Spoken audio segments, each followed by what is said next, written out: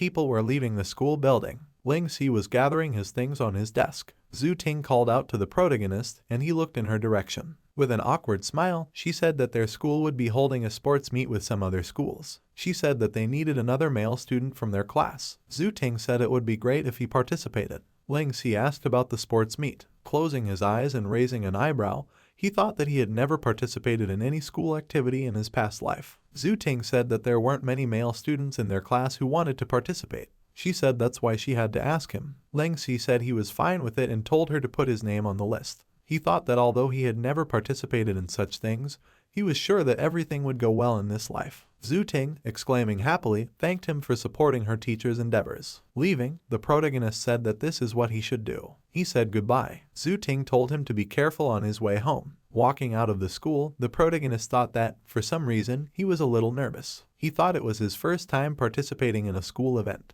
Smirking and opening one eye, he thought that he probably needed to stand out as little as possible and would just refrain from using his awakened powers when the time came. He thought that it was better to avoid unnecessary trouble. Ling Si, noticing the crowd in front of him, wondered why they were all piled up at the front gate. Tang Qi told his cousin that it was the same guy. He shouted that the white-haired kid was Ling Si. Ling Si irritably repeated, white-haired kid. The guy took a cigarette with his teeth and asked about being Ling Si. Tang Qi told him that it was him, and he had already interrupted him many times. The guy with the cigarette said it was something new, and he didn't think there would be anyone in this school who would go against him. He asked about the fact that it couldn't be that he didn't know who he was. A girl in the crowd said that Ling Si was doomed, and of all people, it was Tang Qi's cousin that he hurt. A guy in the crowd said that he heard he was an exchange student and must have accidentally offended Tang Qi. He said that Tang Qi's cousin is the handler of the district, and even the school can't do anything against him. A security guard appeared next to the protagonist and told him that he should probably go back to school because they weren't brave enough to barge in yet.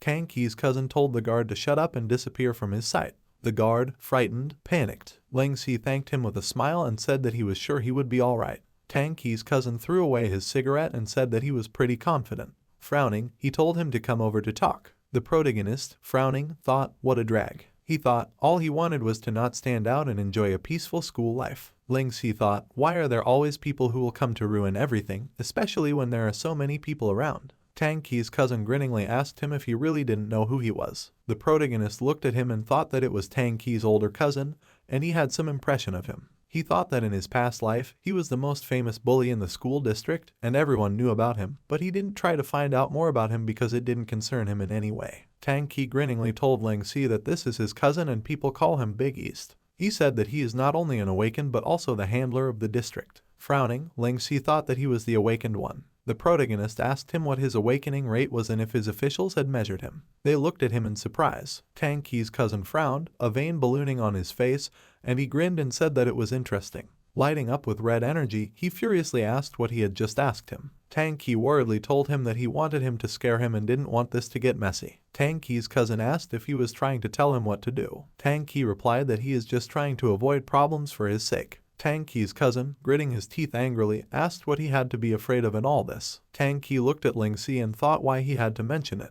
He thought that because his cousin's awakening rate was not up to par, it had never been measured officially. He thought that he had only recently managed to let it go, and Ling Si would probably be beaten to death. Tang Qi's cousin, reaching out his hand to the protagonist, told him to step back with him for a while. Ling Si, glancing at him, asked if he was sure about it. The protagonist grabbed his elbow. Tang Qi's cousin thought, what's wrong with this guy and his incredible strength? He thought his strength was so overwhelming that he could put up a fight. A guy with a shaved head called out to Big East. The man getting out of the car said that they hadn't seen each other for a long time. Tang Qi, seeing Chris in front of him, exclaimed in surprise that it was Silver Viper, the East District's boss. A man in the crowd wondered why a big shot like him had come here. Another guy shouted to hurry up and get out of the way. Ling Si, letting go of Big East's hand, told Chris that they hadn't seen each other for a long time. Chris said that he just had business not far from here and he didn't expect to see him here. Big East was startled to notice Chris. Chris, calling him Little East, said it had been a long time since he had last seen him. He said that he had gotten stronger. Big East thought in surprise that he was his boss's boss. He wondered how this guy knew Silver Viper. Chris asked Ling Si if he had time. He suggested that they have dinner together. The protagonist picked up his bag and said he would have to decline his offer because he needed to go home. A security guard in the crowd said in surprise that he knew their boss. Another car stopped nearby. A military jeep appeared in front of them. Tang Qi exclaimed in surprise that it was wild beasts from the army. Another guy asked what a vehicle of this level was doing here. A guy in the crowd said that it must be a high-ranking military officer. A girl with her hair gathered into a ponytail asked what the military was doing here. A security guard, who had only recently been hired, asked confusedly what was going on and why big shots of all walks of life were showing up at the same time. He asked if they couldn't let the guard do his job in peace. The military man got out of the car and saluted Ling Si. He said the general requested his presence. He asked him to get in the car. Chris said it didn't look like he was going to give him a treat today. The military man asked the protagonist to get in the car. Ling Si thought about the fact that these guys were sent here by the general. He thought that it looked like it was something urgent and he couldn't refuse. He agreed and said that they owed him dinner. Tang Si asked in surprise what exactly is his background. He said that the hooligans, underground and military came here just for him. Chris smirked and said that Ling Si is a busy man, and given his caliber, he is not at all surprised that he has connections in the military. Chris, waving his hand, said that he was leaving as well. He asked him about being in charge of the area. He said that Ling Si's needs are equal to his needs and he should make sure to help him as best as he can.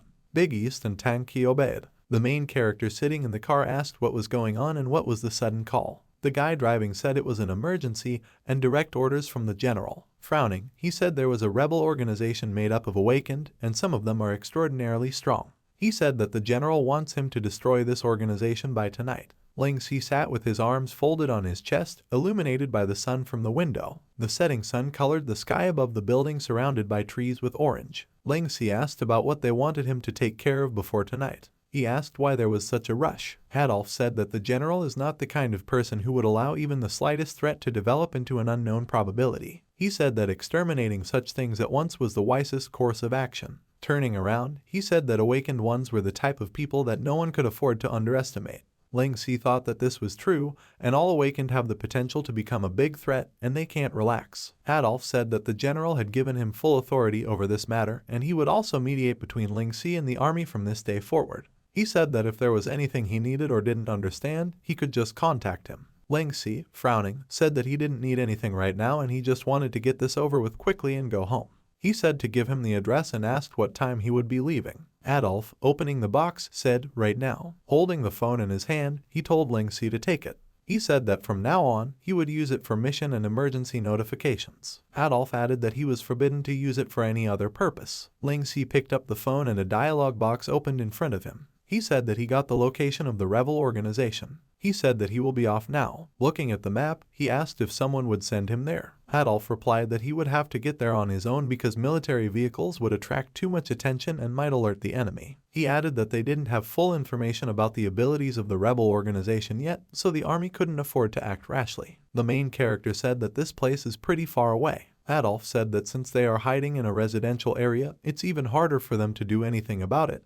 And that's also the main reason why they decided to send him there. The protagonist, frowning, said that it's a drag. He said he would take a cab then. Adolf, smirking, said that the general asked him to tell him that the new house he asked for was ready. He said that when he returned from his assignment, he would take him to see the new place. Adolf said that he chose it himself, so he was sure he wouldn't be disappointed. Ling Si turned around and flashed his eyes with a smirk and thanked him. He thought that he was reminding him that he would get the reward if he successfully completed the task, and could forget about it if he failed. There were cars driving on the road. Ling Si got out of the cab and thought that, according to the marked location, the rebel organization was in a slum. He thought that still, there was a considerable distance between this place and his home. Frowning, he thought about the slums. A girl in a red dress standing on the street offered the protagonist some entertainment. Ling Si thanked the offer and said he didn't want to at all. As he walked up the stairs, he thought that he didn't have any plan at all, and he would figure out what to do on the spot. Ling Si, finding himself in a room full of construction debris, thought he was on the spot. Looking at the dialogue box, he thought that he only knew that it was here somewhere, but he wasn't sure where exactly. A voice called out to him and asked if he had come to join them. A man leaning back against a pillar said it was speaking to him. He asked if he was the awakened one, who was the one who had been awakened. Smirking, he asked if he had come to join them, the Neo-Avengers. Several people in strange outfits were sitting around a fire in a barrel. A guy in a blue superhero costume with a star greeted the main character in Neo-Avengers and said his name was Captain Superbia. The girl with blonde hair and black clothing was named White Widow. The guy in the red cape with the high collar was named Dr. Weird, and the full guy in the green shirt that was too small for him was named the Bulk. The guy with the hammer in his hand grinned and said his name was Electro Thor. He asked Ling Si if he had made up an alias for himself. Ling Si thought that they were probably the ones he was looking for. He wondered what was wrong with them. The Bulk exclaimed happily that they had found a new rookie and the Neo Avengers would only get stronger. He said that one day they would get the army to recognize and respect their existence and provide them with the treatment they deserved.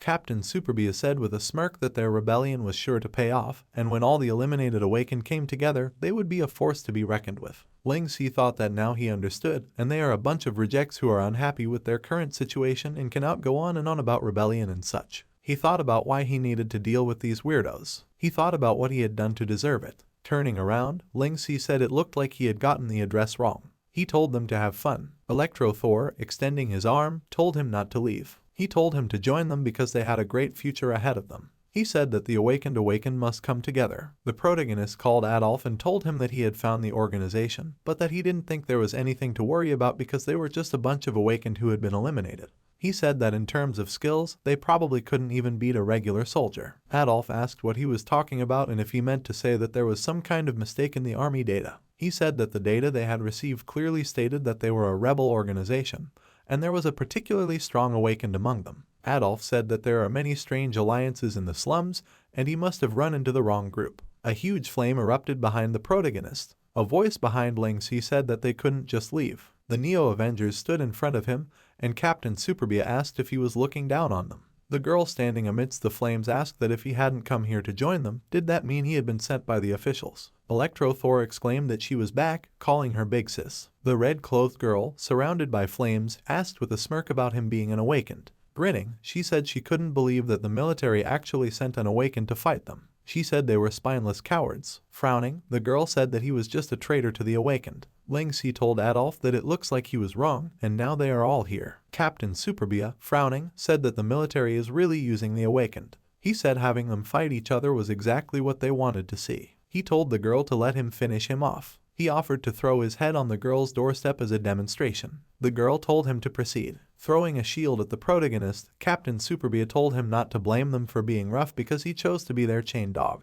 Ling Si, looking at the approaching shield, said with disdain that he wasn't even qualified to be near him. The protagonist kicked the shield away and it flew upwards. The girl said with a smirk that it seemed to be an Awakened with skills. Rushing forward, she told them not to give him a chance to even catch his breath. She suggested they all attack together. Captain Superbia caught his shield. The protagonist said that it seemed to be a firefighting mage. He said that the fact that it was able to summon game weapons was really impressive. Frowning, Ling Si thought that since this person was capable of summoning weapons, her awakening rate should not be low. He thought that she was much stronger than the 54% guy he met on the dimension. The girl said that he had good perception, but she wouldn't go easy on him simply because he was alone. Ling Si, surrounded by blue energy, asked them about them trying to overwhelm him with their numbers. He grinned. After using Dominion of the Mercenary, Ling Si said with a smirk that he really wanted to try it out in real life. 3 spectral warriors appeared around him. A cloud of dust rose in front of the Neo Avengers. Ling Si, surrounded by his spectral warriors, thought that he was actually able to summon his skills in real life.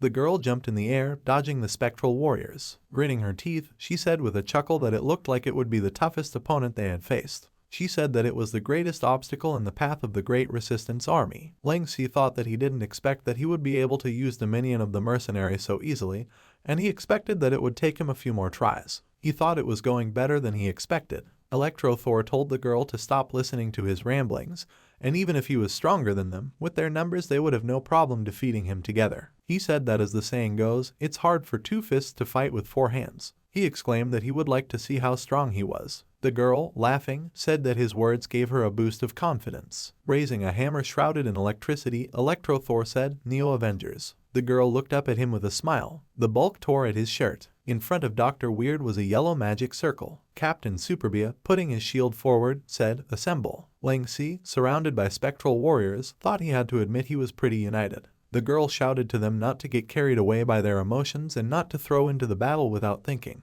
She shouted for them to listen to her instructions. Electro Thor shouted to follow him, and they rushed into battle. Ling Si thought, this something Thor seems to be an electro-elemental awakened, and most likely his class warrior. He thought, this old man seems to be a mage, and this full guy is probably a tank. He assumed that the girl was a thief and decided that it didn't matter. Ling Si thought that it looked like their team had only recently gotten together and only this martial mage girl had any skills. Rushing forward, he thought that he would just split them up and attack directly at their commander. The spectral warrior hit the shield. White Widow, noticing the twin daggers, said he was a thief. Leaping to attack the main character, she said she would show him the mighty legs of a thief. With a kick of her foot, she used the mighty legs. Ling Si dodged the blow, and Electro Thor screamed, swinging his hammer. The protagonist looked at the approaching hammer while gritting his teeth. Electro Thor and White Widow struck Ling Si, and Electro Thor shouted that they would finish him off. The girl frowned and said that a person of his level couldn't be defeated so easily, and it might be a trap.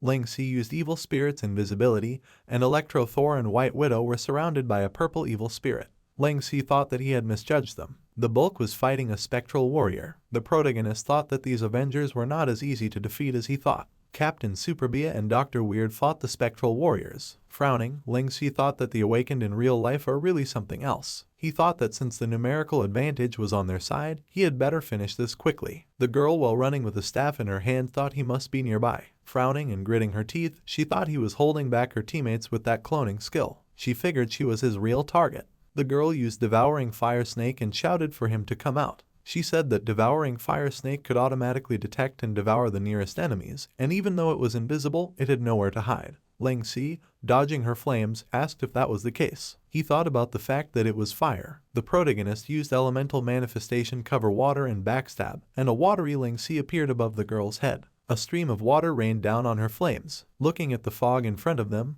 the guy asked what kind of fog it was. He said that the big sis was surrounded. They heard a voice shouting that it was enough and the outcome was already clear. Holding a ball of water above his head, Ling Si told them that their big sis had been captured. They called out to the big sis. The girl was trapped in the water balloon. Dr. Weird said it was over and even big sis couldn't defeat him. Captain Superbia fell to his knees and said that big sis was the one who gave them strength and they lost. He said that Neo Avengers is going to be disassembled. Pressing buttons on his phone, the protagonist thought the mission was accomplished. Frowning, he thought he was glad he made a right call this time, and this big sis should be the center of their group. He figured that if these Avengers really were to assemble, they would be a difficult opponent. There was a police car parked next to the building. Adolf said that they expected him to be done with it in less than 3 hours. He said his efficiency was astounding and he would report the results to the general. Adolf praised Ling Si for his excellent work. He said he could care less about their new home, and he will make time to send him and his grandfather there. The protagonist replied that he was in no hurry. He asked if he was worried about coming to a slum like that. Adolf told him not to worry about it because without the Awakened giving them trouble, they can control the area well. Ling Si asked what the army was going to do with this so-called resistance army. Adolf, looking seriously ahead, said that these Avengers will be looked after and rehabilitated. He said that they were still awakened and they might be useful to them in the future. A handcuffed girl in red clothing walked by them. Adolf said that regarding their leader, rebelling against the army was an unpardonable offense and she would be given a special death sentence. Ling Si asked in surprise about the death sentence. He said they may be rebels, but they have not committed some unpardonable crime and her crime does not deserve death. The girl said she didn't need him to stick up for her. She said the only thing she wants to know is why someone as strong as him wants to be an army dog. Soaking wet, she said that with his strength, he should continue to lead the misguided. Ling Si raised an eyebrow and thought that she was a strange person. Looking after her, he thought that she was the only one who would be executed. He wondered if it was because they were afraid of causing a backlash if they destroyed too many Awakened at once. Entering the game, Ling Si thought that this was a difficult situation. He wondered if he had made the right decision. The dialogue box said, "Congratulations on finishing a mission in real life. You have received extra experience. It will be transferred into your account automatically once you log in." Ling Si looked at his dagger. The dialogue box said, "Your bone knife of the undead mercenary has been upgraded into silver grade. The minion of the mercenary has been upgraded. You may now summon 2 spectral giants to aid you in battle. The spectral giants' attributes will change depending on your attributes." The protagonist, looking at his dagger, thought that he hadn't paid much attention to the progress of his weapon and he hadn't even noticed how it had improved. The dialogue box says, "Dominion of the Mercenary, Phase 3. Phase 3 mission description, with the bone knife of the undead mercenary equipped, kill 100 Lord rank monsters." Phase 3 mission rewards, the bone knife of the undead mercenary will be upgraded to gold, and the weapon attributes will change accordingly. When equipped with bone knife of the undead mercenary, the skill Dominion of the Mercenary may be used. Skill description, Dominion of the Mercenary, you may now summon 2 skeletal Tsar to aid you in battle. The skeletal Tsar's attributes will change depending on your attributes. Mission progress, 0 out of 100. The protagonist, frowning, thought that since he had gotten a few levels over the past few days, he would help Nebulous climb the 12 cities Torchfire rankings. He thought that it looked like their main opponents were the number 1 and number 2 guilds. Ling Si thought that in this lifetime, he was sure that he would one day be able to surpass these two great figures. He decided to take advantage of this DLC and meet up. Ling Si thought that guild number 1 was Advent of 1,000 Autumns, and guild number 2 is Divine Chamber. People are standing in the square around a huge blue flame. The guy in the helmet, gritting his teeth tensely and tapping his fingers on the dialogue box, said that there was a special torchfire battle today, and it's a point-based competition. He said that there are only 1,000 positions, and even entering this competition is a speed competition. The guy said that special torchfire battle has an extremely low chance of appearing, and the rules of this battle are different every time, and it is very interesting. He said that even if they could get a position, each guild or workshop could only send 2 of their members, and then his days of loneliness would finally end. The man behind him, trying to calm him down, said it was just a game.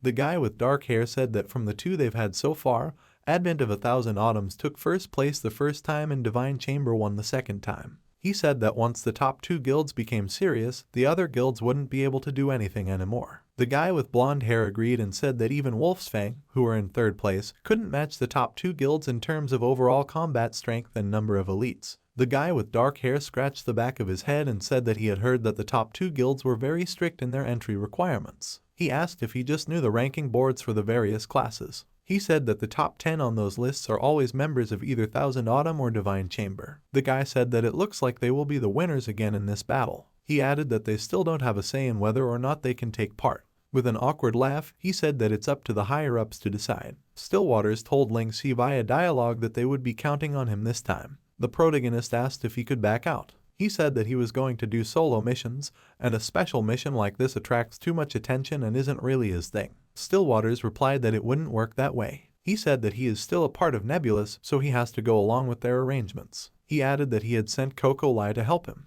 He asked him to do him a favor and go along with her. Stillwaters said that he can't lose. He told him to meet her at the registration area and wished him luck. The dialogue box said that the call was over. Ling Si asked in surprise that he had hung up so suddenly. He said that he hadn't even agreed yet. Ling Si, frowning irritably, said that he hated it when his video calls were dropped like that. Scratching the back of his head, he thought about Vice Guildmaster taking part as well. He figured it would be a real shame if they lost. Stillwaters, sitting at the long table, said that he was confident that 1,000 Autumns and Divine Chamber would send their best professionals this time, and they needed to be careful. Folding his hands on the table, he said that they must not forget their main mission. Frowning, Stillwaters folded his hands in front of his face and said that she should see with her own eyes if Ling Si was capable of leading Nebulous with his current strength. He told her to consider this the last time she helps him measure his strength for him. Coco Lai said that he should know that he is pretty strict. She said that while she supported his choice, she hoped he would turn out to be disappointed. Frowning, Coco Lai thought that all she knows about Ling Si's abilities are just rumors, and this time she will observe him in person. The dialogue box read, "Submission of participants' names for the special torchfire battle will begin in 3 minutes. All participants, please gather at the meeting point." The bell rings. The dialogue box says, "The special torchfire battle will be streamed live for all viewers to spectate." A man in the crowd enthusiastically said that they would indeed be streaming it live. He exclaimed that he would finally be able to take this chance to learn some skill combinations from the pros. Another man was rushing the event to start soon. He said that he had already bet 3 gold that 1,000 Autumn would take first place, and although the winnings would be very small, he would definitely win. Special Torchfire Battle Registration Area. Ling Si, walking down the corridor, thought about the fact that the information of the players in the registration area was hidden. He assumed that it was to prevent the participants from knowing the classes and equipment of others beforehand.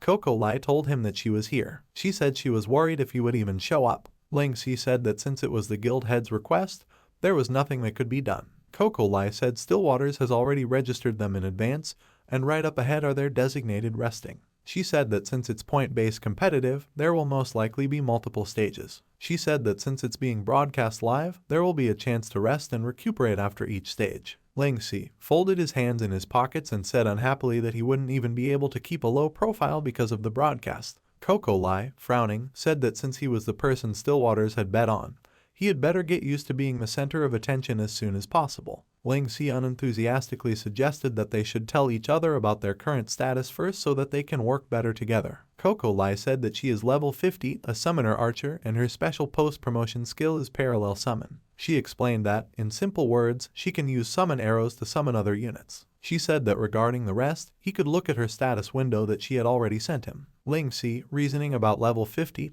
thought that nothing less was expected from a vice guildmaster of one of the 5 major guilds. He thought that the resources and efficiency of these guilds were truly astounding. The protagonist thought that, in comparison, even though he had completed several Torchfire missions over the past few days, he had only gotten to level 42. Following Coco Lai, he thought that her stats were also amazing, and her equipment consisted of incredibly good items that were difficult to obtain at the moment. He thought that her overall capability was roughly the same as what he had heard about in his past life, and in short, she was a goddess in the eyes of ordinary players. Coco Lai folded her arms on her chest and asked him if he was going to tell her anything about himself. She said that he had withheld his player information. She told him to hurry up and send it to her. Ling Si, holding a mug in his hand, said that there was no need because the fact that he knew her information was enough. Coco Lai, frowning, said that he was the one who said that they could work better together if they shared their information about the player with each other. She said Stillwaters asked her to work with him, but his attitude is terrible. Coco Lai turned around and said that he should know the difficulty of this mission, and the contestants from Thousand Autumn and Divine Chamber are serious opponents. The protagonist said to trust him. He said with a confident smirk that he knows what they can do better than anyone else. Ling Si said he needed her to trust his every move from now on. He asked her to back him up. Coco Lai thought about his confidence. She smiled and put her hands on her waist. She thought she would just wait and see. Ling Si thought that the reason he agreed to this was because he wanted to see members from the top 2 guilds. He thought that he wanted to compare himself to the professionals from Thousand Autumn and Divine Chamber. He thought that he was also very curious as to how far he could go right now. Coco Lai told him that he had rested enough. She told him to get ready because the countdown will start soon. The dialogue box says, break time is coming to an end. The first stage will commence in 10 seconds. Good luck. A bow appeared in Coco Lai's hand. Ling Si stood behind her. A dialogue box announced that teleportation had been activated. They found themselves in a dense forest. A human figure emerged from the blue portal. The dialogue box said, welcome to the special Torchfire battle, Stage 1, Wolf and Sheep. Ling Si looked at the dialogue box. Frowning, he asked about wolf and sheep. There was a picture of a wolf and sheep on the dialogue box. The rules are as follows: between you and your teammate, decide who will take on the role of the sheep and the role of the wolf. Ling Si and Coco Lai looked at the dialogue boxes. The next one said, wolves may hunt down the sheep of other teams. For every sheep killed, your team gains 1 point. If your team's sheep is taken out by another team's wolf, your team will be eliminated and you will lose all your battle points. On the dialogue box there was an image of a wolf attacking another team's sheep and then an image of a falling man with 0 points. Teams that have dropped to 0 points will be immediately booted back to the lounge area to wait for the second stage to begin. The competition will end when only 100 teams remain. The rankings will be determined by the team's total points. The 100th place team will obtain 100 Torchfire, the 99th place will obtain 99 Torchfire, and so on. Ling Si looked at the dialogue box. It said, there are 1,000 teams participating in this battle. Please decide who will take on the roles of the wolf and the sheep within the next minute. Good luck. Coco Lai said that, in other words, it is a competition of teamwork and speed. She said thoughtfully that it is interesting. Ling Si, landing next to her, said that he looked around and there are no opponents nearby yet. He said that they could discuss their strategy here. Coco Lai grinned and praised him for being cautious. Ling Si, frowning, said that he will sum things up. He said that one person will be the wolf and the other will be the sheep. The wolf could kill the other team's sheep to get 1 point, and if the sheep team's sheep is killed, they would lose all their points and be out for the rest of the round. Ling Si said thoughtfully that all teams are 1,000 and the competition will continue until there are 100 teams left. Coco Lai frowned and said that in other words, no matter how many sheep they killed and how many points they got, once a sheep died, it would all be wasted. The protagonist grinned. Regardless of whether he was a sheep or a wolf, there'd be some pressure either way. He said that the decision of being a wolf and a sheep is very important. Coco Lai told him to hurry up and decide because there wasn't much time left. A bow appeared in her hand and he said, jumping to the side, but they still need to find a place that will give them an advantage. She said that they would start losing from the start if the stronger teams could get good spots first. Coco Lai suggested that he wants to be a wolf. She said that with his flexibility and potential to kill the enemy with a single thief strike, he is really more suited for the role of a wolf than an archer. Ling Si objected with a smile. Looking at the dialogue box, he said that he wanted to be a sheep because he had a better idea. It is a vast forested area surrounded by high city walls. It's a brutal place similar to a coliseum. Inside there are 1,000 teams, that is 2,000 players. Each of them will take on the role of a wolf or a sheep and play out a battle of trapped beasts. Above the head of a man with gray hair was a wolf sign and a sign saying that he belonged to the Shrouded Rain Guild and had received 12 points. He said that this would be the place where they would camp. Looking at the map, the guy said they were on the perimeter where it would be relatively safe. He added that they shouldn't relax anyway. The armor guy suggested that they keep doing what they are doing. He said that as long as they stay away from these ridiculously strong guilds, they'll be fine. He said that he would just lay low and wait for a chance to get points if possible. The guy with gray hair yelled at him to be careful. The guy in armor looked in front of him. He jumped back, yelling to step back. Red magic hit the ground next to him. The guy with gray hair, surrounded by a blue barrier, asked about the elemental spell. The mage with green hair said she wanted to kill them in one hit with it. The guy behind her said their movements had become sluggish, so they didn't need to hide anymore. He said to go for the kill. The mage told him that they were hiding so they wouldn't get ambushed themselves. The guy jumped down from the tree and said they were from Shrouded Rain. The guy with gray hair looked up and shouted that it was an ambush. Above the dark-haired guy's head was a wolf sign and a sign saying that he was from the Churchill Fire Guild and that he had earned 21 points. He said with a smirk that they, the Churchill Guild members, would give them a chance to surrender. The guy with gray hair, noticing that they were from Churchill, said that they had been attacking them constantly lately. He said they were terribly unlucky to meet them. The guy in armor ran forward and said that even if they fell here, they should fight them to the end. The guy with dark hair shouted that their lives would end here. The mage was surprised to see movement from above. Coco Lai shot an arrow at her, casting a cripple effect. Ling Si hit the guy with dark hair in the back, also applying cripple on him. Coco Lai shot 2 magical yellow arrows from her bow. The arrows hit the backs of the mage and her comrade. Ling Si landed in front of the guy in armor. He yelled out that it was Nebulous from the top 5. He yelled to run. Above Ling Si had a sheep sign and a sign saying that he was from Nebulous and had earned 114 points. The guy with gray hair asked why he was panicking. Pointing his finger forward, he shouted at him about how he was just a sheep and he couldn't kill them. Gritting his teeth, the guy said that this sheep was just offering himself to them and he was just clearly asking for it. Ling Si shortened the distance, and the guy with gray hair exclaimed in surprise about how fast he was. Ling Si said that judging from this situation, a wolf was being sent to be beheaded. He swung his dagger with an evil smile. Ling Si said that sheep can't deal killing blow, but he can still deal damage and status ailments. He said that he would just leave them with some health and Coco Lai would finish them off. Coco Lai stood next to the fallen humans from Shrouded Rain. The main character smirked and said that, in that case, killing blows are still done by a wolf. Coco Lai asked why, despite being a wolf, inflicting all those killing blows feels so stifling. Ling Si replied that it relieves her of the extra burden. He asked if that's a good thing. The protagonist said there are quite a few weak teams around the perimeter. He said their way of thinking, to stay on the perimeter and not show their heads, is too predictable. Coco Lai frowned and thought that she couldn't wholeheartedly agree with this arrangement. But following his plan, things are going very smoothly so far. She remembered how Ling Si said that he wanted to be a sheep because he had a better idea. Coco Lai asked in surprise about him being a sheep. The protagonist asked with a chuckle if she thought he looked like a sheep. Coco Lai, frowning, said, not in the least bit. She asked if it would be better for a thief like him to be a wolf. Coco Lai said that if she was a sheep, he could cover for her. She added that sheep were forbidden to kill, and she thought he would definitely want to be a wolf. Ling Si said with a smile that sheep were forbidden to kill, but they didn't say anything about sheep being forbidden to attack. He said that in that case, it would be a much greater advantage for them if he was a sheep because he could ensure that not only would he not be killed, but he would also be able to create opportunities for her to inflict a killing blow. Ling Si told her to go because he had found his next target. Coco Lai, looking at his back, thought that just like he said, all this time he had been creating all sorts of opportunities for her. She thought that although he is a sheep, he is taking the initiative to hunt other wolves. Pressing her lips together, she thought that he was even more brutal than a wolf. Looking at him, she imagined the look of a wolf. Coco Lai thought that this Ling Si is just a wolf in sheep's clothing.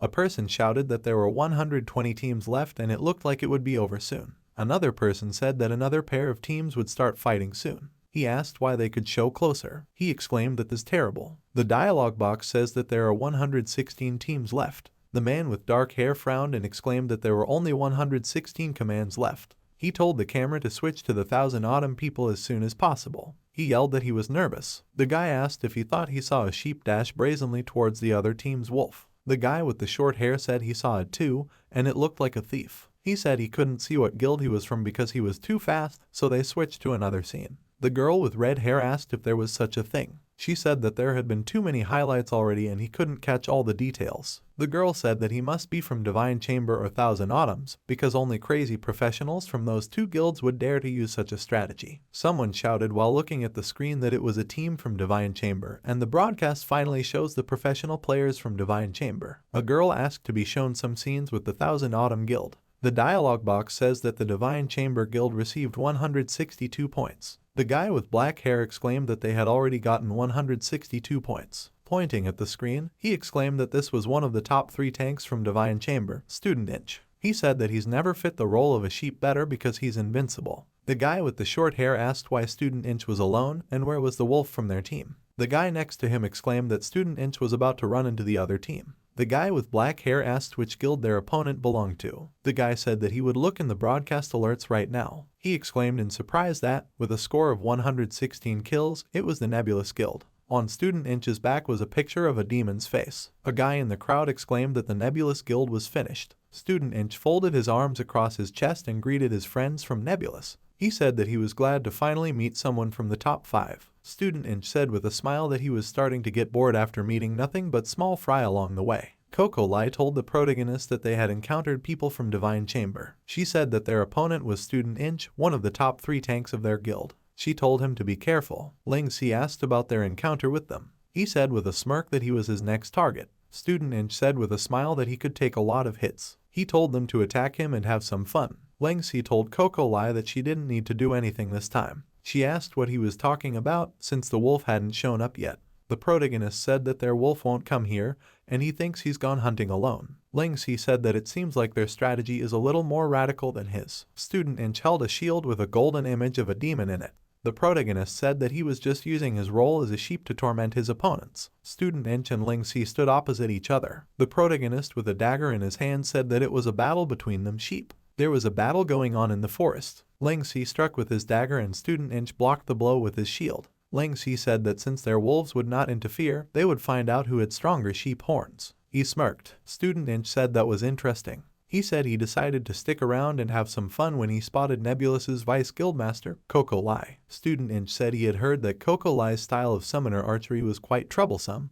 and he wanted to try it out for himself. He said with a smile that unfortunately, Nebulous didn't have any thieves that would make him expect anything from them. Frowning, he said as his aura caught his attention. Student Inch, standing with shield in hand, said that perhaps he would prove to be an interesting prey after all. Coco Lai frowned, thinking that she had only seen Student Inch, one of the top 3 tanks in Divine Chamber, once in a guild battle in the past. Watching the battle, she thought that back then, Wolf's Fang had used approximately 20 people to besiege 3 Divine Chamber guild members. Coco Lai thought that it was said that they wanted their equipment, but she wasn't sure why exactly. Coco Lai thought that Nebulous was fighting in a guerrilla battle nearby, so she was able to notice what was going on between them. She remembered watching Wolf's Fang and Divine Chamber battle. Coco Lai thought that the Wolf's Fang members weren't professionals, but they had a numerical advantage, and dealing with them was still a problematic matter. Thinking back to when she was sitting in the tree, she thought that if she rushed in alone, even though she could save the 3 of them, it would take her quite some time. She thought that what she saw had rendered her speechless. Coco Lai thought that by using the casualties of war skill, Student Inch had created a huge coliseum, leaving the 20 members of Wolf's Fang with no way to escape.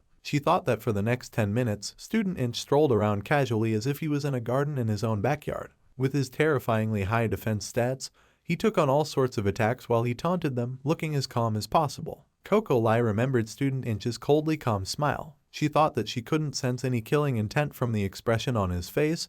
He felt a depraved aura emanating from him. Standing with a bow in her hands, Coco Lai thought that he looked like there was a morbid persona underneath that eternal facade who enjoyed torturing his opponents. She thought that while she was sure she wouldn't lose to someone like him, it was the kind of opponent she wanted to face the least. Coco Lai thought that she wanted Ling Si to show her how he would deal with such an opponent. Ling Si said that he was sure he would have more than just expectations for the thieves from Nebulous afterwards. The main character was surrounded by electricity. Student Inch frowned gloomily. Ling Si stabbed Student Inch in the back with a dagger. Frowning, he wondered if he had managed to hit him so easily. Student Inch used pain dampening, and a spiral of green energy appeared in front of his back. He said that he didn't expect Nebulous to have a thief with that kind of speed. The dialogue box described pain dampening, a warrior-exclusive passive skill. A powerful warrior shrugs off the pain from physical attacks and seems to have ignored the damage taken as well. Effect, passive skill. For 6 seconds, minus 99% to all physical damage taken. In addition, the player will not be affected by any effects from physical attacks. Student Inch turned around and said with a smirk, unfortunately,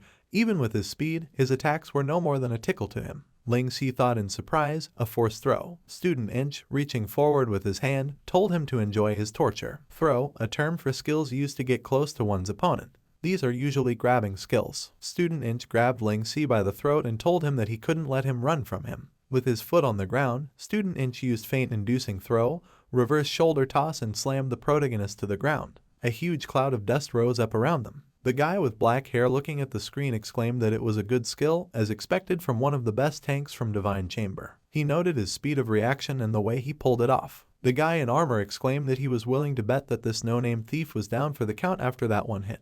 The man in the wizard hat objected and said that given Student Inch's character, he must have left him some HP to enjoy stretching his enjoyment. Coco Lai, looking into the cloud of dust, thought that he looked slow and clumsy, but his reaction speed and skill selection were incredibly fast and vicious. Frowning, he thought that it was time for Ling Si to stop pretending to be dead and show his real skills. Coco Lai thought that she could sense it and his aura was still just as strong. Student Inch looked in front of him in surprise. The protagonist in front of him had turned into a purple evil spirit. Ling Si, using evil spirit's invisibility and elemental manifestation burning lava, found himself behind his opponent's back, surrounded by flames. Student Inch asked what was going on after noticing the fire spell. Ling Si, smirking, said that not all thieves could only deal physical damage. Ling Si used elemental manifestation burning lava and throat slasher. Student Inch covered himself with his shield from the blow, wondering why he had such powerful elemental spells. A strike from the main character shrouded in flames pushed Student Inch back. Above his head, his health bar was seen to be down to almost half, and he gritted his teeth. Blood spurted out from the cut on his cheek. Ling Si, surrounded by yellow energy, said with a smirk that only a third of his health was gone, and it seemed that his magic resistance was quite high. Student Inch struck the ground with his shield.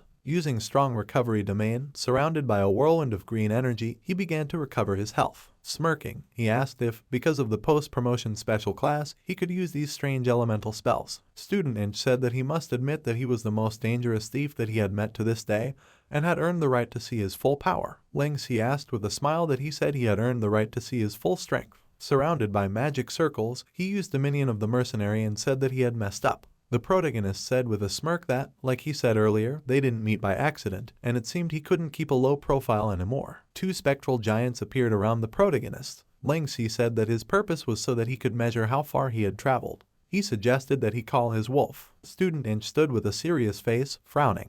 Ling Si used Summon Knight of the Glorious. A huge knight stood behind the protagonist, and he said that he would now return the same words he had said to him earlier. With a smirk, he said, "Come at me together, Divine Chamber. Let's have some fun." A man in the crowd looking at the screen asked who the thief was and why he couldn't see his ID. The red-haired girl said he had hidden his personal information. The girl with the short hair asked about the figure he summoned being Moonlight City's headless horseman. She asked why he looked so much like that guy. The guy next to her with sparkling eyes exclaimed about how cool it was. He said he also had 2 skeleton generals with him. He asked if he was a thief or a mage. Ling Si on the screen was standing with a knight behind him. The guy asked about if anyone knew this big shot and since when did Nebulous have such a professional. The guy with the dark hair said he looked a bit like Captain Shadow, who everyone kept talking about recently. Another person exclaimed that it couldn't be. She asked if it was the Shadow who had rushed up the team ranking board a while ago. She asked about how it couldn't be that it was the same person. Ling Si looked forward with a smirk. Coco Lai thought about summon skills and magic elemental spells. She thought about how many secrets this guy has. She glanced to the side.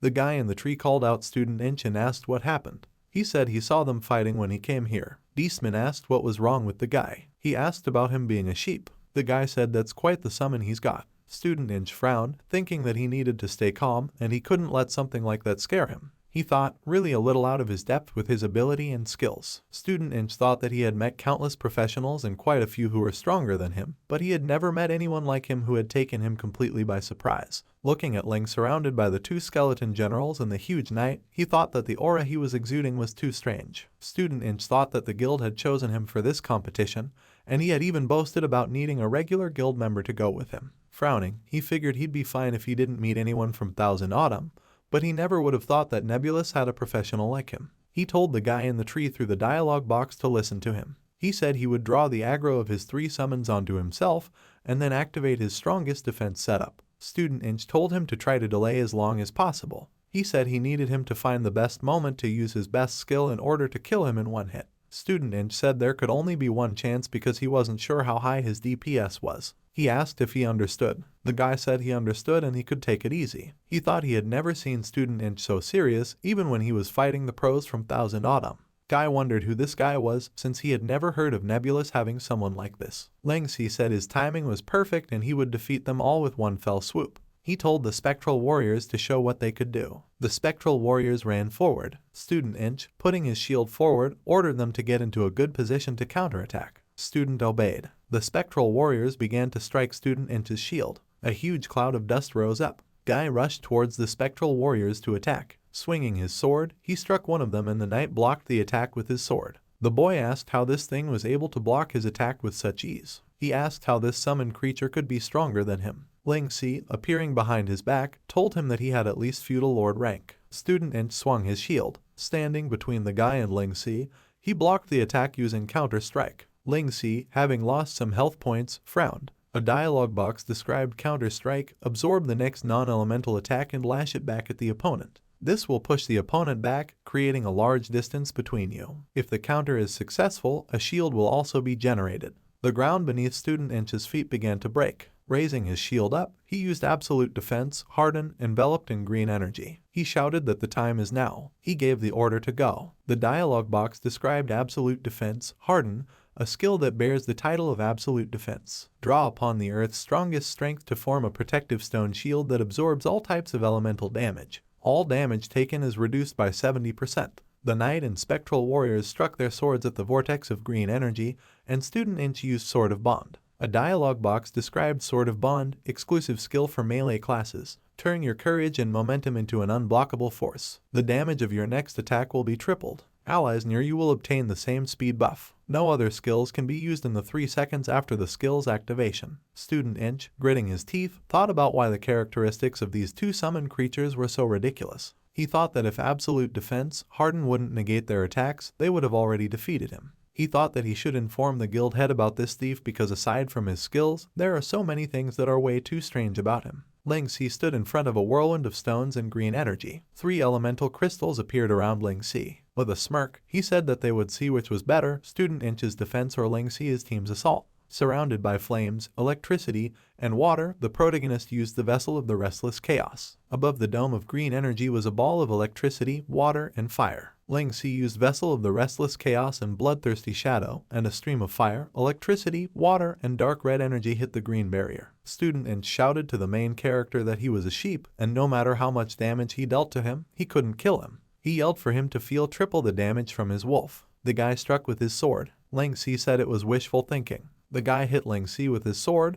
but he was immune to the attack. The dialogue box described Bloodthirsty Shadows, a thief-exclusive skill. Transform into multiple afterimages in an instant. Each afterimage will attack the nearest target and absorb 10% of the damage dealt as HP. The player is invulnerable in the afterimage state. This effect will last for 1.5 seconds. Student Inch exclaimed in surprise after noticing the invulnerability. Ling Si used Kiss of the Vile Serpent, and Student Inch found himself surrounded by purple energy. A huge purple serpent towered over the forest. Student Inch and his partner stood on all fours in the crater left by the main character's attacks. Student Inch, coughing, said it was a good thing he had no right to kill. He said he should hurry up and heal up. Above his head, you can see that he has little health left. Student Inch frowned tensely. Looking up, he saw a huge bird of yellow energy. A huge cloud of dust rose above the crater, and Coco Lai said that they should not forget about it. Standing on a tree, she lowered her bow down. The dialogue box read, "You have taken down the guild, Divine Chamber. Congratulations, you have gained 2 points." Coco Lai thought that this confirms that they all have fallen for his act. Ling Si stood there, smirking. A guy in the crowd looking at the screen exclaimed in surprise that Nebulous had defeated Divine Chamber. A guy in armor asked in surprise who the thief was. Another guy said his movements were too unpredictable. He said he didn't understand anything, but it looked really cool. Someone yelled about falling in love with this thief with a smug smile. Stillwaters, looking at Ling Si on the screen, said it was very good.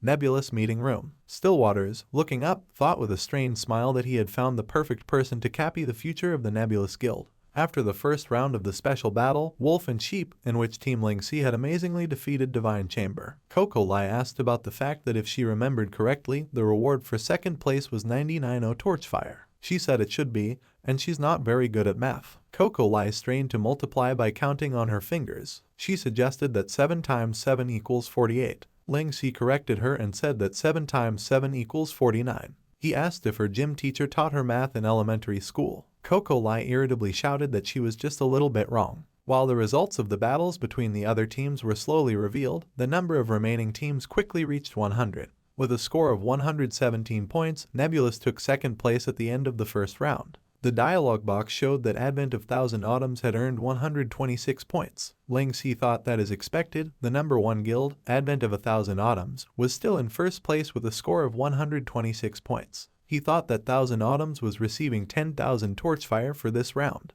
Coco Lai said that this was already a good result, and this was the first time that Nebulous was able to take first place in a competition with Thousand Autumn and Divine Chamber. She added that there wasn't such a big difference between them and Thousand Autumn. Ling Si interrupted her and said, "What a shame." Coco Lai glanced at him. The protagonist with a gloomy face said that he had only met people from Divine Chamber and so hadn't crossed swords with Thousand Autumns. Coco Lai thought that if someone else had said that, he would have been considered crazy. She thought that Ling Si was really worthy of saying something like that. Ling Si frowned and said that they had to get to the first place in the next round, otherwise, given Thousand Autumn's abilities, it would be very hard for them to catch up. The dialogue box announced that the second round of the special battle was about to begin. It started counting down from 5. An eagle flew over the ruins of a modern city. Coco Lai stepped out of the portal. Looking at the ruins around her, she said that therefore, this would be their next stage. Turning around, Coco Lai asked if he was going to look around first or if they should stick together. Glancing back, she noticed that the main character was gone. She started frantically running around looking for Ling Si. Coco Lai, looking up, asked what was going on and if it was a solo mission.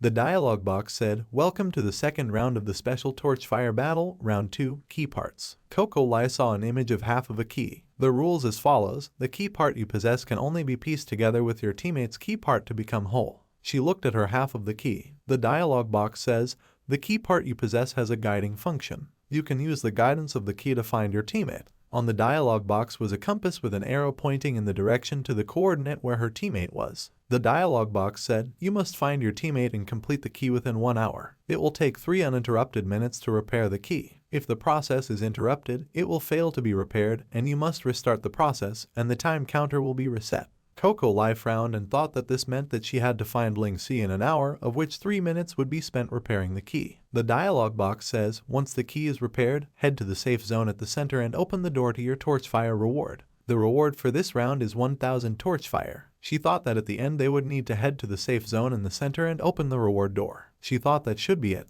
The dialogue box said, "Note, both your key part and the restored key can be seized by other players." Coco Lai frowned and thought that she knew it couldn't be that simple. She thought she was willing to bet that this was the real meat of this round. The dialogue box says, "Players whose key part has been seized by others will be immediately disqualified and sent back to the resting zone to wait for the round to end. If the restored key is stolen, the whole team will be disqualified." Coco Lai looked at the dialogue boxes in surprise. Note, stolen key parts can still be made whole with the relevant key part.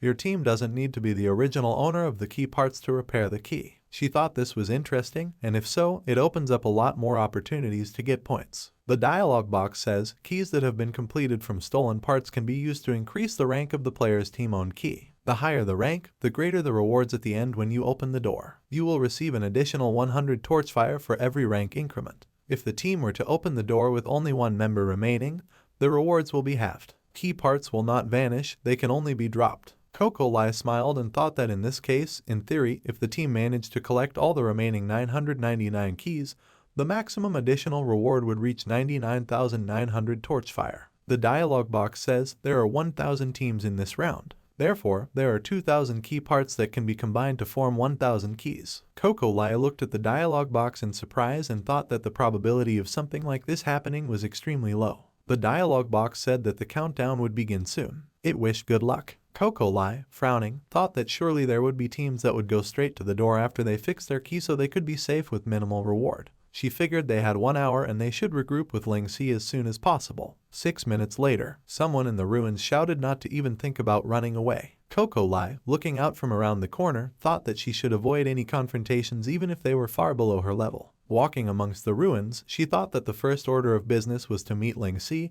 and she'd better not attract unnecessary trouble. She used beastly detection, and above her head was a bird of yellow energy. Coco Lai, frowning, said something feeling. The dialogue box described beastly detection, archer exclusive active skill. Senses will be enhanced for some time. This increases your range for detecting hidden foes and seeing through invisibility skills. She saw several silhouettes of people in a ruined building. A yellow magical arrow appeared in her hand. After pulling the bowstring, Coco Lai thought that it was an ambush. She thought that she will drag them out one by one. Firing a purple magic arrow, she used Spider Domain. The dialogue box said, Spider Domain, Archer exclusive skill. Projectiles fired will turn into giant webs that will envelop the area. Like a spider on its web, players will be able to accurately pinpoint the exact locations of surrounding enemies, including invisible units. A huge purple web appeared in front of Coco Lai. Closing her eyes, she thought she had found the first one. Coco Lai shot a huge yellow magic arrow from her bow. It hit the building with an explosion. The guy fell among the debris of the building.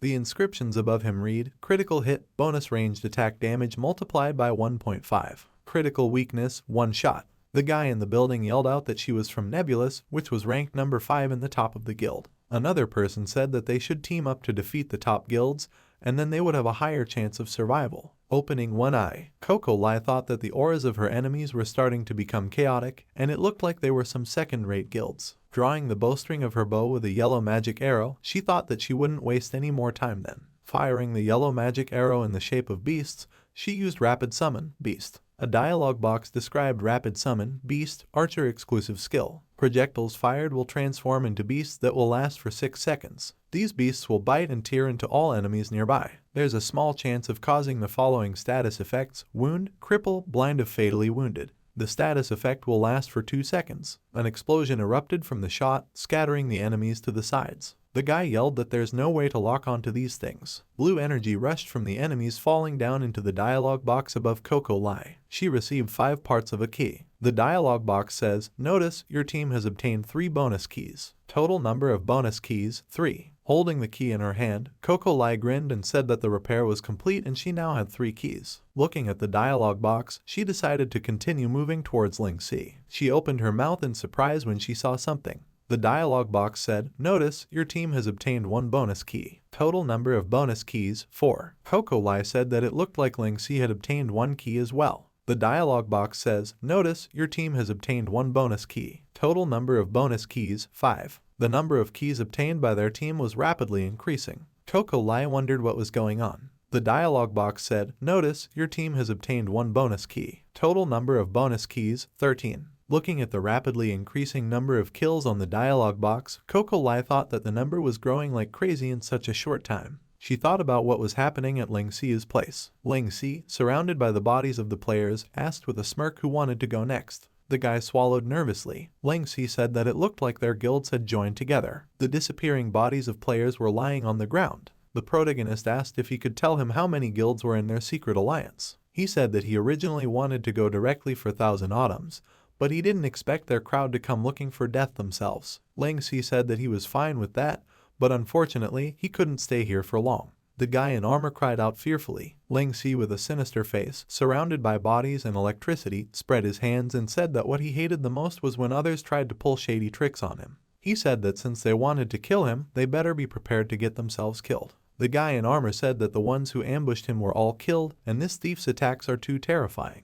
He offered to retreat, because even all of them together were no match for him. The guy in mage clothes said they could run away because they had to defend part of their guild. The guy in armor said he didn't care about that anymore. He was stabbed in the back and screamed. The guy in wizard clothes yelled that this guy was really strong. Another guy said that he didn't think his ability was much different from the incredibly strong people in Thousand Autumns. Ling Si was running after them with an evil smile and stabbing them in the back with his dagger. A guy looking at the screen asked in surprise if it was a horror movie. The guy with dark hair said that this thief from Nebulous already stood out so much in the previous round, but in this round, he seemed to be even more domineering.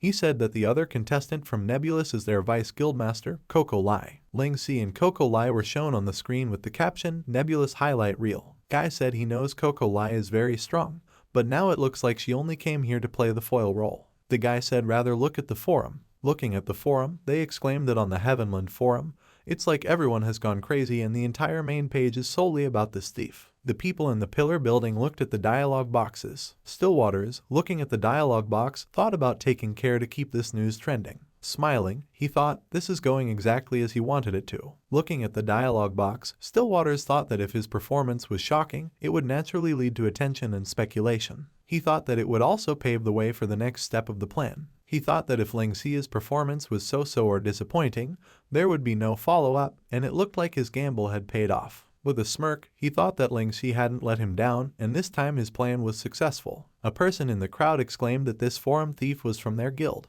A girl walking by greeted Stillwaters as she passed by. He nodded back and thought that things like Torchfire dungeons weren't the most important thing to them, nebulous, at the moment. He thought, looking at the luxurious door, that he was just taking this opportunity to find an even more domineering person to lead Nebulous to the top of Heavenland. Frowning, Stillwaters thought, hoping that Ling Si would be able to return with flying colors. He thought that he would soon attain a new status, however, it wouldn't be easy because that person from Thousand Autumns was also participating in this competition. He thought that he hoped that he wouldn't meet that troublesome person. Ling Si was standing on the roof of a building. A girl with purple hair wearing white mage clothes with a purple magic circle appeared above him. Flying in front of the protagonist's face, she asked him if he was looking for her. Ling Si, frowning, asked who she was. The girl paused and extended her index finger forward. She asked with a smile if she should say that he was looking for people from her guild, Thousand Autumns. Ling Si asked if she was from Thousand Autumns. He thought that she had a terrifying concealment ability, and he didn't even notice anything when she got so close. Licking her lips, the girl told him not to panic.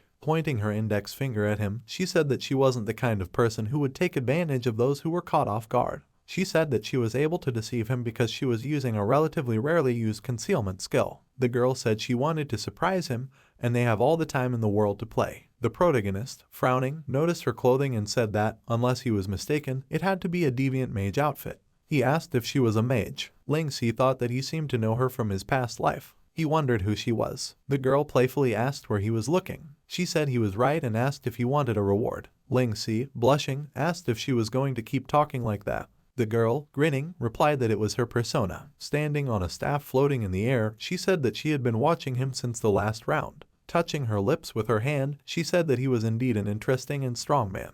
Ling Si asked why she didn't attack him if she was able to get so close to him without making a sound. The girl shrouded in purple energy appeared beside Ling Si and said with a smile that she thought he already knew the answer to this question. The girl moved closer to his face and said that it was because she was his fan. Ling Si looked at her and blushed slightly. The protagonist jumped back and the girl told him not to be so resistant towards his fan. She said that she wasn't one of those crazy stalkers. Ling Si frowned, wondering if there was something wrong with the head of this mage from Thousand Autumns. The protagonist tensely opened his eyes, remembering that her behavior was very similar to the person known as the most attractive, most enchanting, and best mage in Advent of 1,000 Autumns from his past life. He thought in surprise that even the head of 1,000 Autumns couldn't handle her. The girl said that she was the #1 mage of the 1,000 Autumns Guild, Whitebone Temptress. She added that he could just call her Temptress. She is a charm mage, which is a special post-promotion deviant class. Ling Si thought it is definitely her. Temptress said she was very pleased to meet him. The protagonist thought that he might be fooled by her attractiveness and charm. Frowning, he thought that in his past life, this woman had actually turned the Divine Chamber Guild head into a wretched mess. The image of Temptress with eyes glowing purple appeared in Ling Si's mind,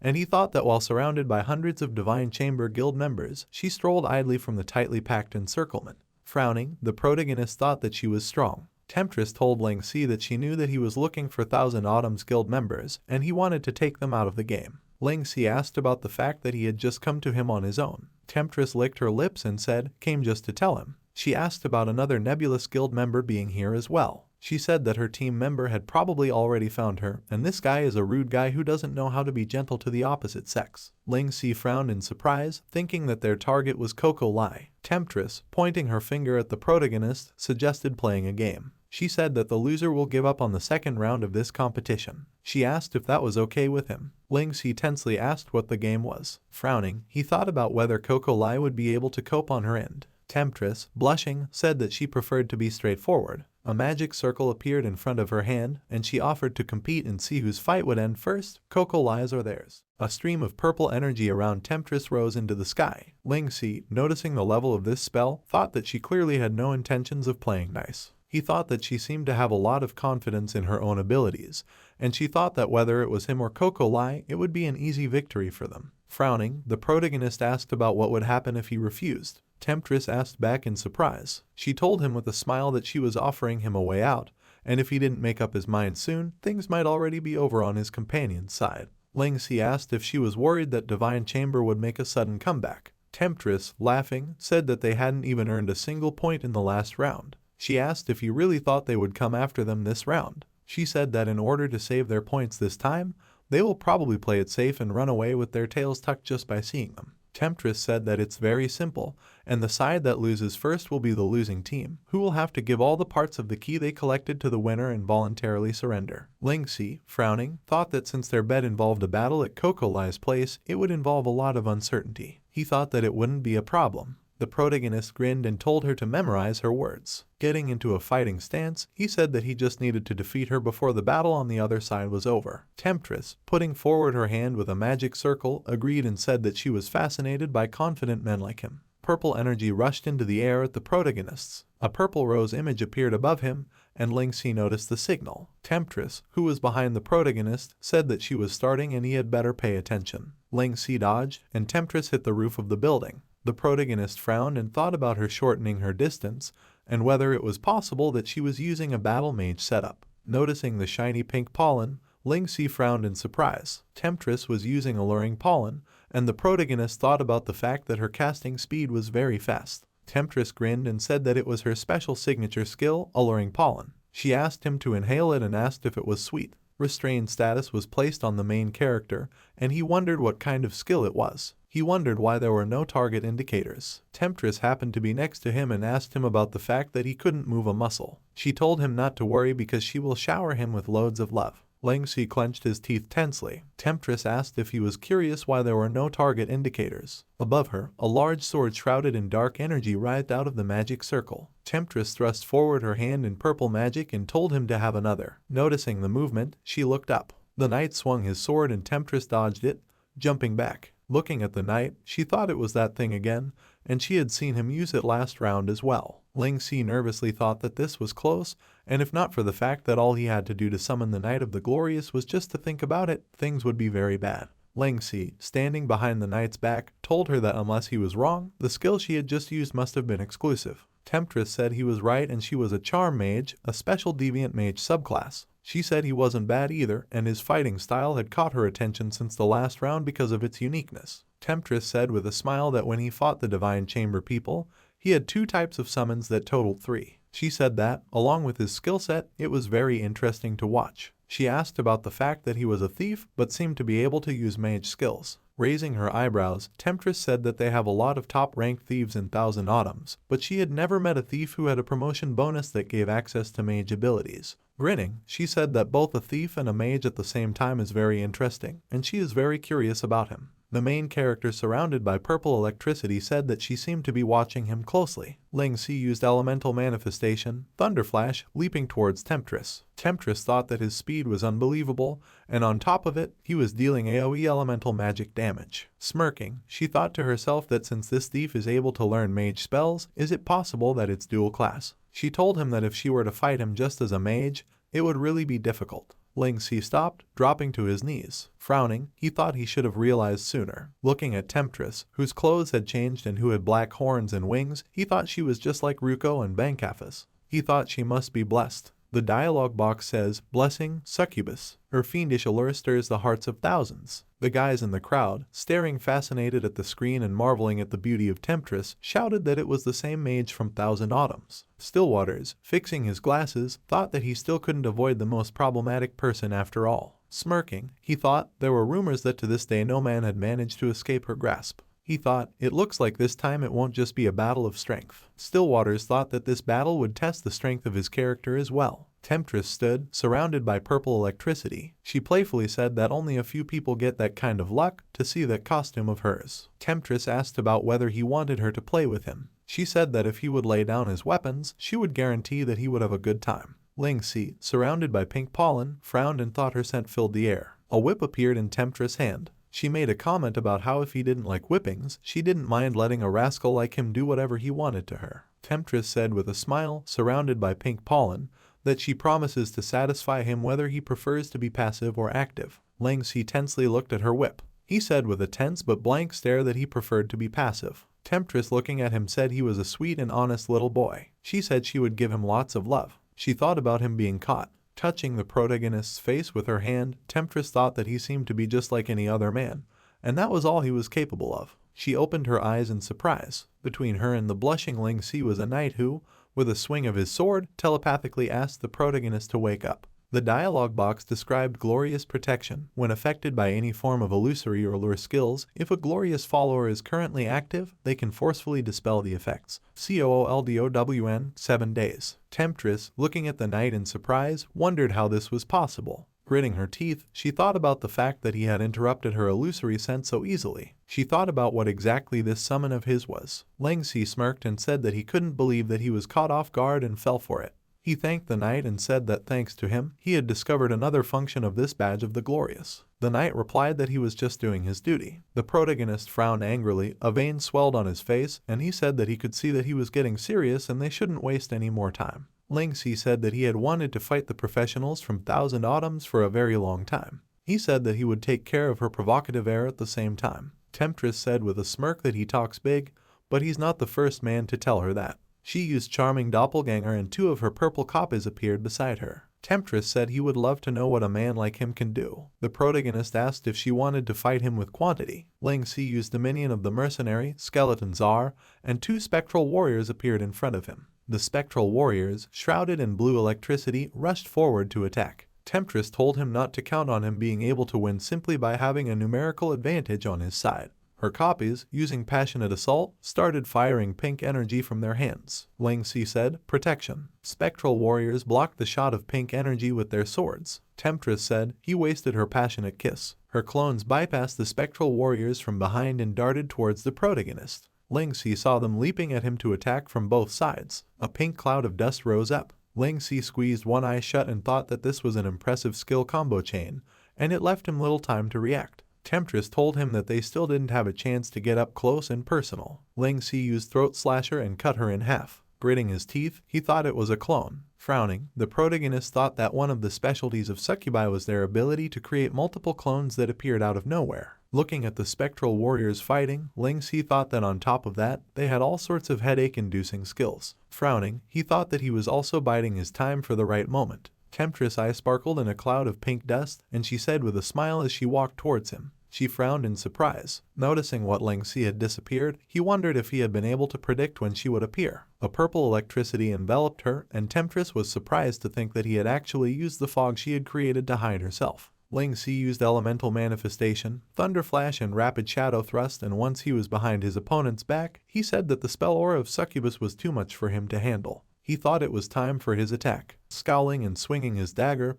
he told her to die. Temptress was right in front of his dagger. Before the protagonist's dagger reached its target, the dialogue box announced that his team had received one part of the key. Lengxi frowned in surprise. Temptress said with a smile, good timing. Sighing, she said with a smile, it looked like their little competition was over. She said that she had lost and he had won. Temptress added that it looked like they had finished before them. She said that if they had been slower by even a second, she would have been killed by Lengxi. The dagger in the protagonist's hand disappeared and he clucked his tongue irritably. Frowning and kneading his wrist, he said that killing her right now interested him much more than winning. Temptress said that was why she let the match end. Lengxi asked if she did it on purpose. Temptress said that a gambler should always be willing to admit defeat. She said that since they agreed that the loser is eliminated, she would give him that part of the key. Temptress tossed part of the key to the protagonist. Her clothes returned to their original appearance, and she said that she had already figured out everything she wanted to know about anyway. She said that Thousand Autumns were leaving this round.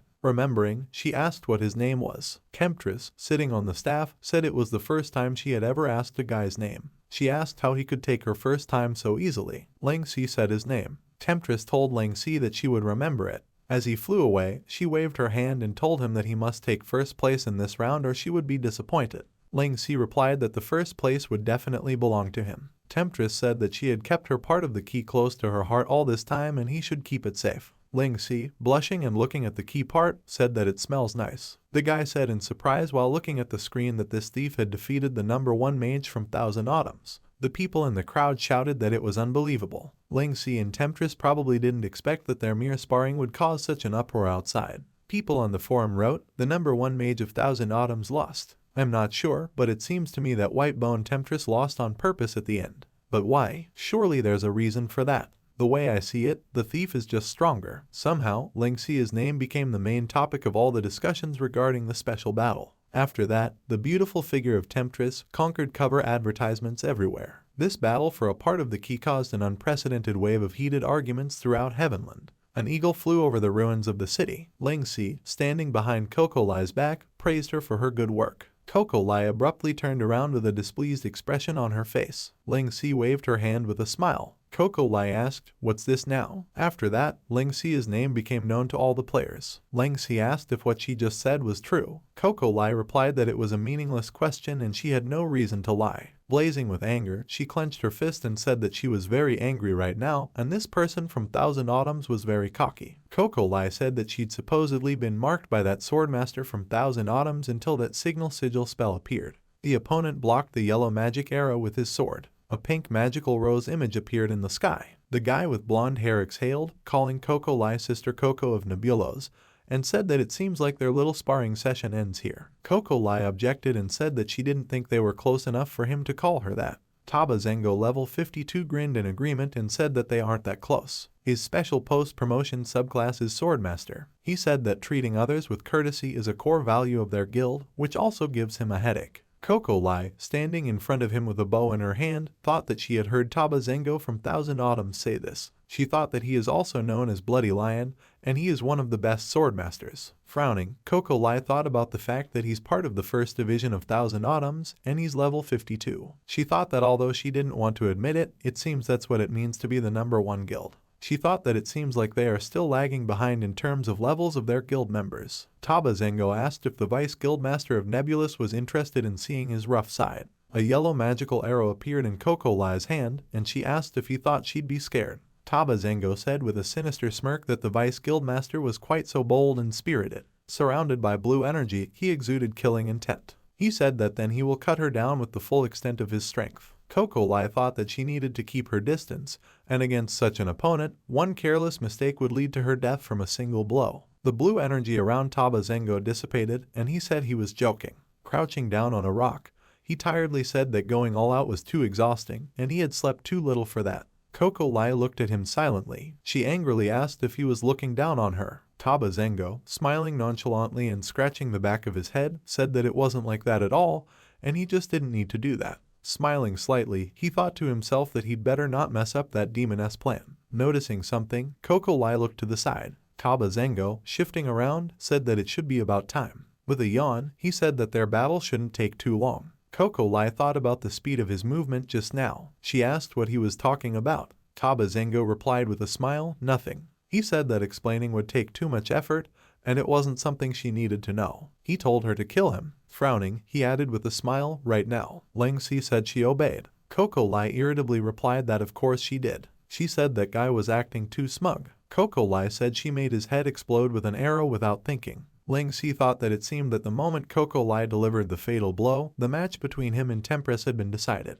Coco Lai, angrily shooting into the air, shouted that it made her angry to even think about his stupid sleepy expression and that she would kill him. The protagonist frowned, thinking that it looked like she had lost on purpose. He thought he was starting to get fired up for the third round. Coco Lai, with eyes blazing with anger, asked if he was listening. She told him that the next time he sees this Taba Zengo, he should go all out and kill him. She said that this man is just asking to be killed. Ling Si, exhaling, agreed and said that he would definitely kill him. Now that the #1 guild, Thousand Autumns, was out of the game, and the #2 guild, Divine Chamber, was playing it safe, Ling Si and Coco Lai held their position in first place for the second round, with Divine Chamber taking second place right behind them. In the process, they met Student Inch once. Coco Lai, standing in front of the Divine Chamber people on the bridge, said that this is awful timing. She said with a bow in her hand that she was in a terrible mood today, and they better not waste their time with silly conversations. She told them to make their choice, fight or get out of here. The beastman in armor said that her facial expression was truly terrible. He said that they had already lost to this thief once before,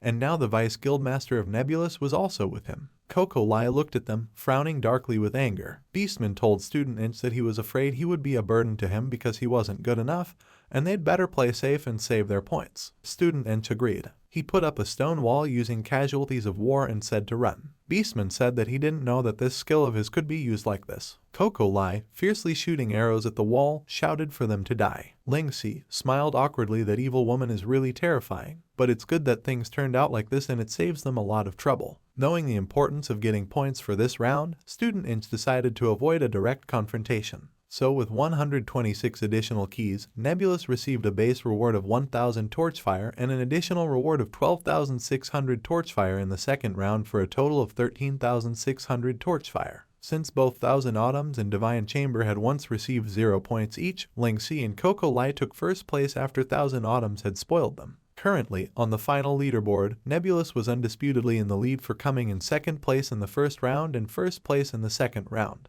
While Thousand Autumns and Divine Chamber were no longer at the top of the leaderboard, no one doubted the possibility of them climbing back up in the coming third round with their abilities. The dialogue box announced that the third round shall soon commence. The reason why everyone was so excited before the third round was because Nebulous was the center of attention. All the players in Heavenland had unprecedented expectations for this mysterious thief from Nebulous. Temptress saw on the floor in a white space. Above her head were several huge blue crystals. Taba Zengo, yawning, said that the second round was very long. He said he thought this thief would finish it quickly. Temptress asked him about the fact that being killed at the beginning should have allowed him to sleep as long as he wanted. Taba Zengo asked her about still researching. He said that he had never seen her so interested in someone else. Temptress asked if that was true. She said that she just finds him quite interesting. She added that his skill set and abilities are unlike any professional they've met before. Temptress said that he always seems to have surprises in store. With a smile, she said that in short, he is an interesting guy and Taba Zengo wouldn't understand. He raised an eyebrow with a lazy smile and asked if this Ling Si is really that strong. He said that she made him curious too. Taba Zengo said that his name isn't even on the Heavenland Thief rankings, and is it possible that they are even stronger than the top 3 top thieves? Temptress said that being in the top 3 on the Heavenland Thief rankings is really good, but not everyone does it for fame and attention. Taba Zengo frowned and said with a smile that it looked like he would have to figure it out for himself in the next round. Temptress said that makes them rivals in love. Taba Zengo countered that it doesn't interest him. Temptress told him not to rush to deny it, and maybe he doesn't know yet that he can like guys. She said they've rested enough and it's time for them to get ready for the final round. Taba Zengo frowned and said that she always treats him like a little kid and it annoys him. Temptress called him little kid and said it's almost time and they should go. Round 3 is about to begin, and the viewership of this competition has reached an all-time high. The dialogue box says 283,538 viewers, 230,000 trending. The portal is located in a round stone structure. Coco Lai and Ling Si walked out of the portal. Coco Lai exclaimed in surprise. Student Inch, coming out of the portal, told Ling Si that he was on time, and this last round was very vexing.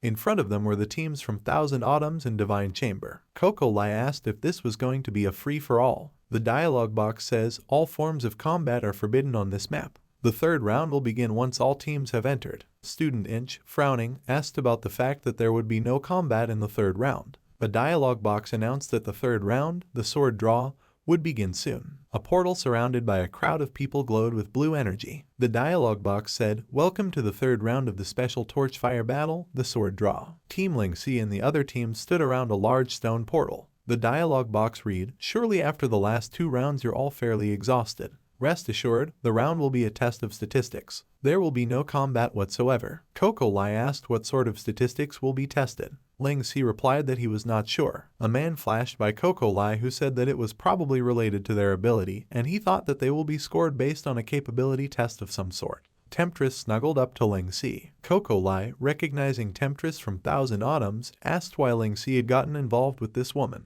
Ling Si, blushing, replied that it was herself. Temptress, without letting him finish, said with a smile that their meeting last round was very hot, and it was practically love at first sight. She said that she was glad that Ling Si was of the passive type because she preferred to be active. Coco Lai, frowning, asked about the passive type. Closing her eyes and folding her arms on her chest, she said that such a woman would throw him away right after playing with him. She told Ling Si that he should be more savvy. Coco Lai asked if he knew what high expectations Stillwaters had for him. Exhaling, she said that after this is all over, she needs to tell Tiana to discipline her underlings more strictly. Ling Si, blushing, said that he was falsely accused. Temptress, showing her tongue, said that they don't need someone like her interfering in their relationship. The protagonist thought that this woman is a hassle. While watching Coco Lai and Temptress fight, Student Inch asked Taba Zengo if Thousand Autumns were planning a wedding alliance with Nebulous. Taba Zengo asked him not to ask him any questions regarding the woman. The dialogue box says, the rules for the sword draw are as follows. Each team will be granted 2 chances to draw out the sword that lies in the stone gate.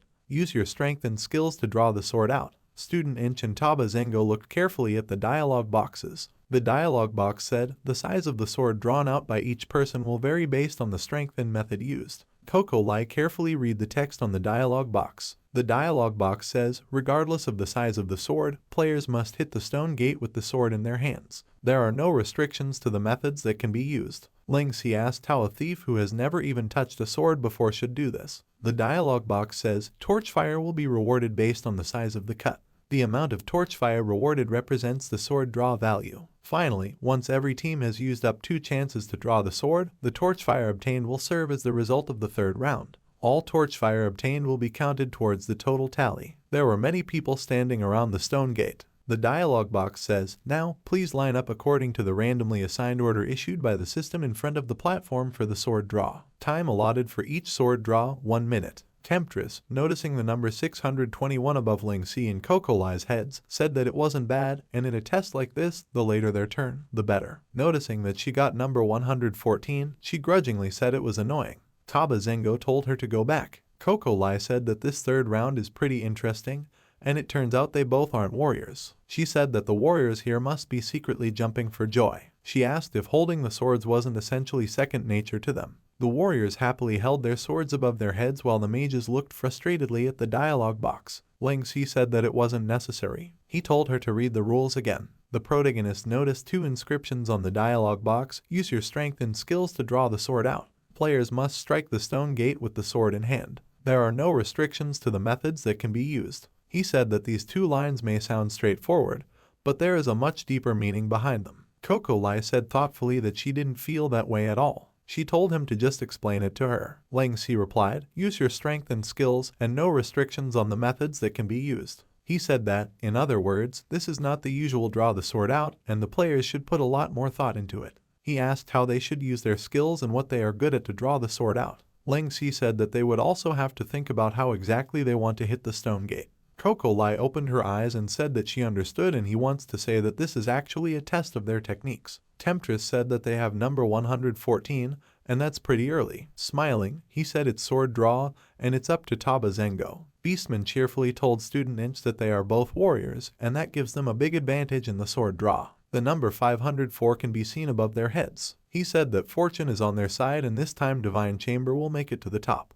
He exclaimed that the first place belongs to them. Student Inch tensed up thinking that although he was a warrior, his main angle was shields and defense, and that didn't give him much of an advantage. He thought that since they were both warriors, teammates' lack of abilities wouldn't be a burden to them this time. Opening his eyes, Student Inch thought with a serious face that they would show Nebulous and Thousand Autumns what true strength was. The dialogue box read, the sword draw begins. Team number 1, please step up. A level 39 mage in a brown hat looked nervously at the stone gate. The mage girl behind him motioned for him to go first. She asked why they were assigned to go first. The boy, frowning, shouted that it was fine and he would go first. He asked about the fact that he just needed to get it out. Shoving his hand into the blue portal, he yelled not to underestimate the mages. The guy with gray hair said he was in. The guy in the yellow hat frowned and said, that's the spirit. He told him to try harder even though he was his rival. The guy in the crowd said he's got guts, and going first is definitely not easy. Ling Si said he has the right attitude.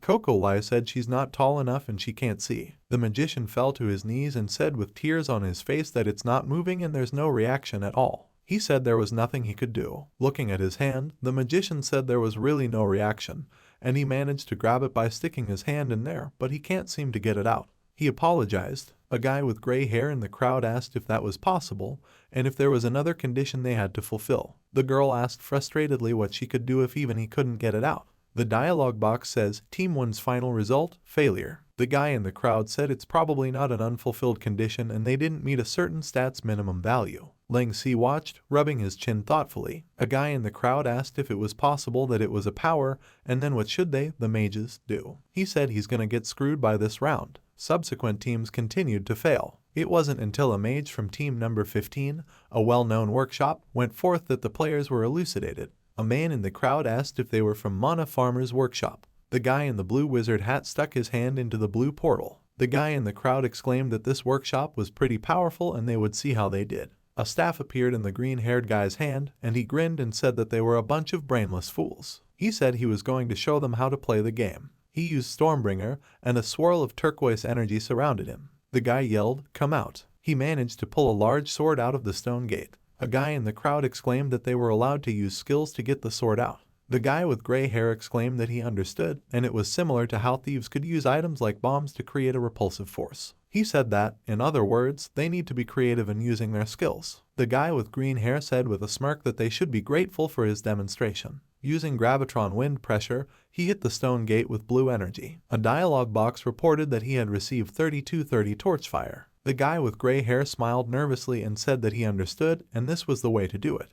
He folded his arms on his chest and grinned, thinking that it was exactly as he thought. The guy in the yellow hat said that they mages had nothing to fear. Frowning, the protagonist thought that, in that case, he had nothing to worry about. With that burst of inspiration, the teams that followed finally obtained positive results. The competition became a spectacular display of how players of all types would draw out the sword. Meanwhile, there was very little disparity in the final scores, until that woman stepped up. Coco Lai said that they would take a good look at what that vamp would do this time. With a lick, Temptress said it was her turn. Temptress walked towards the stone gate. The guys in the crowd looking at her in fascination said it was a feast for the eyes. Coco Lai asked if he was going to watch. Ling Si, sitting on a rock and looking at the dialogue box, said no. Coco Lai asked with a smirk if it was possible that he was beaten by her somehow. Ling Si grudgingly told her to stop. Remembering his words about preferring to be passive, he blushed and thought of humiliating. He thought that he was afraid he would be at disadvantage until he knew what she was capable of.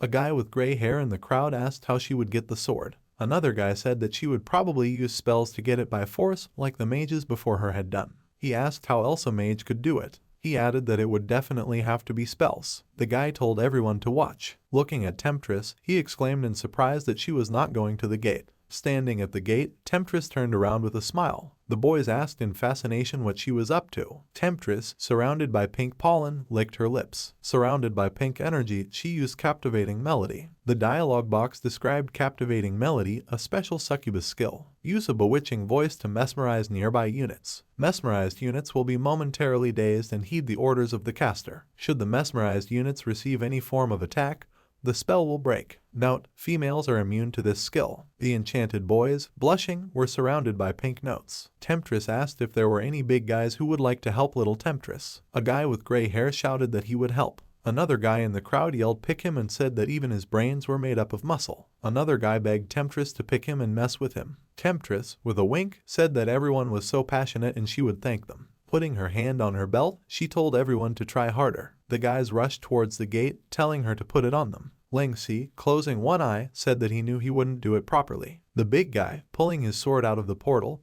told Temptress not to worry, and under his guidance they wouldn't disappoint her. He asked the others if he was right. The guys lined up behind him, helping him pull the sword, agreed. Temptress said she would leave it to them and told them to try their best. Coco Lai, putting her hands on her belt, asked if it was even okay to do that. She said that she doesn't pull out the sword herself. Ling Si, closing her eyes, said that she didn't break any rules and it was smart of her. He said that she understood the words and that there were no restrictions on the methods that could be used. Looking at the sword thrust into the ground, people in the crowd shouted that it was the biggest sword they've seen so far. The big guy, kneeling tiredly, said they hadn't failed her. The other guy said he was exhausted. The big guy said he was tired. He asked how he would draw his sword later. Thanks to everyone's efforts, Temptress set a new record with a score of 83-21 torch fire. This result caused a huge uproar. Following Temptress, Bloody Lion Zengo of Thousand Autumns stepped forward. Student Inch, frowning, said that Taba Zengo was one of the best players of the Swordmaster class. He said he was curious to see what he would pull out. Seeing Taba Zengo,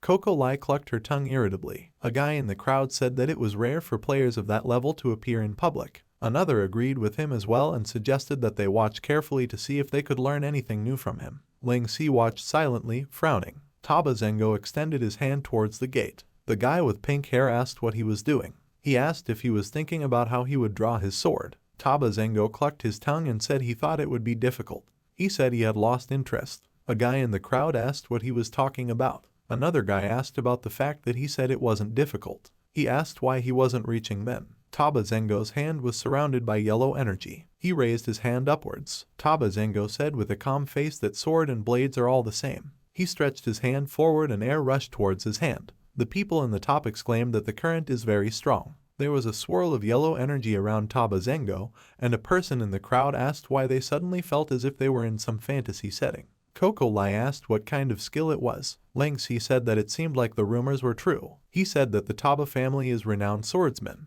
The protagonist said that Taba Zengo from a young age had an exceptional affinity in all kinds of weapons, especially blades. He said that he was already recognized as the heir of the Taba family at such a young age. Ling Si said that what everyone takes delight in talking about is Taba Zengo's terrifying grasp on blades. Taba Zengo stood surrounded by yellow energy and swords. The protagonist said that there were even rumors of young Taba Zengo reaching a state of sword blade resonance after he became awakened. Coco Lai, frowning, said that he knew a lot about him. She said that she thought things like sword blade resonance only existed in cultivation novels. She said that it seemed to be a real thing now. Taba Zengo stood with a flame of yellow energy in his hand. A guy in the crowd looking at his sword shrouded in yellow energy said that it was shaking. Another guy exclaimed that he felt as if his weapon was going to be sucked in. Another guy agreed and asked what the skill was. Taba Zengo said, frowning, that to him drawing a sword is the same as drawing the blade, and vice versa. Smirking, he said that with such complexity all he had to do was use a bit of his kai on the blade, and his life blade would reveal itself. The stone gate glowed with a bright blue light. A guy in the crowd exclaimed in surprise that he didn't even need to draw, and the blade came out by itself. A huge blade appeared in Taba Zengo's hand. The guy in the crowd exclaimed that it wasn't even a sword, but a blade. He said that it was powerful enough to influence what would come out of the gate, and he really deserved his reputation as Bloody Lion Zengo. The blade ended up in Taba Zengo's hand, and as he swung it, he said that he needed more of that torch fire, for he had a mission after all. A huge cloud of dust rose above the stone gate from his blow. A dialogue box announced that 16,920 torch fire had been received. People in the crowd, looking at Taba Zengo surrounded by blue lights, said that was twice as much as Temptress had gotten. Someone said that if they added it all up, 1000 Autumns was back at the top of the Torchfire rankings. Ling Si thought that there's still so much more to Taba Zengo that has yet to be seen. He thought that he had yet to see the real meaning behind that nickname, Bloody Lion. The protagonist grinned, he thought as he looked forward to crossing swords with him. After Taba Zengo's spectacle, the rest of the players were rather dull in comparison. It wasn't until Student Inch of Divine Chamber stepped up that there was something interesting to see. With his frightening strength and the tremendous force created from his skills, he managed to score an impressive amount of 10,348 Torchfire. The other warrior scored a somewhat average score of 5311, and Divine Chamber's total tally was set in stone. Following another wave of players with their variety of scores, it was the most anticipated duo's turn.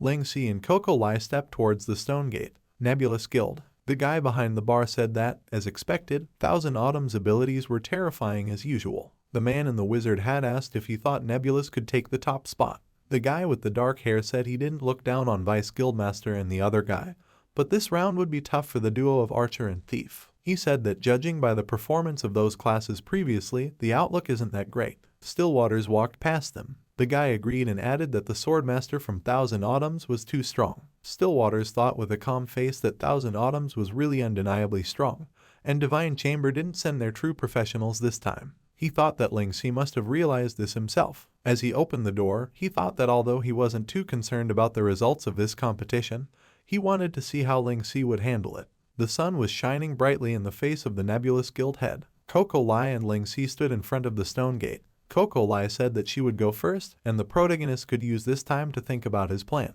She told him to look at how she would secure Nebulous' position with a high score. Ling Si, smiling, thought that was to be expected from their tough Vice Guildmaster. The guys in the crowd shouted to Coco Lai about how tough she was, telling her to try her best. Coco Lai drew the bowstring of her bow with a yellow magic arrow. The protagonist thought about the fact that as a female professional player, Coco Lai was quite popular. Frowning, she thought that she would do as she intended. Coco Lai thought she would shoot an arrow with a strong string inside the dimension. Pushing herself off the ground, she thought she would use a summon arrow. Coco Lai shot a yellow magic arrow. She used summon arrow, might of the mammoth, and a huge stream of yellow energy hit the stone gate with force. A guy in the crowd exclaimed about it being Coco Lai on purpose, summon arrows. Coco Lai thought as she used summon arrow's strength to pull out her sword. The sword, encircled by a yellow rope, came out of the stone gate. The people in the crowd exclaimed about the sword coming out of the gate, and Coco Lai marveled. Grabbing the sword, Coco Lai thought that she would treat this sword like an arrow. Frowning, she thought, using the burst damage from her bow and arrow. Coco Lai used summon arrow, might of Mastodon, firing a sword shrouded in green energy from her bow. The sword struck the stone gate, raising a cloud of dust. Coco Lai thought she had used the strength-based skills she had.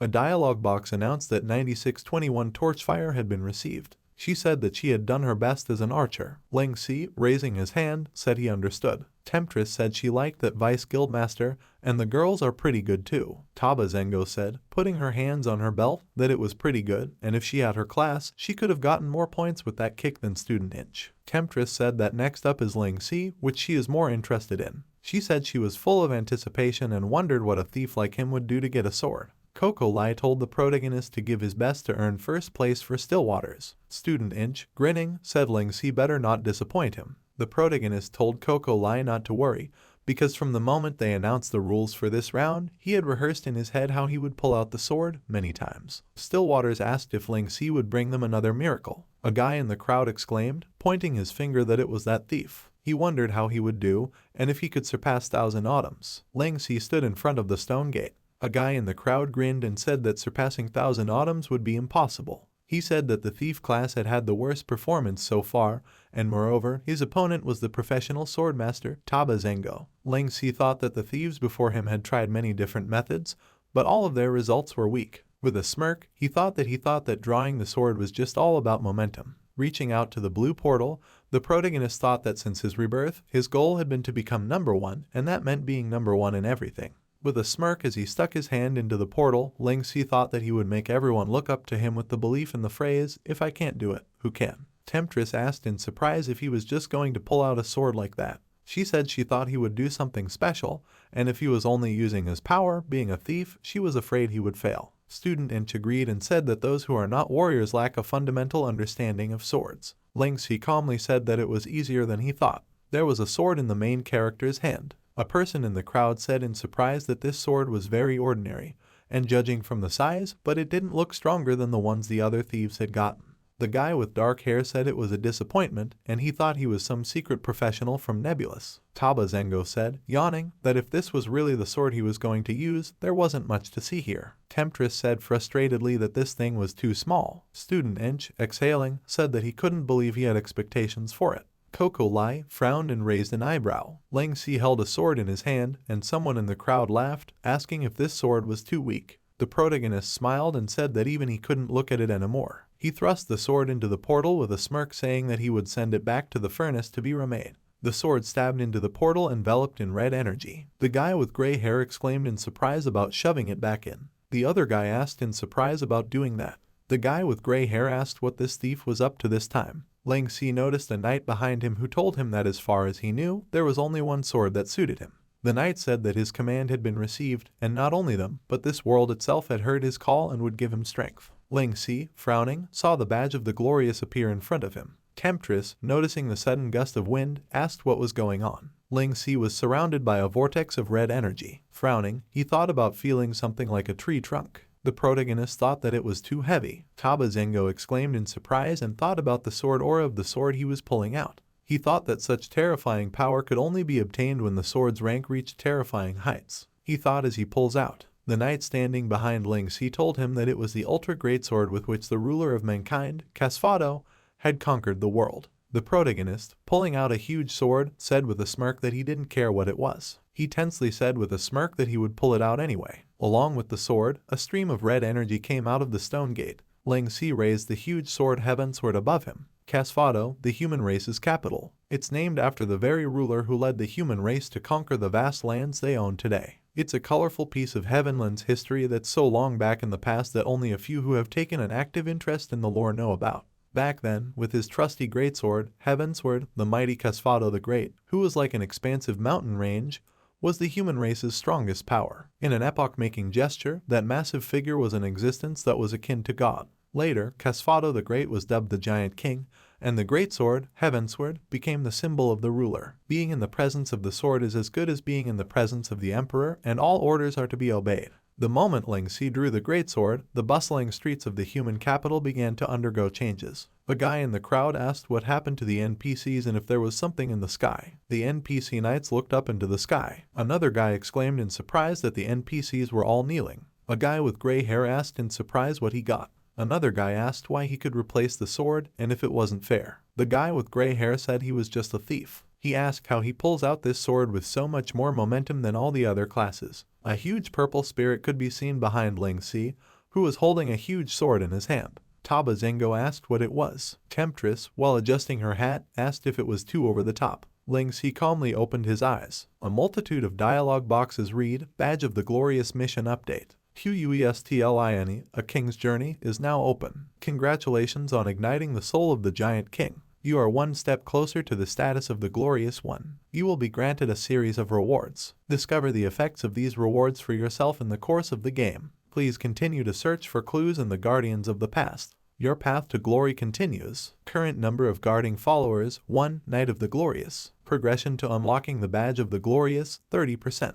Congratulations on obtaining the hidden title, the Crownless King. Your prestige among the human race has been immensely enhanced. Congratulations on obtaining the Summon-type weapon, Greatsword Heavensword, the Heavensword exclusive skill, Earth Shatterer, the permanent passive skill, Blessing of the Giant King, the active skill, the King's Majesty. Ling Si frowned, thinking that it looked like he had accidentally triggered something somehow, but it helped him a lot. A guy in the crowd exclaimed that Greatsword was lifting in the air, and it looked like something was lifting him up. The protagonist turned around towards the purple spirit that was raising the sword. The purple spirit was holding a sword shrouded in purple electricity in his hand. Ling Si thought that he felt like he was able to control this sword. Taba Zengo said that he couldn't believe it, and someone is actually capable of reaching man sword resonance of this level. Gritting his teeth, thinking about what kind of opponent Ling Si would be, he thought that it was simply marvelous. Man sword resonance and man blade resonance refers to the highest level of mastery for those who walk the path of the sword and blade in the real world. It's a mental state that occurs when man and weapon reach a certain level of tacit understanding.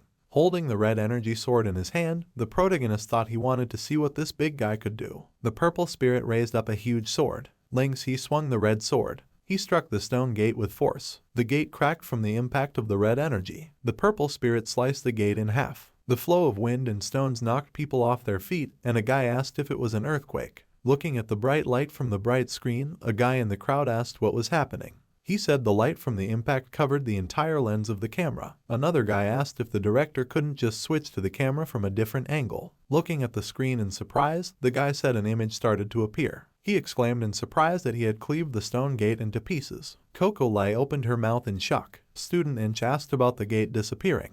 Beastman, pointing his finger, shouted about the entire area disappeared. People stood around the destroyed stone gate. Ling Si, standing right in the dissipating dust cloud, said that this sword gives a pretty satisfying swing. Smiling, he decided to look at his score. Coco Lai, trembling, looked at the dialogue box that said his score was 0. The dialogue box reported that since the stone gate had been destroyed, the score had been cancelled and 0 torchfire had been received. Coco Lai, flaming with anger, clenched her fist behind Ling Si's back. The protagonist awkwardly smirked. The knight told him that it looked like he had hit too hard. Shooting a bow at Ling Si, Coco Lai furiously asked about how she didn't know where he got that ultra-flashy man-who skill from, but how they were going to play if would break the infrastructure of the game. Taba Zengo and Temptress said in one voice that this thief is amazing. The dialogue box says, as the stone gate has been destroyed, the game is currently running repairs. Teams who have yet to go, please patiently wait for the stone gate to be restored. Temptress, looking at the dialogue box, said that Ling Si really broke the game just like that.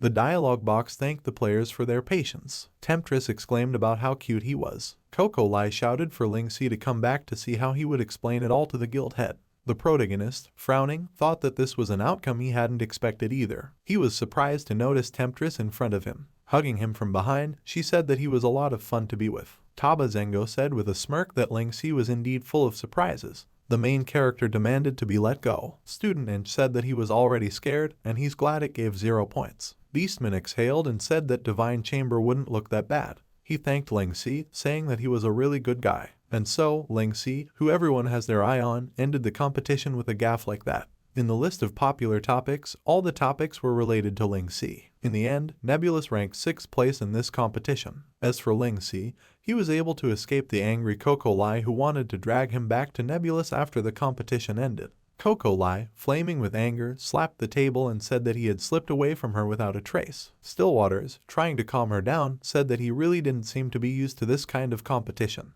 He said he himself was probably ashamed of what happened in the last round. Folding her hands in front of her, Stillwaters asked her about what she has now convinced herself. He asked if she now felt that Ling Si was the better choice. Coco Lai asked why he was suddenly asking that. She thoughtfully replied that she had initially thought that someone as unpredictable as Ling Si wasn't suitable for the role of guild leader because, in the end, she felt that an adult and cautious person like Stillwaters was a better fit. Stillwaters said he was a little relieved that she had praised him out of the blue. He added that it was rare. Coco Lai looked at him and said that perhaps a person as unpredictable as Ling Si is exactly the kind of person who will have limitless potential. She said that she would support his decision, but it seems that he is not ready yet. Stillwaters replied with a smile that it's not a problem and he'll just wait for him to talk to him about it himself. She said that she was sure it wouldn't take long. Ling Si, looking at the dialogue box, thought that there was no good in attracting so much attention, and he wouldn't be able to return to the guild anytime soon. He thought that it should be fine with Stillwaters. Smirking, the protagonist thought about the fact that he still needed to try out these newfound skills, and while he was looking forward to it, he would have to wait for the next time because it was time for him to leave the game. The dialogue box announced that he had received a new message from Ruko. Ling Si thought that he probably wants to ask about that last /2. He opened his eyes in surprise. The message from Ruko had said that Tilly seemed to have disappeared somewhere. Ling Si, standing in the alleyway, thought about the fact that Tilly's was missing. He looked at the dialogue box, reading the message from Ruko. A few days ago, she suddenly told us she had something to take care of that night, so she wasn't able to run dungeons with us. I didn't ask Tilly's what happened, but she told me she had to handle something personal and that it wouldn't take too much time. She also said she would message us the next day, but I haven't received any news from her in the past few days. Judging by her status, she hasn't been online for a while either. This isn't like her, so I decided to tell you. The protagonist thought about the fact that she had left to deal with something personal a few days ago and hadn't been online since. He figured what's there to worry about, and Ruko is just making a mountain out of molehill. He figured she must be dealing with something tricky in real life. Closing his eyes, Ling Si thought about a few days ago. Remembering the martial mage girl he had fought with recently, he opened his eyes abruptly. He thought that there were indeed some similarities between her and the martial mage girl. Frowning in surprise, Ling Si wondered if this battle mage was really Tilly's. Real world. People are sitting on the floor around a fire. One person said that the weather had gotten colder. Another said that he had heard that a typhoon was coming. He asked if this shabby building was really going to be okay. Dr. Weird said he couldn't believe that they let them go after locking them up for 2 days and they were all back here again. Electro Thor said that they had nowhere else to go anyway, and Sis was the one who brought them here. Dr. Weird turned around, hearing a voice that said that they were indeed all still here. The main character pinned Dr. Weird against the wall, grabbing him by the collar. Dr. Weird asked about what he wanted to know the game ID of their big sis. Ling Si, frowning, said, "All right." He asked what's her in-game ID. The rest of the Neo Avengers members were lying on the ground. The protagonist, gritting his teeth, thought about the fact that once he knew this, he would be able to check if it was Tilly's or not. Ling Si stood in front of the Neo Avengers sitting around the campfire. The bulk said that she had never told them about it, and they had only recognized her through a coincidence of many circumstances. Dr. Weird, remembering the face of the battle mage girl, said that back then they were all going to get together and go to the military base together for the assessment for the Awakened. He said that back then they met her on the way, and although she was younger than them, her sense of duty touched them. Captain Superbia agreed and said that she was the reason they had decided to side with the rebels. Frowning, he said that he still remembered the words she had said, "We Awakened are the world's hope for the future. How can they segregate us by our levels just like that? There's no way I'd stoop to being a dog for the military." He said she wanted a just and fair world, a world of love and peace. Dr. Weird said she wanted to rally the rejected Awakened to rebel against the despicable acts of the government. Captain Superbia said that at night, when things went down, she even said something about not wanting to leave her comrades in the game hanging, because she only told them the excuse that she was busy with personal matters. He said he never would have thought something like this would happen to someone with such a strong sense of justice who values her friends so much. He added that he never would have thought the military would do such a thing.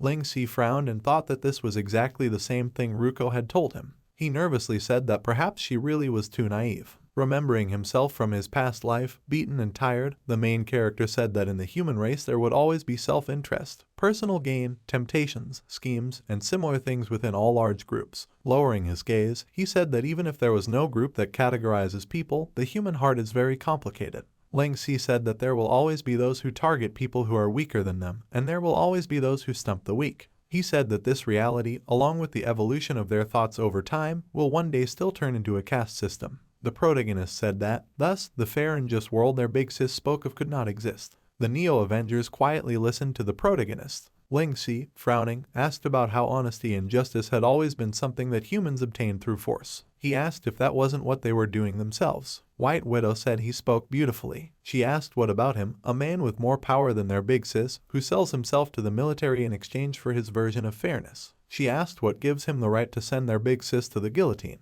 White Widow asked if it's because his power is greater than theirs, and if he's allowed to decide their fate simply because his level is higher than theirs. She asked how he was different from these tyrannical dictators, using what he calls power to decide who lives and who dies. Ling Si looked at her in silence. White Widow said that everyone present there awakened who wanted to join the army, but they met Big Sis who helped them realize that fairness is not something to be obtained through force alone. Captain Superbia said that this is the reason the Neo Avengers were created, and they will tell the world that the force created by Heavenland is not the New World Order. Dr. Weird told the main character that he may have been strong, but he's still too green. White Widow said that if he came here because he felt sorry and wanted to do something, she had one thing to say to him. She said that Big Sis once told her that her family home was at a certain dojo. The protagonist was standing in front of a building with a sign that said, "The School of Swiftness and Strength." Ling Si said that it must be here. He asked if all the dojo are not doing well anymore. He said the doors are tightly shut even though it is still daytime. Frowning, he thought that the dojo explained Tilly's talent in close combat.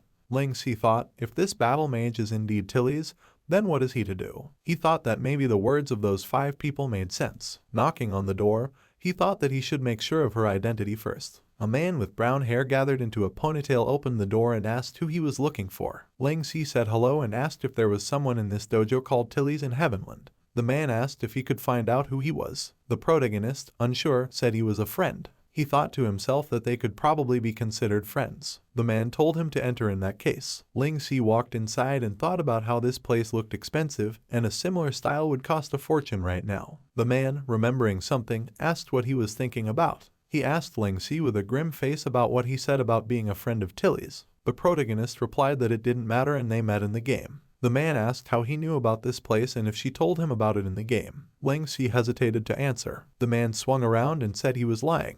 He told him to identify himself. He asked what his goal was for infiltrating their school of swiftness and strength. Ling Si, dodging, asked what he had in mind. The man said he wasn't bad. He said Milady wouldn't have revealed such information in the game. Ling Si, noticing how he called her, said that she really lives here. Covering his mouth with his hands, the man said that he blabbed and it was none of his business. The protagonist thought that it seems that Tilly's really does live here. The man, shrouded in yellow energy, gritted his teeth and demanded that Ling Si identify himself. Getting into a fighting stance, he demanded that he tell him the truth. The protagonist frowned, thinking that this was indeed the stance of a person skilled in martial arts. The man quickly shortened the distance and swung his leg to attack. Ling Si blocked the kick. The man, as he continued throwing punches, demanded that he tell him the truth. The protagonist told him that he had already told him that they were friends. He asked him not to misunderstand him. The man, noticing his quick movements, thought that he even used one hand to take the blow he delivered with his awakened powers. The voice told Quan that it was enough. Quan turned around and obeyed the milady. Ling Si opened his eyes in surprise, noticing the way he had called her. He glanced at the person standing in the doorway of the building.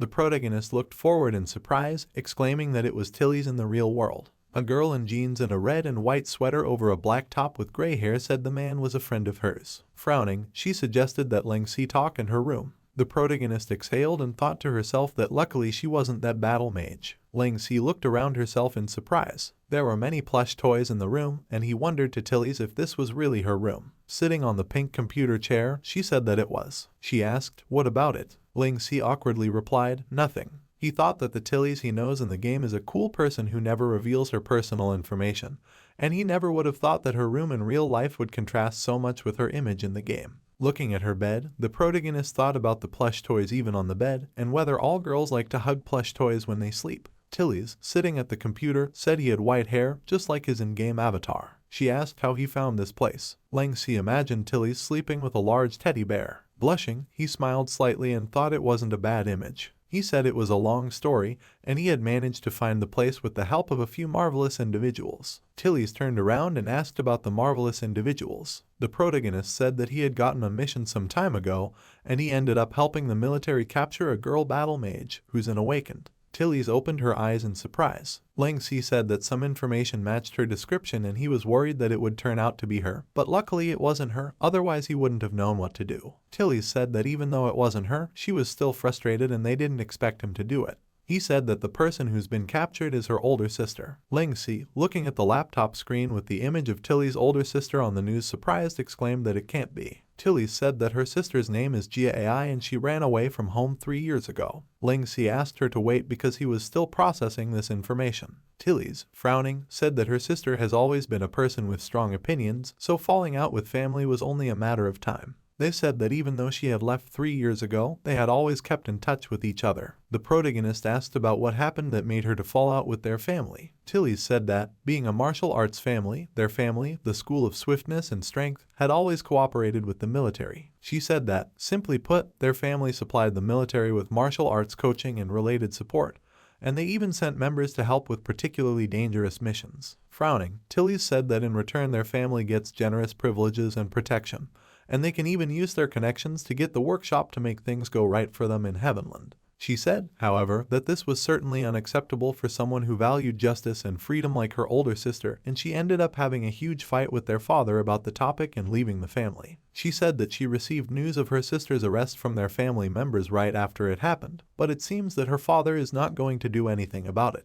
Ling Si, silently listening to her, thought that although he had heard about the terrible thing that happened to Tilly's workshop in his past life, he didn't think that the situation in her family in real life would also be so difficult, and this incident might take place in the future in this life too. Tilly's gritted her teeth and clenched her fist, said that her father was probably going to abandon her elder sister. The protagonist, frowning, thought that was cruel, and he was probably thinking about family privilege and their relationship with the military. Tilly's, tapping keys on her laptop, said she wouldn't leave her and she was a good big sister to her. She said that all this time she has been trying to get to the place where they are holding her sister, but the guards are too tight, and anyway, she was able to get 3-dimensional drawings of 3 buildings nearby. Ling Si worriedly said, "Don't tell me you're thinking about." Tilly's, interrupting him, resolutely said that she was going to turn these places upside down and save her sister. Ling Si, exhaling, thought that was very much like her. He asked her about what she knew, that the security was tight, and how she was going to do it.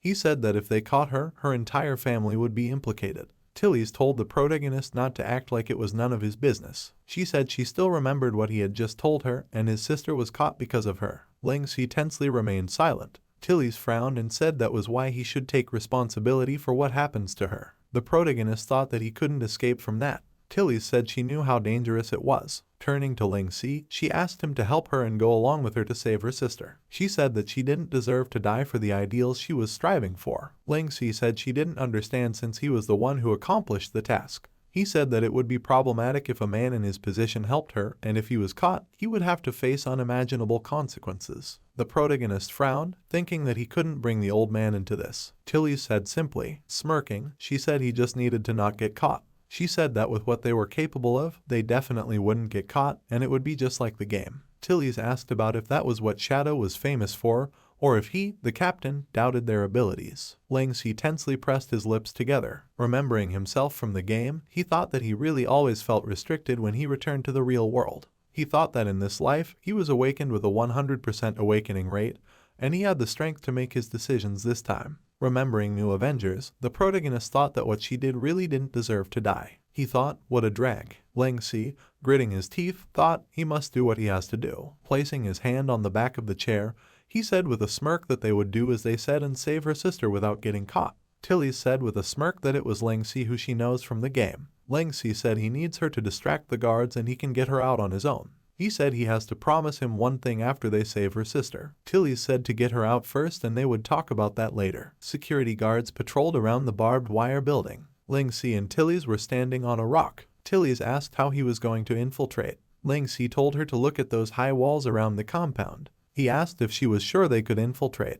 The protagonist started to put on his hood and Tilly's pulled the black mask over his face. Ling Si said with a smirk that since she would distract the guards to herself, he could strike them directly with violence. The protagonist jumped over the barbed wire wall. Once behind the guards, he swung his purple daggers. Tilly struck the guard on the watchtower with his staff. Ling Si said over the phone that he took care of the CCTV camera and the 2 guards outside. He asked if she had finished mopping up the observation tower. Tilly's raised her staff upwards. The protagonist told her to watch out for the security cameras and not to show her face. Tilly's told him not to worry and that everything was fine. The guard, looking at the monitors, said that there seemed to be something wrong with the CCTV cameras. He offered to send someone out to check them. The other guard turned around. Ling Si behind them swung a purple dagger and said over the phone that he would be securing the monitor room, and she should find her sister as quickly as possible. Ling Si, squatting next to the fallen unconscious guard, told him to sleep here for now. The protagonist has a black mask on his face, and he said into the phone that he just checked all the CCTV footage in the control room, and while he couldn't determine where her sister was being held, it seems to him that she must be in the innermost section. Tilly's replied that she understood.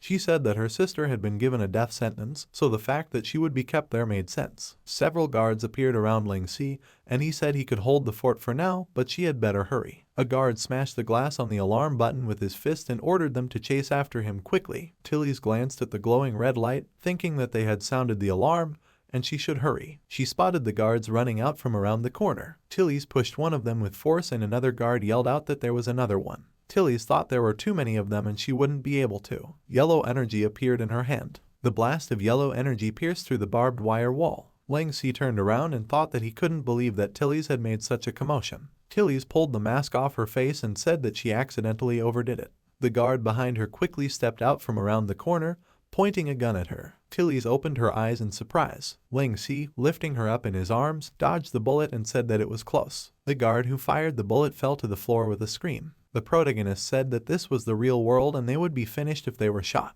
He grabbed Tilly's unsuccessfully and she blushed in surprise. The end of his sentence Ling Si said lying on the ground face down, with his head burning with yellow flames. Tilly's, blushing, frowning and clutching her staff in her hands, thanked him. Fortunately, the third prison wasn't too big. Ling Si and Tilly's destroyed the CCTV cameras and knocked out the guards on their way to the innermost section. However, as time went on, the third prison went into a state of high alert. When they reached the innermost holdings, the destruction left behind served as a distraction to divert the military's attention. A man in one of the prison cells said he wondered what the noise was at such a late hour. Another man asked about it being a jailbreak. Laughing, he asked if they would take them with them. Another inmate said that it was a jailbreak. He asked where all the guards went. Ling Si and Tilly's ran down the hallway past the cells with the prisoners. The protagonist said they don't keep many prisoners here. Tilly said that this cell was much bigger than the others. She called out to her sister. Inside the prison cell, a silhouette of a person was sitting on the floor next to a simple bed.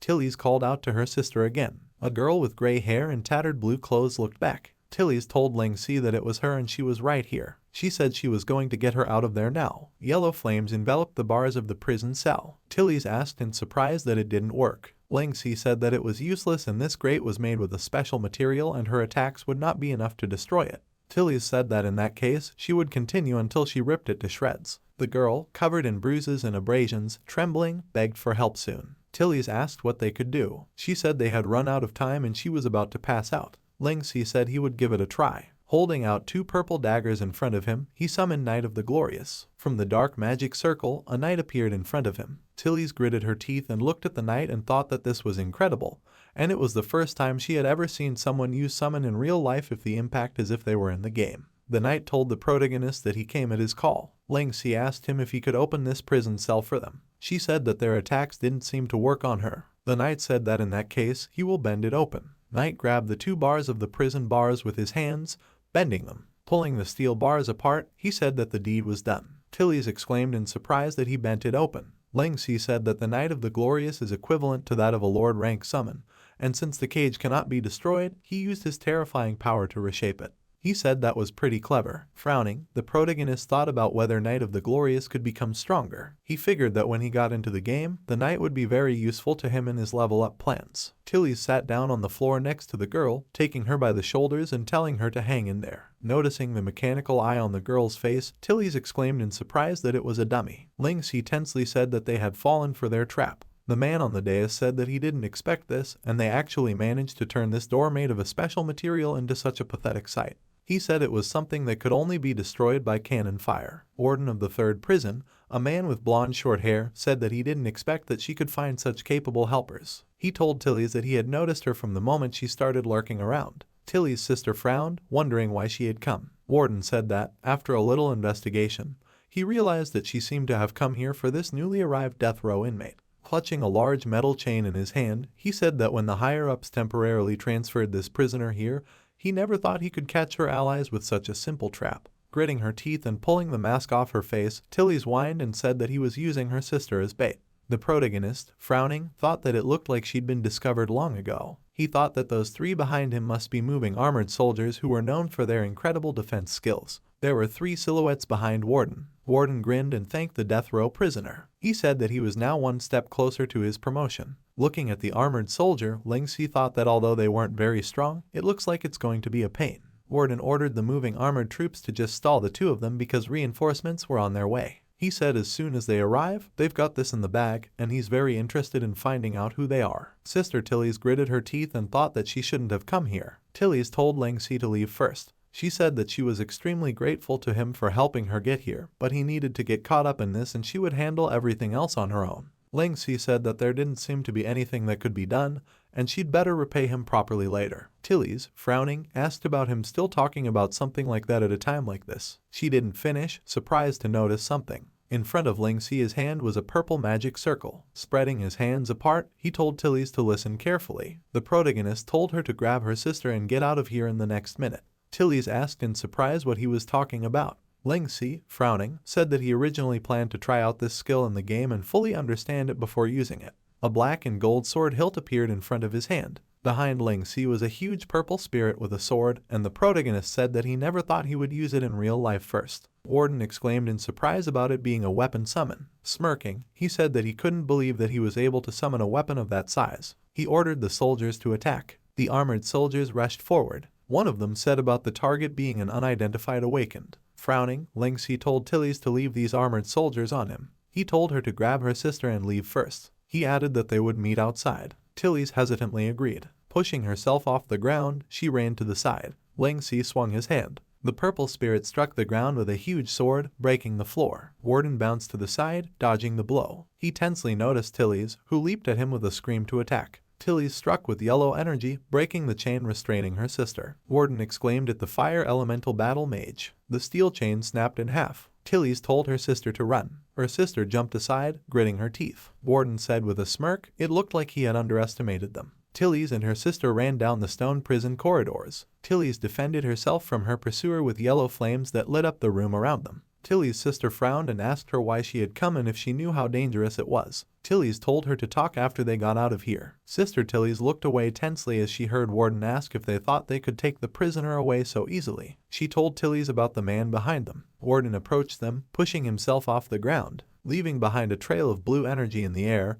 he landed between them with force, breaking the floor. Tilly's exclaimed in surprise at the fact that he was an awakened one. Warden, holding a chain glowing blue in his hand, asked with a wide grin who they thought they were. He told them he wasn't a small fry. He said, with a wicked grin, that as long as he was here, there would be no record of prisoner escapes. He said that since they had come here, they might as well not dream of getting out. Warden clenched his fist with a chain that glowed bright blue and said he would show them the power of the military. The steel chain restrained Sister Tilly's again, and she said to let her go. Warden, ignoring her, told Tilly's that he would deal with her first and then about that other rat. Ling Si was fighting the armored soldiers with a huge purple spirit. He thought that they were working together, using both ranged and long-range attacks at the same time. The protagonist thought that this was indeed the most effective way to suppress the enemy. The soldier exclaimed in surprise as he absorbed their attacks. Blue shots struck the black sword. Ling Si thought that he didn't have time to waste with the likes of them and his friend needed him. The protagonist swung the purple dagger. The purple spirit struck two armored soldiers with the huge sword, and Ling Si shouted to them not to interfere with him. The soldier exclaimed in surprise when he saw the two soldiers hit the wall, thrown back by the blow. Ling Si frowned and thought that he didn't expect such a light swing to be so strong in the real world as well. He thought that the strength of this sword was beyond anything he could imagine. Looking at the huge sword, the protagonist thought that he would need to spend more time in the game to unleash its full potential. The flames lit up the prison room. Tilly stood with a staff in her hand, surrounded by the flames. Frowning, she called Warden a lover of chains and told her to bring her sister back. Warden, smirking, asked if she was as good at fighting as she was at talking. Tilly's sister's chained hands were above her head. Tilly swung her staff, surrounded by flames. Warden blocked her blow with a hand shrouded in chain, which pulled Sister Tilly's with every movement. With a smirk, he said that as expected of the girl, she wasn't strong enough. He shouted for her to try it on. Tilly's looked forward tensely. Warden used chain supplement, and a multitude of chains rushed towards Tilly's, hitting her and knocking her down. Tilly's used flame barrier, and a shield of flame appeared in front of her. One of the chains pierced through her shield and hit her shoulder. Tilly's frowned and thought that this was bad and she still couldn't fully use her powers in the real world, and it looked like she still needed to train to stabilize and increase her strength.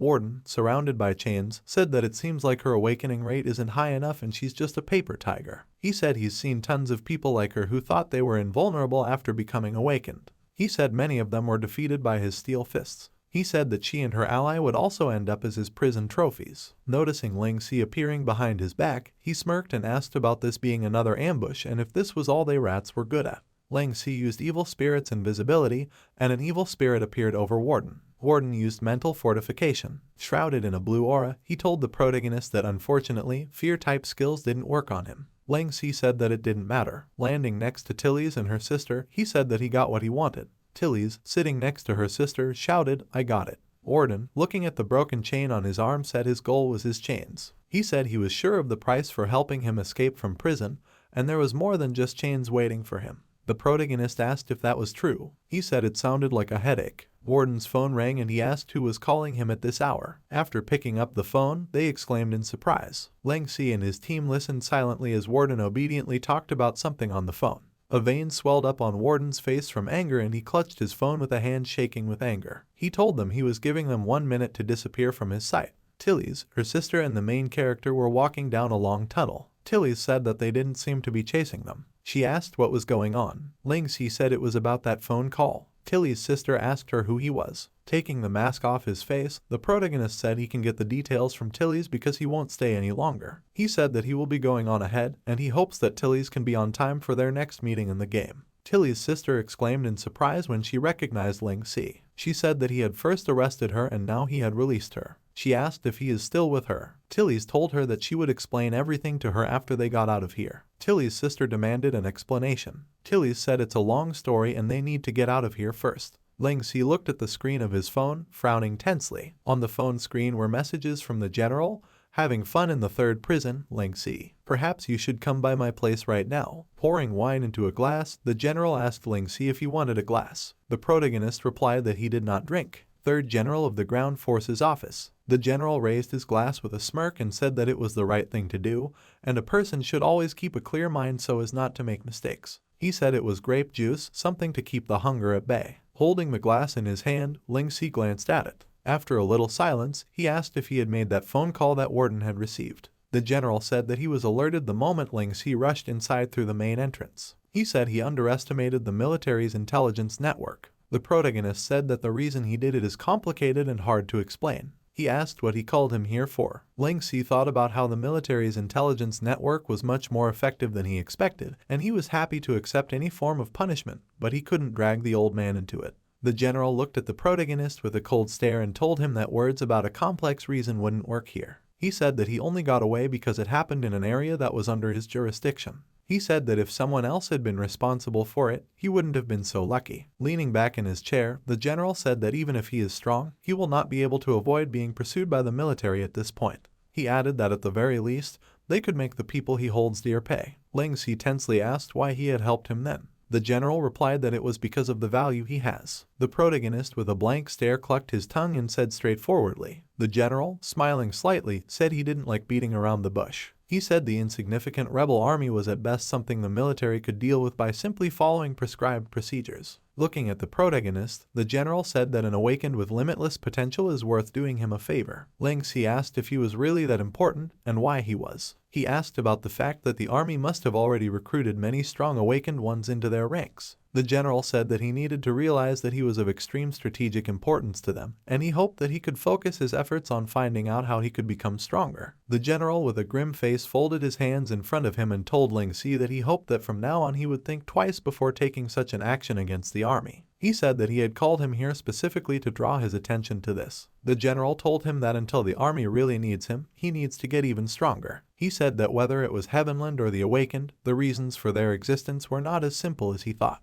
The general told him to go. He said that they needed him to become stronger and he would eventually realize why. Ling Si strained to think about the words about the moment when they would really need him. He thought about the fact that they wanted him to get stronger to make him a better tool in their arsenal. He thought that the case around Heavenland and the Awakened was much deeper than everyone thought. Ling Si, after returning home, told the old man that he had returned. After greeting him, the old man asked him what he hadn't eaten yet. There was hot food on the table. Ling Si thought of the homemade food smelled very nice. Licking his mouth with appetite, the protagonist thought that this could be the real reason to become stronger. The old man told him that a man in a hat came by today who introduced himself as his coworker. He said he told them they could move in anytime and asked them to get ready. He asked if he did arrange for this. Ling Si, remembering Adolf, thought that it must be him, and it looked like they would indeed be moving. He said with a smile that it was right. He told him not to worry because he would take care of everything. Hearing the phone, Ling Si lowered his gaze. Looking at the screen of the phone, he was surprised to think that it was Tilly's. On the screen were messages from Tilly's. "Hey, you left in such a hurry that I didn't get to thank you. We'd agreed that if you help rescue my sister, I'll grant you one request. Whatever it is, I'll do it as long as it's within my power. Feel free to come to me when you decide on what you want.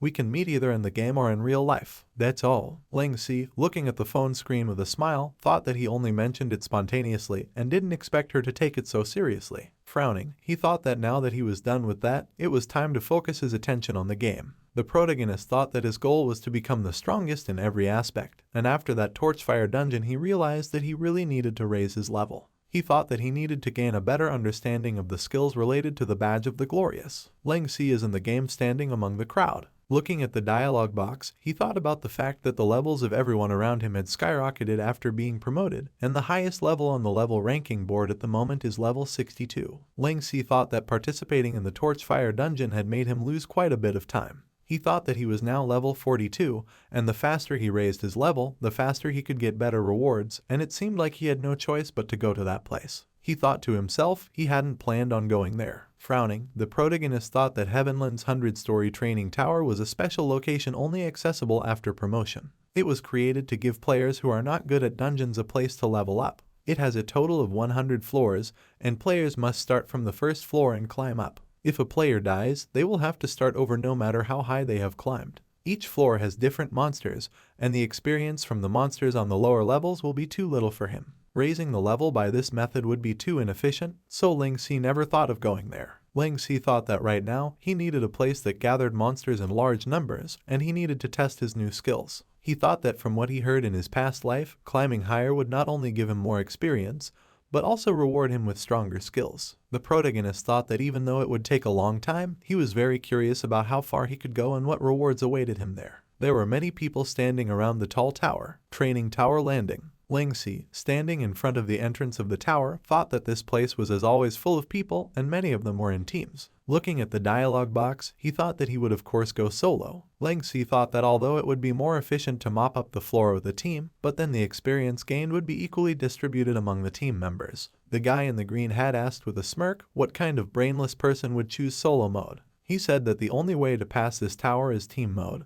because the difficulty level increases dramatically after level 20. The armor guy said that there's no way a solo player could survive there, and only a fool would choose that option. He said to look at the other players when they go in and he will see that those who go in solo end up dying a miserable death. On the dialogue box it says the best tower record is the 68th floor, set in team mode in 54 minutes. The guy, agreeing, said to just look at the record tablet next to the tower. He said the highest floor someone could get to was floor 68, and it was done by a team. The man in the wizard hat said it's a shame it doesn't show the names of the players, otherwise they could have asked them for some tips. The guy asked if it was even necessary to think about it. He said there should probably be a team of 5 major guilds. He said that 68 floors was impressive, and he was only able to get to level 20 because they had a healer with them. A cape appeared on Ling Si's shoulders and he said with a smirk that it was interesting and he would break that record. The guy looking at Ling Si entering solo mode teleportal asked if they heard what the fool said. Laughing, he said that he was going to break the record. Exhaling, the guy said that fools who keep talking about breaking records abound, and on top of that, this guy is also going solo. The other guy grinned and said that this was exactly the type of people he was just talking about, the ones who die a miserable death. He called out to go inside because he wanted to watch him die and mock them when he was kicked out. Ling Si, after stepping out of the portal, thought that this place really deserves its reputation as a place where every floor is a different world. He thought that it was truly breathtaking. Yellow clots of energy appeared on the ground in front of the protagonist. The dialogue box read, Floor 1. Monster, Mouthy Grass Monster. Class requirement, kill 300 mouthy grass monsters within 2 hours. The monster opened its mouth wide and attacked the protagonist. Its eyes reflected Ling Si as it rushed forward to attack. With a swing of his dagger, he sliced the monster in half and said with a grin that a light swing of his dagger was enough to kill it. Straightening up, he said it would be another boring farming session. The dialogue box said, Floor 1 progress, 2 out of 300. Ling Si noticed a monster died nearby. He was surprised to think about the fact that he wasn't doing anything right now. The protagonist was surprised to notice that the badge of the Glorious began to glow brightly. A yellow dome-shaped barrier appeared around him. A dialogue box reads, large numbers of monsters have been detected in your surroundings. Permanent passive skill, Blessing of the Giant King, has been activated. The monsters surrounded the barrier around Ling Si, standing close to him. Ling Si realized that this was how Blessing of the Giant King was activated, and it was very useful. The dialogue box said, Effect, any monsters that come within a 1 meter radius to you will receive a certain amount of damage. Damage dealt will be based on your level and stats. This ability is ineffective against other players. The main character said with a smirk that they will see who the brainless fool really is. The dialogue box says, Skill upgrade requirement, use Blessing of the Giant King to kill 10,000 monsters. The effect's radius will be increased by 1 meter. The barrier around the protagonist, shrouded in yellow energy, scattered monsters around him. Floor 1 progress, 90 out of 300. Ling Si grinned and thought that this made things easier and he would just walk at a strolling pace. Floor 1 progress, 108 out of 300. The guy with dark hair, while chopping the monster, shouted not to slack off and hurry up. Ling Si calmly looked at the team channel. In the arena nearby, not far from the arena where Ling Si was standing, there was a team of people who were mocking him. They were surrounded by a crowd of monsters, and the guy said that they should be faster, and although they only needed 300 kills, they still needed to keep their guard up. A dialogue box appeared next to them with a picture of Ling Si on it. The protagonist said hello and said it was the guys at the entrance. The guy in the green wizard hat clucked his tongue and asked if he was the fool they had seen at the entrance recently. He asked why he looked so relaxed and if he needed to clear mobs too. Pointing his finger, the guy exclaimed that Solo Arena's progress bar was showing 288 out of 300 and he was almost done. A guy with dark hair asked about how this fool managed to kill mobs faster than them despite being alone. The other guy asked how he did it. He said he would look at the Solo Arena's feed. The guy looking at the dialogue box exclaimed in surprise, asking what was going on and if it was a skill. He said that the monsters seemed to be spontaneously combusting around him. The dialogue box above Ling Si's image read, Floor 1 progress, 300 out of 300. The main character said with a smirk that since he had nothing to do, he decided to say hello and see how they were doing. He said that it looked like they still had some work to do. The man in the red wizard hat, pointing his finger furiously at the dialogue box, shouted that it was none of his business. He demanded to reveal his personal information so they could see what skills he had.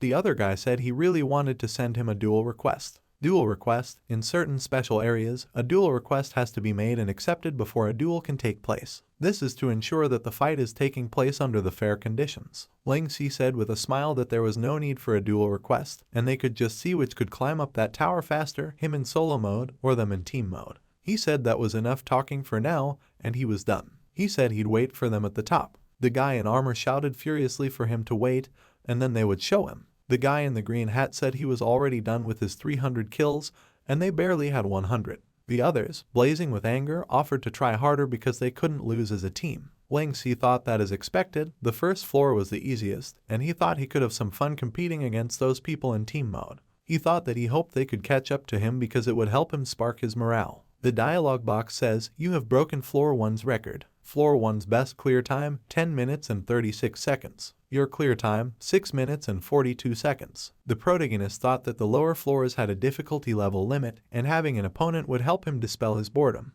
The dialogue box says, as you have set a new record, the experience gained from Floor 1 will be increased by 30%. Coming out of the portal, Ling Si thought that it was only the first floor after all, and this minor reward was like trying to fill a tanker with a glass of water for someone like him who needed a huge amount of experience to level up. A dialogue box welcomed the protagonist to the waiting area. The protagonist glanced to the side when he heard a voice exclaiming that he was very fast. In front of him was a guy with long green hair. Smiling, he said that he was watching the broadcast of him going through Floor 1. Smiling good-naturedly, the guy said that he was incredible. Ling Si, embarrassed, said that he just happened to have a skill that would be useful for clearing mobs. The guy said that the fact that he wasn't on the team was even more impressive. He asked about the fact that he'd probably set a new record at that speed. He said he was sure he had gotten an award for it. The guy asked if he could find out what that award was. The protagonist replied that he got an extra 30% experience, and it wasn't very useful. He thought about how he was very friendly. The guy, with a sly smile, agreed and asked about his level being low. He said he had hidden his level too. He said it would be great if he could get this award on a higher floor. Ling Si said that he would go further. The guy offered to go together. Ling Si looked at him questioningly. The guy said that he, like Ling Si, was in solo mode. Turning around, he called out to him and said that it was unknown what awaited them on the second floor. He added that he was looking forward to it. Ling Si thought that he didn't expect that there would be someone who would also be going through the tower in solo mode. The dialogue box said, Floor 2. Monster, Blood Wolf. Clear requirement, kill 500 blood wolves within 2 hours. In front of the protagonist was a red wolf with big fangs. The barrier of the protagonist hit the wolf. Ling Si thought that this was only the second floor, but the HP of the monsters here had already doubled. He thought with a calm face that the passive damage from this shield was still enough to kill them in one hit, but judging from how fast the HP was increasing, it probably wouldn't work on the monsters on the next floors. Thinking back to the dialogue box, the protagonist thought that according to the system description, the damage of this skill depended on its level and characteristics, and in other words, this barrier could do little to monsters that were near or above his level. Looking ahead, he thought that in order to increase its damage, he would have to raise his level. And in simple words, this passive skill would only benefit him when he was in a low-level area. He figured it was better than nothing. Looking at the blue portal, Ling Si thought that he would just walk to the portal to the third floor, and would surely fulfill the clear requirement by the time he got there. The dialogue box says, Floor 2 progress, 500 out of 500. As you have set a new record, the experience gained from Floor 2 will be increased by 30%. Coming out of the portal, the protagonist thought that even with the bonus of setting a new record, the experience gained from the lower floors was so low that it was insignificant to his level up plans, and he needed to hurry up. The guy with green hair appeared from the portal and exclaimed that he had overtaken him, and he thought he would be faster than Ling Si. He said that it looked like he had broken the record again. Turning around, Ling Si thought that this guy cleared the requirement almost as fast as him. The guy said that he just needed to try harder on the next floor. A voice announced a new notification. The dialogue box says, Attention all players who are valiantly in combat. A randomly spawned boss has appeared on floor 10. Kill the boss to receive additional rewards and leveling bonuses. This notification is issued only to those on floor 10 or lower. The guy exclaimed that they were lucky and he didn't expect that a randomly spawned boss would appear on floor 10. He said that it was getting fun. Running past Ling Si, the guy said he was off and he needed to get to floor 10 as soon as possible to get that boss. He said that if he didn't hurry, there wouldn't even be any scraps left. Smiling, he told the protagonist that they would see each other on the 10th floor. Ling Si, frowning, remained silent and thought that this guy was not as simple as he seemed, and he probably also had some skill that allowed him to clear mobs quickly. It's getting fun, he thought. With the blessing of the Giant King, Ling Si cleared the subsequent floors in a flash. As with the previous floors, the protective shield spells instant death for the low-level mobs. It was only until he cleared floor 9 that Ling Si finally gained 1 level and became level 43. Meanwhile, the blessing of the Giant King's skill upgrade reached 9230 out of 10,000. As for the randomly spawned boss, it was a giant monster with millions of HP. By the time Ling Si got there, the arena was already filled to the brim with other solo mode and team mode players. Ling Si smirked and thought that the accumulated stacked attacks from using Blessing of the Giant King in the past floors might come in handy now. He thought that with his current DPS, he wouldn't even have to switch to his Spell Thief setup, and when the boss health reached around 10,000, he could kill him in one hit with the immense burst damage from the final stacked attack. The protagonist thought that leveling bonus from a boss like this was nothing to scoff at, and to improve his leveling efficiency, he should definitely get it. Ling Si stood there, shrouded in electricity. Stacked attacks, 2236. The health scale above the boss's head was about a quarter full. Ling Si thought with a smirk that he only had 20,000 HP left. Noticing the light behind him, he turned around. A huge blob of energy flew next to him. The energy blob hit the boss, dropping his health to 0. The protagonist, noticing this damage, thought someone else sniped it. The person behind said copied his DPS and killed this boss without a hitch. The same guy with green hair appeared in front of the protagonist and said they met again. He asked him about being one of the candidates for the Badge of the Glorious as well. Noticing that it was him again, Ling Si frowned in surprise. People were standing around the disappearing defeated boss. Ling Si thought about the fact that he too was a candidate for the Badge of the Glorious. The guy with green hair exhaled with a smile. He said that the reward was pretty good and he would get 10% extra experience on all floors, and also the damage he dealt to monsters on each floor would be increased by 10%, and the higher he got, the more valuable the reward would be. The guy said that he only came here after completing this floor's quest. He asked about Ling Si as well. He said that he was sorry for stealing this last blow from him. Ling Si, gritting his teeth, said that he had just said something about being a candidate for the Badge of the Glorious. The guy replied that he was also one of the 3 candidates for the Badge of the Glorious. Ling Si frowned. The guy said with a smile that he probably knew that there were 3 candidates, and although there were quite a few professionals in this game, Ling Si's performance during that torchfire competition caught his attention. He added that judging from his reaction, he was right. Ling Si tensed up at the fact that he did know that there were 2 other candidates, but he hadn't really thought much about it and didn't expect that one of them would approach him directly like this. The guy said that as far as he should know by now, the fact that there were 3 candidates meant that there might only be 1 left at the end. The protagonist frowned, and the guy said, pointing his finger at him with a sly smile, that he had come here to take away his right to be a candidate. A dagger appeared in Ling Si's hand, and he grinningly asked about taking away his right to candidacy. Getting into a fighting stance, he told him to try if he was really capable of it, because it would save him the trouble of looking for him. The boy was much more quiet. Flashing an innocent smile all around, he asked who was talking about fighting him here. Exhaling, he asked why he was so impulsive. Ling Si looked at him with a perplexed look, raising an eyebrow. The guy asked about the fact that since they were in this tower, why not do something more interesting? He suggested they have a competition to see what would be the first to reach the 21st floor, and whoever could do it would be the winner. Folding his arms across his chest, the guy said that the loser would be forced to resign his candidacy. Ling Si asked why he would accept such a bet. The guy, raising his hand, exclaimed about being boring. He asked if it sounded fun. Leaning in slightly, he playfully asked if he was scared. The protagonist, laughing slightly, said that it was interesting, and he hadn't seen such a look of disdain in a long time. With a smirk, he said that his bet was too simple, and he proposed one more condition. Ling Si said that the loser would have to sign a master-servant contract and serve the winner for the rest of his life. He asked what he thought. The boy remained silent. Ling Si with a sinister face asked if he was scared. Laughing, the guy said that he was an interesting guy and it was people like him that made this game interesting.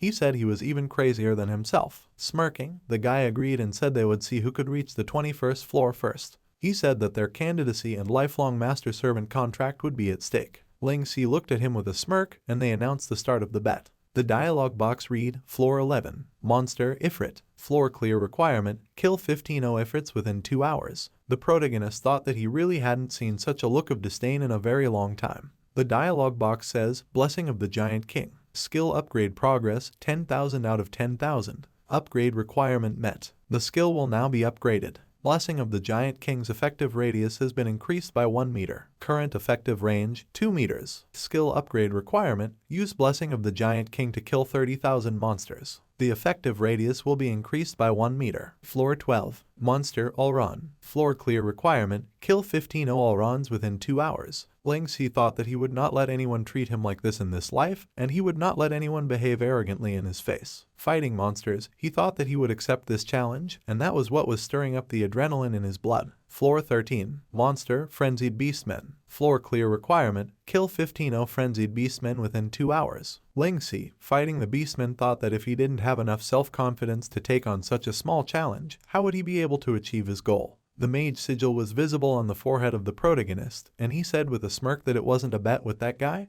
but a challenge he was challenging himself. Ling Si quickly passed floor after floor, reaching the 20th floor. The ground around him was splattered with blood. He keeps scaling floor after floor. Like a murderous demon, Ling Si loses himself as he carries out a bloody rampage that's proceeding at a frightening rate. The protagonist stood with a serious face splattered with blood. The dialogue box read, Floor 20 progress, 18-0 out of 18-0. Floor 20 mission complete. There are 2 blue portals on the 21st floor. Ling Si stepped out of the portal and said with a chuckle that it was interesting. A guy came out of the other portal, breathing heavily. The protagonist said with a smirk that it looked like they both got here at the same moment. The guy, laughing, said that he was exhausted. Ling Si suggested, since they had a tie, to do something else to determine the winner. The guy, straightening up, said he accepts. A dialogue box announced that duel request is accepted. Ling Si used Night Summon and Dominion of the Mercenary, and Night and Spectral Warriors appeared around him. He said with a smirk that it really gets him fired up. The protagonist used Elemental Manifestation Burning Lava and rushed into attack, surrounded by flames. He figured he would take him down with his relentless strikes. The guy grabbed his weapon, surrounded by blue electricity. A serpent-shaped stream of electricity rushed forward.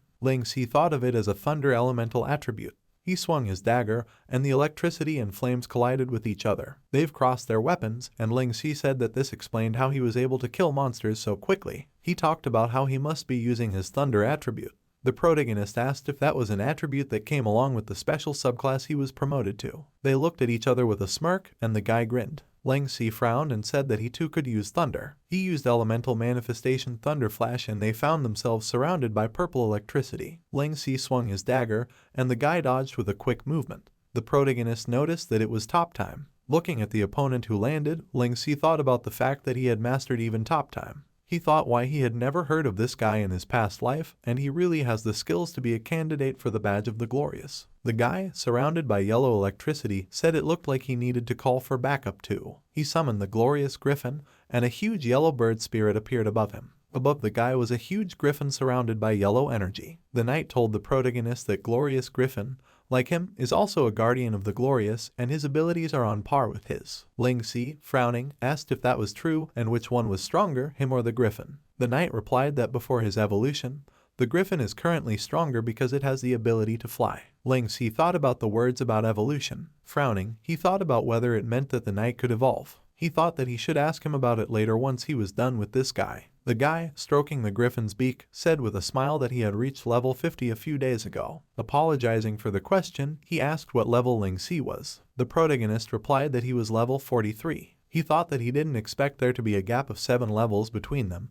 and if it was an ordinary player, he would still be able to use his skills to bridge the gap, but since it was a professional, things would get tricky. The guy surrounded by yellow energy said it was amazing, and even seeing the difference in their levels, he doesn't show any signs of fear. Getting into a fighting stance, he used the special post-promotion skill, Vessel of Thunderous Calling, and said he would still fulfill his plans to defeat him today. He said that he would take away his candidacy. Ling Si wondered what kind of skill this was. The knight told him to leave the griffin to him. Running forward, he ordered the spectral warriors to follow him. Ling Si wondered why Knight of the Glorious so intelligent, and whether it was because he was a special NPC. The knight and the spectral warrior rushed to attack the griffin, and the guy said that he was fine with that, and the two of them could play with each other without disturbing them. He smirked, surrounded by yellow electricity. Appearing behind Ling Si's back, he swung his sword and thought that one of the characteristics of the thunder element was violent swiftness. He struck with his sword, shattering the floor with yellow electricity. The guy told the main character that his thief skills wouldn't be very effective against a warrior like him.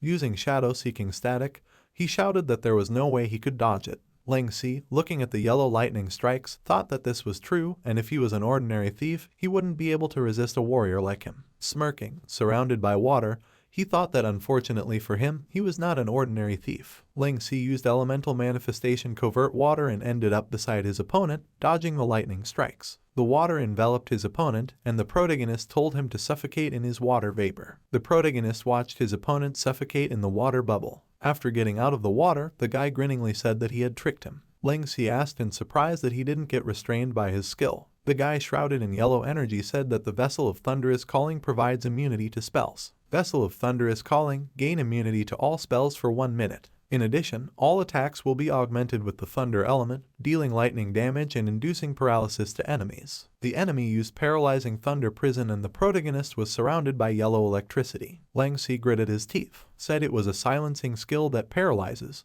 The dialogue box says, "You have been paralyzed and silenced. Duration, 1 second. The guy used Thunder Dragon, and a huge stream of yellow dragon-shaped energy rushed towards Ling Si. There was an explosion, raising a cloud of dust. The guy asked about the fact that he had mastered top time as well. He said that he was good because he used top time to maximize the effect like that. Ling Si stood in the dust cloud, and the guy said that his attack still landed. The main character stood there frowning. Above his head, you could see that his health scale had decreased slightly. He thought that Vessel of the Thunderous Calling nullifies all his magic spells, and being a warrior whose level is 7 levels higher than him puts a thief like him in a disadvantageous situation. Ling Si thought that his thunder attribute would also impose paralysis if he got close, and this guy is really strong. The Griffon flapped its wings and a whirlwind of green energy rushed at the knight, who thought it was showy and insubstantial tricks. With a wave of his sword, he said to it, "Begone." The Griffon hovered in the air in front of him, shrouded in yellow electricity, and the knight thought that if he had been in the same state as back then, even he, who could fly, would have fallen from his blade. Ling Si ran across the arena between the lightning bolts striking the stone floor. Losing health, he thought that at this rate, this extra lightning damage of his would become increasingly worse for him. The guy appeared behind the protagonist's back, swinging his blade, and Ling Si, noticing that the paralysis time was over, thought it was his time. He used Evil Spirit's invisibility, and a purple evil spirit appeared at the point of impact. The guy said that he wouldn't be able to catch it wielding the thunder attribute with these skills. Ling Si, appearing behind his opponent's back, swung his dagger and told him to eat this. The guy shrouded in yellow electricity said that they looked to see whose DPS would be higher after he copied him. Ling Si, remembering the boss battle, tensed up at the thought that he could copy his damage buffs, and he solely wanted to raise the DPS. He surprisingly asked about his Knight of the Glorious skill. Yellow lightning struck the stone floor. The guy, spreading his hands apart, replied that he guessed right, and the DPS he uses is that Lord Rank Knight's DPS. Laughing, he said his Knight's DPS was impressive, and he was glad he figured it out so quickly. He said that if he took on the full brunt of this attack, he would have already become his servant. Ling Si thought that his strength after being boosted by the glorious DPS is really strong. The main character's health bar showed that he had very little HP left. Slowly exhaling, he thought that he was almost killed in one hit with his own skill. Ling Si said that it was too early to say what would serve whom. He said that Knight of the Glorious was not his only top DPS skill. The guy frowned nervously and asked if he was talking about the skill he used to chop the gate. He asked if he had been waiting all this time to finish his cooldown. The dialogue box reported that the cooldown for the summon weapon, Heavensward, had ended. A huge sword appeared from the red magic circle above Ling Si's head, and he said that he had gotten it right and he would try out the move on him. The protagonist, frowning, used the King's Majesty and Earth Shatterer. Looking at the huge blade approaching, the guy thought, what immense pressure. The dialogue box read, under the invisible majesty of the king, you have temporarily lost the ability to move. A huge purple spirit struck the enemy with a huge sword. The dialogue box says, Heavensward's exclusive skill, Earth Shatterer. This is the great sword that can cleave through space and open up a new ground. Mete out judgment with the majesty of a king. The guy was surprised to think that this is a really ridiculous skill. The Griffon in front of the knight began to fade away, and the knight said that the outcome seemed to be clear. He congratulated his master. A dialogue box congratulated him on winning the duel. Ling Si, standing in front of the losing guy who had fallen to his knees, said with a smirk that he had lost. The guy, clucking his tongue, said that he knew it himself. Gritting his teeth, he said that he seemed to have underestimated him. Ling Si, lifting his face by his chin, said with a smile that he could only find an opportunity if he took the initiative to strike. He asked if the slave understood him. The boy pushed his hand away and said he admitted defeat. Holding his shoulder, he said that although he was hurt by the defeat, he had to admit that he was really very strong. Ling Si thanked him for the compliment and reminded him that he had debts to pay off. The boy, frowning, pressed his lips together. Ling Si said that he would first take away his right to be a candidate for the Badge of the Glorious. The dialogue box said, will you take away your opponent's right to candidacy? The protagonist clicked yes. The dialogue box says, your right to candidacy has been taken away. You are not the final glorious one. The guy looked in surprise at the glowing Badge of the Glorious, which began to disappear. The dialogue box read, the Badge of the Glorious will now be leaving you. The brilliance of glory is everlasting. The Badge of the Glorious disappeared. The boy tearfully said that he would miss his Badge of the Glorious. Ling Si shone a satisfied smile. The dialogue box said, beginning the delivery of rewards. Ling Si was surprised to notice a bright light. Surrounded by the bright light, he thought that the experience was pouring in incessantly. The dialogue box read, congratulations, you have gained 6 levels. Current level, level 49. Ling Si exclaimed in surprise that he had gained level 6. The guy exclaimed in surprise. The dialogue box said, as the victor, will you claim the opponent's glorious skills, summon Griffin and copy damage? Ling Si silently turned around. A guy with a sad face was rubbing his neck. The protagonist silently looked at him. The dialogue box announced that he had chosen no. The guy behind him was surprised. He asked why. He said that the 2 skills had actually been learned after he had gotten them from Badge of the Glorious, and if he wanted to take them back, he would give them away. Ling Si replied that there was no need for that. The guy shouted that if he left him with such strong skills, he needed to beware that he would become stronger than him in the future. Ling Si turned around and asked with a smirk, forgetting that he was now his servant. He asked if it would only be better for him if he became stronger. The protagonist said that he had faith that he wouldn't lose to anyone in the future, so letting the person he defeated keep a couple strong skills was nothing. The guy, after a bit of silence, asked what his name was. The protagonist replied that his name was Ling Si. The guy pressed his lips together. He suddenly appeared in front of the protagonist with a radiant smile, calling him Master Ling Si. Spinning around him, the guy said that from now on, she would be at his beck and call, and he could be his bodyguard, fighter, or anything he wished. He told him not to belittle him because he's pretty famous too, he just prefers to be low-key. Ling Si told him not to call him master with that obnoxious tone of voice. He asked if he could introduce himself properly first. The guy introduced himself, saying that his name was Narlo and he was a knight from the Wolf's Fang Guild. Ling Si frowned and asked about him being from the Wolf's Fang Guild. Narlo said that it would be more accurate to say that Wolf's Fang hired him, and their vice guildmaster, Squirrel, spent a large sum of money to convince him to join them. He said with a smile that he usually only came to the guild when they needed him. With his arm around the protagonist's waist, Narlo said that he had to say that Wolf's Fang was very boring, and he couldn't believe that he originally joined them out of boredom. He said that now he won't be bored anymore because he has to protect his master. Ling Si, gritting his teeth, told him to get lost. The dialogue box announced that the master-servant contract has been established. Ling Si left his signature on the dialogue box. He said with a sinister smile that since the master-servant contract had been established, he just had to wait to contact him next time. The master-servant said that maybe one day he would really need his help, but for now he was going to continue scaling this tower to level up. Narlo, walking away into the portal, said that he was leaving the tower and they would see each other later. Ling Si asked in surprise why he was going to leave. Leaving into the portal told him not to overthink it, and in fact he only came to the tower because he was bored and he didn't need this tower to raise his level.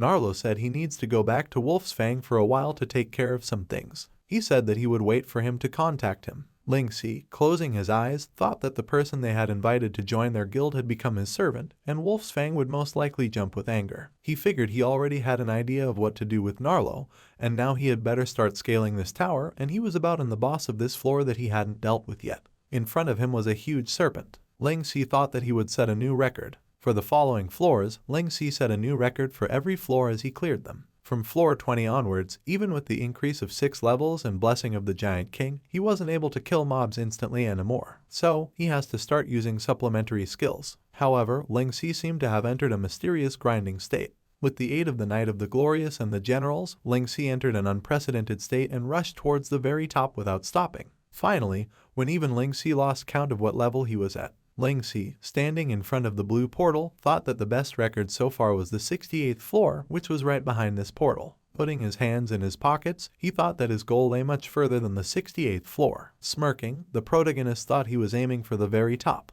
The dialogue box reads, Floor 68. Current best clear time, 54 minutes. Winged armored monsters were flying in the sky. Ling Si thought that he understood why many people were stumped by this trial, and defeating monsters of this size with so much HP was impossible if the player lacked skill. The dialogue box says, Monster Iron Dragon. Floor clear requirement, kill 300 iron dragons within 1 hour. Ling Si thought about how he should defeat monsters capable of flying. He thought that if he used his Spellmage's elemental manifestation spells, he might not be able to handle it if there were too many of them at the same time and it would affect his speed. The knight telepathically told him that his king's majesty would instill terror into these dragons, and when that happened, they would fall from the sky themselves. He said that even he couldn't do anything about the effect it had on him when he used it. A mage sigil appeared on Ling Si's forehead and he said King's majesty is quite something. He said that he couldn't think that it would have such an effect. Kneading his wrist, the protagonist said that since that was the case, he would look for the place where dragons were the most. He said that with Spellmage moves and he would create a legendary record that no one could ever beat. Stepping on the stone cliff, Ling Si said that it seemed like this should be enough for him to set a new record.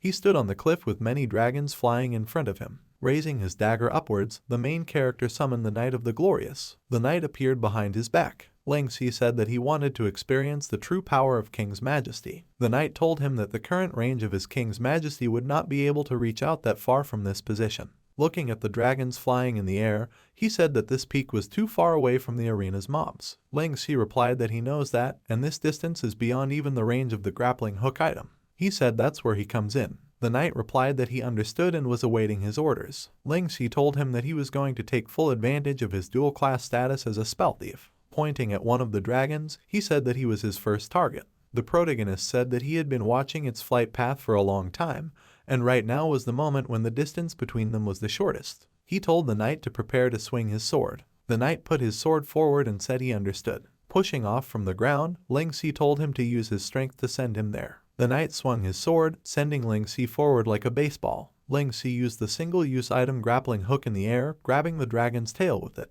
He said that he would use them all as his stepping stones. The dragon turned around, exposing many sharp teeth in its mouth. Ling Si ran down the dragon's back, shouting that he would be the first. Pushing off from the dragon's back, he jumped onward. As he approached the dragon swinging a huge clawed paw, he used backstab. The dragon was surprised to notice that the protagonist in front of him had disappeared. Finding himself behind the dragon's back, he thought his target was the highest point in the very middle. With a wicked smile, Ling Si used King's Majesty. A bright yellow energy surrounded him. The bright light illuminated the dragons around him, and they began to fall down, trembling. Ling Si jumped off the dragon and, surrounded by 3 multicolored flames, said that no matter how strong their defenses were, he would force them to submit. Surrounded by flames, water, and electricity, the protagonist used the vessel of the restless chaos. A stream of water, fire, and electricity hit the ground. The dragon's HP began to drop rapidly, and Ling Si, laughing, shouted out that it felt good. He said that he would vaporize all of them. The dialogue box said, 300 out of 300.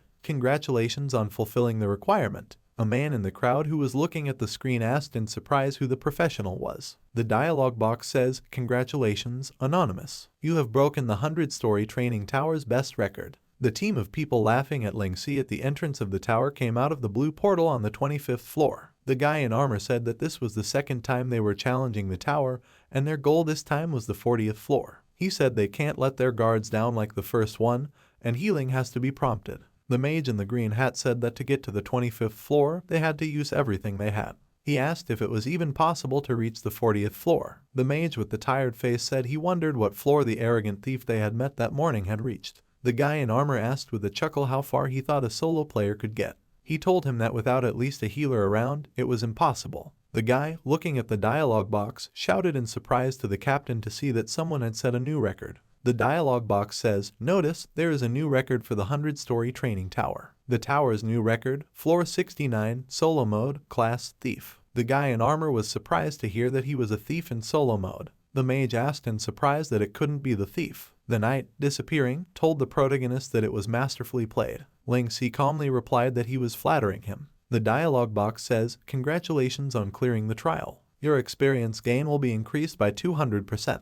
Ling Si smiled as he noticed that he had raised his level again and thought that it was fast. He thought that with this bonus, if it works outside of this area, it will be crazy. The dialogue box says, congratulations on clearing the trial. You have obtained an attribute of the Iron Dragon's, physical damage resistance plus 30%.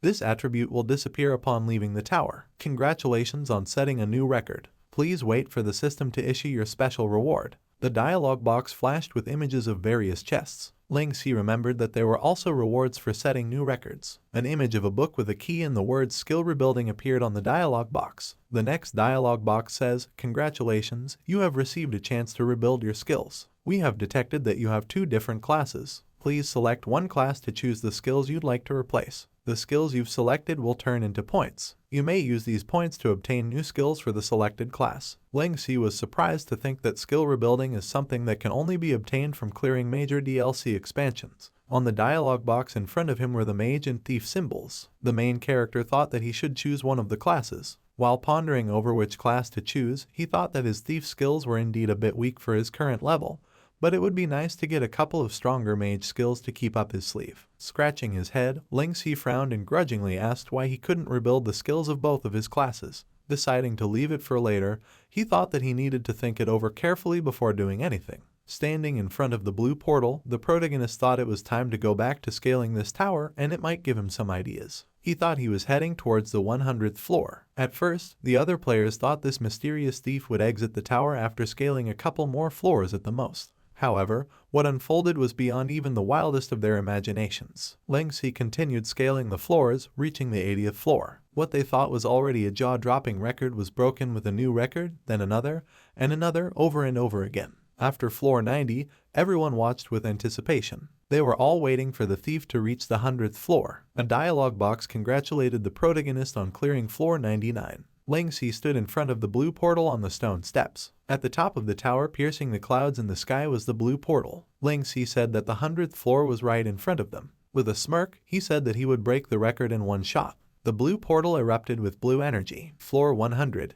The arena with the blue portal was surrounded by tall, sharp rocks. The dialogue box said, the final floor. Mission, kill the legendary NPC of your assigned class and his forces. Time, 60 minutes. Ling Si stepped out of the portal. There was a cloud of dust in the air, surrounded by purple energy. A monster in black armor with a metal mask was emitting purple energy. This monster is legendary thief Vicious Ghoul Yaz, level 60. Ling Si, folding his hands in his pockets, thought this legendary thief Yaz is quite strong. The knight told him that if he could deal a finishing blow to a legendary NPC with him, he would be able to evolve. Ling Si exclaimed in surprise and said that he couldn't have imagined that it would turn out to be a requirement for evolution. He added that it was really specific. Raising his dagger, the protagonist said that it was perfectly in their favor. He summoned a knight and the knight appeared behind his back. Ling Si looked at the dialogue box that appeared in front of him in surprise, which read, "As you have been assigned to a dual-class player, an additional legendary NPC will be spawned. Good luck." Another opponent that looked like a witch with white hair, legendary mage Terra Revenant Caster Lyria, level 60, appeared from the purple portal. Ling Si asked in surprise that being dual-class meant that he had to fight two legendary NPCs at the same time.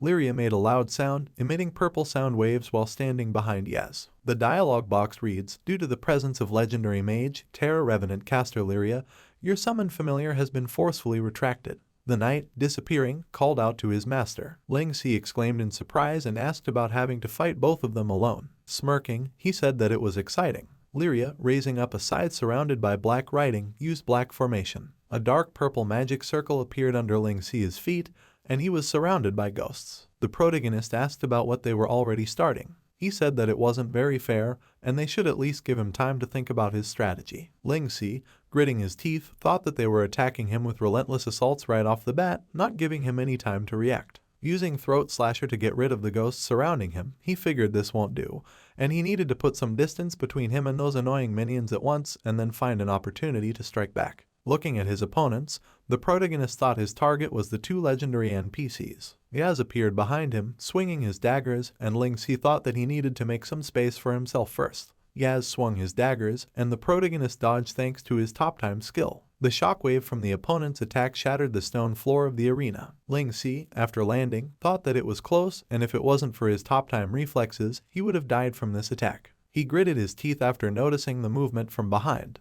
Using evil spirit's invisibility, the protagonist let out a curse and said that they weren't even giving him time to catch his breath. Lyria raised her hand up in the air, surrounded by ghosts. A multitude of ghosts attacked Ling Si at the same time, and he tried desperately to block their blows. Gritting his teeth, he tensely thought that this was very bad, and at this rate, he would die. Yaz was lightning fast behind the protagonist's back. Using Neckbreaker, he stabbed his blade into his neck, and blood spurted out of Ling Si's mouth. His health scale dropped to half, and the protagonist, frowning and clenching his jaws, thought that he couldn't even dodge their attacks. He thought that they coordinate their skills so well and then attack him as soon as he finished making his moves. Ling Si thought that he couldn't dodge at all. As he fell to the ground, he kicked up a cloud of dust. Getting up from the ground, the protagonist thought that no one would be able to withstand such unrelenting assaults. Frowning, he thought that one legendary NPC is already a handful, and his special status has really done him in this time. Looking at the opponents surrounded by purple ghosts, Ling Si thought about the fact that on top of that, they had all these summoned mobs. He thought how he should kill them one by one. Suddenly, the protagonist had an epiphany and thought about the words about killing one at a time. Rising to his feet, Ling Si thought that he had been acting off script for so long that he had already forgotten the essence of being a thief. Lyria raised up her scythe, and Yaz swung his daggers. Ling Si, standing in front of them, thought how he could forget the essence of his ideal image of a thief. With a smirk, he thought that he should stay alive. The enemy's attack pierced the protagonist, and his health dropped to 0. Smiling with a bloody mouth and disappearing, Ling Si thought that he wouldn't keep them waiting for long. A dialogue box reported that he had failed to clear floor 100. He appeared in front of a knight who bowed down on his knee in front of him. The knight told him that he was ashamed of himself for failing to help him. The protagonist replied that it wasn't his fault. The dialogue box says, "You have failed the challenge. Will you return to floor 1 to attempt the challenge again?" Ling Si put his hand on the knight's shoulder and told him that he had one question. He asked him with a smile and asked him what he thought about joining him to scale the tower again from floor 1. The dialogue box says, "Will you return to floor 1 to attempt the challenge again? Select no to exit the tower." The knight put his hand on his chest and said that he would be honored to keep him company on his way to the top again. Ling Si came out of the blue portal on the first floor. She pressed the skill rebuilding button. The protagonist stood with a face expressing nothing. The dialogue box said, "Save reward activated. Please select the class that you'd like to rebuild." Ling Si said he was choosing to rebuild his thief class skill set. He said to show him a list of high-level skills from the assassination skill tree. The dialogue box said, "Assassination." Ling Si frowned, surrounded by dark purple energy. 100-story tower, the final floor. The dialogue box announced that since the protagonist was determined to be a dual-class player, an additional legendary NPC would be spawned. The legendary thief Vicious Ghoul Yaz, level 60, and legendary mage Terra Revenant Caster Lyria, level 60, appeared in front of the protagonist. They stood in front of a blue portal. The dialogue boxes read, "Due to the presence of legendary mage Terra Revenant Caster Lyria, your summoned familiar has been forcefully recalled. Due to the pressure exerted by legendary mage Terra Revenant caster Lyria, your passive skill, Blessing of the Giant King, has been temporarily nullified. Ling Si walked out of the blue portal with a smile and apologized for keeping them waiting. Yaz and Lyria stood up in battle stances. Ling Si, who had reached level 58, said with a smirk as he climbed back up from the first floor. Lyria raised up a scythe surrounded by purple ghosts and used Devastation of Corpses, Ghoul Ensemble. Ling Si told them to attack him all together. Ling Si used Fog Dominion, creating a fog around him, and the ghosts lost their target. Ling Si said with a smirk that he would show them his new thief skills. The ghosts flew around the fog created by the protagonist. A dialogue box described Fog Dominion creates a field of fog. Backstab and sneak attacks will now deal guaranteed critical damage. Ling Si, running through the fog, thought of the thieves as assassins who hid in the shadows, and he would take advantage of the cover created by this domain of fog to kill each of them one by one. Ling Si chopped the ghost in half with a swing of his dagger. The ghosts noticed the protagonist who jumped out of the fog. He used Raging Slaughter, killing the ghosts around him with red energy. Raging Slaughter, killing enemies will give you rage, which can be stacked.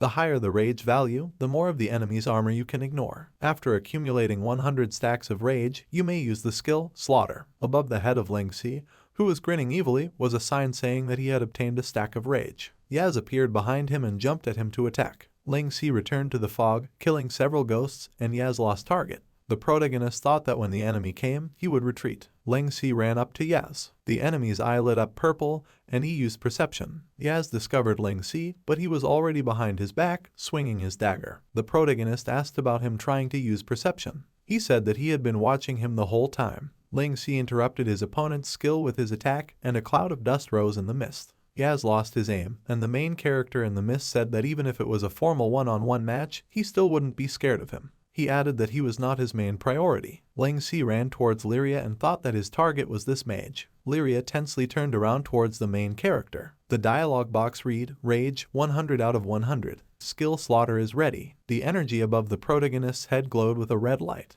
Ghosts surrounded the protagonist. Ling Si used Shadow Ambush. Shadow Ambush. Activating this skill will allow you to lock onto an opponent who will be isolated and brought into a shadow dimension. When inside the shadow dimension, your stealth stat is doubled, and your target's defense is reduced by 30%.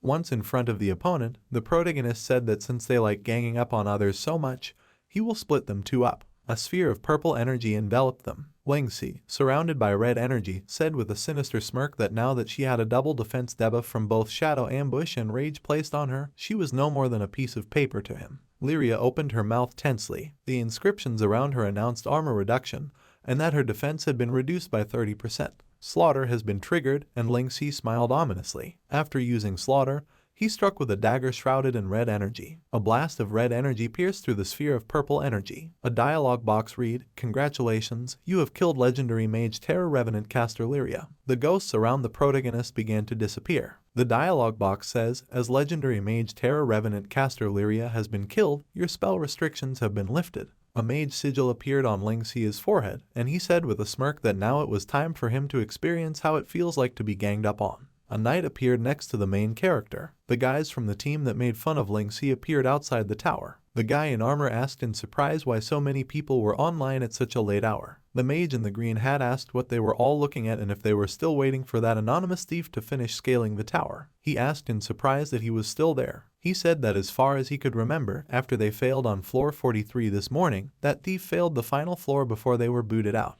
The mage asked about the fact that it had only been a few hours and he had already made it to the final floor again.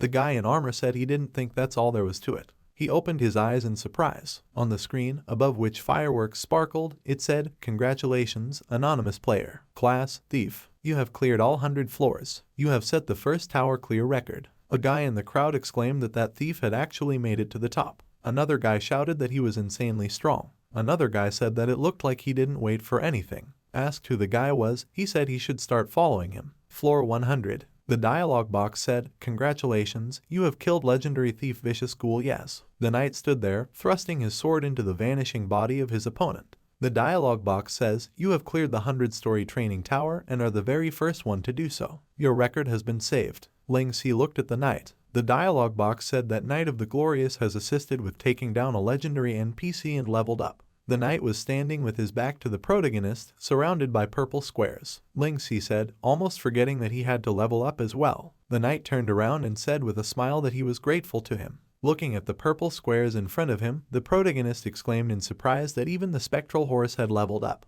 In front of him in the air was a knight clad in golden armor riding a winged black horse. The dialogue box said, Golden Knight of the Glorious and Spectral Pegasus. The knight told the protagonist that while he can't ride the Pegasus during quests, he can cut down on travel time when he's in the overworld. Ling-Si asked surprisingly about whether the new look was based on the legendary NPC they defeated. The dialogue box says, Congratulations on receiving the reward for leveling up. Congratulations on receiving the bonus class-based reward for clearing the tower. Ling-Si, who had reached level 60, looking at the dialogue box glowing brightly with blue light, thought that this reward for leveling up had probably gone past the cap because after all, level 60 was the maximum player level for this tower. He thought that, in any case, the most important reward is the last reward. The dialogue box says, Legendary Thief Skill, Conqueror's Concealment. Shield yourself with naught but the void, and none shall perceive you. When going into stealth, your aura will inflict fear on enemies that are of a lower level than you. Enemies who approach you will be inflicted with a weakened debuff. Note, enemies of a higher level will be immune to its effects. Also, your stealth mode will easily be seen through by enemies with keen perception.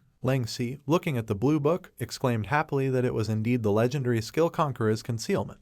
Holding the book in his hands, he said that in that case, he could carry out his plan, and it was time for Shadow to assemble. Tiana was writing something on paper. She looked away from her work and turned to the three people in the room, frowning. Tiana asked why they weren't practicing going through dungeons and raising their levels. She added that it was a waste of skills. She said that they have been lounging around for days now. Darkfeather was looking out the window at the birds. Tilly's, lying on the couch, said that there was a sale going on right now and she would use this chance to buy some gear. Ryuko, also lying on the couch, laughed and said that this comic is very funny. Tiana said irritably that she can tolerate Ryuko sitting here, but the other two aren't even members of Nebulous. Tilly's told her not to be so particular. Darkfeather said he wanted to see how many birds he could kill with one shot. Ryuko continued to laugh at the comic. Tiana yelled about how if they want to lounge around in her place, they need to join Nebulous first. Tilly's replied that the three of them teamed up and had recently executed their plans to level up ahead of schedule. She said that they've also been fighting in the arena for a few days now, and it's not challenging anymore. Ryuko, holding a comic book in his hand, said that without Ling-Si, the dungeons they can do are very boring, and Ling-Si must be busy right now because after their last operation together as Shadow, they haven't heard from him in a while. Tiana exhaled and said that Ling-Si never replies to her messages, and she has probably already sent him 100,000 messages. She said that he had disappeared without a trace since the Torchfire dungeon. Tiana looked toward the door. A man with green hair looked in and asked if he had the wrong place. Narlo, apologizing, asked which one of them was Tiana. Everyone looked at him in surprise, and Tiana replied that it was her. Ling-Si appeared from behind Narlo and said with a smile that this was Narlo, the new member of Team Shadow. Ryuko jumped up from the couch and exclaimed that Ling-Si the End had returned. Darkfeather turned around and said with a smile that it had been a long time since they had seen each other. Ling-Si greeted him and replied that they really hadn't seen each other for a long time. Tilly's, smirking, said that long time no seeing doesn't apply to her. Tiana shouted for the main character to wait a moment.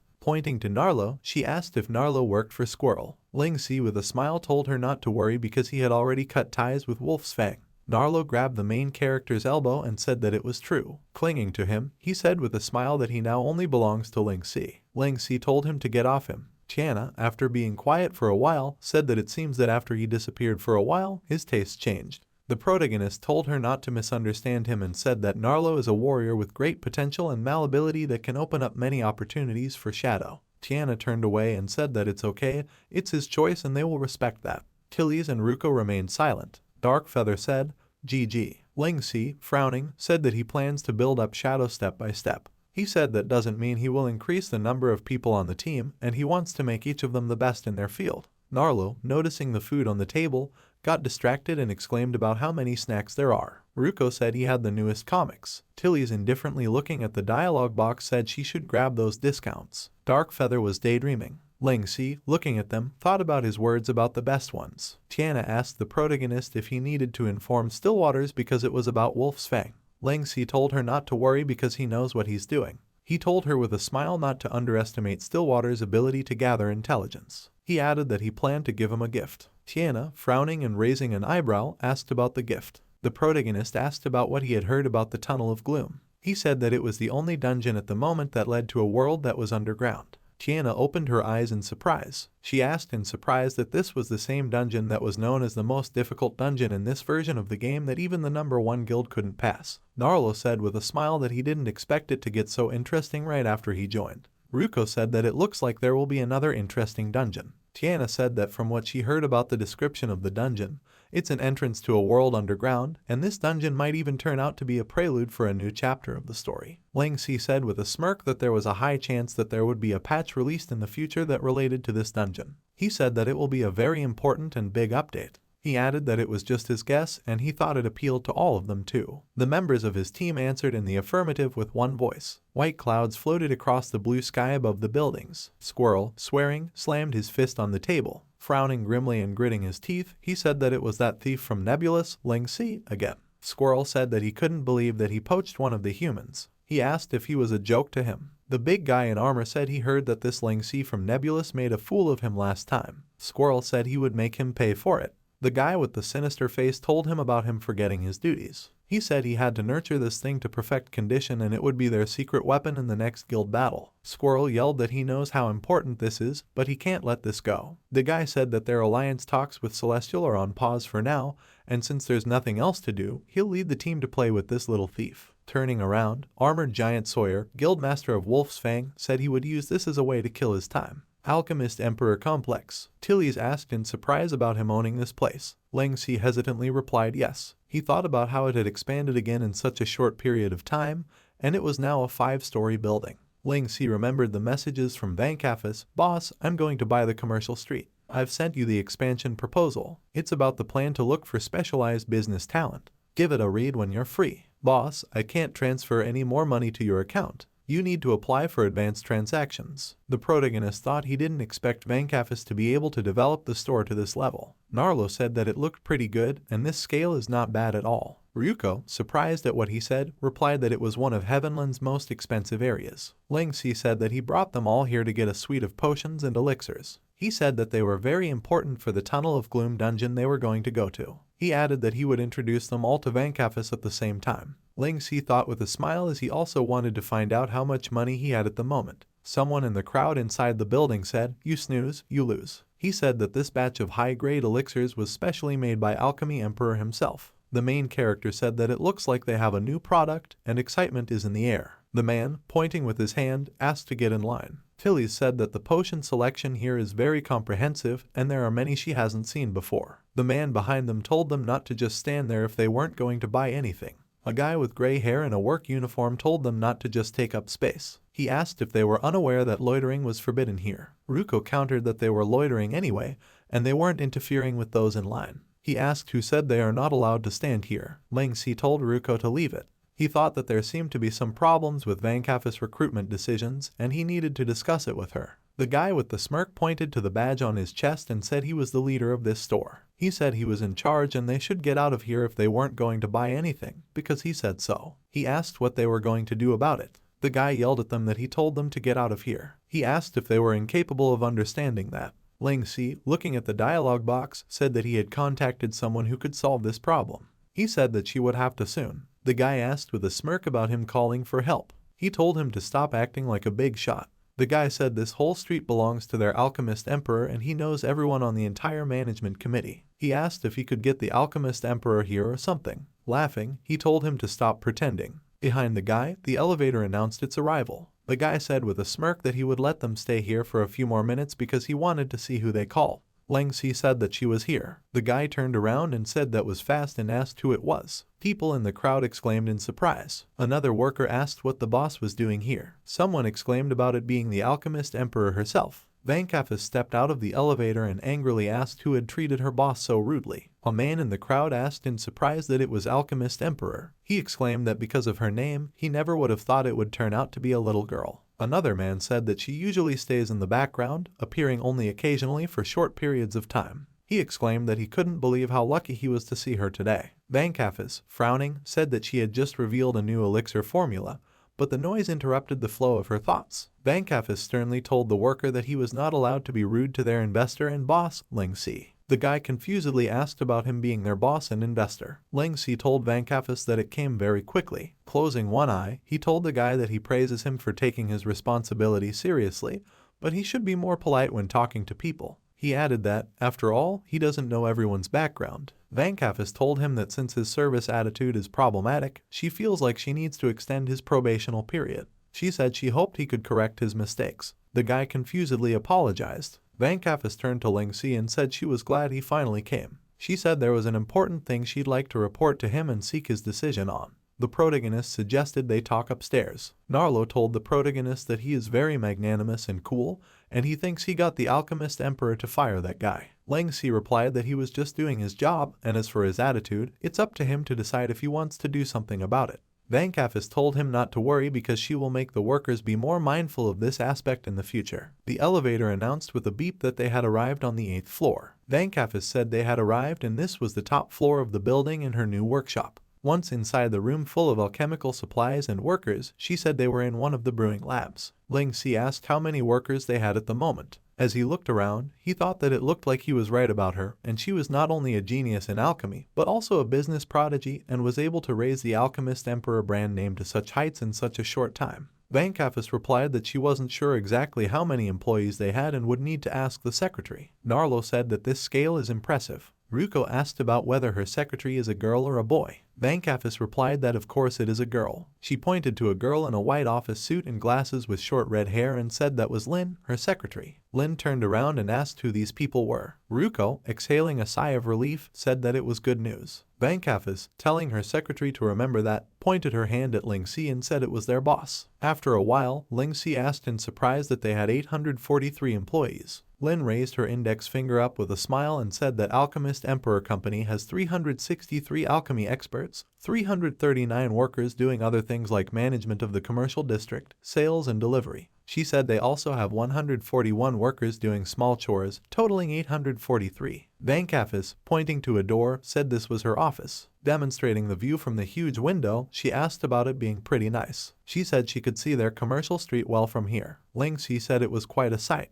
Ruko thought it was over and he couldn't match up to Vankafis at all. Vankafis put her hands on her belt and frowned and told the main character that she was just about to send someone to deliver a message to him because he never responds to them. She said that luckily he decided to stop by. Raising her index finger, Vankafis said that a financial corporation is trying to acquire them. Ling Si asked about them wanting to buy out Alchemist Emperor. She replied that since it was something she had to discuss with him first, she temporarily postponed the matter. The protagonist asked to tell him more about what kind of corporation it was. Vankafis said that recently 3 men in black showed up at their door and expressed their boss's intentions to purchase them. Ruko asked about the men in black. Vankafis said that this type of brawny men who always wear black suits, also known as men in black. Trying to remember what they called themselves, she assumed they called themselves something like Dumrake Corp. She added that other than that, they didn't say anything else. Ling Si asked about Dumrake Corp. Narlo said it was Daybreak Corp. He explained with a smile that they are the biggest pharmaceutical company in the world known for their research on cancer drugs. He said they control more than half of the world's drug production and their incredible financial power is enough to put some countries to shame. Ling Si said he knows quite a lot.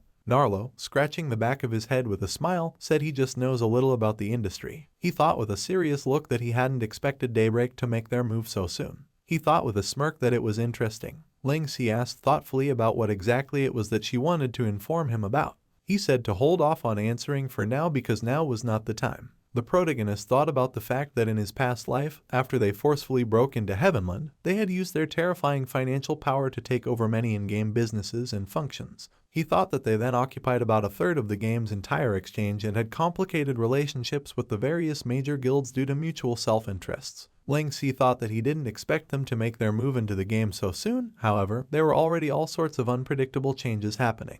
Vankafis asked him why he had dropped by. Ling Si asked about the fact that they're pretty rich right now. Vankafis, with her head back thoughtfully, said that if they don't look at things from the point of view of vulgar players, but from the point of view of business development, their capital flow is very favorable. She said that they can just define their current status with one word like poor or rich, and she can only say that they have a healthy capital chain and their cash flow is also quite good. Ling Si asked what that means in terms of vulgar players. Ruko surprisingly said that he didn't understand a word of what she said. Vankafis, raising her hands, replied that they were incredibly rich. Ling Si replied with a smirk that was fine with him. Ruko said that he understood now and that means they are very rich. The main character said that he came here to make sure they have a large amount of money ready. He said that they will start to expand soon. Ling Si asked if she remembered what he said about establishing a business empire. He said that his goal is to become not only the best in potions business but also in the whole industry. Vankafis with sparkling eyes happily exclaimed that he just had to say the word.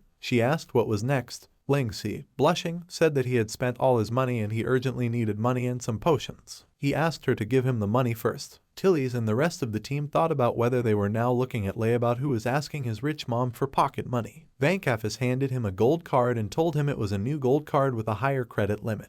Ling Si happily raised the gold card above his head and said that with this they should be ready for the near future. Tilly's asked about if they were going to go to the dungeon and why he needed so much money. The protagonist replied that that's what they needed them for. He said that in order to have a better time clearing it and get some levels at the same time, there was something they needed to acquire. Vankafis folded her arms across her chest with a satisfied smile. Ling Si said with a smile that there was a secret store that had a magic tool that would allow them to quickly go through the dungeon.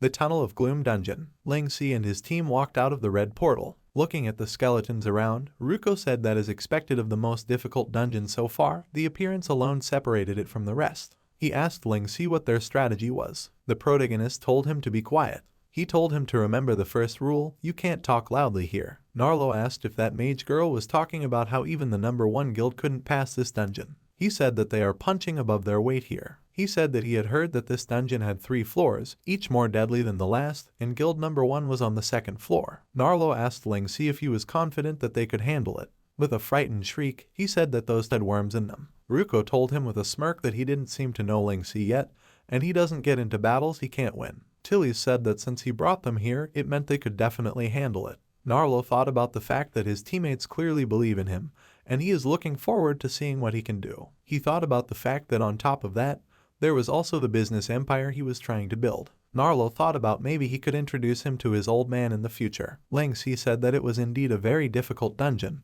and the reason was simple, it was the first dungeon of the underworld. He said that the player still doesn't know how to deal with the monster attacks here, and on top of that, the level of the dungeon is too high. Ling Si said with a grim smirk that this stuff costs more than 1 gold per bottle, and his heart is bleeding. Standing on the cliff towering over the monsters, he said, they should give these monsters a proper greeting. The main character with a sinister smile opened the yellow potion bottle and said that this time he would go all out in a blitz. Narlo asked in surprise that he was going to lure enemies in such a difficult dungeon by himself. He added that there are poisonous fumes below. Ling Si, raising his index finger, told him to be quiet because these underground monsters have very sharp senses and should be quiet.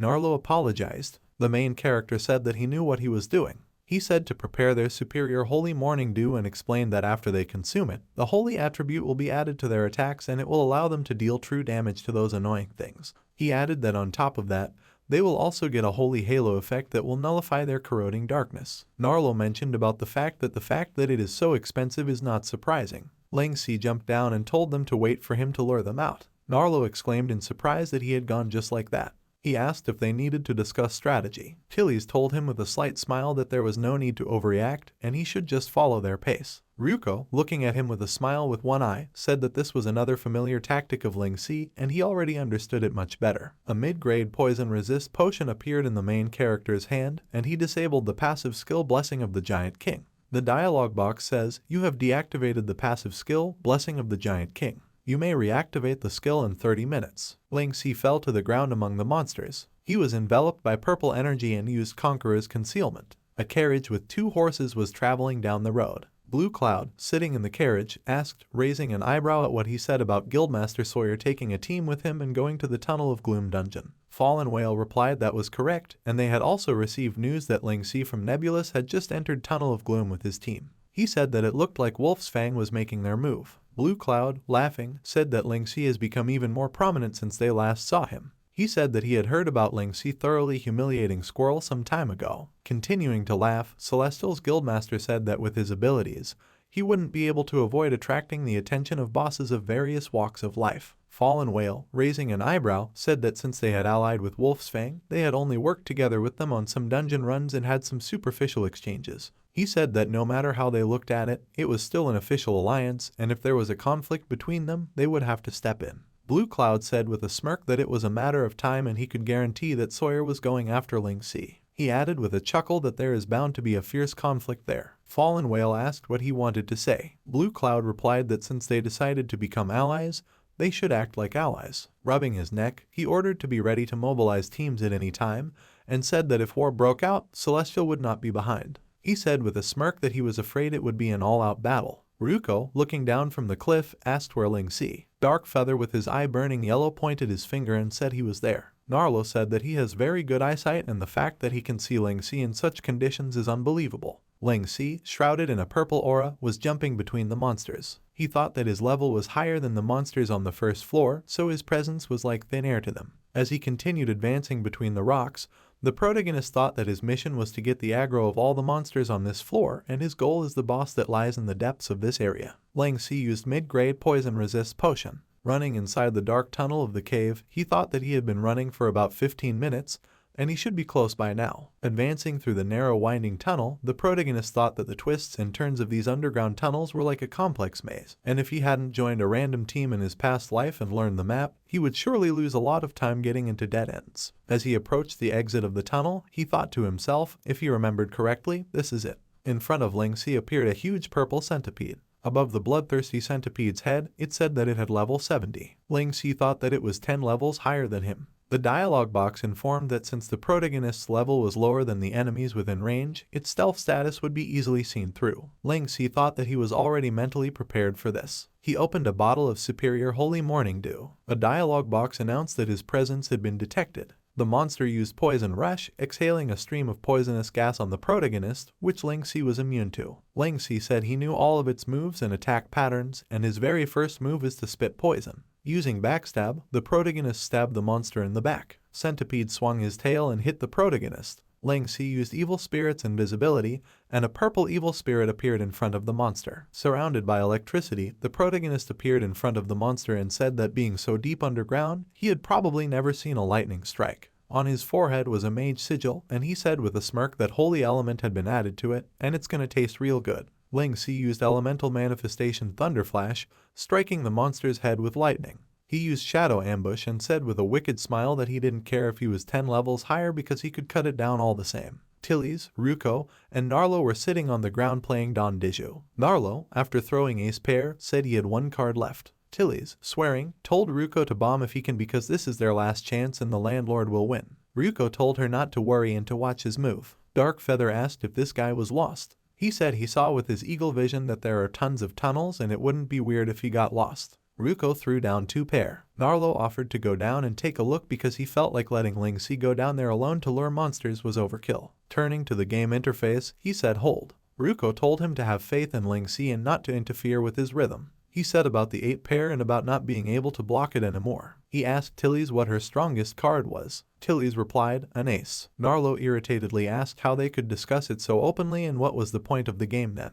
Tilly said with a smirk that she had a bomb. Narlo opened his mouth in surprise. Ling Si stood beside the motionless boss. After drinking the potion, he turned to the monster. The monster swished its tail, and the protagonist bounced, saying that it had finally woken up. Smirking, he said that a little more and he would have overdone it and killed it with that blow, and that wouldn't have been good at all. Landing in front of the centipede whose eyes were glowing red, Ling Si said that he was not allowed to die here. The monster opened its mouth, bleeding. The protagonist, jumping into the tunnel, told him to follow him and he would take him to the others to share the experience with them. One of the monsters was sitting in the mist among the rocks. When he heard a noise, he turned around sharply. The monsters saw the centipede who was chasing after the fleeing Ling Si. The protagonist, laughing, shouted for them all to follow him. He said that they were going to the outskirts and he wouldn't leave any of them behind. Narlo asked in surprise if it was an earthquake. Ryuko said it was coming. Weapons appeared in their hands, and Tilly said that a little more and she would have fallen asleep. Ryuko said with a smirk it was the same familiar formula. Ling Si, who was being chased by a huge crowd of monsters, shouted to prepare the potions. Tilly's, Ryuko, Narlo, and Dark Feather ran forward,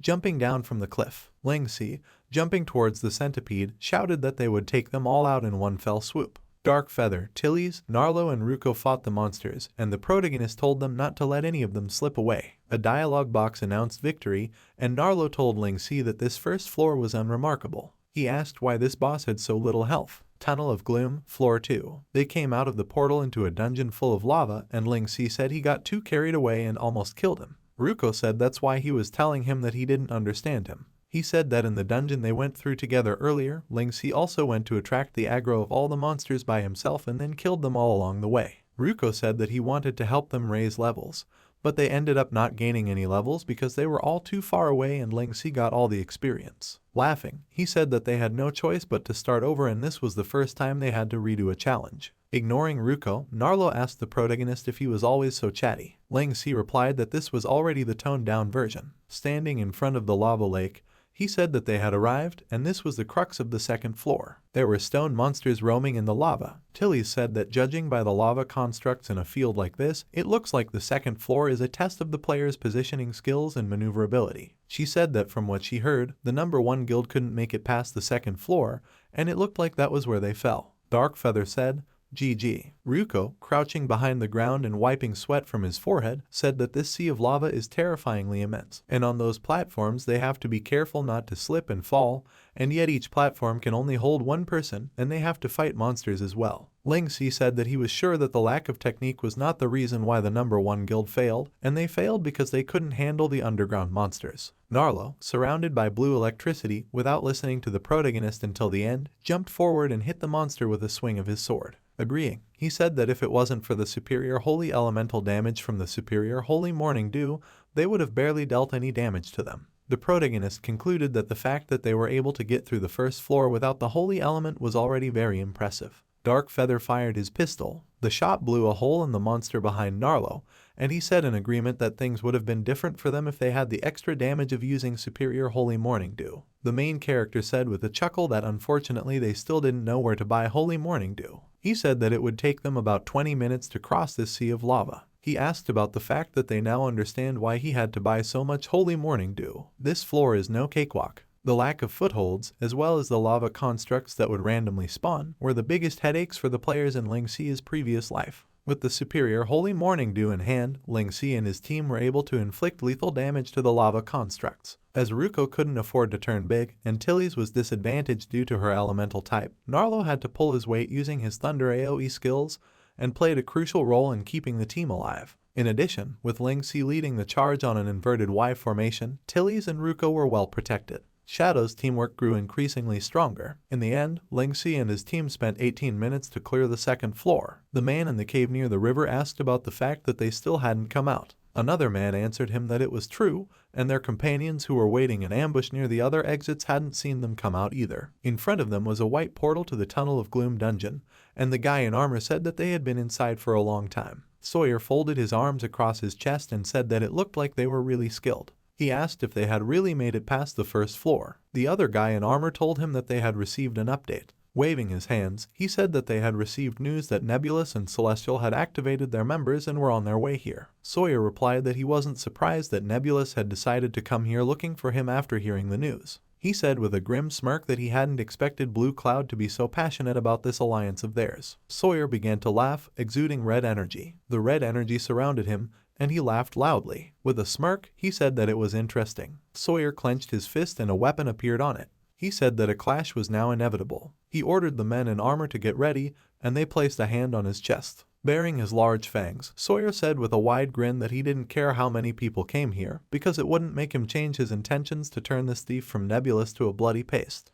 Ruko looked around the cave walls covered in blue crystals and said that if he didn't know they were in a dungeon, he would have thought they were standing under a starry night sky. Ling Si asked with a smile that it was beautiful. He said that these underground glowing ores attached to such a dark roof looked like sparkling stars. Tunnel of Gloom, Floor 3. Ling Si's team sailed down the underground river in 3 boats. The main character said that they also gave the 3rd floor of this dungeon the name Pseudo Night Sea. Exhaling, Ruko said that although it's beautiful, why do they have to sail boats in this floor? Ling Si said that the main difficulty of this level is that they would all have to attack and defend at the same time while being on boats, and it's not easy at all. Ruko, sitting tiredly on the floor of the boat, said that he might get seasick. Narlo asked why he was alone. He said he wanted to ride with his master too. Tilly said that this last floor is quite interesting. She said that they have been sailing these boats for some time. She asked where the boss was. Ling Si replied that he is past this opening. Looking at the dialogue box, he said that they may have already arrived. Noticing a red light in the water, Ruko asked what it was. Ling Si told them to be careful and hold on tight.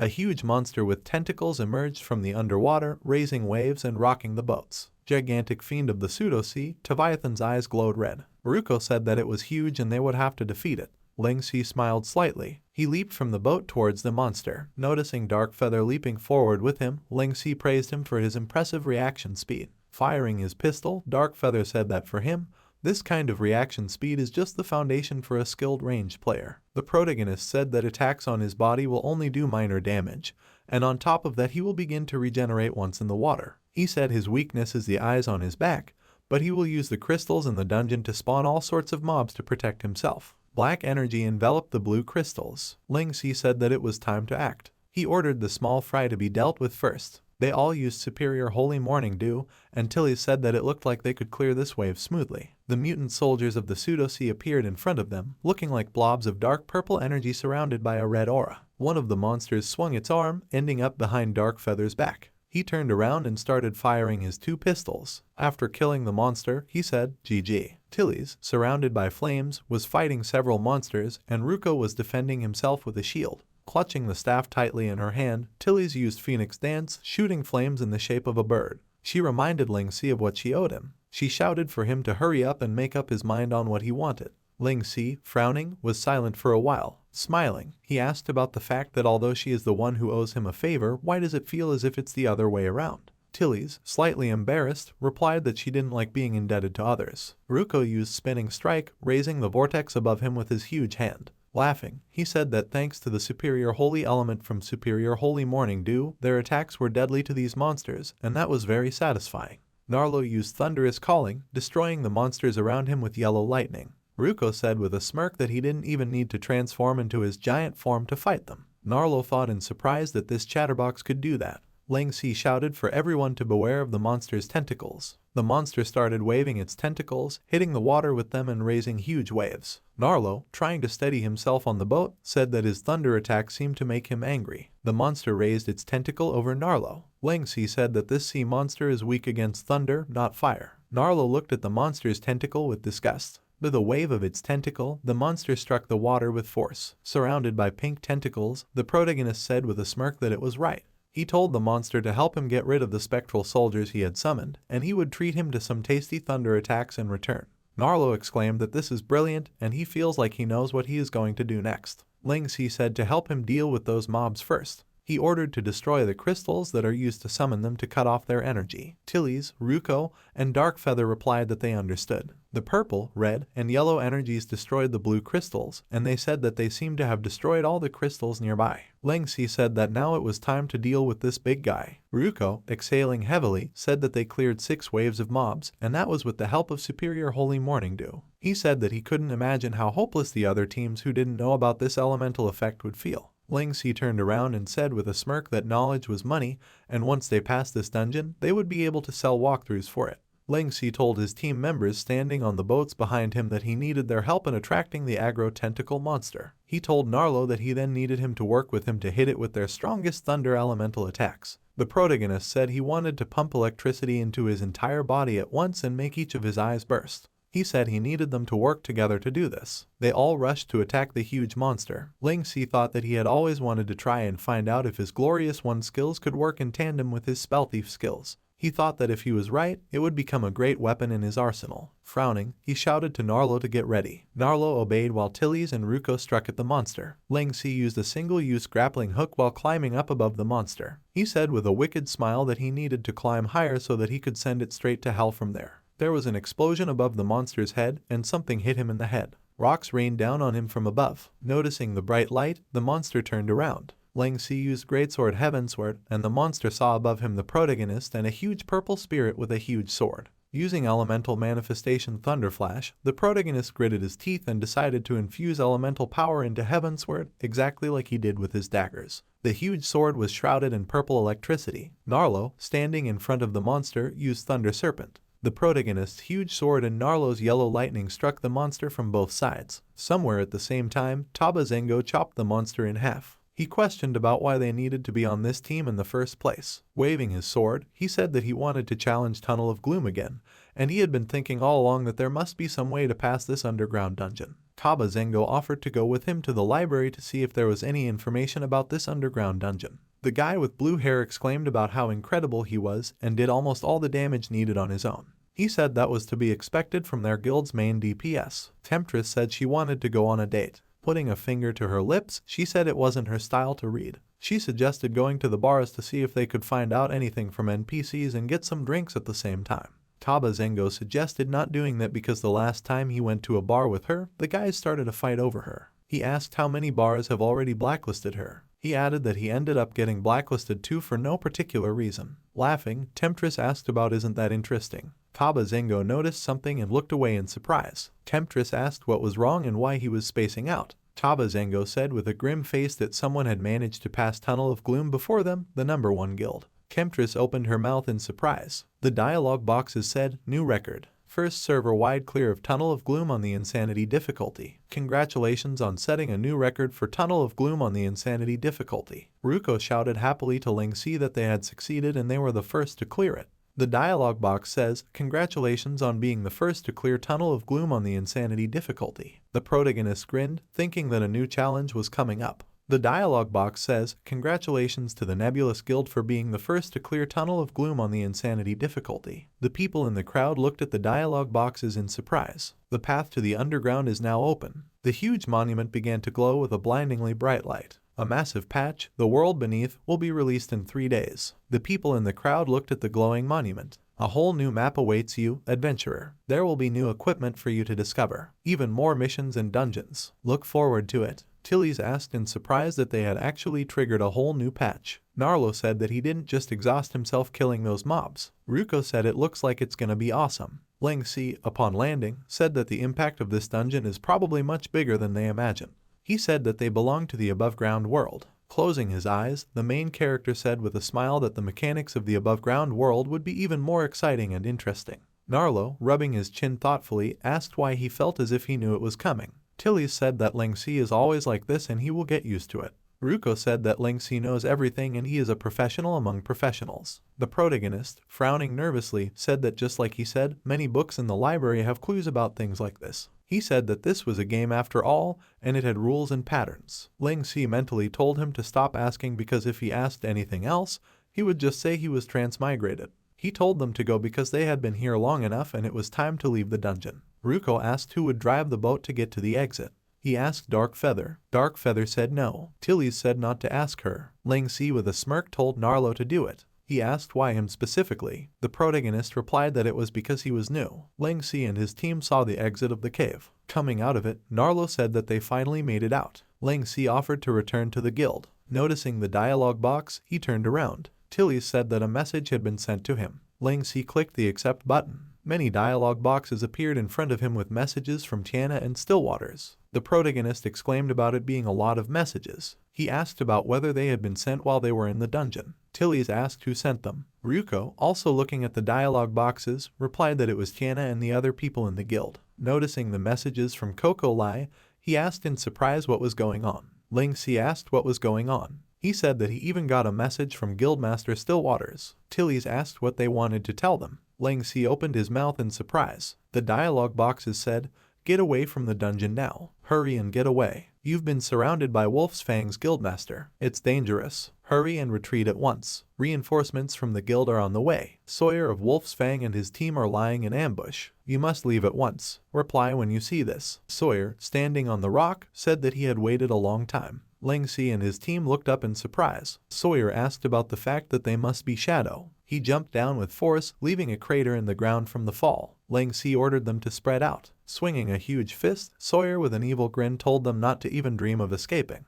His punch raised a huge cloud of dust. A dialogue box announced that Shadow was being attacked. Blood spurted from Ruko's mouth, and he said that if he wanted to hurt his teammates, he had to deal with that tank first. Sawyer, shrouded in a red aura, asked with a smirk that he could gigantify. He blocked Ruko's huge arm with his hand, and Ruko was surprised to think that his attack did nothing to him. Sawyer's eyes glowed red, and he said interestingly, sending Ruko into the stone wall with his punch, he said that he was still too small compared to him. Ling Si gritted his teeth, and Tilly's called out to Ruko. Sawyer asked the main character about being the thief named Ling Si. He said that they were next and this place would be their grave. Ling Si, looking at the silhouettes around them, thought about the fact that they were surrounded. The smile from Sawyer's face disappeared, and he glanced forward. The giant Ruko, shrouded in purple electricity, asked who he called small. He walked through a dissipating cloud of dust, and Tilly's asked if he was okay. Ruko replied that he was fine and he didn't have a scratch on him. The protagonist said that he never thought that the mighty armored giant, Sawyer, the guildmaster of Wolf's Fang, would personally lead his team to hunt down this humble little team, Shadow. He said they didn't deserve that kind of attention. Sawyer disagreed. Smiling broadly, he said that according to what he had found out, not even mentioning the fact that they were able to be the first to pass the Tunnel of Gloom dungeon, Shadow and the thief Ling Si in particular were completely worthy of whatever he was about to do. Ling Si, frowning, thought that Sawyer had obtained his title of armored giant for a reason.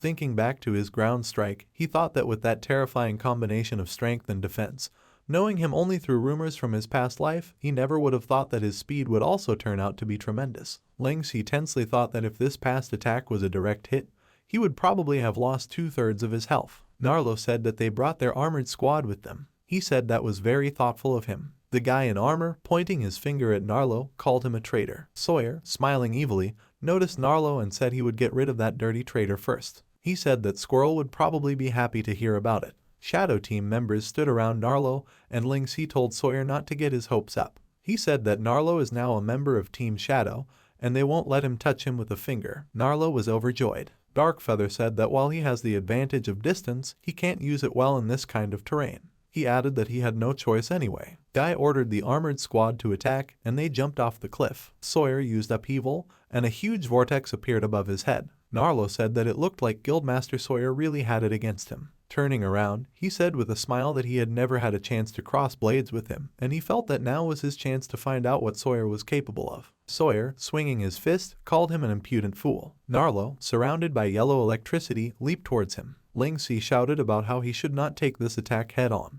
He said that once he was in the vicinity, his physical defense would immediately be lowered by 50%. The protagonist shouted at him to be careful because he could kill him with one blow. Narlo exclaimed in surprise that that sounded nasty. Ruko's huge hand appeared behind him. Grabbing Narlo with his hand, Ruko saved him from the attack. Standing in front of Sawyer, he swung his huge fist. Their fists collided. Sawyer said with a smirk that he was about to face his upheaval head-on, and he's not as feeble as he looks. Ling Si told Narlo not to just stand there and hurry out of this cramped space. He said Sawyer's wide-reaching attacks will put them at a great disadvantage. Narlo rejoiced that their little buddy could go big to bail him out. He added that he was also touched that Ling Si was worried about him. Ruko, surrounded by yellow electricity, used shockwave. Sawyer, laughing, asked what kind of entry-level skill it was and if he thought he could even scratch him with it. The armor guy yelled out that they had managed to escape. Turning around, Sawyer asked about the fact that he had escaped. He saw that there was no one in front of him. Grinning, he said he liked the feeling of chasing after prey. Sawyer said there was nothing better than slowly choking the life out of them.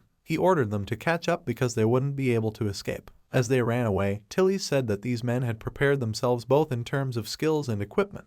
She said that in addition to their tremendous defense strength, they have a good strategy behind their composition, and it looks like they have been training for this for a long time. Tilly said that their opponents came prepared and won't stop until they stomp them completely. Ling Si suggested to avoid getting picked off, to get to a safe zone and teleport from there. He said they would split up once they got out of the caves and return to Nebulous to figure out what to do next. The others agreed. As they jumped off the cliff, they heard a voice saying something about how he didn't expect them to actually be able to elude him. The squirrel on the ship said that he was glad that he still had another card to play. He told Ling Si that they had been waiting for him for a long time. Pointing his finger at him, Squirrel said with a smirk that it was for a reason and now they will see if they can escape this time. Narlo said that he was a nasty fellow. Ling Si, frowning, said that it looked like they wouldn't be able to avoid a direct confrontation. Sawyer, standing on the rock, laughed and said that he didn't expect Sawyer to be right.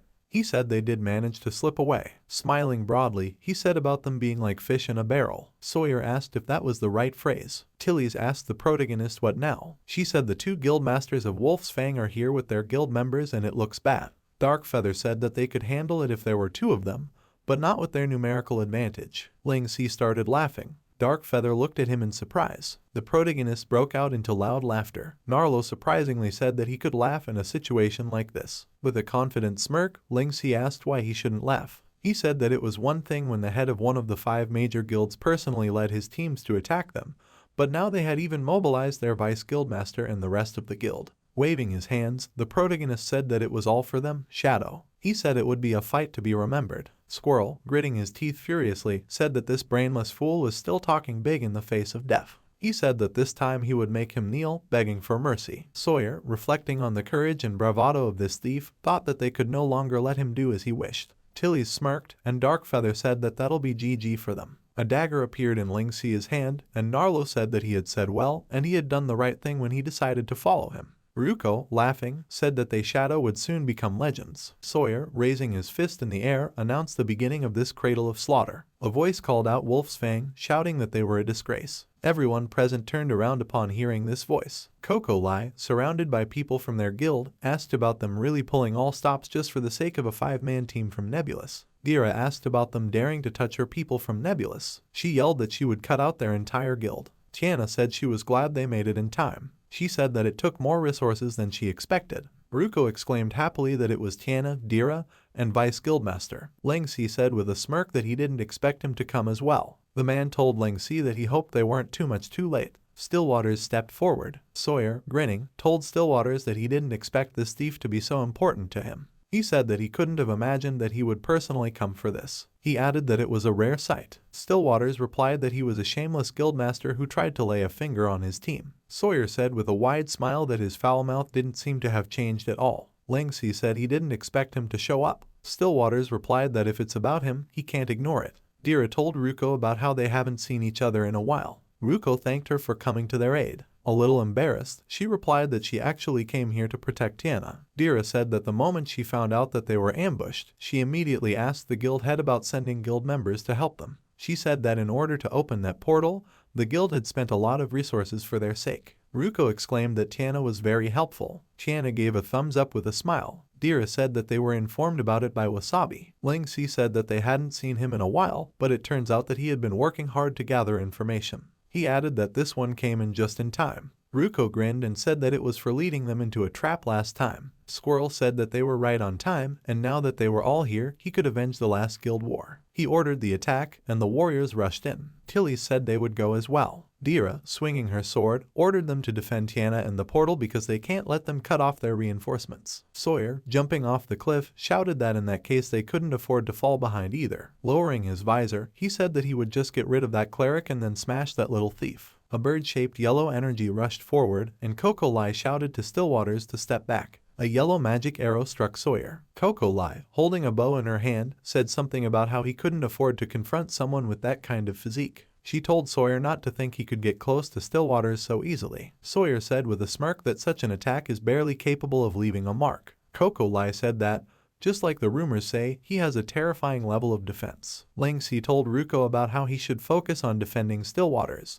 Ruko obeyed. Noticing the squirrel approaching from behind, the protagonist said that it looked like an old enemy was targeting him. Sawyer used Metal Smash, hitting with a fist shrouded in red energy. Ruko used Lion King's shield, and a golden shield appeared in front of him, blocking the enemy's strike. Sawyer said that he was able to withstand his punch, and he had underestimated him. As he continued to strike, he thought about that light. Stillwaters was standing behind Ruko, using Holy Light reinforcement. Yellow energy enveloped Ruko, and Sawyer realized it was Stillwaters. Stillwaters said Ling Si has got a keen eye. He said with a smile that he was able to spot such hidden potential in Ruko. He said that against Sawyer, he is still fighting, and he will help him. Stillwaters told Ruko that they could let Wolf's Fang look down on them. A yellow light enveloped Ruko. A dialogue box read, "Special boost, all stats increased by 54%.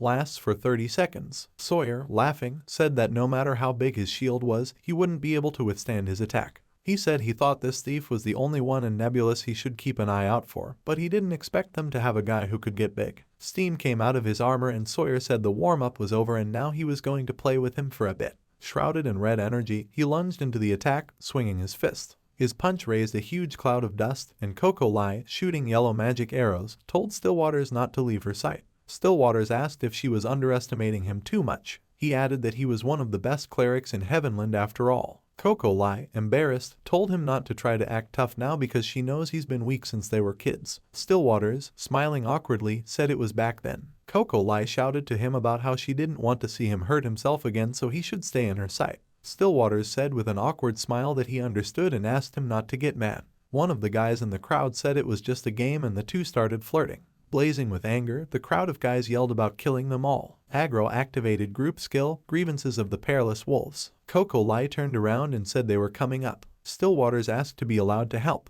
He used splintered reinforcements and Coco Lai was enveloped in yellow energy. Splintered reinforcements creates a magic circle. Within the circle, the ally with the highest attack power will be cloned. Each splintered clone will inherit the attack stat from the source. The clones cannot use any skills and can only perform normal attacks. Duration 9 seconds. A huge yellow magic circle appeared under Stillwater's and Coco Lai's feet, and several of her clones appeared next to Coco Lai. Stillwater said that quantity was not a problem now. Coco Lai said that wasn't bad and she could roll with that. She smirked and drew the bowstring and said that they shouldn't look down on her normal attack and attack speed. She used her normal attacks, rapid fire. A multitude of yellow magic arrows struck the crowd of opponents. There was a scream. Squirrel used life-severing cut and plunged a dagger into Ling Xi's neck. The protagonist used evil spirits and visibility, and Ling Xi turned into an evil purple spirit. Squirrel, frowning, said that it was that trick again, and he wouldn't fall for it this time. Using negativity cleanse, he said his top time had gotten better since the last time they saw each other. A dialogue box reported that he had cancelled the fear effect. Ling Xi, hitting with purple energy, asked if that was the case. Squirrel, using sharp thrusts, told him not to think that he could easily defeat him with his speed. Ling Xi, being airborne, agreed and said that he was not only a combat-focused thief now. Above his head was a blue magic circle. The protagonist said with a smirk that he had found helpers. Tilly's and the knight in golden armor hit Squirrel, and he dodged with a top time. Squirrel asked about the sneak attack. Ling Xi said that it was indeed improved. He told Tilly's and Knight that he would leave it to the two of them. He told them to entertain him instead and he will help Ruko. The knight replied that he heeded and obeyed. Tilly's told Squirrel with a smirk that she still remembered him, and the vice guildmaster would be a good target for practice. Squirrel asked about summoned familiars and teammates. He asked Ling Xi if he had the courage to settle it with a one-on-one duel. Ling Xi thought that this squirrel could only talk, and even after they crossed blades, he doubted that he had become much stronger. He thought that the duo of Tilly's and the knight should be enough to handle him. He said that this so-called vice guildmaster was just another loser who had lost to him, and he had no reason to waste his time on him. Squirrel angrily demanded for him to come back. Ling Xi, leaving, said that he wasn't interested in a sore loser like him, and they would first see if he could handle them first. Looking at the warriors and mages fighting, he thought that there was no point in defeating such an opponent, and the lifelong effect would only be if he was thoroughly humiliated. The protagonist thought that dealing with him was the most important thing to change the course of this battle. Remembering the face of Wolf's Fang's guild leader, he thought that the most important thing was Sawyer. He looked to the side in surprise. A voice shouted that a new portal had been discovered, and it was the Celestial Guild. The carriages stopped near the battlefield, and the guy told the guild leader that these must be the correct coordinates of the battlefield. Blue Cloud, getting out of the carriage, said with a wide smile that it looked like they had already started. Ling Xi, clucking his tongue, said that things were starting to get complicated. Blue Cloud shouted to Sawyer about how he hoped they weren't too much too late. Tiana said that Celestial had arrived as well. Dira asked Tiana what they should do. She said that they had them surrounded. Stillwaters said that while they expected this to happen, things are going to get more complicated now. Ling Xi said about Celestial and Wolf's Fang being allies. Sawyer struck with his fist and shattered Ruko's golden shield.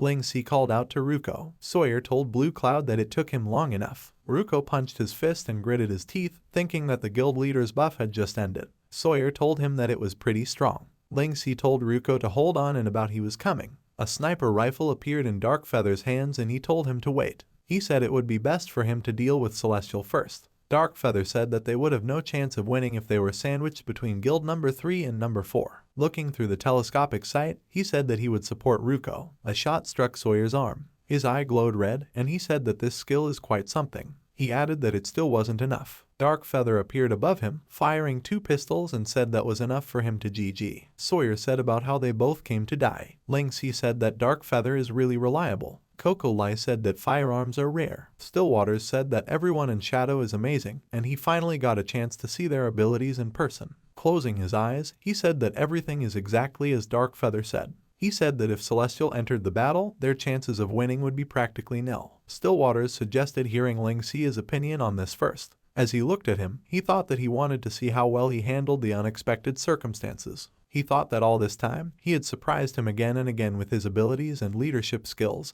and he really wanted to see what his analytical abilities were like on the battlefield. Ling Xi told him that now was not the time to test his analytical skills. Stillwaters said, "Ah, you found me out? Huh, that's not fun at all." The protagonist said that leading troops into battle is not his strongest suit, and Stillwaters might be better than him in that aspect. He added that he's keeping the team small for that reason. Ling Xi, frowning, said that regardless of the type of battle, for him, the goal is extremely simple. He said that he needed to capture the ringleader to capture his followers. With a sideways glance, the protagonist said that it is still unclear whether the ringleader of this conflict is Wolf's Fang or Celestial. Stillwaters said that was to be expected from Ling Si. Coco Lai said that Celestial doesn't seem to be doing anything. Fallen Whale asked about them not going to do anything. Blue Cloud, folding his arms across his chest, asked why. He said to pass on his words, no one is allowed to do anything on their own without his orders. He said they would just stand there and watch. Fallen Whale asked about if they were here to give Wolf's Fang support. Blue Cloud, laughing, said that he only said he was coming, but he never said he would take part in this fight.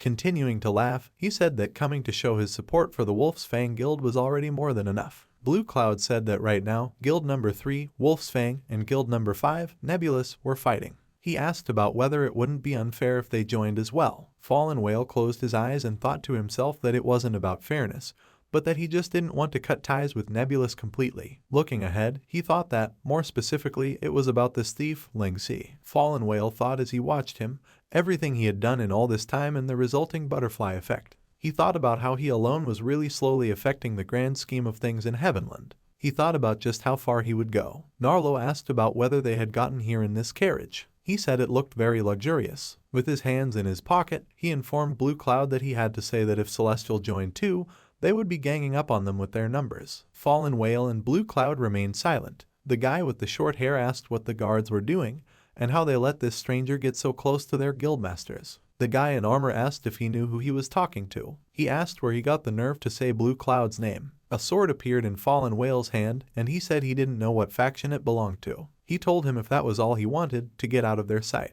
He said he was insulting Blue Whale with his actions. Blue Cloud put his hand on Fallen Whale's shoulder and told Narlo that he hoped he was doing well. He told him with a wide smile not to worry because they, Celestial, will never pick on others. He asked since when did he have such a good relationship with Nebulous. Narlo replied that it can't be helped because his master is a member of Nebulous. Blue Cloud asked about the master. Fallen Whale thought with a grim face that Blue Cloud is diffusing things for this guy. He wondered why his name sounded so familiar. With a smile while pointing his finger at them, Narlo told them that he was now a person who had master, so they couldn't touch him casually. Ling Si, appearing behind him with his back, angrily told him about looking everywhere for him. Hitting him on the head, he told him not to go picking fights at a time like this. Fallen Whale noticed that it was Ling Si. Blue Cloud, laughing, told him they hadn't seen each other in a while. The guy with the short hair asked the guards why they allowed another barge in. Ling Si, holding Narlo by the head, greeted Blue Cloud and said he came here to ask about Celestial's intentions for coming here. Blue Cloud said that as an ally of Wolf's Fang, he had things he couldn't do anything about.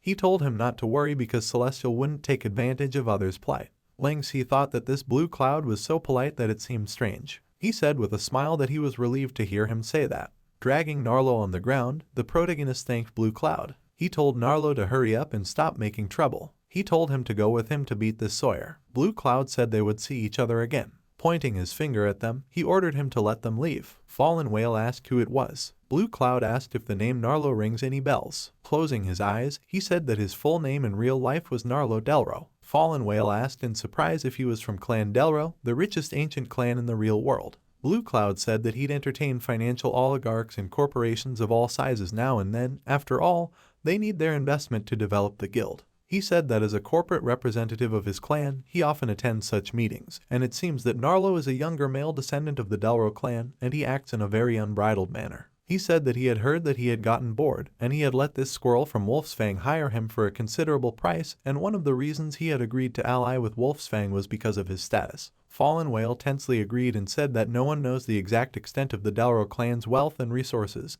and some even say that they control all the finances in the world. He added that on top of that, this clan also had a guild under their name, and it was the #1 guild, Advent of Thousand Autumns. They looked at Ling Si, who was scolding the widely smiling Narlo. Sawyer yelled for Ruko to stop because he was the first person who had managed to last this many rounds against him. Dark Feather continued to fire pistols at him. Ruko, frowning, thought about the fact that besides the fact that his defense was incredibly high, but his attacks were also very strong, and it was as if his strength was getting stronger and stronger. He thought about whether it was possible that this was his special ability. Ruko thought that this was to be expected from someone who holds the position of guild leader, and it seems like he hasn't even shown all that he is capable of yet. Gritting his teeth, he cursed and thought that as a member of Shadow he couldn't dishonor Ling Si. Ling Si and Narlo appeared above Coco Lai and Stillwater's heads. The main character shouted that he was back. Coco Lai said that Ruko and Darkfeather couldn't break through his defense. Narlo said to leave it to them. Ling Si said with a smile that Celestial had no intentions of ganging up on them and they only came to watch. He said that they had found their purpose. Coco Lai replied with a smile that she understood and then they shouldn't worry too much. Stillwaters said it had to be the one Tiana had said he gave up darkness for light, Narlo. He told them to show them what Shadow could do. Ling Si, calling out to Sawyer, asked about if he should be his target. Ruko, turning around, called out to Ling Si. The protagonist's eye was burning red, and he said with a confident smile that now that they had figured out the ringleader they should capture, he shouldn't blame them for not playing by the rules and attacking him in droves. Sawyer, grinning evilly, said that Ling Si finally showed up. Steam was coming out of his armor, and he said that he had even brought his friends with him. Ling Si, standing in front of him, said that if he wanted to fight a tough opponent like him, the Armored Titan, one-on-one, this battle could last for years. He asked about being okay with him using a large number of people against him. He added that he was the first to bring the entire guild here and surround them. Sawyer, laughing, asked if he really thought he could defeat him with just massive force. He told him not to underestimate him. The protagonist, agreeing, said he didn't need that many people to stand up to him. Thanking Ruko and Darkfeather, he told them that he would let them deal with the other people so they wouldn't interfere with their battle. Ling Si said with a confident smile that it would only take himself and Narlo to deal with him. Sawyer said with a smirk that he was a big talker. Using Surging Battle Cry, he swung a huge metal fist and said that it would let him learn the power of his Surging Battle Cry after a special derivation of the Awakening ability. He added that even he himself did not know the limits of his own power, and they would see how long the little thief could endure. Ruko, surrounded by yellow energy, asked if he would really be okay with Narlo as his sole helper. He said it wasn't that he didn't trust Narlo, he was just a little worried. Darkfeather replied that it was the captain's decision and they should follow it. Stillwaters told Ruko not to push himself because he was injured. Squinting his eyes, Ruko said that his strength and defense had been increasing non-stop during the battle with him, and it kept him at a disadvantage. He said that he still managed to understand some of his attack patterns, and he always liked to launch an extra attack right after a heavy blow until the opponent was fully prepared for his attack. Then, if you block his attack, you can see that the second strike is fiercer than the first one. Ruko was able to counter him head-on and not lose the battle because he ignored the pressure and he didn't really use his full strength. Ruko assumed that he panicked, otherwise he would definitely be able to help Ling Si with his knowledge. He asked Darkfeather if he agreed with him. He offered to help Ling Si. Darkfeather, hesitantly, objected that they should follow orders. Stillwaters said that Ruko did an excellent job of analyzing this, and it was because of the special derivation of the Awakening ability that infinitely buffs the Surging Battle Cry. The longer the battle goes on, the stronger his battle power becomes. He explained that, thanks to Surging Battle Cry and his own incredibly terrifying physical defense, Sawyer is able to force an opponent to fight what he wants. He said that magic damage can be very effective against him, but under normal circumstances few mages will be able to literally blast this beast away. Stillwaters added that this terrifying power allowed Sawyer to take the position of guild leader. He asked with a smile with Ling Si how he was going to deal with him. Sawyer used Strike of Furious Axe, swinging a giant axe. Ling Si used Evil Spirit's invisibility, and the axe hit his clone. Narlo said that this guy literally goes into berserk mode like crazy and they can't launch an attack. The main character asked if he remembered what he told him on the way in. He said he would need his help later. Narlo replied, no problem. He said that he was worried about more Wolf's Fang people coming here to interfere with them. Ling Si asked with a smile if he had forgotten that they also had nebulous companions. He added that they were quite useful. Stillwaters held up a book surrounded by a yellow magic circle and used Divine Radiance of Blessing, Magical Formation of Enhancement. He told everyone to stay in his buff magical formation and not to let them come to Sawyer's aid. Darkfeather, Coco Lai, and Ruko fought using their skills. Tillies asked Squirrel if he was trying to escape and if he wanted to help the head of his guild. Squirrel, gritting his teeth, said they were pesky. Dira, swinging her sword, ordered them to stop. Tiana used a spell, surrounded by purple energy. Sawyer, breaking the rocks around him, said don't you dare hide from him. Narlo said it looks like he is really mad. Ling Si said that now that Wolf's Fang is no longer under the command of their guild master, they are as confused as a handful of sand. He said that as long as they keep provoking him, he will lose control and that is his main weakness, as an extremely tough opponent that possesses incredibly powerful offense and defense. Narlo said it sounded familiar. He asked if he had learned it from the library too. Ling Si grinned in silence and thought about the fact that Sawyer's might had fulfilled his ambition, but he had completely lost himself. He thought that in his past life, he too had left his team behind and went into battle alone. In time he almost got butchered by the men from the first guild. Sawyer shouted to Ling Si that it was useless to run from him like a mouse. He told him to come on out and face him. Ling Si, standing in the dissipating dust cloud, grinned and thought that he would do the honors in this life. Sawyer struck the ground with red energy, and Ling Si and Narlo dodged. The main character was behind him and told him it was their turn to retaliate. The veins on Sawyer's face ballooned and he asked about the fact that he was finally done running. Ling Si used Maze of Dominion, and Sawyer noticed the fog in front of him. Maze of Dominion has the player form a fog field. Within the field, using backstab will be a critical hit. Sawyer, shrouded in vapor and surrounded by purple fog, grinned as he tried to reduce his field of vision. His grin exposed large, animal-like fangs, and he said that such a trick wouldn't work on him. Using pulverization, he surrounded himself with a vortex of blue energy. Ling Si thought that now it's up to Narlo. Looking at the huge blue vortex and the purple mist on the battlefield, Blue Cloud said that he was very curious to see how Ling Si would defeat Sawyer. He said with a wide smile that unfortunately he couldn't get a closer look. Laughing, he said, "What a shame." Fallen Whale asked about whether he wanted to say that Sawyer would lose this time. Blue Cloud told him that after all, his opponent is Ling Si, a man who always has something to surprise. The blue vortex rumbled and raged in the purple mist. Striking out with his fist, Sawyer sent the vortex forward. Gritting his teeth, he clucked his tongue and said it hit again. The fog cleared, and behind Sawyer's back stood Narlo,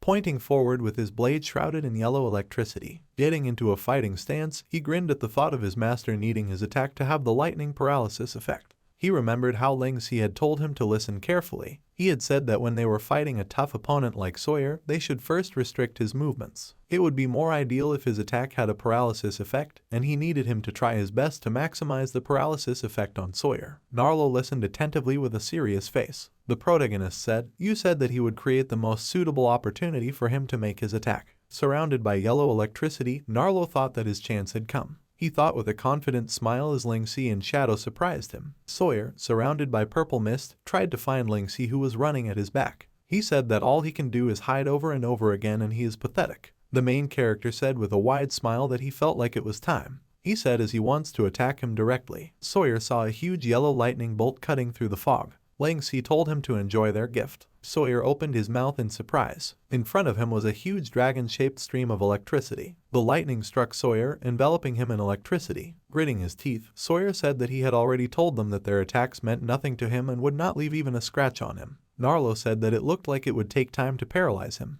The main character told him to look at his armor. He said that his thunder magic was already starting to pierce through it. Sawyer's armor was covered in small cracks. Narlo said that he couldn't believe that only such a small part of the thunder element suppression that he had given him all in casting had penetrated. He said that his impenetrable defense was no joke. Ling Si said it was fine and they just needed it to work. He said continuing pumping that lightning into his armor. With a smirk, he added, "until he is completely paralyzed." Jumping forward, the main character said to continue distracting him to buy him time. Sawyer, raising up a fist shrouded in red energy, asked about how he had finally had enough of hiding and had decided to fight him face to face. He asked if he was capable of withstanding his punch. Sawyer used mental blow, and the red energy headed towards Ling Si. Shaking, Ling Si fell to one knee, grabbing his head, and thought about the fact that he had a headache. Tensely clenching his teeth, he thought about his vision being distorted, and it must be an unblockable warrior class debuff. He thought he was trying to create an opening so he could finish him off with one decisive strike. Sawyer, swinging his fist, said his mental blow is a special skill. He said it wasn't a spell, but an unblockable debuff. Sawyer said that the more and more he looks, the more his vision will become distorted. He told him to watch him turn it into mincemeat. The smile disappeared from Sawyer's face, and he wondered if the lightning effect was that his movements became a little slower. Ling Si tensed up tensely. Sawyer struck with a fist shrouded in red energy, and Ling Si dodged with top time. Squinting his eyes, he thought that it looked like the paralysis was starting to take effect, and his movements became noticeably slower. Looking at Sawyer, who hit the ground while clenching his teeth, the protagonist thought that even if he had relied on top time, he doubted his reflexes would have been enough to dodge his attack with that debuff. Narlo was surrounded by yellow electricity, and Ling Si thought he had managed to buy them some time. Sawyer, gritting his teeth, thought that this kid is charging up his energy again. He thought that he couldn't let him deal any more stacks of paralysis on him. Ling Si, appearing at his back, told him not to get distracted. With a wave of his dagger, he said that he was fighting him right now. Sawyer thought that his defense couldn't be broken by attacks of this level, but it definitely got on his nerves. Steam came out of his armor. Narlo shouted, "Here I come." He frowned tensely, surrounded by electricity. A huge stream of electricity rushed towards Sawyer. Shrouded in electricity, Sawyer thought that because of this paralysis effect he can't keep up anymore. The lightning struck Sawyer, and Narlo said that once his blades transformed into lightning, the gathered energy could cut through anything.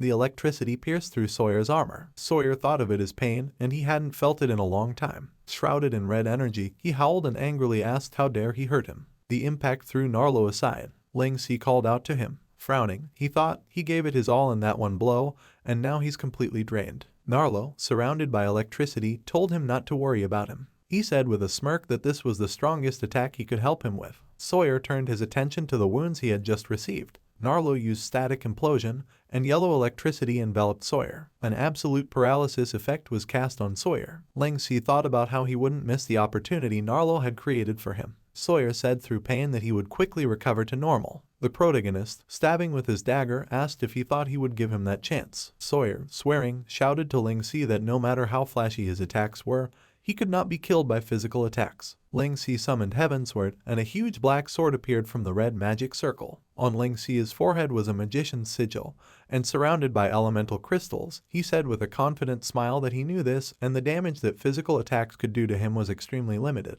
He said that was why he was going to attack him with a combined physical and magical attack. Sawyer, gritting his teeth, said that Squirrel was right, and he is a thief with all sorts of nonsensical moves. He asked loudly if he was a mage or a thief. Heavensward was surrounded by water, electricity, and fire, and Ling Si said it didn't matter. Taking a swing, he said the only thing that mattered was that he would kill him today. The main character used elemental manifestation, Chaos Excalibur. Running away, Squirrel thought about Tilly's and that summoned guardian parrying his attacks. He dodged the knight's sword swings and Tilly's fire spells. Squirrel thought that compared to last time, her attacks were even more cumbersome to deal with than before. He shouted angrily that without this knight's protection, he would have cut her to pieces with his dagger long ago. A huge sword appeared behind him. Turning around, he asked what it was. Tilly said with a smirk that it looked like Ling Si was finishing things up on his end. People watched as the huge sword struck the ground. Sawyer thought that he couldn't move. Gritting his teeth, he thought that he wouldn't be able to dodge it because of this paralysis effect.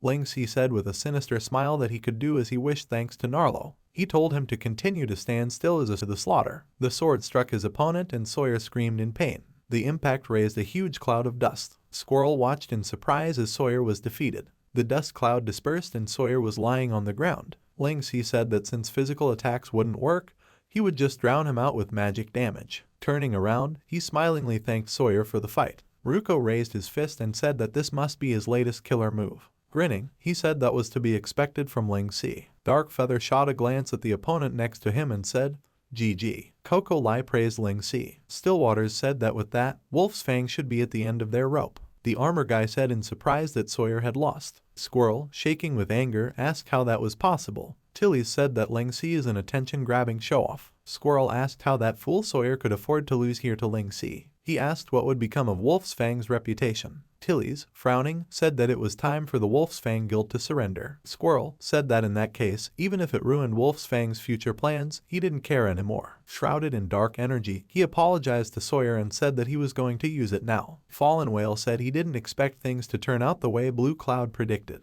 A guy in the crowd asked what kind of technique is that. He said it's amazing. Blue Cloud said that Ling Si would only become even more incredible in the future. Fallen Whale said with a smile that he wondered how Squirrel was doing. He said that as Vice Guildmaster, he must feel just awful. Laughing, Blue Cloud said that he must be looking awful right now. He glanced at Squirrel, who ran across the battlefield, enveloped in dark blue energy. The smile disappeared from Blue Cloud's face, and he asked about the thing Squirrel was holding. Tiana, noticing Squirrel, asked what he was up to. Squirrel said with a grim face that this secret weapon would eventually be used against Ling Si anyway. The dialogue box said, Imp of Lethal Poison, High Level, Mythical Grade Single-Use Item. This is an extremely vicious item that hardly anyone knows about. Once its target has been confirmed, the imp will move extremely swiftly to plunge its poison-coated dagger deep into its target's neck. There is no antidote for this ancient poison, which will trigger within 3 seconds, causing certain death. No one would want to be targeted by such a horrifying thing. Squirrel thought that it was a mythical grade assassination item that they had accidentally found in the dungeon. When they found it, they immediately decided that it would be used in the most important guild battles. They wanted to use it in the next guild battle to deal with the main guild Divine Chamber or Thousand Autumns. The plan was to catch one of them off guard in the middle of a chaotic battle and use it to take the other's party life. This doll was capable of raising their level by absorbing experience from monsters. When they found this item, it was a low-level item that has now become a high-level item, absorbing experience for an extended period of time. Squirrel thought with a mad expression on his face that his task for an extended period of time was to cultivate this little imp, and this was a direct order from Sawyer. Looking at Ling Si, he thought that he must consider it an honor because this item was to be used against the heads of the top 2 guilds. He thought that it didn't matter anymore and he should die. The dialogue box announced that the target had been confirmed. Gritting his teeth, Squirrel said that he had raised this thing to become a high-level item. The small demon in his hands screamed, "Kill!" Squirrel released it from his hands and Imp rushed forward. Tilly's, cursing, said that they had gotten careless and let it slip away. She shouted to Ling Si to watch out for that Squirrel's secret weapon. Ling Si, looking at the stream of energy flying towards him, tensed up and thought of it as a space-bending item. Imp approached his face with a knife in his hands. Everyone around him watched in suspense. Squirrel smirked evilly. Ling Si thought that he wouldn't be able to react in time. Imp's knife came close to the protagonist's throat, and he looked at it tensely. A yellow stream of energy flew over the heads of the nebulous people. A yellow magical arrow struck the imp, almost reaching its target. There was an explosion, and the imp exploded before reaching Ling Si's throat. Squirrel, looking at the explosion, asked who it was. Turning around angrily, he asked who dared to interfere with him. Blue Cloud, holding a bow in his hand, apologized to Squirrel and said with a smile that he didn't like such underhanded methods. Noticing Blue Cloud, Squirrel asked about Celestial canceling their alliance. Tilly's appeared behind him, surrounded by flames, swinging her staff. Striking with the staff, she said she was almost messed up by letting him slip away. Squirrel dodged the blow by bouncing off to the side. Blue Cloud said he was too naive because no alliance lasts forever. Squirrel ordered his guild to retreat. Once on the ship, he ordered everyone back to the ship.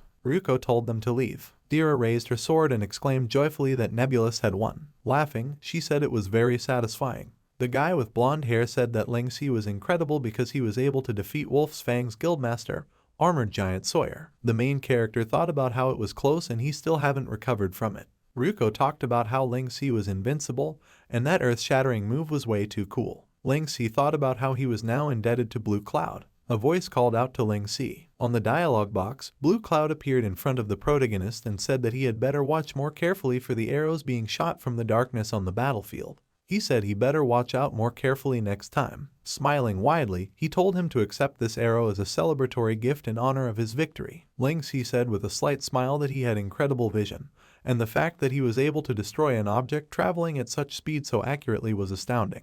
He said he was impressed. The protagonist thought that this guy is probably no weaker than Sawyer. He thought about the fact that it takes terrifying anticipation and judgment to strike this doll at this speed from this distance with such precision. Looking at the carriage in the distance, Ling Si thought that his casual and easygoing veneer was just a cover for that scheming brain of his, and if they were to affect opposite sides in the future, Blue Cloud would prove to be a tough opponent. Blue Cloud suggested Fallen Whale make a comeback. He said it was a good show. Blue Cloud told Fallen Whale to draft an alliance contract and have it sent to Ling Si once they head back. Fallen Whale asked him about drafting an alliance with Nebulous. He asked if they should send a contract to Guildmaster Stillwaters. A carriage passed over their heads, and Blue Cloud said with a smile that he was willing to bet that a lot of changes would happen after this battle. Coco Lai said that she thought Ling Si would be the end, and he really knows how to give one a heart attack. Narlo, almost crying, told the protagonist that he was very worried. Ryuko told Ling Si that he was glad he was okay. Stillwaters, approaching the protagonist, asked if he remembered his proposal. He said that, at this point, he will make him look bad if he turns him down again. Holding out his hand, he said that whether it was Nebulous or himself, they needed a leader who could lead them to new heights. Stillwaters told him that 1 in a million genius. Tiana wondered what Stillwaters was thinking. Stillwaters said that if he missed out on such a great candidate, then all the sacrifices he made for Nebulous would be in vain. He suggested that Ling Si use his abilities to work together with him to bring this guild to the top of Heavenland. Ling Si remained silent. Everyone looked at him expectantly, and Ryuko asked about whether he was going to lead the guild. He exclaimed that it was great and he would be the first to give his support. Coco Lai told him that since Stillwaters trusts him so much, he should just accept the role. She told him to listen to the voices of his comrades. Dira raised her sword and shouted their support for him. A guy with blonde hair yelled out to him about how he was incredible and they were proud of him. Another person in the crowd shouted about how Ling Si was the best and they finally had their own legend in the guild. The crowd chanted Ling Si's name. The protagonist thought about the fact that in his past life, he was a nobody, and forming a guild and being able to rally others into action were simple secret dreams that he had hidden deep in his heart. Frowning, he wondered if this was exactly what he had wished for in his past life. Recalling himself from his real life in his past and current lifetime, he thought that he wanted to be number one in every aspect, whether it was himself or the guild. Ling-Si thought that the chance to realize his dreams right now was in front of him. With a smirk, he thought about how long he had waited for this. The protagonist told Stillwaters that he had one request. Stillwaters said he could speak freely and he would agree if it was something he could do. Ling-Si said that Nebulous is the product of years of his hard work, and he has no intentions of taking away his place as the centerpiece of guild management. He said that instead, he would like to represent Shadow as its central figure and be a part of the management of Nebulous. He explained that, in other words, it would be a merger of Nebulous and Shadow. Putting his hands in his pockets, Ling-Si said with a confident smile that by doing so, he wanted to propose that their guild be renamed Penumbra, and this guild would be the culmination of the efforts between Stillwaters and himself. He urged to let the whole of Heavenland know of their presence as Penumbra. Stillwaters agreed with an excited smile. The protagonist said that they would engrave the name Penumbra upon the hearts of every player in Heavenland. Ling-Si and Stillwaters looked at each other with confident smiles. Ling-Si said that they would then become the number one guild in Heavenland. He thought that like a shadow, they would infiltrate every corner of Heavenland. Like a shadow, they would always be lurking, waiting for the right moment to act. And like a shadow, they would be untouchable and a presence that could never be dispelled, and these were the new core principles of Penumbra. And thus, the ambush that was meant to take down Shadow came to a dramatic end. Nebulous is now called Penumbra, with Ling-Si serving as its guildmaster. As members of Shadow, Tilly's, Pure Dark Feather, and Narlo have all been invited by Ling-Si to officially become members of Penumbra. The dialogue boxes read, "A terrifying attack. The earth-shattering attack Penumbra's guildmaster Ling-Si killed Wolf's Fang's guildmaster Sawyer with. The most charming former guildmaster steps down in a move worthy of respect. The former team known as Shadow is horrifyingly strong. An insight into the daily lives of the members of Shadow. Debate on the forum were on the tongues of all the players. The founding of Penumbra and Guildmaster Stillwaters stepping down became major hot topics overnight. Meanwhile, the core principles of Penumbra attracted the attention of countless top players who all flocked to join this rising power. Following the explosive debate and the impact of the battle, Penumbra replaced Wolf's Fang's position as the number 3 guild with ease. On the other hand, Heavenland also saw the arrival of a major update, the Underground World, which took an unprecedented 2 entire days to patch. Players could use that time to prepare for the greater challenges that awaited them. Heavenland is about to embark on a new chapter. Ling-Si, while leaving the house, told the old man that he had left. Above the school building was a blue sky with white clouds. The protagonist thought that it felt like it had been forever since he last came to the school, and it was a strange feeling. Ling-Si turned around after hearing a voice telling him that he had come very early today. Seeing Zhu Ting, he said hello. She asked if it was because the sports festival he promised to participate in was today. Ling-Si smirked awkwardly, thinking that he had completely forgotten about it. The protagonist and Zhu Ting were walking down the school corridor. One of the schoolgirls said that she heard that students from other schools were also invited to their sports festival. He asked if they were going to make them compete to test their physical fitness. Another student replied that she is getting fired up and their school athletes should try their best. Ling-Si asked about other schools will also participate. Zhu Ting smiled sadly and said that this is why hardly anyone from their school is participating, and moreover, the participants from other schools are probably their best athletes, so they will be tough competitors. She added that for that reason, it was only natural that no one would want to sign up for such a taxing competition. The main character thought about the fact that she knew about all this but still wants him to participate. As he left, he thought that he just wanted to experience normal school life, and this kind of attention-grabbing activity is not necessary for him. Ling-Si told her that she'd better look for someone else because he's not good at sports. Zhu Ting called out to Ling-Si. She tearfully said that she was begging him and she didn't know who else to ask. Zhu Ting said that the other class leaders have already found their representatives and they need someone to represent their class. She said that although participation is really voluntary, there are too few students participating in the competition and the school is putting pressure on them, the class teachers. She begged Ling-Si for help. Zhu Ting said that there are no volunteers from their class and she is at her wit's end. The main character told her to stop crying and she opened her eyes. Ling-Si said with a smile that he would participate, but then she shouldn't blame him if the results were bad. Zhu Ting with sparkling eyes thanked him. The protagonist asked what event he should participate in. With a smile, she lifted up a piece of paper and answered, all of them. Ling-Si exclaimed in surprise. A voice above the stadium, addressing the teachers and students, announced that 5 high schools had come together today to hold this sports festival, with their 3rd high school as the hosting school of the Eastern District. He said that this high school sports festival is the first of its kind and he would like to give a warm welcome to students and faculties from other schools. He said, following the principles of nice, great, amazing, let's emblazon our youths with our vigor and sweat. The voice announced that their participants had arrived on the field. He called to cheer all their participants on. He announced that the next event someone must win first place 3 times for this 200-meter sprint to end. A voice from the loudspeakers continued to shout, nice, great, amazing. Ling Si thought about what these principles were and what was wrong with the name of this event. Dressed in his sports uniform, he thought about how he somehow got signed up for all the events, and it's a drag. The protagonist decided that he would just take it easy and get aim for an okay-ish ranking. A voice addressed the participants of the event and asked them to head towards the starting line because the competition was about to begin. He said to the 3 athletes of third highest to do their best. Ling Si looked at the stadium and thought that he had never noticed this before, but third high are quite rich and they even have such a big stadium. He thought that the fact that they have become the hosts of the Eastern District is not surprising. Looking around at the people near the starting line, the protagonist thought that everyone here was 15 participants from 5 schools, and he'd probably be better off keeping a low profile in the real world. He thought that it would be fine if he was not the last one, and someone must win first place 3 times for this 200-meter sprint to end has a strange condition. Ling Si thought that it seemed that this was not just a speed test, but also an endurance test. He pondered that because of the emergence of the Awakened, competitive events were becoming more and more ridiculous,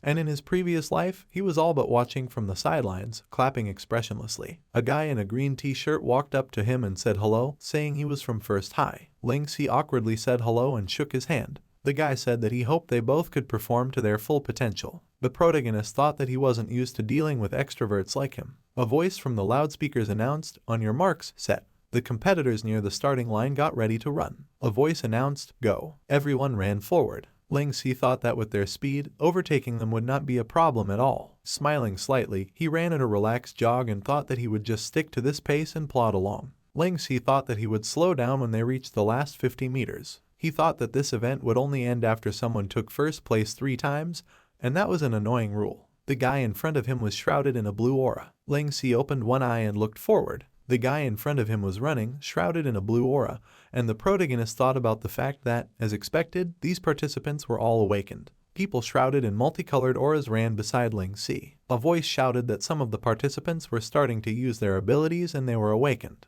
It said that one could see the potential of the future in them, and that was the greatness of humanity. Ling Si thought that the fact that they had been chosen to represent their schools was not surprising, and it seemed that it was now commonplace for the Awakened to use their abilities to earn fame for their schools. This is the age of the Awakened after all, he thought. A guy in a green jersey ran through the red ribbon and a voice announced that he had crossed the finish line and they had a contestant from First High in first place. People in the stands were yelling that First High was the best and they needed 2 more wins. Another person told the guy in the green jersey to keep it up and leave them all in the dust. A guy in the stands yelled out to Ling Si, who placed last, asking what school he was from. Noting how slow he was, he asked if he was awakened at all. The girl next to him, laughing, agreed and said that he shouldn't be here if he wasn't an awakened. Ling Si, exhaling, said that he didn't care who came first because he wanted this to end as soon as possible. Zhu Ting, standing behind the disciples, thought about how it must be hard for Ling Si to compete with so many awakened ones, being an ordinary person. He thought that he couldn't thank him enough for this. The man raised his gun up and announced that the second round was about to begin. He told everyone to stand in their seats. The voice asked who would take the first place this time and if it would be the contestant from First High again.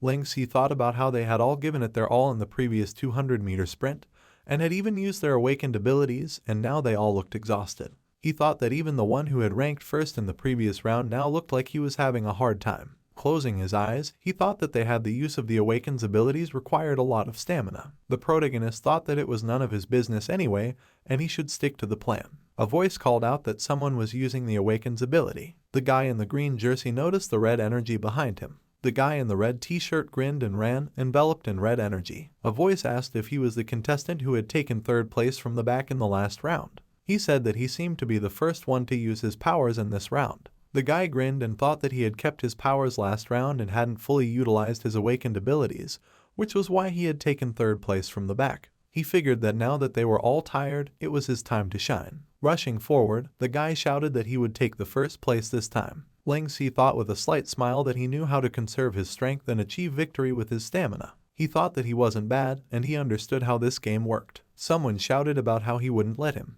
Ling Si looked forward in surprise. The guy in the green t-shirt, shrouded in blue energy, had overtaken the guy in the red t-shirt. He used spatial rupture, and a vortex of blue energy appeared in the middle of the running tracks. A voice said that someone had finally used their ability to hinder another participant. The guy in the green t-shirt turned around and said that victory always belongs to him. He told the others, calling them overreaching fools, to just sit back and eat his dust. One of the competitors said that he knew it, and this student is known in First High for always doing anything to win. Ling Si asked thoughtfully about whatever it takes. With a smirk, he asked about whatever it takes to win. The protagonist said that unfortunately, it made him angry. A voice announced that a contestant from First High had won first place for the second time in a row. He asked if he could take the championship title. He announced that the third round was about to begin. A guy in the stand said that this competitor from First High seemed to be one of the candidates in the previous National Youth Athlete selection, and he had seen a report about him. Another guy said it's no wonder he's so strong. He asked if that was fair. The guy asked what was the point of asking. He asked if he knew he was from First High. The guy with the glasses said they couldn't help it if he was good. Exhaling, he said it looks like Third High is doomed. The guy in the green jersey thought to himself that it looks like someone has discovered his identity. Frowning, he thought it didn't matter because their principal had promised him a recommendation to the country's elite sports school if he came in first place. The kid thought he was being friendly and not standing out at the beginning just to win. Looking at the finish line, he thought he just needed to take first place again. The guy in the red t-shirt said they should be wary because they don't know what this guy might do this time. He said he wouldn't risk running close to him again. The voice said, "On your marks." The contestants got ready to run. The voice said, "Get set." The legs of the guy in the green t-shirt were enveloped in blue energy. The voice said, "Go." The guy in the green jersey ran forward, enveloped in blue energy. The guy on the starting line asked about pulling shady tricks right off the bat this time. The guy in the green jersey asked about the fact that they weren't expecting it. He said that they probably weren't all going to unleash their strength until the second half of the race. He asked if they liked the surprise. Laughing, he said that now he just had to maintain his speed as an awakened, and the victory would belong to him. The guy was surprised to notice a man flashing by his side. Ling Si surged forward, overtaking him, and the guy yelled out that it was the guy who was in last place. The voice said about it being a participant from their Third High,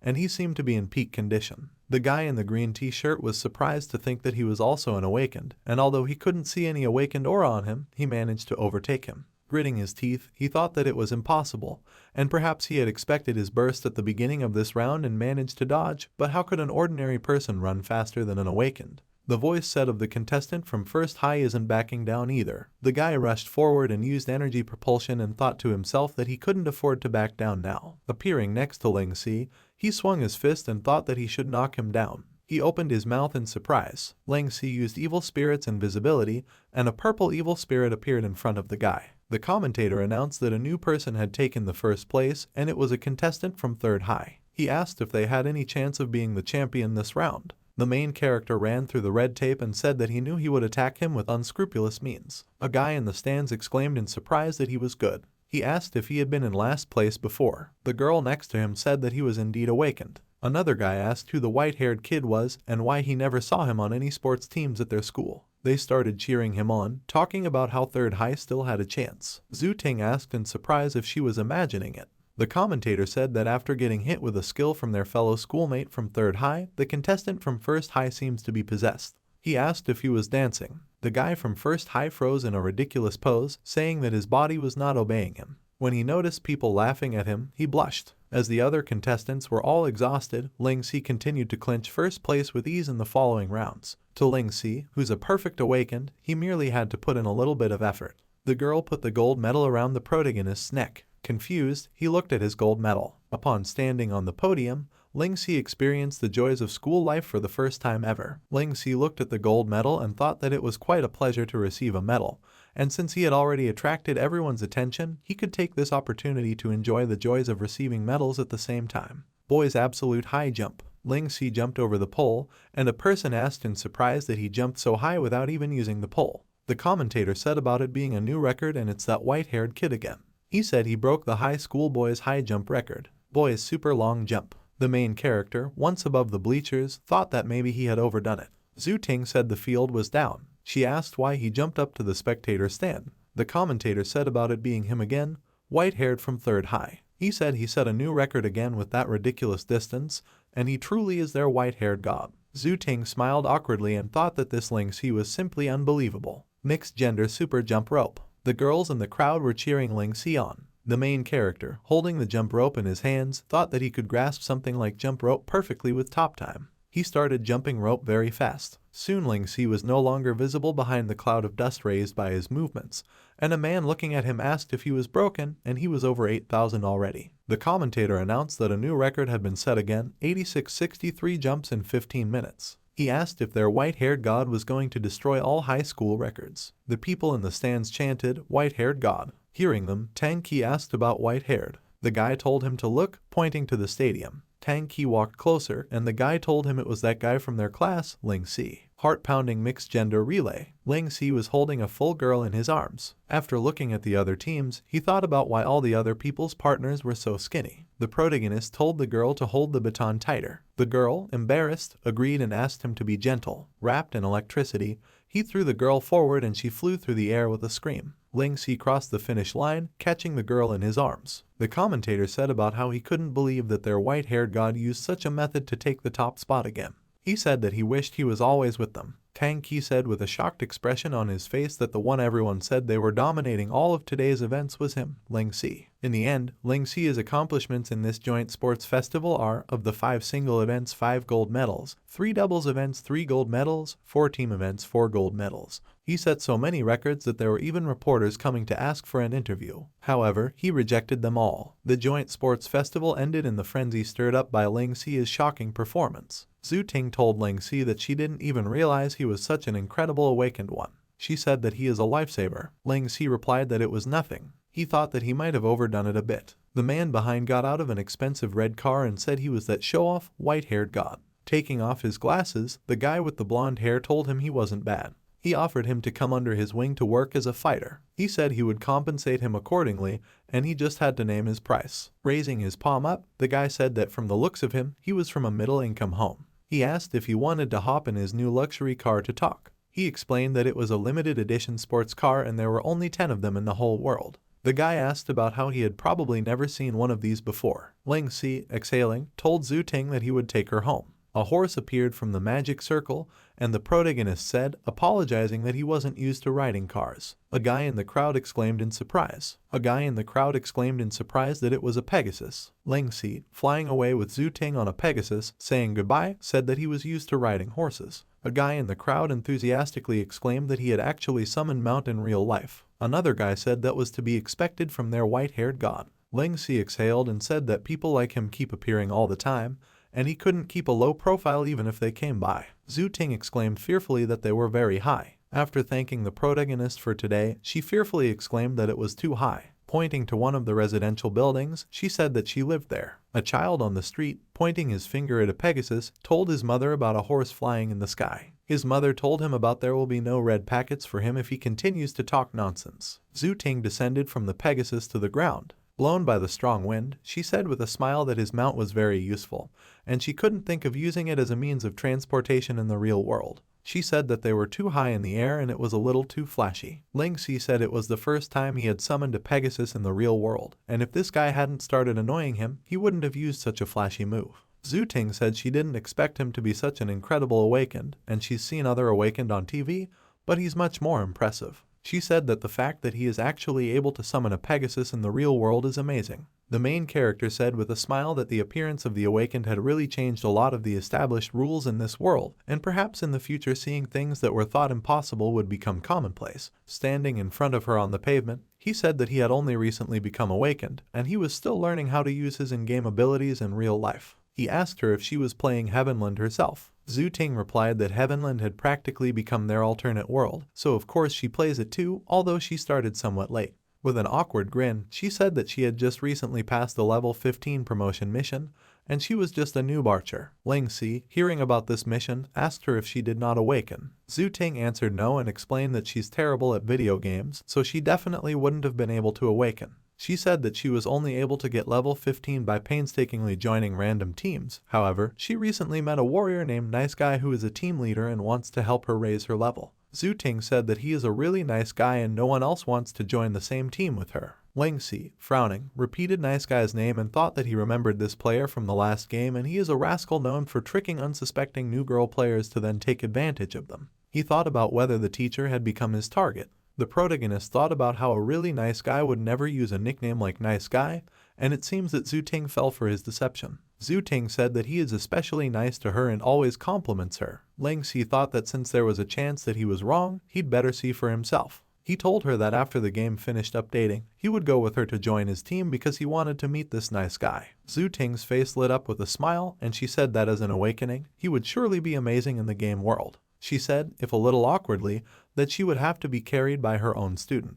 Ling Si turned around and said that he was a simple thief whose level was a little higher than hers, and he seemed to be doing quite well. He said that it settled them. He thought that she didn't seem to know about him in the game world, and that was a good thing, otherwise it would be awkward. The protagonist thought that if this guy doesn't turn out to be the pervert he thinks he is, then it's all good. Zhu Ting raised her index finger up and exclaimed solemnly and said that she had never teamed up with someone she knew before. She said that she was sure that this nice guy would let him join them because he was very warm and kind. Ling Si said he would go home. He thought about taking the bus because the Pegasus is too eye-catching. A little mansion at the relatively quieter edge of the wealthy neighborhood. This is the new house the military promised Ling Si. Construction has been completed. Gramps seems to be very satisfied with the new house. He's all smiles every day. As for Ling Si, he's most pleased with the top floor of the mansion, which is equipped with the military-exclusive C3 vessel-type gaming capsule. 2 days later, the update was complete. Ling Si couldn't wait a moment longer to experience the game with the new equipment. Sitting in the gaming capsule, the protagonist thought that it was much better than a headset, with tactile sensors covering his entire body. He thought about how he was sure it would allow him to use top time even better. Level 16-20 Mission Boulevard.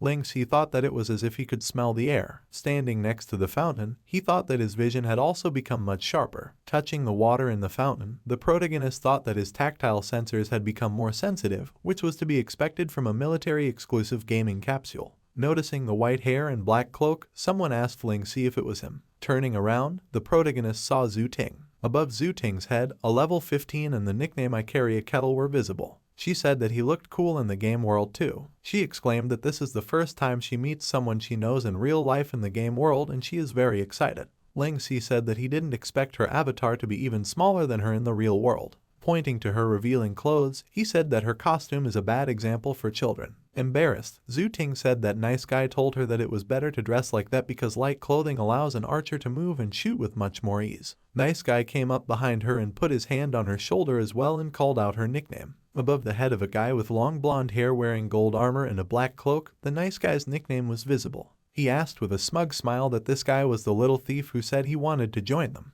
Zhu Ting replied with an innocent smile that it was him. Ling Si thought about how he looked like a complete rascal and it must be him. He thought that he had done the right thing by hiding his personal information and he should watch him carefully. Nice Guy raised an eyebrow with a smirk and asked about him hiding his personal information. He asked if he was shy. Nice Guy said that real men can't be shy. He asked how he could approach him and what level he was. Zhu Ting started to introduce Ling Si, and the protagonist interrupted her and asked her to let him do it himself. The protagonist, smirking, said to call him Si. Bowing slightly, he said that his level was slightly higher than hers. In fact, his level is 63. Nice Guy said Si is a pretty lame name. He said he never accepts thieves, and he only lets him join because of Kettle. Putting his hand on his belt, he told him when they enter the dungeon to stay behind and just help when he can so he doesn't get in their way. Ling Si obeyed and thought that it makes him rather peeved to hear him say that his name is lame. Turning around, Nice Guy beckoned for them to go. Ling Si whispered to Zhu Ting that she should act as if they were simple friends and not reveal anything else to him. Zhu Ting obeyed.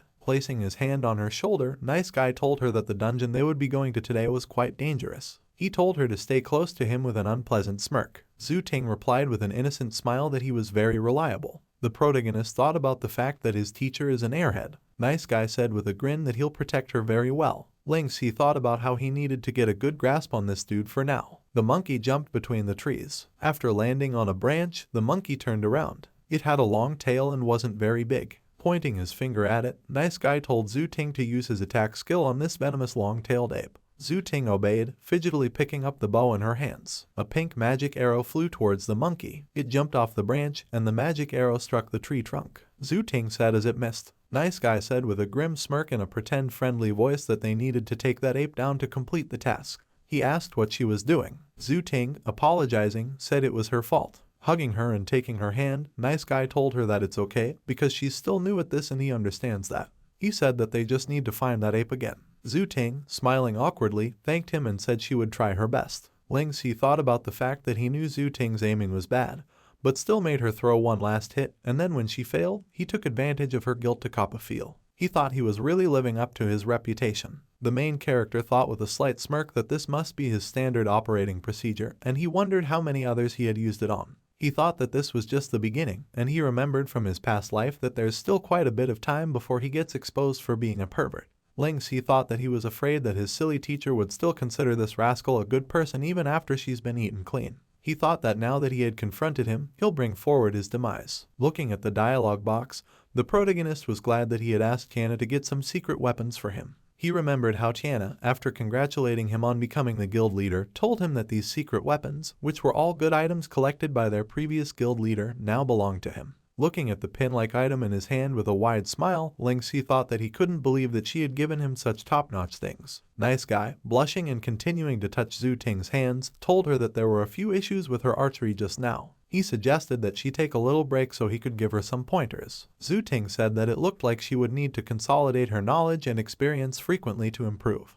The protagonist couldn't believe that he was doing this right in front of him. He thought with a sinister grin that it looked like he was going to have to teach him what it meant to be a nice guy. The object in his hand was shrouded in dark violet energy. Nice Guy told Zhu Ting to come over to him because there is no one here and they can have this place all to themselves. Zhu Ting sat down on the log and Nice Guy told her that he doesn't usually share his experience with others, and he decided to personally instruct her because she was trying hard. Zhu Ting asked if she could get her friend, Si, to instruct her as well. Nice Guy looked around at Zhu Ting and said that teaching her alone requires a lot of effort and she could just listen carefully now, why later teach him as well. Zhu Ting hesitantly agreed. She said with a worried face that she doesn't feel good about leaving him there all by himself. Nice Guy told her not to worry because he could use this as a break. Reaching for her lower back, he thought to himself that as long as there was no one around to interrupt them, everything was fine. Among the trees behind them, Ling Si's silhouette flashed. Peeking out from behind a tree, he asked about the break. Cursed rivets, black rivets that have been cursed. Once they come into contact with flesh, they will sink into the target's body, leaving no marks aside from a stinging pain.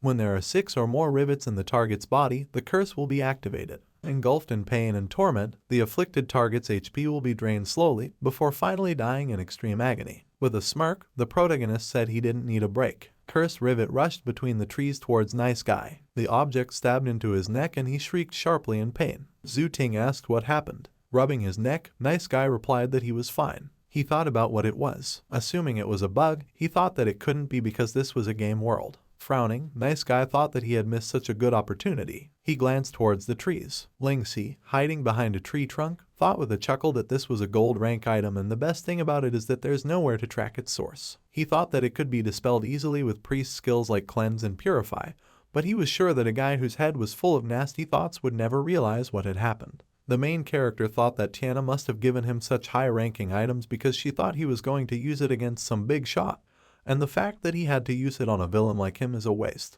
Above Nice Guy's head was written, "Curse Incomplete." Zhu Ting asked him what that inscription above his head was. Nice Guy replied with a strained smile that he was perfectly fine, and offered to pick up where they left off. Looking at Zhu Ting, he thought that he didn't care at all about what was written above his head when his prey was so close. Nice Guy thought that he couldn't believe that she was wasting her time being distracted by random things. He thought about how he could be so disrespectful to Beauty and he needed to concentrate. Remembering what they talked about, he said they talked about how to lock onto targets. The guy said that she needs to lift her hips first. As she lifted up, Zhu Ting asked, like this. Nice Guy replied that was correct and she was doing a great job. He reached out to her lower back again. Another cursed rivet flew forward, cleaving the air. The needle stabbed into his arm, and Guy cried out in pain. Zhu Ting surprisingly asked him if he was okay and what happened. Looking at his hand, Nice Guy replied that he was fine. The guy in the green hat came out of the bushes and said that they couldn't find him until he screamed. He said they had all rested and could now continue on with the task at hand.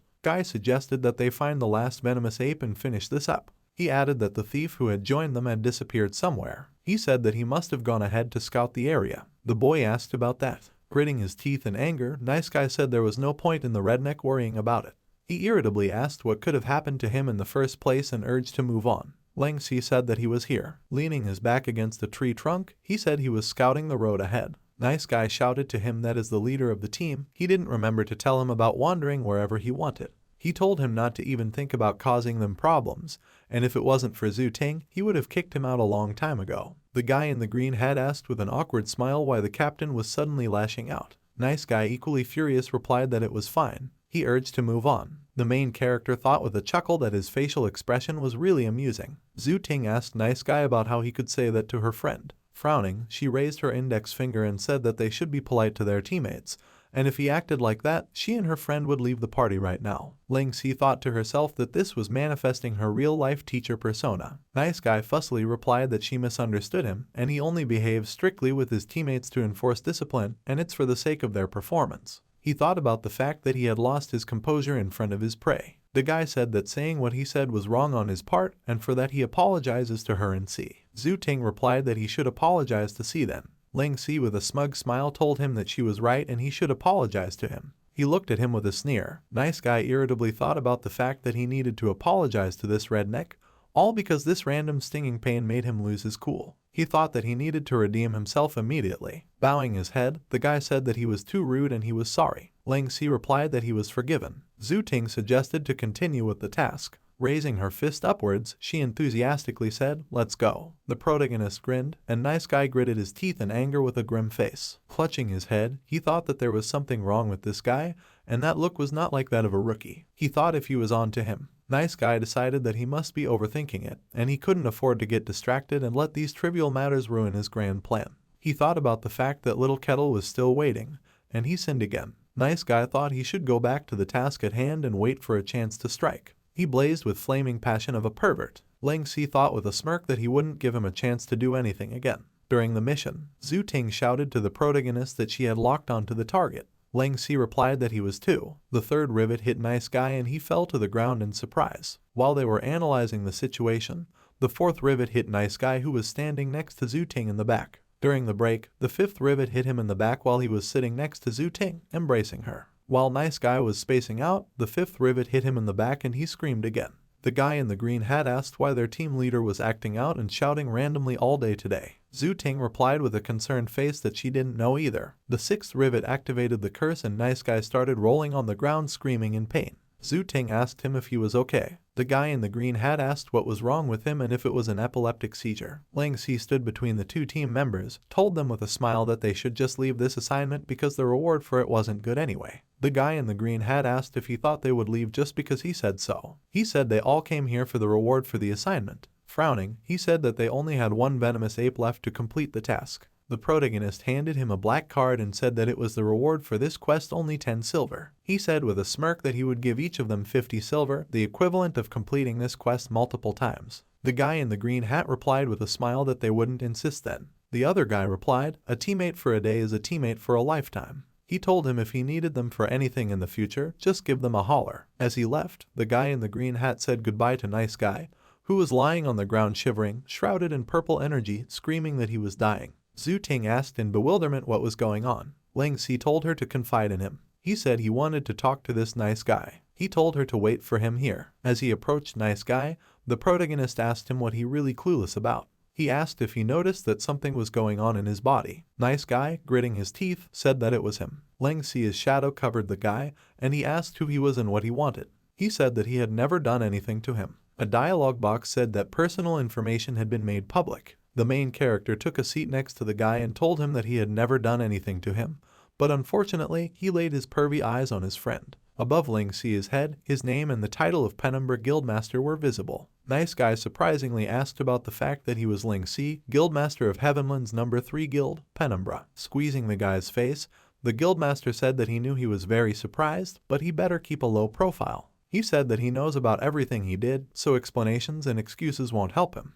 Nice Guy, lying on the ground in agony, tried to answer him. Ling Si told him not to bother because the pain he was feeling now would only get worse, and soon he would die. The guy coughed up blood. The main character got to his feet and said that when he woke up, he would be at the cemetery. Nice Guy said he didn't realize that the girl was one of his men. Apologizing, he told Ling Si that he was blamed for not recognizing him. Nice Guy said he has a good friend in the first division of Wolf's Fang. He is very rich and is an athlete with wealth and power in real life. He told him to spare him this time and then he will compensate him well. Nice Guy said that the gear he is wearing now, he got from him as well. He offered to talk things out, pleading. Nice Guy said he doesn't want to lose his gear, and that set of gear is astronomically expensive right now. Ling Si asked about the fact that this costume was one of the things he used to attract girl players. He said with a calm face that he still didn't seem to understand anything, and he wasn't supposed to do such things to girls regardless of whether they were his friend or not. The protagonist asked if he understood. He said he would give him two choices. 1. After he wakes up, Ling Si will tell his men from Penumbra to get after him until he is down to level 1. 2. After he is revived, he will quit this game. Ling Si said that he hoped he would never see him online again. Nice Guy, pointing his finger at him, exclaimed that by this choice, he is only making him tell his friends from Wolf's Fang to stage a counterattack. He asked if he was trying to start a war between the guilds. Ling Si, walking away, asked how muddle-headed he was to say such things. He said that the last person who tried to ambush him was Wolf's Fang's guildmaster. The guildmaster told him to learn to respect women in games next time he plays. He told him to enjoy his punishment. Nice Guy died from the curse. Ling Si thought about the rich and powerful athlete. Zhu Ting exclaimed that she couldn't have imagined that Nice Guy was a pervert all this time, and even used mobility as an excuse to make her wear open clothes. She wondered why he didn't tell her about it as soon as he found out. Ling Si, exhaling, replied that he himself wasn't sure at first, and on top of that, she is very careless. He said that he tried to take advantage of her many times, but she never once noticed. Looking at the dialogue box, the protagonist said that he didn't think he would show up here again. He said that she needs to be more careful of the people around her because not everyone who seems nice is actually a nice person. He added that, after all, they would never be able to figure out what they were really thinking, especially in the game world. Zhu Ting, a little embarrassed, replied that she really wasn't that good at being suspicious of others, and seeing that he wanted to teach her how to play the game, she thought he was a good guy. She said that she had gotten him in trouble again. Ling Si replied that he has female friends who is also an archer like her. He said she could learn from her and listen to her instructions. Zhu Ting excitedly asked about the fact that he also has his own team. She enthusiastically agreed. The protagonist said that he had just sent her a message. He told her to just wait for her here because they had just finished Dungeon Raid, and he told them to take her with them. Ling Si said that he had other things to do, so he wouldn't stay with her. He imagined the scene of an enraged Coco Lai hitting Zhu Ting on the head while she apologized. Zhu Ting thanked the departing Ling Si, and he thought about the fact that their characters are completely opposite, and he wondered if that was a good idea. After the update, the underground world was added to the game. It's an immense new map. Adventurers will soon encounter the brand new elements, dark and evil. In addition, many more unknowns are waiting to be discovered. Ling Si, walking through the huge entrance, thought that this was one of the entrances to the new underground world. The stone pillars in front of him were shrouded in chains. The protagonist thought that besides the fact that this place had a minimum level requirement, not many people knew about it, so there weren't likely to be many players here. On the dialogue box was a message from Ling Si to Stillwaters. The information I've provided should be enough for them to get through the first 5 entry-level dungeons of the underground world. Ling Si noticed the voice call from Stillwaters. Stillwaters said that he could just dump the information about the dungeons on them and disappear. He said that he should lead their core members to get familiarized with these dungeons. The main character, rubbing his neck, said it was too much work. He told him to just make them follow the guides he has provided. Ling Si said that all the details are there and he still needs to explore the new map himself, so he might not be back for a while. Stillwaters replied that he just became the main guild leader, yet he's barely around. He said that their guild is growing faster than they expected, and they now have twice as many members as before. Stillwaters said that he was afraid that they would not have enough resources. Ling Si asked him what he thinks they should do. Stillwaters said they need to set minimum requirements to join the guild and reassess their current members. He said that those who don't meet the requirements will be kicked out and they need to raise their standards to ensure that their guild is strong. The protagonist replied that that sounded good. He said that's what they will do. Ling Si said that he will leave it to him to decide on the guild's internal affairs as he always has. He said that there is no need for everything to go through him because he trusts his judgment. Stillwaters said that that won't do because Ling Si is the guildmaster and he is the vice guildmaster and they need to make their roles clear. They said that when it comes to running the guild, he should be the only one who has the decision-making power. Ling Si grudgingly agreed and told him to go on and make the arrangement. He told him to contact him if he needed anything. The protagonist thought about how being a guild leader was a very stressful job. He wondered if beating the other guilds to thoroughly grasp the new map shouldn't be the most important thing to do right now. Looking up, he wondered if he didn't think anyone had gone where he was going right now. In Ling Si's previous life, trading at the underground village was one of the best ways to make money after the release of the underground world. This is because the monsters of the underground world wield weapons that come with either the evil or dark element, which would give players a major headache from the corrosive darkness effect inflicted. Pushing off the ground, Ling Si jumped forward with his daggers in hand, thinking that besides the expensive holy potion that could cleanse this debuff, the equipment from the underground world could negate it completely. But as the holy potions are too expensive, players prefer to go for the underground world's equipment instead. The villages and NPCs that players can trade with are either very far away or in hidden areas, so players need to explore the area slowly to discover them. Pushing away from the chains enveloping the stone pillars, the protagonist thought that since he was a human who had been reborn, things were different now. A silhouette wearing a dark hood was shrouded in a red aura. Ling Si clutched onto a rock nearby. Looking at the monsters in front of him, he thought, what a pain. There was a hooded skeleton in front of him, and the protagonist thought it was Dream Eater. Frowning, he thought that these Dream Eaters are extremely annoying, and they would suddenly ambush players that are passing by. Looking at the hooded monster, Ling Si thought that they had the ability to hypnotize players, and after they did that, they would suck their HP dry. They can be considered one of the troublesome gatekeepers of the underground world. The protagonist thought that all the players from his past life knew about this because these monsters caused everyone a lot of trouble. Noticing something, he opened his eyes in surprise. The silhouette of a human flashed behind the monster. Dream Eater was chopped in half. The girl with yellow eyes squinted slightly. Dressed in black clothes, she stood in a fighting stance. There were no weapons in her hands, and her long gray hair was gathered into a wide ponytail. Ling Si opened his mouth in surprise. Looking to the side, he rounded his eyes in surprise. The guy in the hat was standing with a sword in his hands in front of the giant monster. A smile flashed across his unshaven face. With one swing of his sword, he chopped the monster apart and was behind it. Ling Si was surprised to realize that it was immovable Dark Lines. Turning to Dika, Dark Lines told her that when she attacks monsters, she needs to attack promptly and learn their weaknesses. He said that she can't just spam attacks aimlessly because it would be a waste of time and energy. Fixing her hat, Dark Lines told her that she had done well on her own, though, and he would give her 7 points for that. Dika modestly replied that she understood and would keep his instructions in mind. She said that she will try to control her emotions better next time. On the dialogue box in front of Ling Si, the information about the level and post-promotion subclass Dark Lines was hidden. The protagonist thought about the fact that he had actually gotten here before him. He wondered who this girl beside him was because he didn't remember such a person from his past life at all. Pressing his lips together, Ling Si thought about why she was here in this life. He moved his foot in Dark Lines, noticing the sound, turned around. With a sweep of his sword, he broke the stone pillar into pieces with yellow energy. The protagonist, as he landed, noted his incredible attack speed and thought to himself that, if not for top time, it would have turned out to be a direct hit.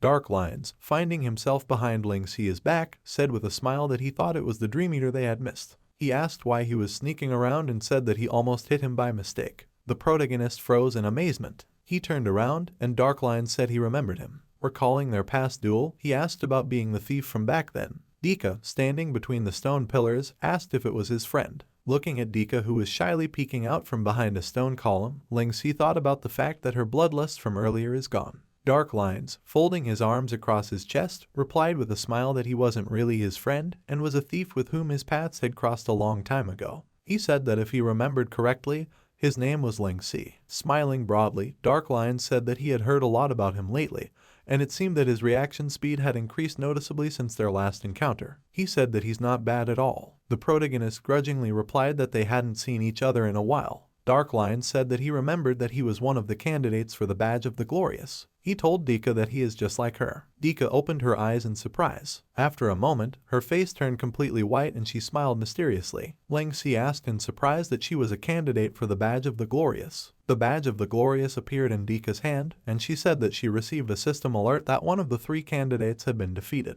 She said that thus, that left the 2 of them. Surrounded by a red aura, she asked Ling Si to fight her. Frowning, Ling Si thought in surprise that her bloodlust was back. Dark Lines, chuckling slightly, said that Dika had always been a hothead and Ling Si could ignore her. The protagonist thought about her following Dark Lines and calling him master, and whether that meant they were master and disciple. Dark Lines told him about how if he let her humble appearance fool him, he would pay dearly. He said with a serious look that Poinkadika has 2 personalities, and the moment she enters the battle, the humble Poinkadika becomes the cruel and cold-blooded inner Dika. Dika stood in front of the protagonist, surrounded by a dark red aura. She abruptly rushed forward and swung her leg upwards when she was next to Ling Si. Ling Si managed to jump aside, and the impact of Dika's foot smashed the stone floor of the cave with force. Her bandaged arm was enveloped in red energy. Swinging her fist, Dika used fist technique, force of nature. The protagonist dodged again, managing to jump aside, and the impact of the girl's fist shattered a stone pillar. Ling Si thought in surprise that this was to be expected from a Dark Lion's disciple, and her one punch contained such terrifying power. Dika told him to stop dodging. She told him to either resign voluntarily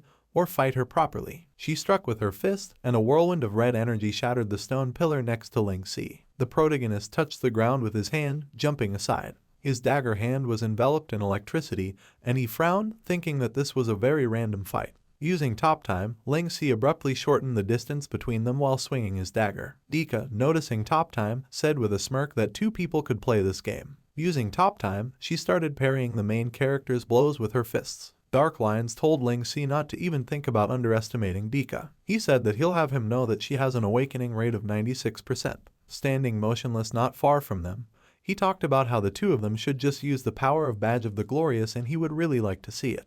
Dika told him to shut up, calling him an old man. She said she doesn't need the power of the Badge of the Glorious to deal with someone like him. Dark Lions said inner Dika doesn't give proper respect even to him, her master. Dika, swinging her fist, told the protagonist that she was better suited for the title of Glorious One than he was. Dodging her fist punch, Ling Si asked about the 96%.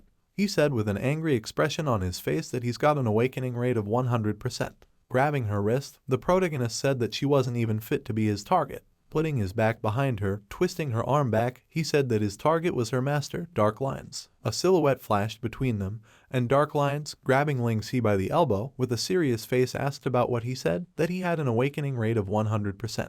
He said that becoming a perfect awakened was impossible. With a serious frown, he said that it looked like they would have to meet in real life after they quit the game. Ling Si asked in surprise as to why they had to meet in real life. Turning around, Dark Lion said that it seemed like there was still a lot he didn't know. He said that he came to that conclusion after learning the reasons for it through research. Turning around, Dark Lion said that he wasn't sure how he managed to do that, but if he really is awakened with a 100% awakening rate, he hoped he could talk to him in real life. Dika, shyly twiddling her thumbs, asked about him meeting the master in real life. She said she was jealous. Dark Lions urged her to go. Dika surprisingly wanted to object, saying about their duel. Dark Lions said that unless he is lying about being the perfect awakened, she doesn't stand a chance against him at the moment. He added that she doesn't understand what it means to be the perfect awakened. Dika obediently replied that she understood. Ling Si silently stared in their wake. Dark Lions said he would contact him later. The protagonist asked about knowing where he lived. Dark Lions waved as he left and told him not to worry because he has his ways. Dika modestly said that she will fight him again next time. She asked to take care of her then. Wrapped in a red aura, she corrected herself and said that she will definitely make him die a horrible death.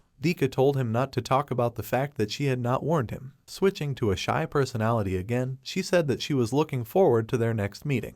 Dika and Dark Lions hopped away. Looking after them, Ling Si thought that they were both strange. Recalling Dark Lion's face, he thought that from the look on his face, he wasn't joking. Frowning, the protagonist thought about how there was still a lot he didn't know. He wondered if he was talking about being a perfect awakened or something else. Stepping forward, Ling Si thought that it didn't matter right now, and he wouldn't find any answers even if he thought about it hard. He decided to just wait for him to contact him. Bouncing off the chains enveloping the stone pillar, the protagonist thought that the most important thing at the moment was to finish what he came here for. Ling Si ran through an underground river with stone bridges, a gorge full of bats, and found himself in front of stone steps surrounded by tree roots and bushes. Covering his eyes from the bright light with his hand, he thought to himself that this was a little tiring. The protagonist thought that, if he remembered correctly, it should be just ahead. In front of him was a path running between the rocks. Underground world, Longyu Town. Ling Si, standing in the stone-walled town, thought to himself that he's finally here. The dialogue box said, "You have discovered Longyu Town.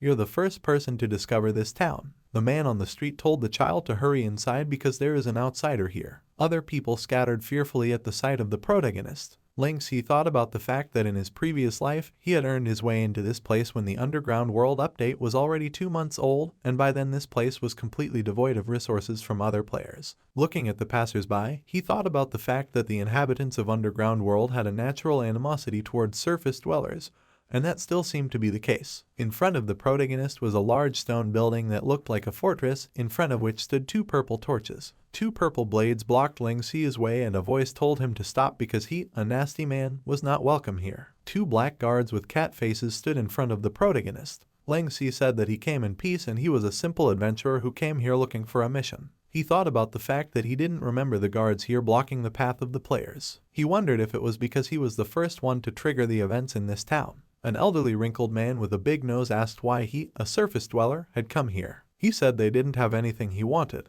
The protagonist said he was just an adventurer from above ground. He politely asked if Longyu Town had encountered any problem that needed to be solved. He added that he might be able to help them. The guard, pointing his purple blade at Ling Si, said that they didn't need help from humans because all humans were hypocritical and cunning creatures. The elderly man told him to wait. Guardian of Longyu Town, Siba the Witch, level 70, asked Ling Si about what he just said about being able to help them. She asked about whether he knew what they were facing right now. The witch called him a braggart. The protagonist put his hand to his chest and respectfully asked Siba to share his worries with him. Waving his hands, Siba asked if he really thought he could handle the dragon-scaled demon who had them at their wits' end. Ling Si wondered if it was the sovereign rank mutant boss that only appeared randomly in the later part of the game. A huge purple tail surrounded the city, and the protagonist thought about it being a boss that entire guilds would fight. He said that the dragon-scaled demon is at least at sovereign rank, and its level is at least 85. It is a special monster that has both dark and evil elements. Unlike regular underground creatures, it is not afraid of fire elemental spells, but rather holy elemental spells. Closing his eyes, Ling Si said that this is a creature that has evolved enough to speak the human language, yet is solitary in nature and moves about on its own. Its stomach is its weakness, but there's also a hidden weakness, which is its horns. As its horns can cast extremely destructive spells, one can use holy elemental spells on them when it is casting a spell to cause a countercharge. The witch listened to him in surprise. The protagonist said that this was also the only way to destroy his horns, and when it was done, it would enter a weakened state and any attack against it would cause 3 to 4 times the damage. He said with a smile that he didn't think even the underground dwellers knew as much about the dragon-scaled demon as he did. He asked if he had now earned the right to speak to her. Siba fell to her knees and exclaimed that she had never met anyone who knew as much about the terrible dragon-scaled demon as he did. She pleaded to Ling Si, asking him to help them. The protagonist, smiling contentedly, thought it was an advantage of being reborn, and he wasn't afraid to reveal what he knew if he wasn't talking to another player. The dialogue box says, "You have received +10 reputation with the underground dwellers." Entering the fortress, Siba told the protagonist to follow him. Ling Si thanked her for her trust. He asked about what she said, that this dragon-scaled demon suddenly appeared in a cave near the city. The witch replied that it was correct and it suddenly appeared about a month ago. She said that it's incredibly foul-tempered, and according to the dwellers who have seen it, its stomach is very large, so it's likely to be pregnant. Ling Si raised an eyebrow and asked about the female dragon-scaled demon. He thought about the pregnancy explaining its aggressive behavior. Siba said that some of the pitiful townspeople went outside to gather resources when this dragon-scaled demon suddenly appeared, and they all turned into pools of blood. She said that if they didn't leave the cave, the people of Longyu Town would have to go elsewhere for their own safety. The witch said that she didn't know what his abilities were, but if he could really help them deal with this problem, she would thank him the faces of everyone in this town.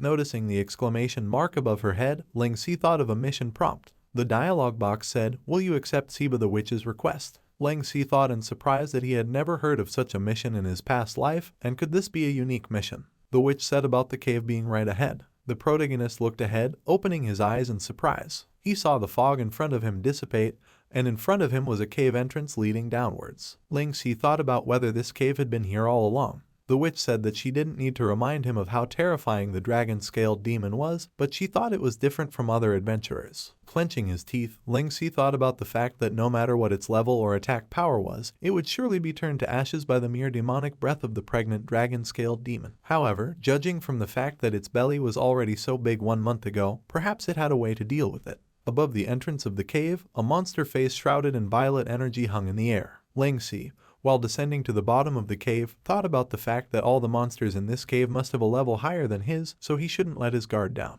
The first thing he decided to do was to avoid direct collisions with any of them, otherwise he would attract the attention of even more monsters. After landing, the protagonist thought that this cave was too big. Looking around, he thought that it looked like he would have to make an effort to find where the dragon-scaled demon was. He walked further along the cave, thinking that visibility was low, but if he lit a torch, he would attract monsters to him, and he would have to rely on his senses and explore slowly. Standing behind the stone column, the protagonist wondered if the person who triggered this unique mission in his past life was able to pass it. He thought that if the person came here unprepared, he would have a hard time even finding the dragon-scaled demon. Peeking out from behind a stone pillar, he noticed a monster hanging from the ceiling. Face Ripper, a monster that looked like a huge bat, was asleep, hanging head down from the ceiling. Ling Si thought about the fact that if they killed him, they would use the sickles on its wings to peel the skin off his face, causing him to suffer from a physical and magical damage resistance -15 debuff after respawning. Superior Invisibility Potion appeared in his hand, and he thought that the safest way to deal with these monsters is to avoid them as much as possible, and using ranged attacks like spells or archery skills on them until they die is the safest strategy. The invisible protagonist jumped forward and thought that if the path was blocked, he had no other choice. He ran closer to the monster. Once behind Face Ripper, Ling Si swung his dagger, striking the monster's back. Slumping on the ground, he thought to himself that his level was too low for this place, and thus his damage was not enough to kill it. Face Ripper flapped its huge wings. Frowning, the protagonist decided that he'd just have to go for the kill. Using Elemental Manifestation Thunderflash, Ling Si struck the monster with daggers and electricity. The monster died, and the protagonist thought, quickly disengage, then go invisible. Looking back at the many monsters hanging from the ceiling, he thought that fortunately,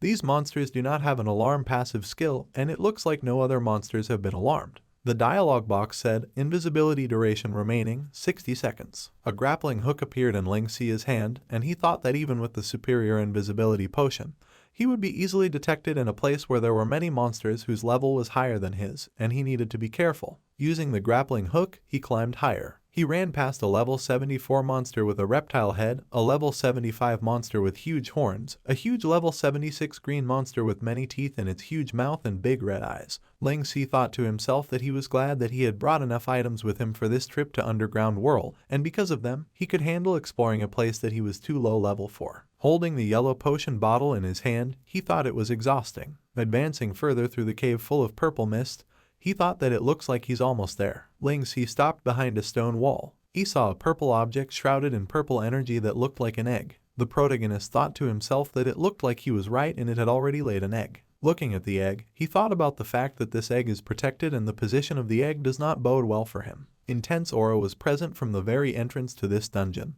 and it seemed to have been created out of the mother's desire to protect her egg. Frowning, Ling Si thought that it's unrealistic to face a boss of this level head-on, and in his past life, the boss and portal to this dungeon were not here. He assumed that they had spawned here for this unique mission. He thought he remembered that there was a special mechanic for this dungeon in the early days, and this was a route for players to retreat to. Peeking out from behind a stone wall, the protagonist thought about the fact that, perhaps worried that the new boss would prove too difficult to lead to frequent deaths of the exploring parties. The shortcut leading to the graveyard had been created to cut down on the time it took teams to run back after being respawned. He thought that, after all, there were too many high-level monsters along the way.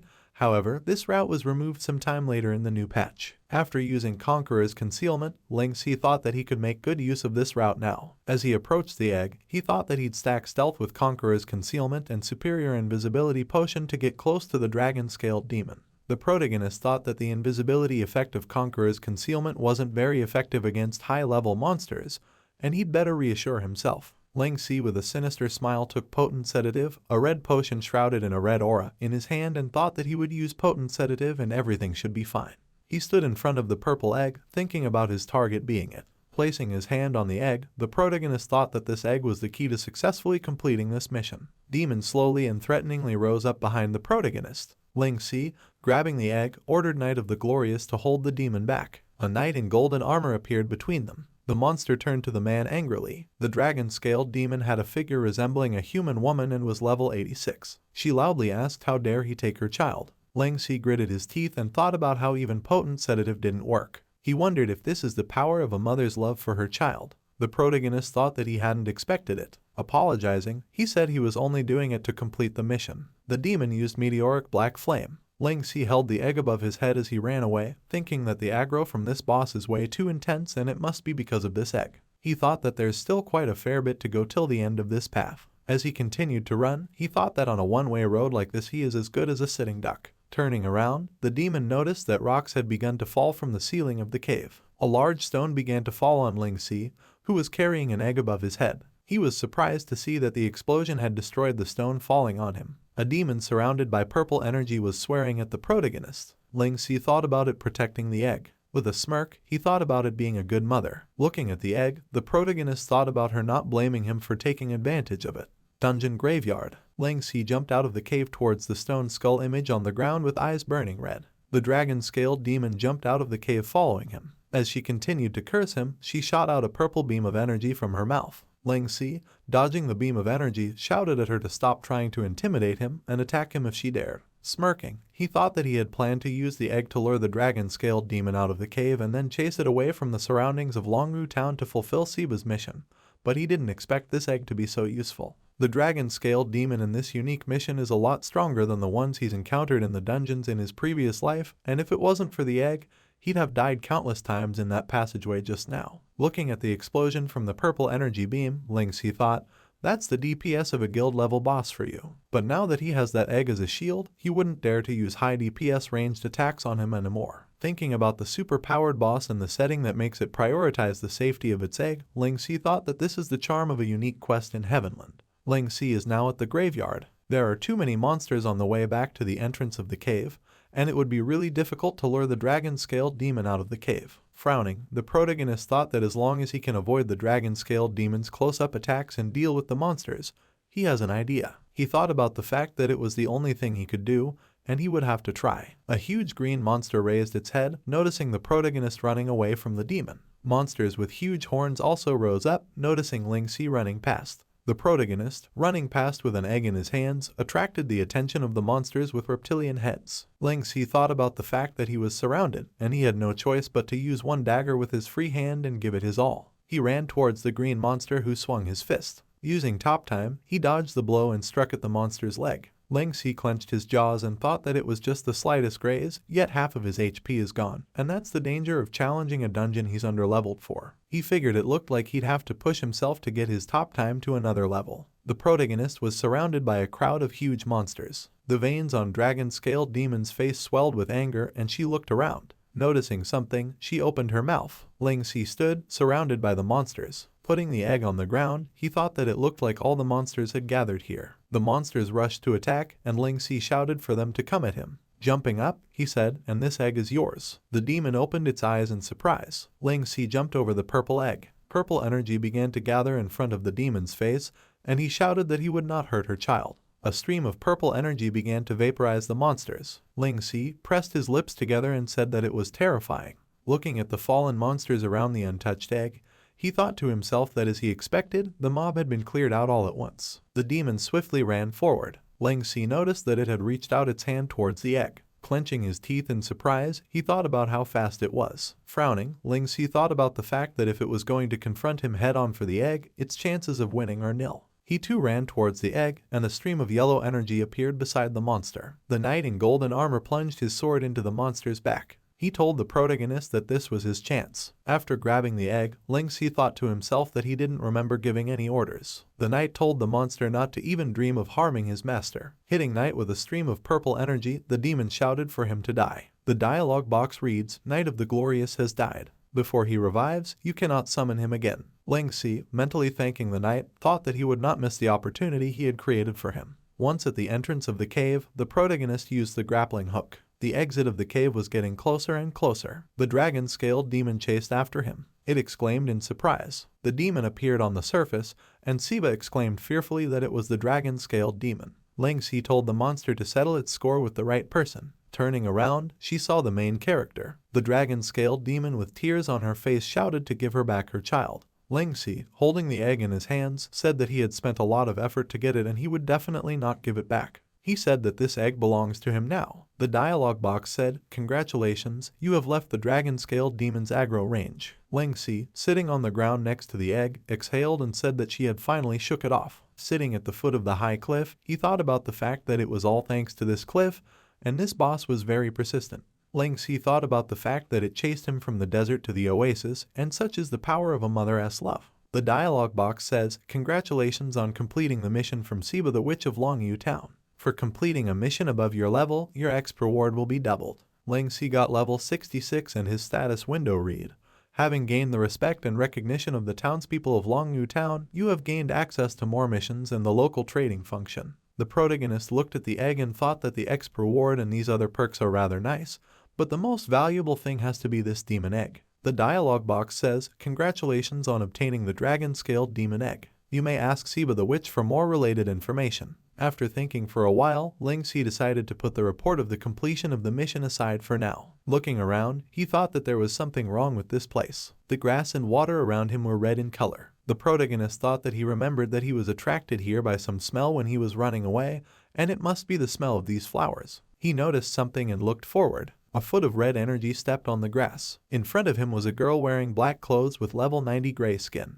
Ling Si, hiding behind a rock, thought about whether it was a monster. He thought that it was his rotten luck, and he had only managed to escape from the dragon-scaled demon, and now he was facing an opponent of this level. Opening his mouth in surprise, he thought about the fact that only the level was shown, but not the name. The protagonist thought about the fact that this was a very strange place, and there must be some kind of clue in such a place. Looking at the dialogue box, he noticed that it had a title. Above the girl's head was written the title Protector of the Undead Mercenaries Altar, and Ling Si thought he remembered the name. The girl with gray skin turned around. Jumping high up, she was right above the protagonist. Ling Si turned around and noticed that she was very fast. The girl hit the ground with force, and the protagonist, gritting his teeth, dodged using top time. A dagger appeared in his hand. The girl took the daggers from his hand with large red chains. She said she didn't expect to meet an adventurer wielding those daggers. Ling Si thought about what he remembered now, and his daggers are called Bone Knife of the Undead Mercenary. The girl stood in front of him, holding his red energy daggers in front of her. She said that for many years no race above ground has set foot on these hallowed grounds, and she believes that his arrival must be Destiny's calling, wielder of the Bone Knife of the Undead Mercenary. The girl said that this was the end of the Bloody River Undead Altar. In front of Ling Si were steps leading through an archway to the top.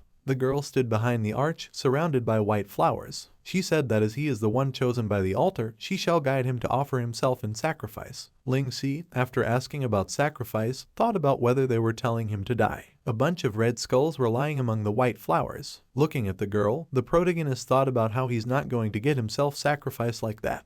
The girl told him that he could reach the depths of the altar with his dagger. Looking at his dagger, Ling Si thought about how true that was. He was surprised to notice that the interface had changed, and the description panel for Bone Knife of the Undead Mercenary now had the gilding runs of the Blood River. The protagonist raised his dagger, the arch began to glow bright red, and red energy lifted the bones and skulls up. A pillar of red energy rose above the altar. Ling Si looked up. A bridge appeared in front of them, leading to a large stone structure, and the protagonist thought that this was the intersection of the altar. Climbing up the stone steps, he politely asked what exactly is this sacrifice she speaks of, and what meaning does it bear? The girl replied that he is not yet qualified to know the details of the sacrifice. She said that he would find out if he wanted to take the altar's test. She told him to offer his sacrifice. In front of them was a huge door with red lights. Ling Si tensed in thought, wondering if they were not actually going to sacrifice him. He thought about the fact that it took a lot for him to get to the underground world, and it would be really bad if he just died like that. The voice turned to him and told him that as the owner of the Bone Knife of the Undead Mercenary,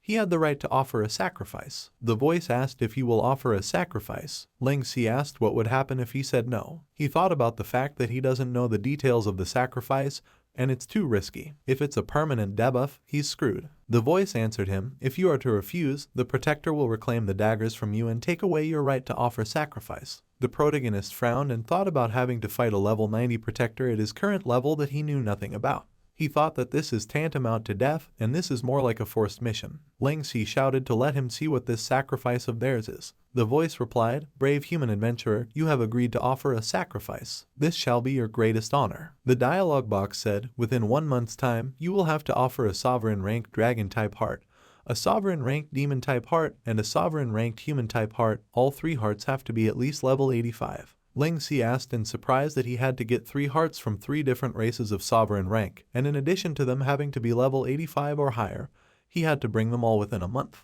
The Protector said that the ancient altar had bestowed upon him his mission. She asked him to fulfill it in the time given to him. She said that failure would cause his stats to be cut by half and he would lose his right to wield these daggers. Ling Si, looking at his daggers, thought about the fact that cutting his characteristics in half is too harsh. Protector said that if he managed to bring the hearts in the time given to him, his daggers would be raised to the legendary grade. Thinking about the hearts of 3 specific sovereign-ranked species, the protagonist decided that he needed to prepare himself carefully for this. Protector said that the countdown had begun, and she wished him success. Ling Si, after a bit of silence, apologized and asked if she happens to be a sovereign-ranked human. Protector replied with a slight smile that she has both demon and human blood in her. Ling Si rubbed his chin and thought to himself that he couldn't afford any mistakes. After all, she was a level 90 sovereign rank opponent. He decided to return to Longnu Town first to collect the rewards of his previous mission, and this mission he would have to complete one step at a time because he couldn't get anxious and rush into it. The protagonist thought about not underestimating these sovereign ranked bosses that are designed for entire guilds to tackle, and he is not confident that he can do this on his own at his current level. He thought with a serious face that it was time to mobilize Penumbra. The protagonist thought that he should go to the library first, and maybe he could shortlist some targets there. Lingxi stood in front of a stone structure floating in the air next to a waterfall. On the dialogue box, the teleportal can transport you to the waypoints you have already discovered. Longyu Town. Lingxi stepped out of the blue portal. A passerby shouted that this was the human thief who had saved their town. Another suggested that he call Siba. The protagonist thought that the teleportal is quite handy, and it looks like he gained access to it because he completed the dragon-scaled demon mission. He thought that he was glad he didn't have to walk back here because there was no telling how long it would have taken him. The protagonist noticed that the dragon-scaled demon bones outside the city were gone. He thought to himself that it was probably because he had accomplished a unique mission. Siba loudly asked where that thief was. Lingxi told her to calm down because he could assure her that he'd shaken that dragon-scaled demon off his trail. He said he came here to ask her about that egg. Siba asked him in surprise that he had actually stolen the egg. A huge purple egg appeared in Lingxi's hands, and the witch exclaimed that it was a demon egg. The protagonist carelessly dropped the egg on the ground, and Siba worriedly told him to be careful not to break it. Lingxi with the egg in his hands entered the witch's house, and Siba told him that it was really shocking. She told him that he was now the hero of their town. After looking at the egg, the witch asked if he knew how to deal with this demon egg. Lingxi thought to himself that he had never heard of any player completing this unique task in his past life, and since the dialogue was prompting him in this direction, he should probably follow this train of conversation. He said that he would like her advice about it because he doesn't know how he should deal with it. Siba said that usually there's nothing to be gained from getting the egg of a dragon-scaled demon, because the egg would automatically enter a state of hibernation after leaving its mother's side. Lingxi asked in surprise if that meant that the egg was useless. The witch replied that it didn't, and there was something that could be done, although the chances of success were extremely slim. Glancing at the protagonist, she said that whether it would work or not depended solely on his luck. Sticking her hand in the trunk, she said that since he helped them solve a big problem, she wanted to give him something, and she doesn't have much use for it anyway. Siba gave the protagonist the ancient potion of bloodline deviation and said that the decision to use it on the egg or not was up to him, and it would be his reward. Ancient potion of bloodline deviation, a rarity of an item that is only heard about and hardly ever seen. Said to be dropped from a specific sovereign rank monster at an extremely low drop rate. Mixing this potion with the blood essence of another monster of a different element or race will give your pet a chance to obtain a second elemental attribute or a second race. However, the chances of success are very slim. Success is dependent on the level of the blood essence provided. Lingxi thought he didn't expect that and asked if it would work on the egg. Siba replied that it would work. She said that she had come across this information by chance in an ancient text and success would depend on his luck. She asked if he knew what would happen if he does succeed. Lingxi asked what would happen. The witch said that since this egg was birthed by a mutated dragon-scaled demon, he would get a double mutated sovereign-ranked dragon-scaled demon pet. The protagonist looked at the egg in surprise. Tightly pressing his lips together, Lingxi thought about the fact that with a twice-mutated sovereign-ranked dragon-scaled demon pet, no one would be able to surpass him on the pet ranking board that would come in the future. Turning around, Siba said that if he fails, then the potion will be wasted. She said the decision to try it was up to him. Lingxi said he would do it. Lingxi removed the cork from the potion. Letting the blood drain from his hand, he thought about the fact that since the chance to win the title of Heavenland's #1 pet was right in front of him, he was obligated to try no matter what. The protagonist remembered the witch's words that if he decided to use the potion on the egg, he could mix it with the blood essence of another element or another race. She had told him to think carefully before making a decision. Lingxi, looking at his hand with a smirk, thought that of course he would use his own blood essence, human blood essence. The potion and the main character's blood dripped onto the demon egg. Lingxi stood on the roof of the stone tower, looking at the egg. Nothing was happening, and he silently stared at the egg. Squatting down, the protagonist asked why there was no reaction.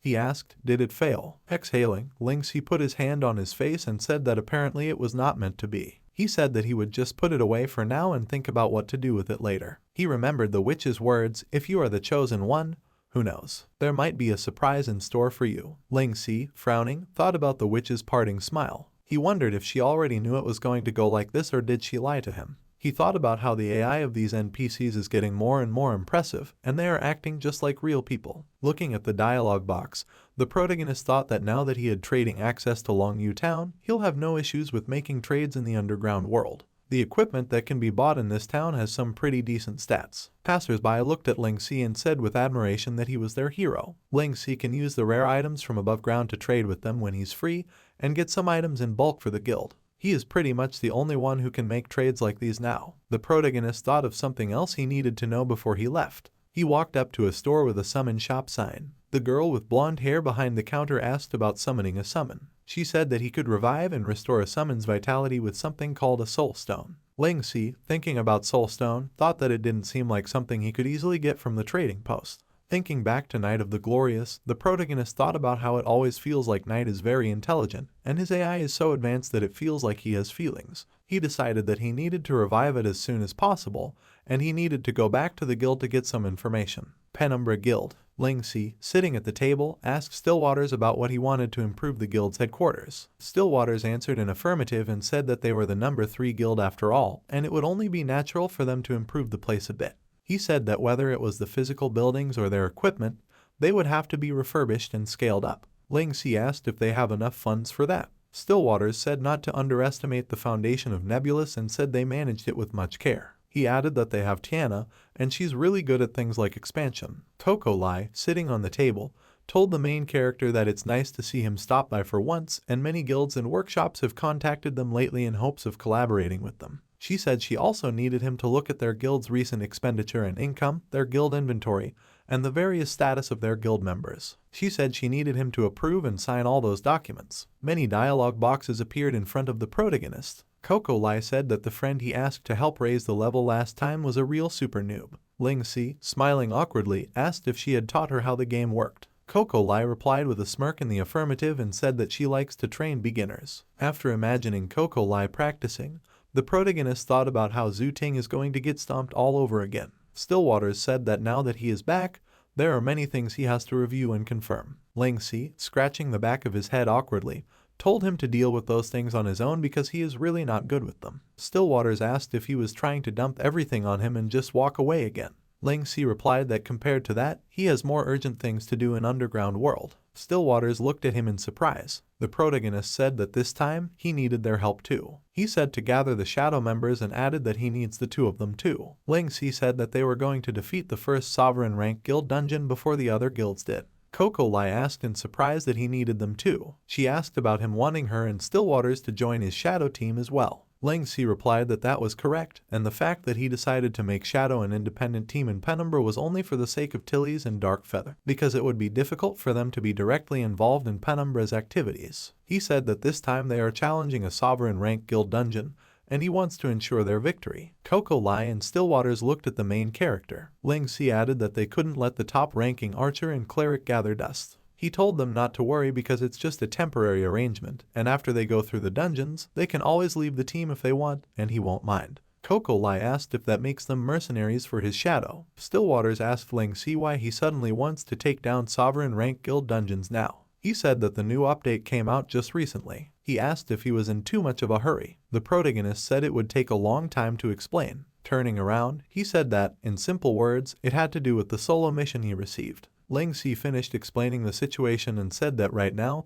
he urgently needs the hearts of 3 different sovereign rank races, otherwise all his stats will be halved, and he's really in a bind. Coco Lai and Stillwaters remained silent. Coco Lai said that the heats of 3 different sovereign rank races is a little too harsh. Ling Si added that it is a forced mission. Stillwaters told the protagonist to give him his strategy to win like before. Ling Si said he still doesn't have enough information and he doesn't have a surefire strategy. Stillwaters, frowning, said that he hoped that he, as guildmaster, knows that he now represents their entire guild. He said that, before having a full grasp on the situation, he couldn't just accept such assignments, which could cost them dearly if he fails. He told him to think about how much it would affect the guild and its members if the leader of the guild were to have all his stats halved. Stillwaters said that he was now the pillar of Penumbra, and from a player's point of view there's nothing wrong with going after stronger equipment, however, he was now responsible for an entire guild. Coco Lai looked worriedly at Stillwaters and thought that she had never seen him so angry before. Stillwaters said that the moment he found out that he had to make sacrifice, he should have thought twice about whether he should enter that altar. He said that if he couldn't handle this mission, they might even be challenged by other guilds, and the fate of Penumbra is at stake here. Ling Si listened silently, and Stillwaters told him that he was no longer a solo player and every action he takes affects his teammates, his guild, and everyone around him. He said that he hoped he would keep that in mind from now on. Ling Si remained silent. Coco Lai worriedly asked Stillwaters where he was going. He replied that he was going to make preparations because they can't make any mistakes in the dungeon. Coco Lai told Ling Si not to blame Stillwaters for the tone he used just now because the guild is very important to him. Ling Si replied that he knew. He thought about the fact that Stillwaters had just reminded him that in this life, he was no longer a solo player who could do whatever he wanted. Remembering his teammates from Shadow and people from Penumbra, the protagonist thought about the fact that he now had teammates, a guild, and responsibilities. The old man told the protagonist not to play games as soon as he woke up, but to eat breakfast first. Ling Si, looking at the dialogue box, said that he was looking for information about the new update on the official website, and it was very important to him because it would affect many other people. He said that he would have breakfast soon. The old man called out to Ling Si. The protagonist asked what happened. The old man said with a smile that compared to the first time he met him, he seemed to be much happier and more positive. He asked if he had made many new friends in the game. Ling Si, a little embarrassed, remained silent. The old man, laughing, said that when he first met him, he was worried that he wouldn't be able to make friends with that aloof manner of his, and it seems he was worried for nothing. He said that having friends he could play with was wonderful, and he was very happy for him. Laughing, the old man said it reminds him of his youth. The protagonist, smiling, thought about the fact that now he also had a family. Penumbra Guild. Stillwaters was watering the flowers with a watering can. Ling Si said that he had come up with the strategy he had asked for. He said that putting together the information about the new update on the official Heavenland website, the things that can be found in the in-game library, the clues and NPC backstories, and so on, he's decided on the dungeons to challenge, and he has already sent him the details. The protagonist told him to trust him and that he would take all the consequences for making the unwise decision to accept this mission, and he won't do without making ample preparations. Stillwaters said he would not look at the information he sent. He said he can see that he has a very good outfit, and how hard he worked to gather the information can be seen in his high-end outfit. Smiling, Stillwaters added that those dark circles under his eyes told him that he wasn't lying. Ling Si said that he just spent a little more time than usual to gather information. Stillwaters told him not to let that stop them while going through the dungeons. The protagonist replied that the time he spends in the game is the best time for his body to rest in real life. Someone called out to Ling Si from behind. Turning around, he saw Coco Lai and other people coming out of the portal and wondered what they were all doing here. Ryuko said that they heard about his forced mission and he doesn't care if they walk 3 hearts, 10 or 100, they will help him get them. Tiana, Narlo, Tillies and Darkfeather walked out of the portal. Coco Lai said with a smile that Stillwaters knew that Ling Si would quickly come up with a strategy and told them to be ready to go at any time, so she had Tiana and the others prepare in advance. She said they all changed their schedules to accommodate her, and gathering all 3 hearts in a month would be difficult. Stillwaters told Ling Si to take a look at the team interface. He said that he was so busy with his research that he didn't notice the team messages at all, and he added himself and Coco Lai to the team. Ling Si thanked him and said that now he was even more confident in accomplishing the mission and it would definitely take their team to the next level, and on top of that, they can make a name for Penumbra as well. Stillwaters told Ling Si that he believes in him, just like he believed before that he can lead Penumbra to new heights. Narlo, putting his arm around the hero's waist, grudgingly asked why he had not immediately told his faithful servant about the mission. He said that he could help shoulder his burden. Ruko, grinning, said that he finally gets to raid a dungeon with Ling Si again. Tillies told Ling Si that she had deflected a lot of the orders her workshop had received to come to his aid.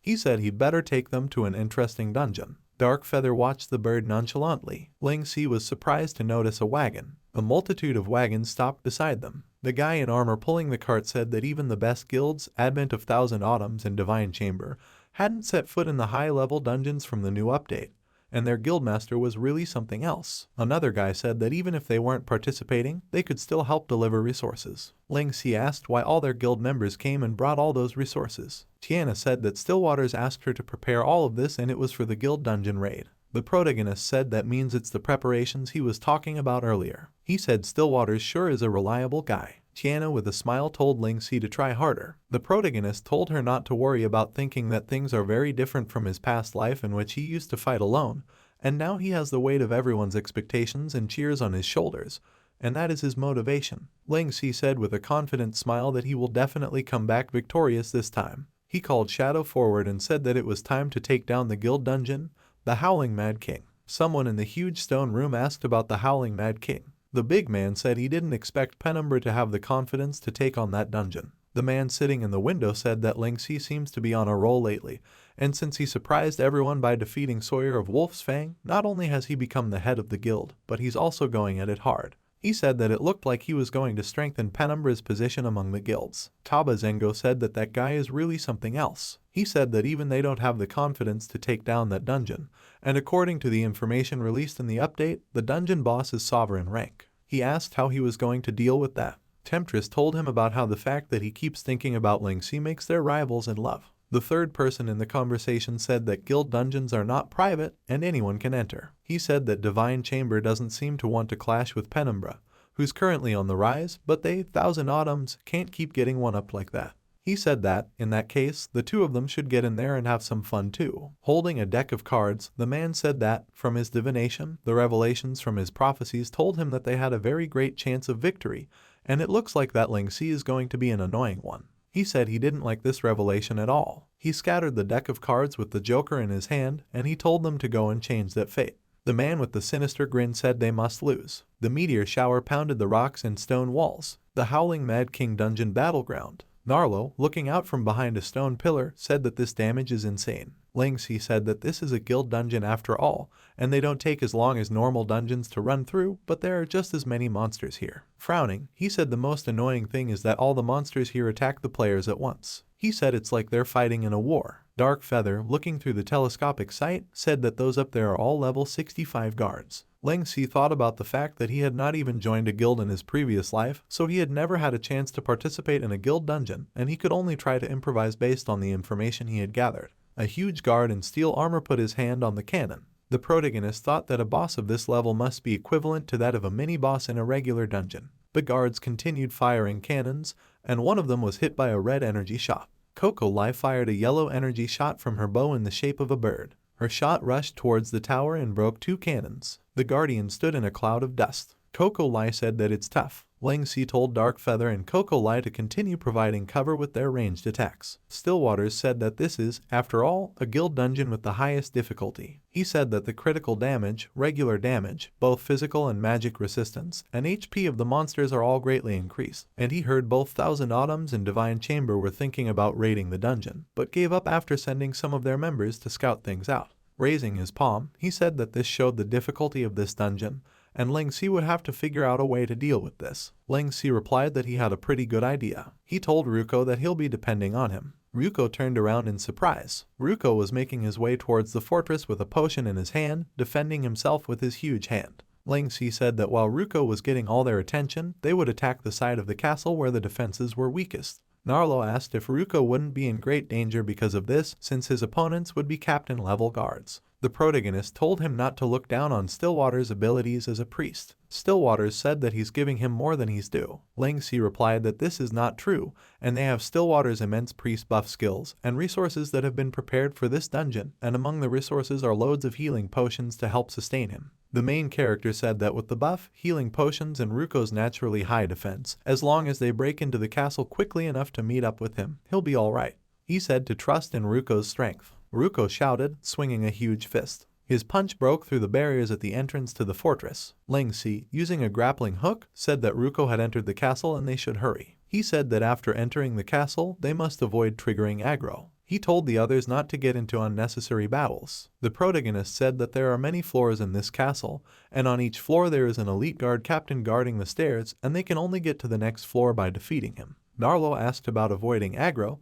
Does he mean something like what he did last time with invisibility potions? Ling Si said no. Jumping off the wall, he said that invisibility potions are easily seen through when fighting opponents that are higher leveled than them, and they're basically useless here. The protagonist said that they needed to split up, and one group would be responsible for luring the mob away, while the other group would fight the remaining elite captain. Ling Si and his team jumped on top of the elite captain. Temptress, stepping her foot on the face of one of the defeated guys, said that Penumbra had prepared quite well for this guild dungeon, and judging by the amount of resources, it seems like they've gone all out. Taba Zengo said that he received news that their past guild leader, Stillwaters, and vice guildmaster, Coco Lai, have all joined Ling Si's shadow. Temptress replied that then it's no wonder that the dungeon area is being guarded by so many Penumbra minions, and it's because their leaders have all gone to the front line. Stabbing his sword into the ground, Taba Zengo offered to conceal their presence or they would realize they had broken in.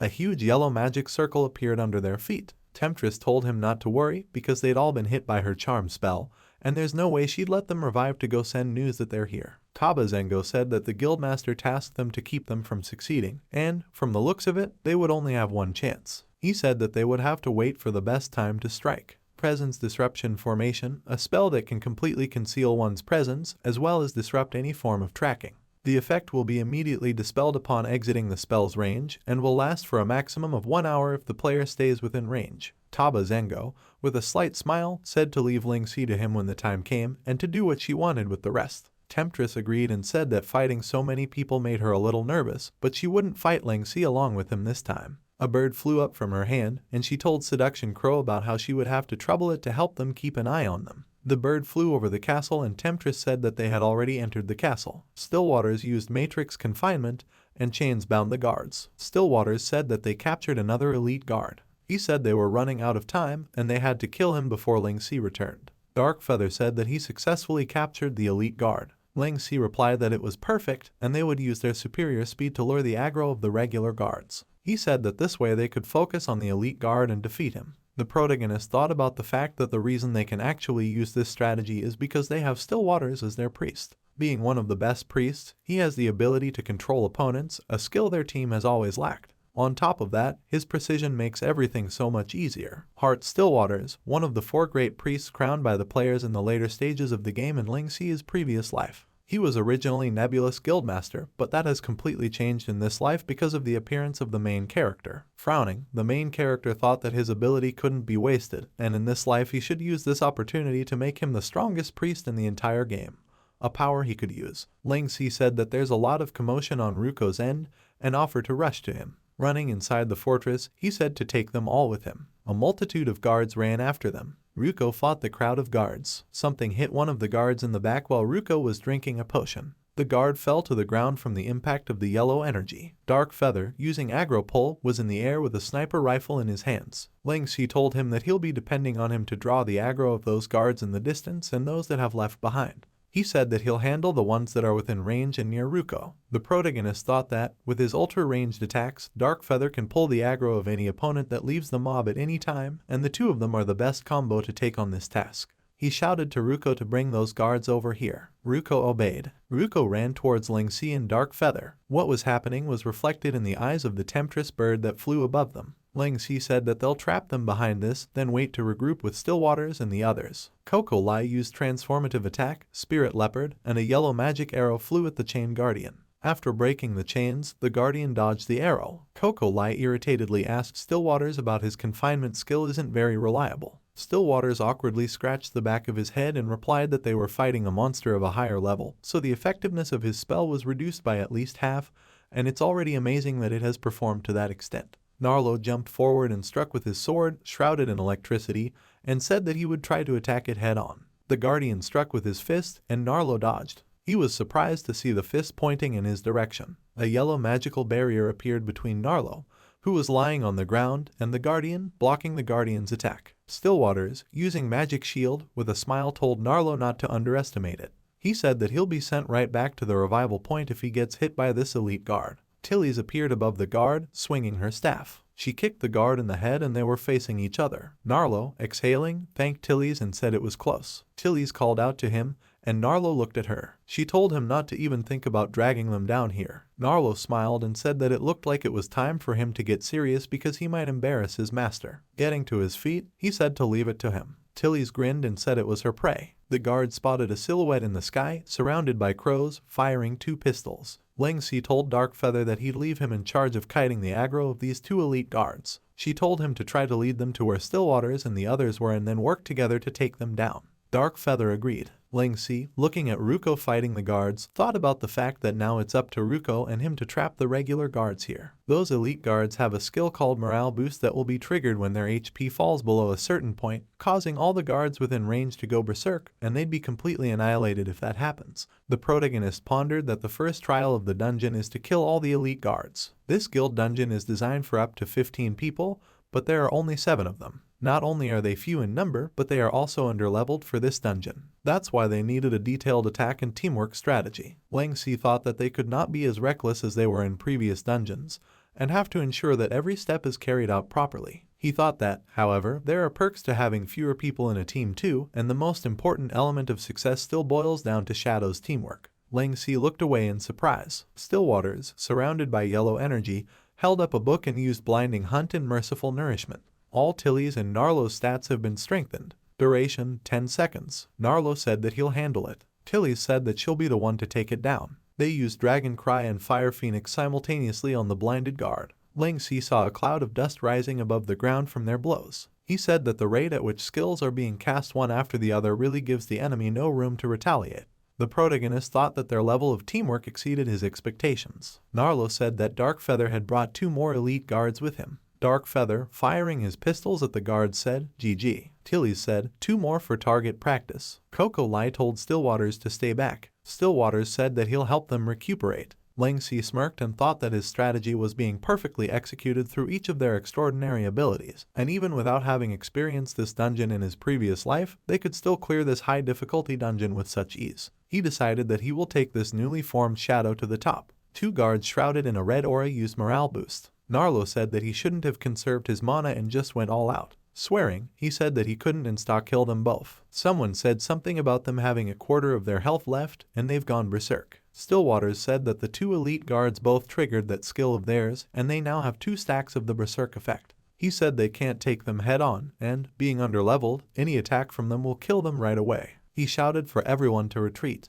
Both guards rushed towards Narlo. Looking at the guard's approaching fist, he gritted his teeth and thought that it was much faster than before, and he was finished. Ling Si rushed forward and used Elemental Manifestation Thunderflash and stacked attacks to hit both guards with electricity. With a smirk, he said that he would let them have the stacked attacks he racked up from killing regular guards. Temptress watched the progress of their battle with a spell. Sitting on a staff floating in the air, she said that just watching their teamwork is setting her heart on fire, and every single one of them in that team is a pro. Taba Zengo said that if a full team of 15 people entered this dungeon, there would be 8 elite guards and a dozen ordinary guards. When he first came to scout this dungeon, these elite guards kept giving the regular guards a berserk buff, and while it would be easy to deal with one, it was impossible to get through the crowd of them. He said that he didn't expect Ling Si to use the guild dungeon modifier mechanism so successfully, and now when the number of raid members is less than half the maximum limit, the dungeon automatically reduces the number of elite guards by half. With 7 of them, there are only 4 elite guards, thus greatly reducing the number of guards overall. Taba Zengo said with a slight smile that this mechanism was only officially made known by Heavenland just this morning, and to think that Ling Si is already taking advantage of it so soon. He said that he couldn't help but admire his intelligence, and it looks like their guildmaster's worries are not ungrounded. Looking at the magical vortex in the sky, he said that this thief, who was originally a nobody, seemed to have now become a threat to their absolute dominance. Temptress said that they need to kill him before he has a chance to grow. The dialogue box says all 4 elite guards have been killed. The door to the Mad King's tower is now open. Ruko asked how they even cleared the trial. He asked about their team members almost being killed and if the elite guards were really that strong. Ling Si said that their teamwork was near perfect. He told Narlo that his attempts to save his mana had almost ruined everything, and they'd have to look thoroughly into his mistake when they did the debrief later. Tilly's called him a burden. Narlo apologized. Stillwaters said that Ruko was almost finished using what potions they had. He told Coco Lai, calling her Coco, to get the logistics team to send some more over. Coco Lai, embarrassed, said that just because they were childhood friends didn't mean he could call her that in front of so many people. Darkfeather looked up thoughtfully. Seduction Crow flashed between the towers, and Darkfeather wondered if that was just an ordinary bird. Ling Si called out to go on. He said that the level 85 boss, the Mad King, was still waiting for them at the top. They went to the portal, and the protagonist said that their adventure had just begun. Exiting the portal, Temptress asked about if, in case they do indeed manage to defeat the boss in the end, and they show up to snipe the loot, wouldn't that be a bit nasty of them? Taba Zengo replied, not really. He said that this is how these guild dungeons have been designed in this game, and since guild dungeons are public zones, it's only natural that all sorts of confrontations and gaming strategies can be tolerated here. Looking at the stone walls around them, he said that the space in here is really massive. Temptress said that Ling Si is someone she respects, and surprise attack doesn't seem all that honorable. Taba Zengo told her that, normally, there wouldn't be too much of a difference between the abilities of the major guilds in a game. The guilds would generally be keeping each other in check and trying to hold each other back, either openly or secretly. So in guilds like these, while attacking, each guild would have to be especially on guard against the competing guild schemes. Taba Zengo said that he was sure they were aware of these risks too, so there was no point in quibbling over whether their actions were honorable or not. Smiling, he said that it was a little different this time, and Penumbra had the confidence to take down a dungeon that even they, Thousand Autumns, had no means to. He suggested that they probably don't expect anyone else to come. Temptress, smiling, said that she hadn't expected Taba Zengo to have such deep thoughts. She said that they'll keep following them and let them help them clear the monsters ahead. She added that they can also use this opportunity to get the key to this guild dungeon. Temptress said that the benefits of others' labor would save them both time and effort. Taba Zengo looked out from around the corner and noticed a crowd of huge monsters. Temptress wondered why there were still so many monsters here. She asked as Ling Si and the others walked past them. The Mad King's Tower, the depths of floor 1. Stillwaters used blinding hunt. The dialogue box says, enemies within range have been afflicted with blinding. Duration, 10 seconds. Coco Lai called out that the duration of blind is shorter when dealing with elite monsters. She called someone to hurry and follow up. Narlo said he would do it, and the cooldown on his skills is over. He told the others to take this opportunity to use some mana potions. Using caged electric binding, he hit his opponents with blue electricity and said that it's time to slow down. Narlo ran after one of the monsters. Chains bound the monster and Stillwaters said that he would take care of the one that escaped. Coco Lai, shooting yellow magic arrows from her bow, said, let's cycle through that set of skills once more. Stillwaters used blinding hunt, blinding the monsters nearby. Ling Si climbed up the stone steps. Climbing up the spiral stone stairs, Ruko asked what king of fun they were going to have on the next floor. The protagonist replied that from the information he had gathered, after entering Mad King's Tower, the next floors wouldn't be much different from the first, and they're still all about killing mobs. He said that of course they can speed clear the floors by using skills to control the mobs like they did earlier. However, the difficulty level of the monsters will get increasingly harder with each floor, so it will be harder for them to keep using this strategy. Ling Si concluded that it's inevitable that they will have to clear the mobs. Ruko said that it's boring. Ling Si said that each dungeon is designed around one basic concept because they wanted to ensure that each dungeon has its own style and type. However, to a team that likes taking on challenges, continually fine-tuning the details of their plan and working hard to think of how to clear a dungeon faster, thus obtaining better rewards, this is also one of the great joys of gaming. He added that both the goals this time are to be the first to get through the dungeon and get the heart, and speed is not their priority. Tilly said that the challenge to speed clear guild dungeons would probably ignite the training market. Ruko scratched the back of his head and said that he didn't understand that at all. Stillwaters said that the unity of style and type determines the similarity in the design of each dungeon's trials. He said with a smile that once they find a way to pass one trial within the same dungeon, all they have to do is make some changes to get the dungeon strategy. Ling Si finished his sentence for him. Stillwaters said that was an interesting point of view and he had never thought about it. He said that it's worth thinking about. Ling Si said that he's only benefiting from the teachings of others himself. He said that they are almost to the second floor and they need to get ready. He said, let's get to the top in one go. Ruko said, to the treasure. Taba Zengo and Temptress fought the huge monsters. Exhaling, Temptress said that this is really tiring. Taba Zengo replied that this was also his first time here, and he didn't expect that the inside of the tower would require them to keep climbing upstairs to scale the tower. He said that the number of monsters really matched the guild's dungeon. Temptress said that they're actually using a method that doesn't require them to kill the mobs to ascend the stairs. She was glad that she was really good at charm arts, otherwise they would have had to clean up after them instead of getting a free ride. Taba Zengo said that it was only the first floor, and they would probably still have to clean up after them. Temptress exclaimed that she doesn't want to do that and will demand help from HQ right now. Taba Zengo said that they can't risk alarming them. He asked if she had forgotten their assignment.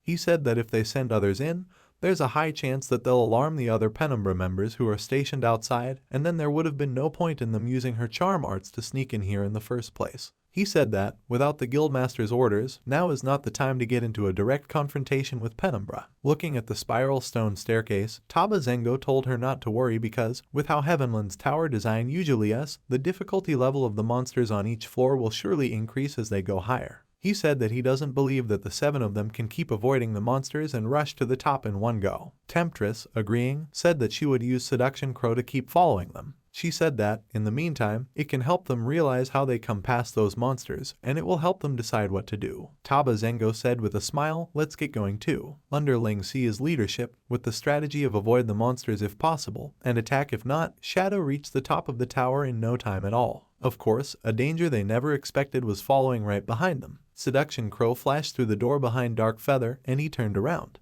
Narlo exhaled and said he was tired, and while it had gone fairly smoothly, he couldn't say it had been easy. Dark Feather looked at the door closing behind them. Coco Lai said that they're underleveled for this dungeon, after all, and, besides, they did have to give their full concentration in controlling their maneuvers and avoiding the mobs, so it does feel several times more taxing on their minds than it would if they were in a regular dungeon. Narlo turned around and asked Dark Feather what was wrong. Dark Feather answered, it's nothing. Stillwaters told Coco Lai that he had run out of mana potions and to ask her to give him hers. Coco Lai said she told him not to call her by her pet name. Ruko asked if there are only 8 floors and if it's over. Ling Xi replied that according to the official description, there should only be 8 floors. Ruko scratched the back of his head and said that it was even easier than the first trial with the guards. The protagonist said that he felt like this trial was designed to help the team get used to each other, and the goal was to improve the team's teamwork. He said that, after all, it'd be hard for most players to get their bearings if they had to face a sovereign rank boss like this immediately upon entering the tower. Ling Xi suggested that this is a considerate gesture on the developer's part.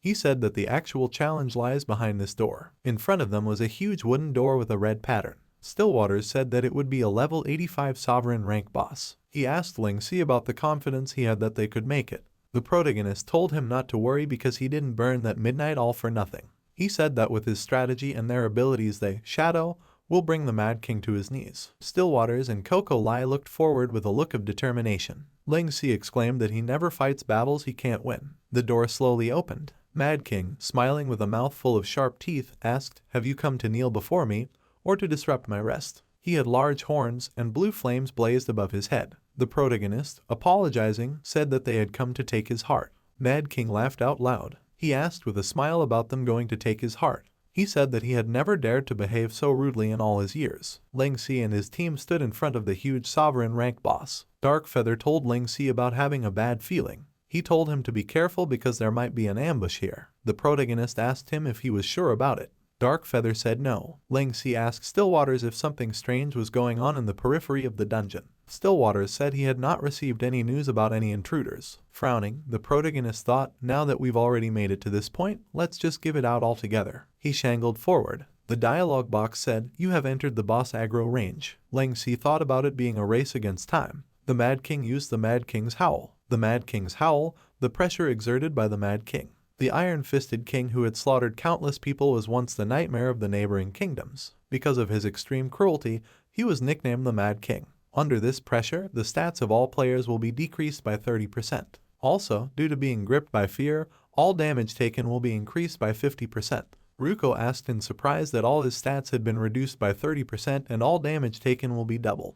He asked how do they even stand a chance. Tilly's gritted her teeth and said that her senses had become a lot duller. Stillwaters told the protagonist that it's a serious debuff and he can't dispel it. Coco Lai said that on top of that, their level is too small. He said that it's impossible and they are doomed to defeat. Ling Xi grinned. Coco Lai looked at him, and the protagonist said he doesn't fight battles he can't win. Badge of the Glorious appeared next to him, and using it, Ling Xi said, come on out. Mad King looked at him in surprise. The protagonist summoned the King of Mankind, and a huge purple spirit appeared above him. The spirit asked Mad King what right he had to make such a ruckus in his presence. Ling Xi and the purple spirit raised their hand up, using Blessing of the Giant King. Narlo spoke up as the debuff disappeared. Ruko exclaimed that it was crazy strong. He asked what kind of skill is that. Ling Xi, frowning, said with a smirk that it was because he was the bearer of the Badge of the Glorious. Being underleveled, a guild-level dungeon, and a sovereign rank boss. These are the game barriers that they shouldn't be able to challenge at their current level. However, when Ling Xi was looking up information on guild dungeons in the library, he happened to trigger a conversation with a Badge of the Glorious NPC. He remembered the library administrator telling him that the King of Mankind fought many battles and defeated the kings of many kingdoms before uniting mankind as one in the end. Later on, as the protagonist leafed through tons of information, he finally found something written in an ancient text. Among the kings he defeated was the Mad King.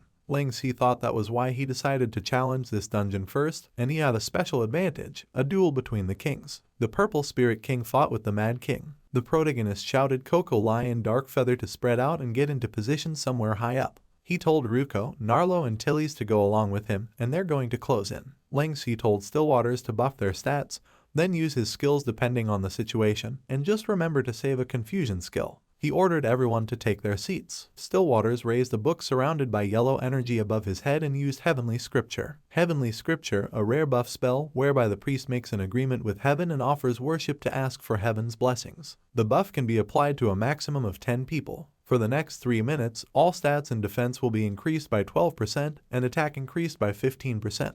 Coco Lai, Dark Feather, Tilly's, Narlo and Ruko ran forward. Ling Si told them to take advantage of his ultimate spell to deal the most damage they can in the shortest time possible. A halberd hilt appeared from the blue magic circle above Mad King's head. Mad King asked, "How long has it been?" With a slash, he said, "I think you'd still come forth to be my opponent." Mad King with a mad expression shouted, "King of Mankind." King of Mankind swung a huge black sword. The protagonist, gritting his teeth, thought about the fact that since he is a thief, swinging a blade is not really his forte. Dark Feather and Coco Lai jumped in different directions around Mad King. Coco Lai shot yellow magic arrows at her opponent, while Dark Feather rained bullets from his pistols on Mad King. Mad King angrily called them pests. He slammed his halberd into the ground with force and used Manic Halberd Stomp. Manic Halberd Stomp causes the movements of all players within range to slow down. Player speed will be decreased by 40% and players will lose 5% HP per second. This effect will last for 10 seconds. Tilly's asked Stillwaters to heal her up because she needs a regeneration buff too. She said that she is going in. Tilly's health began to regenerate and she ran forward. She used Flame Shot and Narlo used Electric Curse. Ruko rushed forward with a battle cry with his huge arms, using Double Thrust Punch, and he hit Mad King with his huge hands. Mad King fell to his knees and they screamed at him. The veins on Mad King's face swelled with anger. Violet Spirit and Ling Si, swinging their swords, told him to continue kneeling before him, the King of Mankind. Heavensward was enveloped in a purple aura on the scarlet battlefield. The ground was strewn with bodies and blades thrust into them. A young Mad King with a scar on his face stared tensely in front of him with bloodshot eyes. A big guy in steel armor with blonde hair that showed under his helmet held a black sword in his hand. Mad King stood in front of him, falling to his knees. There was a shout, and he used the Mad King's rage. Ruko shouted that the boss has gone berserk. Ling Si wondered why, since he wasn't even down to 50% of his health. He thought about whether it was possible that the presence of a giant king was stirring up Mad King's fighting spirit as a fellow king. Mad King said with a mad smile that it was time for him to collect payback for the leg he lost. Blue energy began to gather in his mouth. Mad King cast Counter Slaughter, hitting his opponents with blue shockwaves. Stillwaters gritted his teeth and used Magic Shield, Heavenly Restoration and Scripture. Coco Lai shouted to him to be careful not to push himself too far. Narlo said that if it wasn't for this shield improving their health regeneration rate, they would have probably died from this counterattack by now. Stillwaters said that it takes too much mana and he could do it again. He said that it was all because Ling Si had taken too much damage with that blow of his just now. Remembering how the Purple Spirit King had thrust his sword into Mad King, Ling Si thought about the giant blade's Earth Shatterer's damage plus that boss post berserk counter was a lot. If it weren't for having a priest as strong as Stillwaters around, there would be no way for them to bounce back. The protagonist thought to himself that he had completely forgotten to take into account his berserk mode. Frowning, he thought about the fact that, more annoyingly, the duration of his giant king skill was about to end soon. Ling Si thought about how things would be different if Knight of the Glorious was here and he really missed him.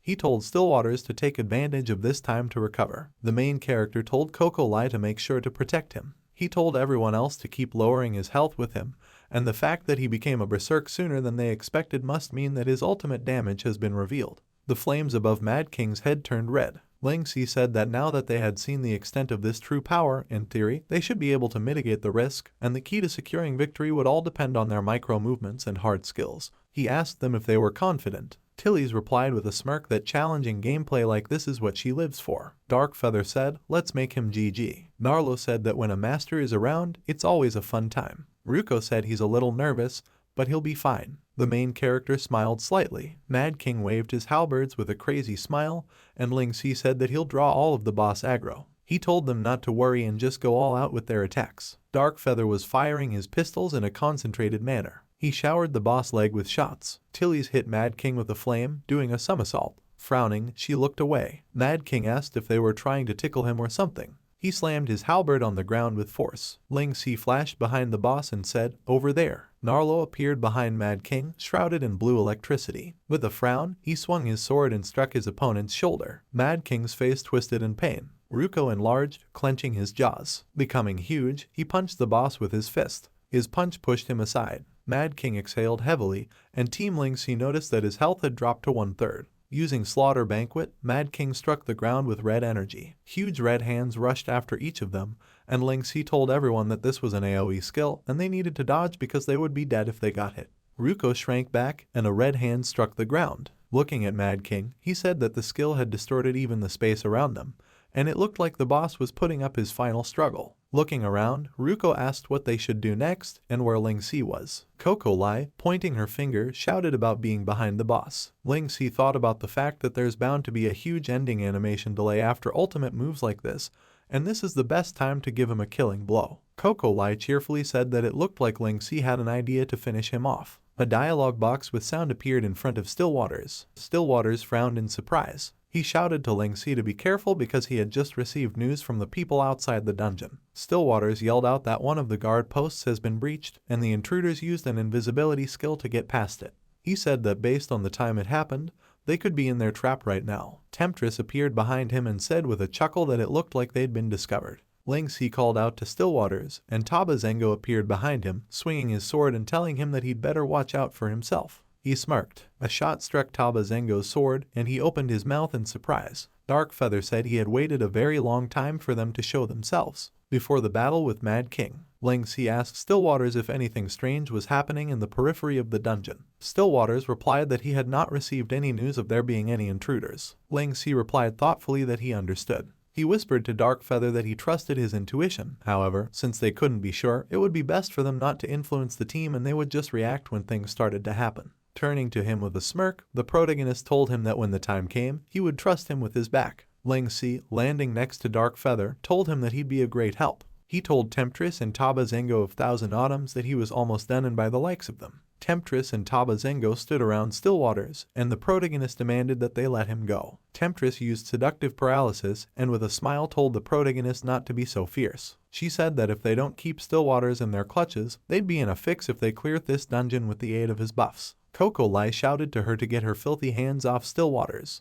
Behind her was a stream of bright yellow energy. There was an explosion, and Temptress said that the power of jealousy was truly terrifying. Coco Lai ran up to the motionless Stillwaters and asked if she was okay. She told him to give her any sign. Temptress told her not to worry because he was only paralyzed by her charm arts and he would survive. He said with a smile that even she herself didn't know how long he would be paralyzed. Coco Lai's face contorted with rage and she swore. Ruko shouted to her to watch out behind her. Tilly's appeared beside him and with a swing of her staff, she fended off the huge red hand that was approaching. Ling Si shouted that the boss ending animation delay was over. He told Tilly's to take Stillwaters away from here and Coco Lai to protect him. The main character told Dark Feather to draw the boss aggro on him for now and to kite him. Dark Feather, holding a gun in his hand, said he understood. Gritting his teeth, the protagonist thought about the fact that he was reckless and the boss going berserk ahead of time had completely messed up his plans. While calculating, Ling Si had been overconfident that they'd be able to secure a speedy victory, and in the end they didn't manage to make good use of the chance to end things. Now, they've been pincered between two enemies. Frowning, Ling Si thought that, as the team leader, this is all his fault and he's got to turn the tables. He thought that he would have to trust in the abilities of his teammates. Narlo, Ruko, and Dark Feather fought Mad King behind Ling Si's back, who thought about the fact that he'll leave them to deal with the last bits of the boss HP. The protagonist shouted to Taba Zengo and Temptress that he would be their opponent. He used Fog Dominion and a purple mist surrounded them. Temptress asked if he thought that he could pull wool over their eyes with a measly stealth skill. He said with a smile that he had grossly underestimated her. Using Shadow Ambush, Ling Si got behind her back and said no. Temptress opened her eyes in surprise. Swinging his dagger, he said that he just didn't want anyone to interfere with them. A ball of purple energy surrounded them. Shadow Ambush. This skill will allow you to isolate one enemy target or transport them into a shadow dimension. In the shadow dimension, your stealth effectiveness will be increased twofold and your opponent's armor will have its defense decreased by 30%. Temptress asked that this is a skill that draws the opponent into an isolated dimension. She said that this will keep them from sniping the boss for themselves. She told the main character that he wasn't bad. Squinting her eyes, she asked if he was sure he could handle both of them alone. Temptress said about them both having a higher level than him. She asked him about whether he would blame them for bullying him. Ling Si said that in this dimension their defense is lowered by 30%. He said that that makes them even, and as long as he can deal sufficient damage, it doesn't matter who his opponent is. The sword appeared in Taba Zengo's hand, and he said that being confident is good, but he underestimates them. He said that they were not like most other opponents he might meet normally. Swinging his sword, he said that since his opponent was him, he would show him some of his true strength. Ruko blocked the boss attack with his huge hands. The three of them continued to fight him. Above Ruko's head you can see that he has about half of his health left, and he told the others to attack him because he can't hold out for much longer. Tilly's, swinging her staff, struck her opponent with flames. Narlo, swinging his sword, hit the boss with electricity. Mad King turned around sharply, hitting Narlo and Tilly's. Their health was down to about 1/3, and Narlo said that, without Stillwater's buffs being underleveled, the damage they can deal is greatly reduced, and their HP isn't high enough for them to wear him down. Tilly's asked if Stillwater's was still paralyzed. Above Coco Lai's head, she could see that she had less than 1/4 of her health left. She said to hang in there and told the boss that she won't let him get near Stillwater's. She started shooting yellow magic arrows from her bow. A huge red hand struck near her. It was close, she said. A green health regeneration aura enveloped Coco Lai, and Stillwater's thanked her. She exclaimed in surprise that he had regenerated. Ruko remarked in surprise that their HP was regenerating. Tilly's exclaimed that it was Stillwater's. Narlo cheerfully said that he is back and now they have a chance to defeat this boss. The book in Stillwater's hands glowed with a yellow light. He said that complete victory would all depend on Ling Si. The protagonist stood with a sinister expression, surrounded by elemental crystals of water, fire, and electricity. A stream of water hit the ground. Taba Zengo jumped over Ling Si's head surrounded by water. Ling Si used elemental manifestation, water shield, blocking Taba Zengo's strike with water. The protagonist thought about this guy's blade being able to pierce through his skill. Surrounded by flames, he ran to attack. Using elemental manifestation, flaming magma, he struck the opponent with the flames, but he smilingly blocked the blow. Ling Si thought about the fact that it was a sword aura. Finding himself behind Taba Zengo's back, he thought that this was to be expected from a genius swordmaster. Surrounded by electricity, the protagonist used elemental manifestation Thunderblade, striking with a sword made of electricity. Taba Zengo dodged and asked with a smirk that he was quite fast. Striking with his sword, he said that compared to him, he is still a little lacking. Ling Si, using backstab, appeared behind his back and asked if that was the case. Taba Zengo was surprised to see a dagger approaching his face. A stream of pink energy flashed, and the protagonist blocked it with his dagger. Taba Zengo shouted to Temptress that they had agreed that he would be the one to deal with Ling Si. He told her not to interfere and let him fight him on his own. Temptress said that they're trapped in this dimension, and he's taken Ling Si away from her. She told him that there's no one else for her to kill time with. Smiling, she added that she was helping him out of a fix, because he almost got his throat sliced just now. Taba Zengo clucked his tongue with a grim face. Temptress said that he could stop trying to test him because Ling Si is no slouch. She said it would be bad to make even the slightest mistake. Temptress said that Ling Si's teammates are wrangling with the boss outside, and if he doesn't hurry and end up ruining their plan, she won't be holding back. Taba Zengo, holding a sword glowing with yellow light in his hand, frowned and said, "I'll let you have a taste of my dominion, Ling Si." Yellow space surrounded the protagonist. Taba Zengo told him that he was not the only one who could trigger an alternate dimension. With a frown, he welcomed him into his energy field. Taba Zengo used Sword Cry, and a multitude of swords started flying at Ling Si from the sky. Ling Si dodged the falling swords rounded with blue energy using Top Time. Temptress said that he's finally giving it his all. Taba Zengo with a serious face said that, in his energy field, he is capable of calling forth sword aura attacks by the hundreds, and, be it in terms of quantity, speed, or impact, this is one of the highest level skills in Heavenland. The only drawback is that it has a very long cooldown. For far, no one he's used this on has been able to escape unscathed. Taba Zengo said that Ling Si, who she thinks so highly of, probably won't last either. Ling Si asked if that was true. He said that such an attack would probably be unpleasant for him if they were in the past. Taba Zengo exclaimed in surprise, and Temptress watched enthusiastically. Recalling Dark Lines, the protagonist said that he had encountered attacks that were even higher level than this. He thought that was why he was constantly improving his mastery of Top Time. Frowning, Ling Si said that this skill of his ranks below his Top Time. Surrounded by flames, electricity, and water, he said that it seems like it's about time he gave them too a taste of his highest level skill too. The protagonist used Vessel of the Restless Chaos, and Temptress was surprised to see splash damage. The staff appeared in her hand, and she said excitedly that in this dimension where their defenses were lowered, the damage they received was increased, and that was nasty. She said that high damage AoE skills are also really bad for them, and she no longer has the patience to watch him and Ling Si play house. Temptress offered to take him down together. Shrouded in yellow and blue energy, Taba Zengo shouted at her to stay out of this. After using the Blood Lion form, he said that he wasn't done with it yet. Ling Si thought about the fact that he had finally decided to use his special subclass skill. Temptress said with a smile that things are gonna get fun now. She said that what she loves most is the brutal Taba Zengo that's buried deep within. Shrouded in yellow flames and holding a blue flame sword in his hand, Taba Zengo said that he was one of the few opponents that forced him to use his Blood Lion form. Raising his sword, he used resonance of 10,000 swords. Recalling the purple spirit, Ling Si thought about the fact that he knows this move, and he is afraid that it's extremely powerful. Taba Zengo swung a sword shrouded in blue fire. Ling Si used evil spirit's invisibility, and the protagonist in front of Taba Zengo turned into a purple evil spirit.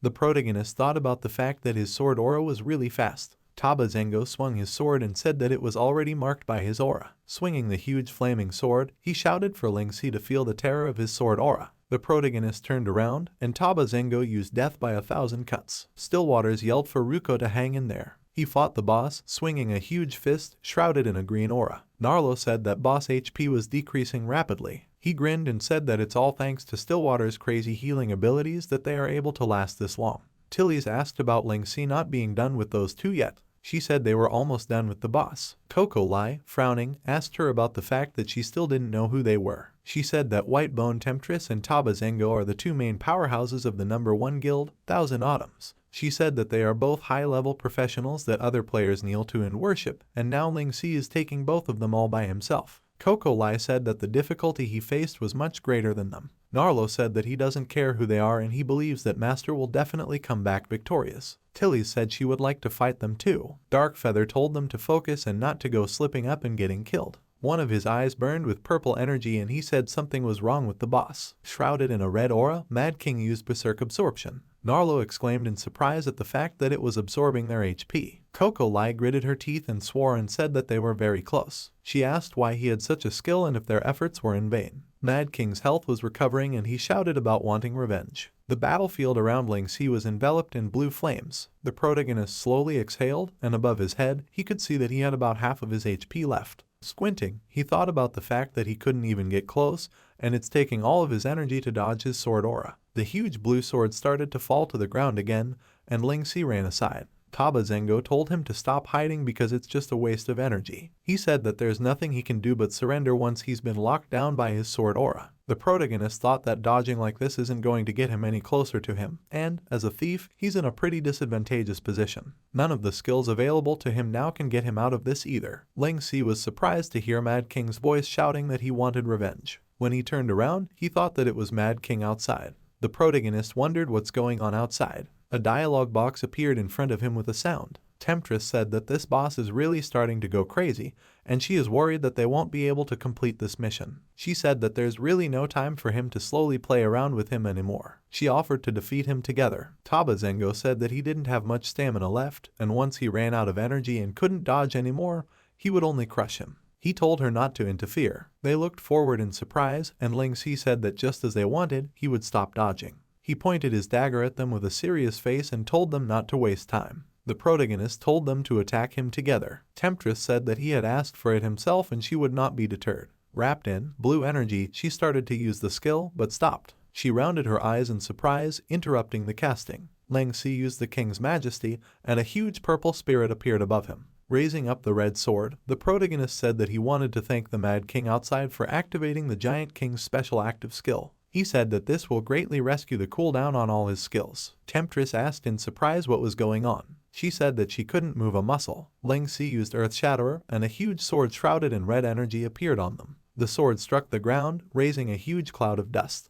The protagonist stood in the dissipating dust cloud. Frowning in surprise, he thought about the fact that they had blocked the attack. Taba Zengo stood behind several huge blue swords. He used Blade Invasion, and a multitude of swords appeared from the ground, rushing at the protagonist. Taba Zengo said that he was glad that his subclass ability allowed him to transform his energy into sword aura and break enemy attacks. He said that it would have been bad to take a hit from that greatsword. Temptress, appearing over Ling Si, said that he was really ruthless. She said that she couldn't think that he would want to one-shot her without even giving her the chance to transform. With a swing of his dagger, the protagonist stabbed Temptress. Shrouded in pink energy, he opened his mouth in surprise. A weakened effect was cast on him. Temptress used Seduction Downfall, and Ling Si was faced with her pink clone. Seduction Downfall, a special succubus skill that creates a clone. Any attack inflicted upon the clone will cause it to rupture and turn into a pink fog. Enemies within range will be afflicted with weakened, decreasing their attack power by 40% and damage dealt by 70%.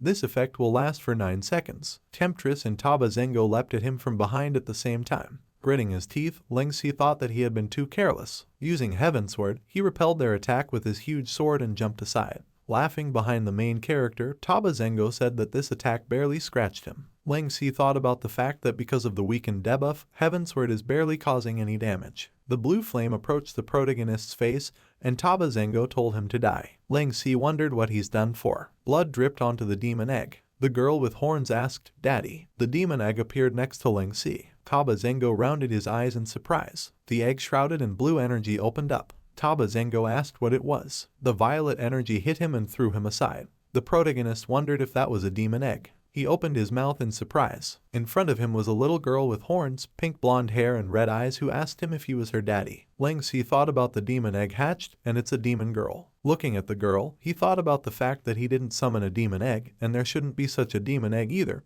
but it even helped him block Taba Zengo's attack. The protagonist didn't understand at all what was going on, and noticing her human form, wondered if it was because she absorbed his blood. The girl came closer to Ling Si. She asked, "Daddy." The protagonist looked at her in surprise. Taba Zengo angrily asked what is wrong with this beast summon. He exclaimed that it's very showy. Ling Si worriedly told the girl to dodge, but she indifferently turned towards her opponent. A purple energy began to gather in front of her face. Using Demon Flame, she attacked Taba Zengo with purple flames. The explosion raised a huge cloud of dust. Taba Zengo was lying amongst the rocks on the ground. Above his head, he could see that he had less than half his health left, and he was glad that he had the protection of his sword aura. He said that that impact knocked him back into his regular form. Taba Zengo asked in surprise what it was. Ling Si noticed its damage with surprise. Remembering the dragon-scaled demon, he thought that nothing less could be expected from a child of the dragon-scaled demon, and she even inherited her insane attack power. The dialogue box says, "Congratulations on activating the pet system. You may proceed to the Pet Alliance's first division to assess your pet's level." Looking at the girl in front of him, the protagonist realized that she was not a beast summon, but a pet, and he activated the pet system. Taba Zengo shouted to Temptress to take down that little thing first, because her power is going to make things very difficult for them. Temptress replied that she understood. Using succubus transformation, she appeared in front of the girl. Frowning, Temptress told her to die,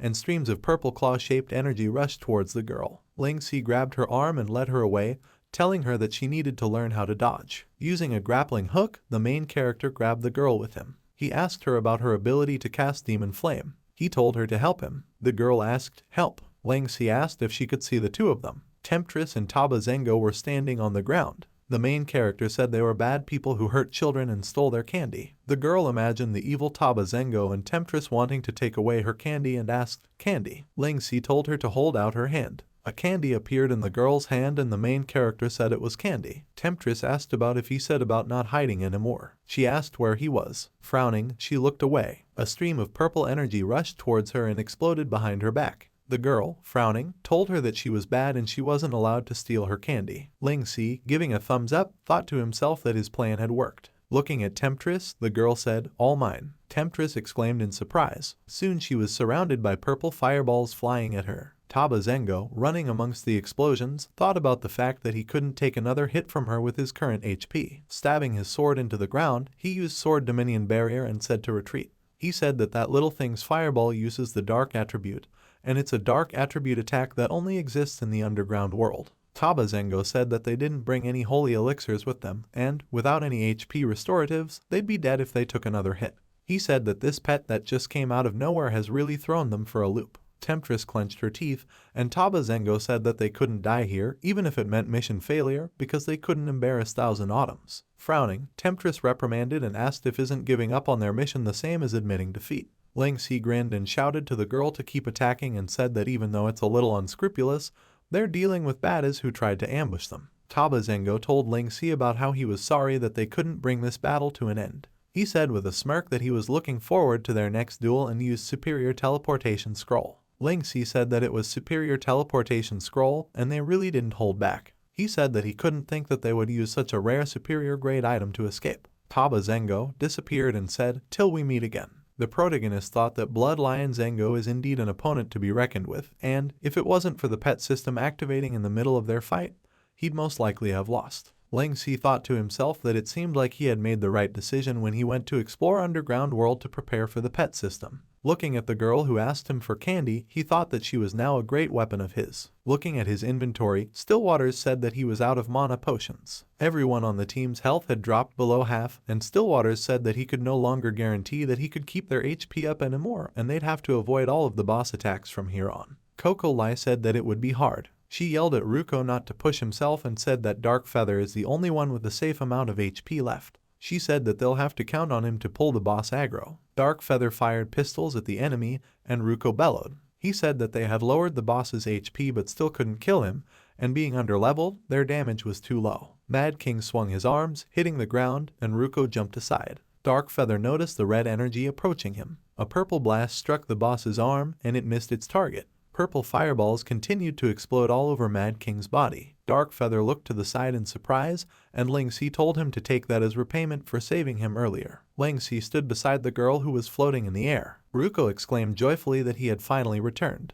He said that they couldn't last long. Coco Lai said with a smile that he seemed to have dealt with them. Narlo, waving his hand with his sword, shouted to him about how he missed him. Stillwaters, fixing his glasses, asked Ling Si about what it was above him. The protagonist replied that there was no time to explain. He said they did a great job and completely exceeded his expectations. The protagonist said that they were actually able to stand up to Mad King after he went berserk. He ran forward and said that based on his research, the current Mad King is a lot stronger than the Mad King in the dungeon's original setting, and maybe it's because of his badge of the Glorious. Mad King shouted that he had finally arrived. Above Ling Si was a huge purple Spirit King. Using backstab, he disappeared in front of the opponent. Behind him was a girl with purple energy gathering in front of her face. The girl used Shadow Beam, and a beam of purple energy pierced through the opponent. Ling Si, appearing above the boss's head, said that he'll wipe out that last bit of HP of his. One of his daggers was shrouded in flames and the other was shrouded in electricity, and he stabbed them one into Mad King. The boss opened his eyes wide.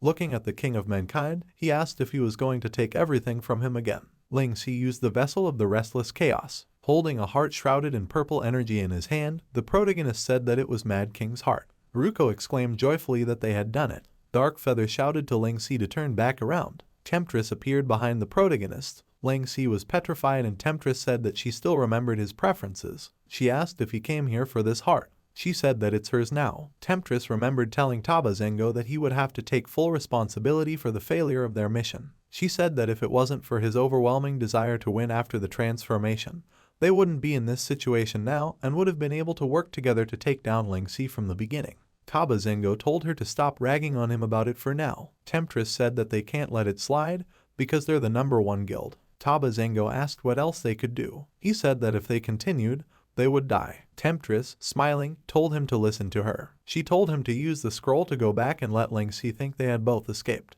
She said with an evil smirk that she will stay behind in hiding and wait for an opportune moment to steal their prize. Temptress said that this guild dungeon is way above their level and Ling Si must have a reason for challenging it, so she is going to find out just what it is. She said that that will make it easier for them to report to the guildmaster too. Taba Zengo turned around and asked if she would put herself in danger by doing so. Squinting, Temptress told him not to worry, and as long as she can steal it, she'll be able to protect herself. She said that, even if they can't defeat them this time, she must have her way with them. Tilly shouted at her not to even think about running away. Stillwaters used the spell on Ling Si, and the main character told her that if he didn't want her to be sent to the graveyard, she'd better get her heart back. Pressing buttons on the dialogue box, Temptress sarcastically replied that she was very scared. She said that, if so many of them are going to gang up on a weak little girl like her, she might be forced to do something nasty. The dialogue box says, "Are you going to delete the selected object?" Temptress asked if they were still going to attack her. Ling Si gritted his teeth and thought about how Thousand Autumn's Temptress is as troublesome to deal with as the rumors in his previous life made her out to be. The superior teleportation scroll appeared in her hands,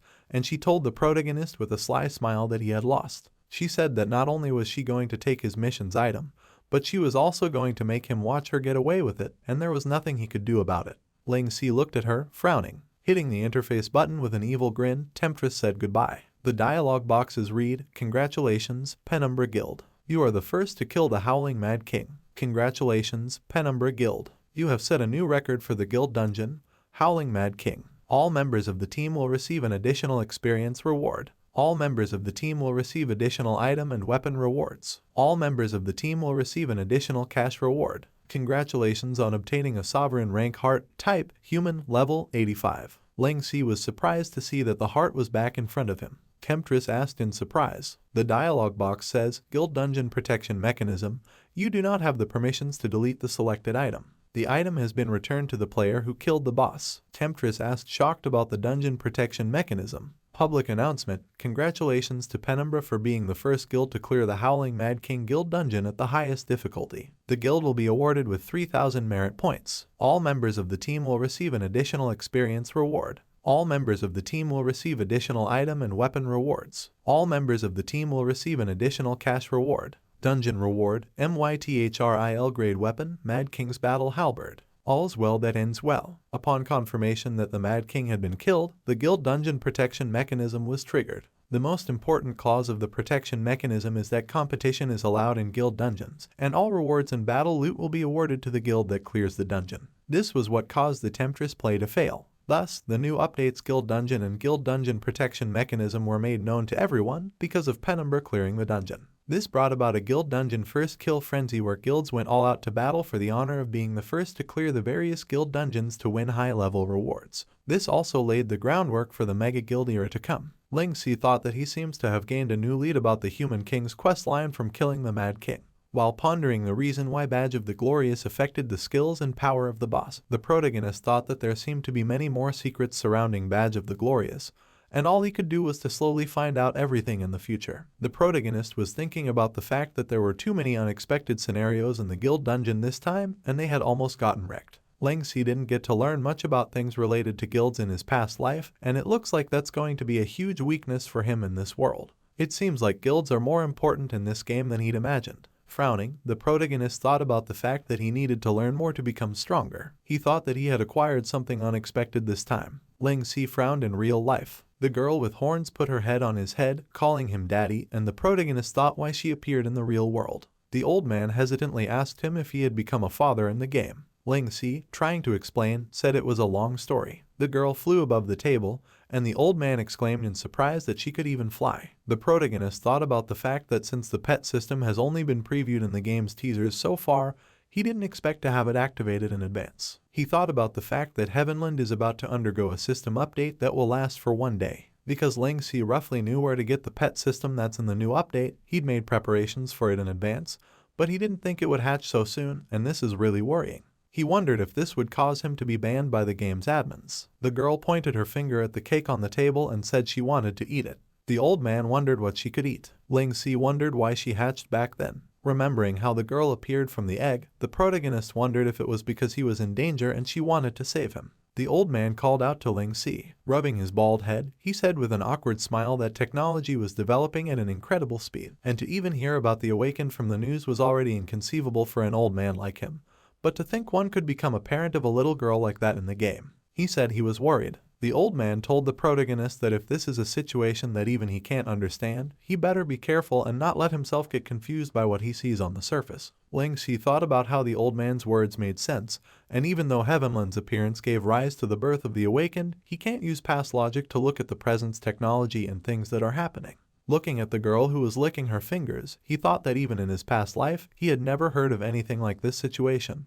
And this kid is really something special. The old man stroked the girl's head and told her that he considered Ling Si as his grandson, so she could call him grandfather. The girl questioningly called him grandfather. Ling Si thought about the fact that not only was she not under his control, but she could appear and disappear back whenever she wanted, and her AI settings were more like a real mind, and she didn't look like an NPC at all. The old man exclaimed that she was now one of them, and his great-granddaughter. The protagonist asked him if he took it too easily. Ling Si pressed his hand on the girl's head. They were walking through a residential neighborhood and he whispered to her not to fly here. The girl exclaimed that this guy was very handsome. She asked if he was from their neighborhood because she had never seen him here. She asked if he had moved here recently. The other girl said she didn't know either. She asked if she wanted to go over and say hello to him. Embarrassed, the girl approached the protagonist. The girl, pointing her finger forward and calling the main character daddy, asked what it was. The girl opened her mouth in surprise. Ling Si replied that it is an ice cream truck and it sells ice cream.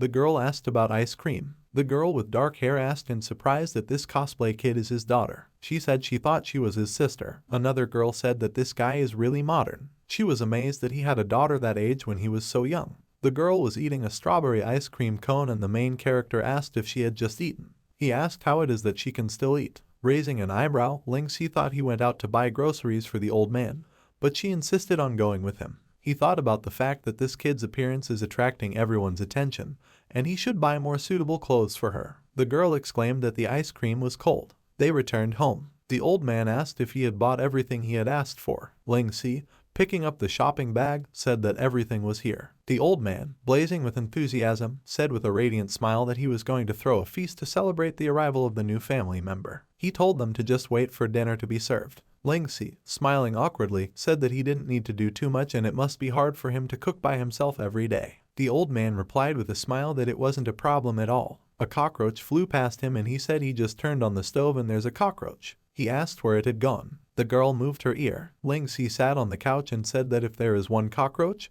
there must be a nest here somewhere. He said he would call management to arrange for an extermination. A purple energy began to gather in front of the girl's face and she said, "Exterminate." Ling-Si turned around in surprise. A beam of purple energy pierced through the window of their house, diagonally pointing upwards. An explosion rang out in the air next to their house. One of the main character's neighbors said that fireworks were forbidden in their upper-class district. A girl told the protagonist that they were exterminated. Another neighbor asked who was setting off those fireworks. He shouted that it might cause a fire. Ling-Si, getting angry, told the girl about how she can't just use her skills whenever she wants and this world has its own set of rules. Swinging his fist, he lightly knocked the girl on the head and told her that if she did such a thing, she would hurt others. The protagonist said that from now on, she was not allowed to use any skills or abilities in this world without his command. He asked if she understood. The girl, modestly twiddling her fingers, obeyed. Ling-Si, after a bit of silence, told her to just keep that in mind. A star flew in the night sky. The hole in the window of the protagonist's house was covered with wooden planks. The protagonist, while covering the girl with a blanket, said that it looked like she finally wanted to sleep after all that food.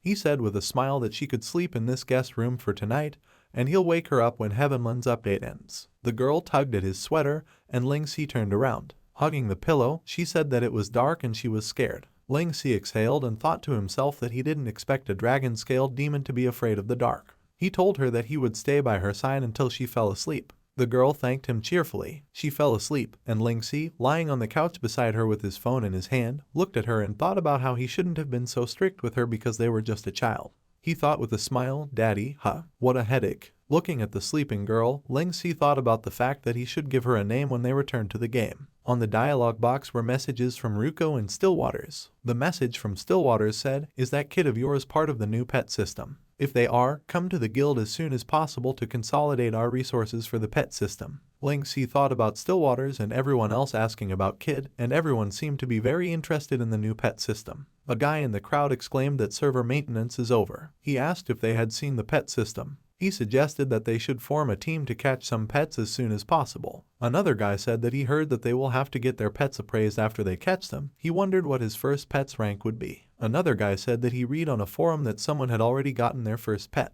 The guy replied that it was Penumbra's guildmaster, and he's really amazing. He said that not only did he clinch the first kill of the Howling Mad King guild dungeon, but he's also gotten the first pet in the entire game, and this is the first time the #1 guild is lagging behind. Ling-Si was walking down the street next to a girl. A guy in the crowd that ran past them said that it was all between the top guild and had nothing to do with them. He encouraged them to go see how they could get their own pets. The protagonist thought about the fact that, like they said, it looked like he was the first player to get a pet, in which case there won't be any queue at the Pet Alliance for the rank appraisal. As the pet system is a very important tool for enhancing one's power in the later stage of the game, the Pet Alliance was always jam-packed with people in his previous life. Ling-Si thought that, in comparison with how other pets usually look, this kid is pretty special for a pet. He thought that it was better for them to avoid unnecessary attention. The protagonist approached the building. He said they were here, and it was a Pet Alliance. A voice welcomed them to Pet Alliance, and Ling-Si thought that, as expected, there were no other players here. Seeing that the game has just been updated and the Pet Alliance district has just been released, the other players should be busy finding ways on how to get their hands on their first pet.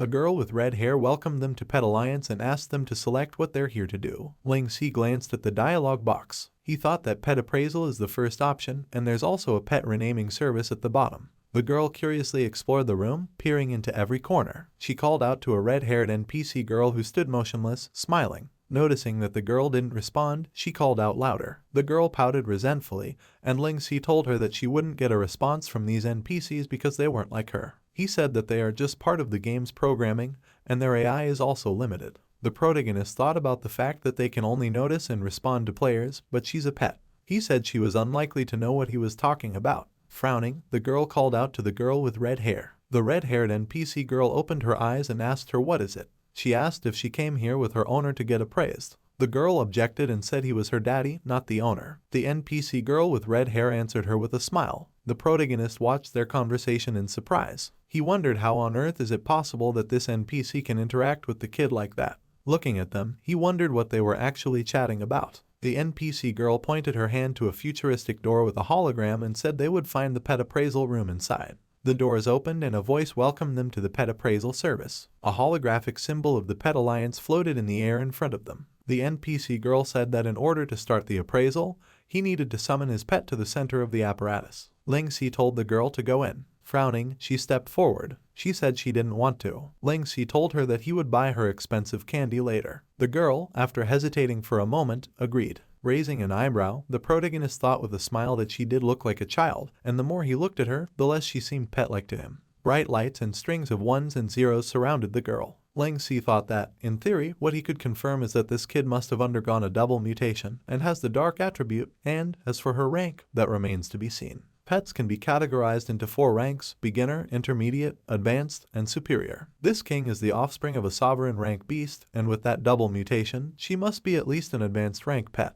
In Ling Si's previous life, advanced rank pets were already insanely strong, and only a handful of players managed to own superior rank pets in the later stage of the game. He's not even had the chance to see a superior rank pet in battle. The protagonist thought about how amazing it would be if that kid turned out to be a superior rank pet. He smirked and thought that in that case, the number 1 position on the pet leaderboard would belong to him. The NPC girl said with a smile that the results were almost ready. Ling Si, looking at the blue screen, wondered what rank she was. The dialogue box said, root species, dragon-scaled demon. Birth level, level 3. Current level, level 5. Attributes, dark, evil. Race, special mutation, demon and human. The protagonist thought about the fact that she really does have both dark and evil attributes. When he saw that she was a demon and a human, he thought that was what he expected. On the dialogue box, it said, final appraised rank, unknown. Ling Si asked disappointedly, unknown. The NPC girl said that was correct, and they were unable to appraise her rank for some unknown reason, and it seemed that the system had detected a bloodline that did not belong to pets, and other factors. With an awkward smile, she said that pets of unknown rank cannot be ranked on the pet leaderboard. The protagonist was petrified with disappointment. He asked how he could find out her rank in that case. The NPC girl, apologizing, replied that there was no such way, and perhaps there was something to do with the development of his pet. She asked him to keep an eye out for that. Ling Si asked about the development. The girl called out to the protagonist and he turned around. Holding out her hand, she asked where her candy was with a smile. Smiling, the protagonist thought to himself that the pet leaderboard doesn't matter. Above the girl's head was her new name, Dumpling. Ling Si said with a smile that with how greedy she is, she'll definitely become a chubby thing in the future and he'll call her Dumpling. He said, please, take care of me, Dumpling. Dumpling, radiant with joy, exclaimed that she is Dumpling from now on. Gritting his teeth, Ling Si thought of it as a video call from Stillwaters. Smiling awkwardly, he told him that he couldn't return to the guild yet because he needed to find the things he needed to revive Night of the Glorious. Stillwaters loudly said that it was urgent and he needed to return immediately. Ling Si glanced questioningly at the screen. Stillwaters, with a grimly serious face, told him that the number 1 guild's guildmaster, Fate Diviner Kyujin Shin, wants to see him.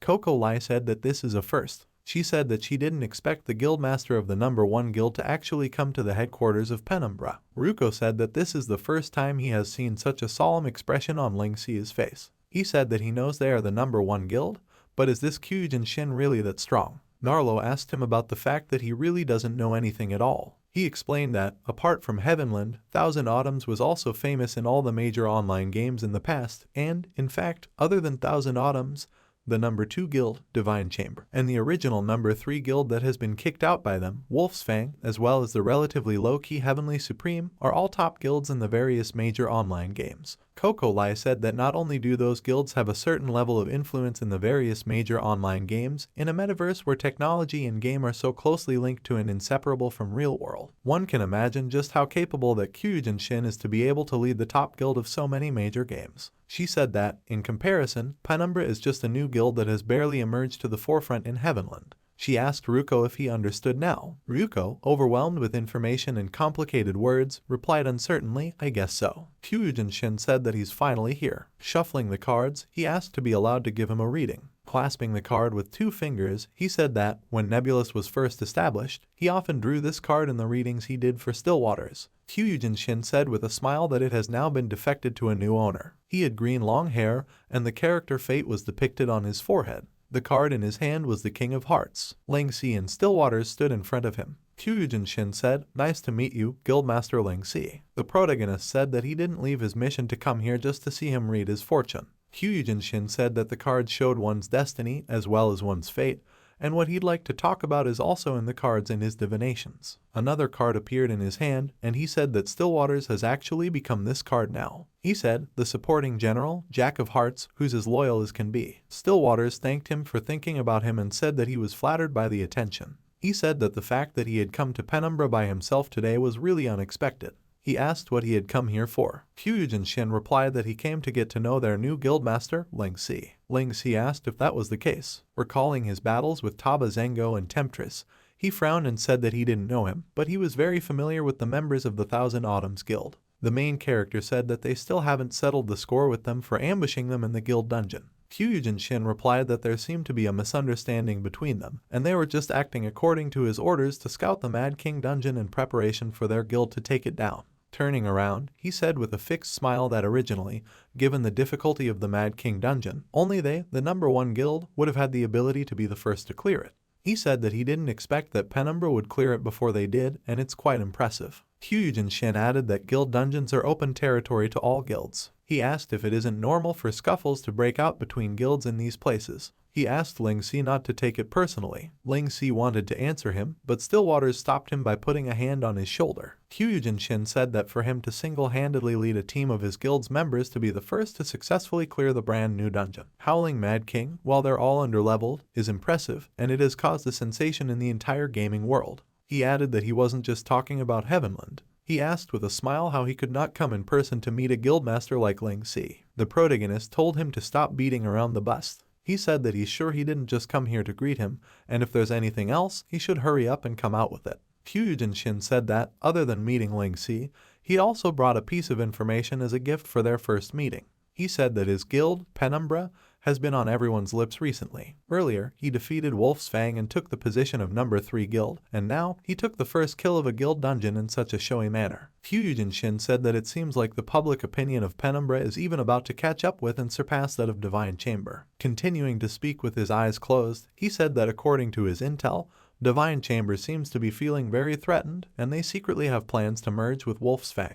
Ling Si and Stillwaters listened to him, frowning. Kyujin Shin said that, if that's true, he's sure Penumbra, as the current number 3 guild, will be their first target. Stillwaters said in surprise if the number 2 guild, Divine Chamber, merges with Wolf's Fang. He thought that, even though there was a mass exodus in Wolf's Fang after what happened previously, and their overall forces and ability have dramatically declined, it was still a major guild after all. Kyujin Shin said with an ever-sly smile that they will surely topple the current order of the top 5 guilds. Stillwaters thought that he was right, and the current order of the top 5 guilds will surely be reshuffled. He asked how likely it was that the information was true, and why they should believe him. Kyujin Shin told him that he's still as cautious as ever. He said that this is what he admires the most about him, and he wishes he had a good helper like him by his side. He said that since they are opposing guilds, he understands his caution. Kyujin Shin folded his hands behind his back and said that was the reason he had come to their headquarters himself. He said that, as the guildmaster of Heavenland's number 1 guild, this is a show of his sincerity and, of course, it's up to them to believe him. Smirking, he said that he was sure that Wolf's Fang's guildmaster Sawyer would not take being defeated by them lying down, and it would not be a strange decision for them to accept the Divine Chamber's terms and join forces with them. Stillwaters asked the protagonist what he thought. Ling Si said he believed what he said. Kyujin Shin smiled. The protagonist said, however. The smile disappeared from Kyujin Shin's face. Ling Si told him not to even dream of fooling them so easily. Stillwaters looked at him in surprise. The main character, talking about things like Penumbra being their first target if they do merge, said that, if you ask him, their merger isn't just a threat to them. He said that Thousand Autumn's position as the #1 guild would surely be under great threat as well, and that was why Guildmaster Kyujin Xing had come to break the news to them. Folding his hands on his chest, Ling Zai said that it seemed that Thousand Autumn's prospects weren't too good either. He asked Kyujin Xing if that was the case. Kyujin Xing said with a laugh that it was what one would expect from Penumbra's new guildmaster, and he was shrewd. Ling Zai asked if he had come to ask to work together with Penumbra. Kyujin Xing said no. Stillwaters looked at them with his mouth open. Getting closer to the protagonist's face, Kyujin Shin said that he would like something more intimate. Walking past the protagonist, he said, let Penumbra team up with Thousand Autumns and become the #1 strongest guild. They all stood in silence. Stillwaters silently contemplated the merger of Thousand Autumns and Penumbra. He raised an eyebrow in surprise when Ling Zai said that it sounded good. Kyujin Xing had told him to let them, Thousand Autumns and Penumbra, become one, and then even if the Divine Chamber and Wolf Fang fused together, there would be nothing to fear. The main character said that it wasn't a bad idea. Stillwaters shouted to Ling Zai. Ling Zai said with a smirk that it was true. Kyujin Shin asked if he was really okay with it. The protagonist replied that of course he was serious. Stillwaters froze in surprise, furrowing his eyebrows. Ling Zai said with a smirk that the order should be reversed and Penumbra should come first, with Thousand Autumns as support. The main character said with a confident smile that Penumbra would be the leader and asked what Kyujin Shin thought about it. Kyujin Shin, after a bit of silence, said that Penumbra's recent actions have really piqued his interest, and he also admires Stillwaters and Ling Zai, who he finally got to meet today. He said that all of the above reasons had caused him to wholeheartedly agree to Penumbra becoming part of the Thousand Autumns, and that was the greatest respect he could afford, but Guildmaster Ling Zai didn't seem to appreciate his sincerity. With a glance at the protagonist, Kyujin Shin asked if they really thought Penumbra was worthy of standing on par with Thousand Autumns. He advised Ling Zai not to think too highly of himself. The playing cards appeared in front of him, and he said that if it were up to him, with the current power difference between them, Thousand Autumns would be able to defeat Penumbra in 2 days. Stillwaters shouted at him to hang on, and reminded Kyujin Shin that he was now at Penumbra's base. Kyujin Shin replied that it didn't matter to him where it was, and Stillwaters, given what he knew of it, should understand that perfectly well. Stillwaters gritted his teeth and thought to himself that he was right, and given the current capabilities of Penumbra and the #1 guild, they were completely unsuitable for them.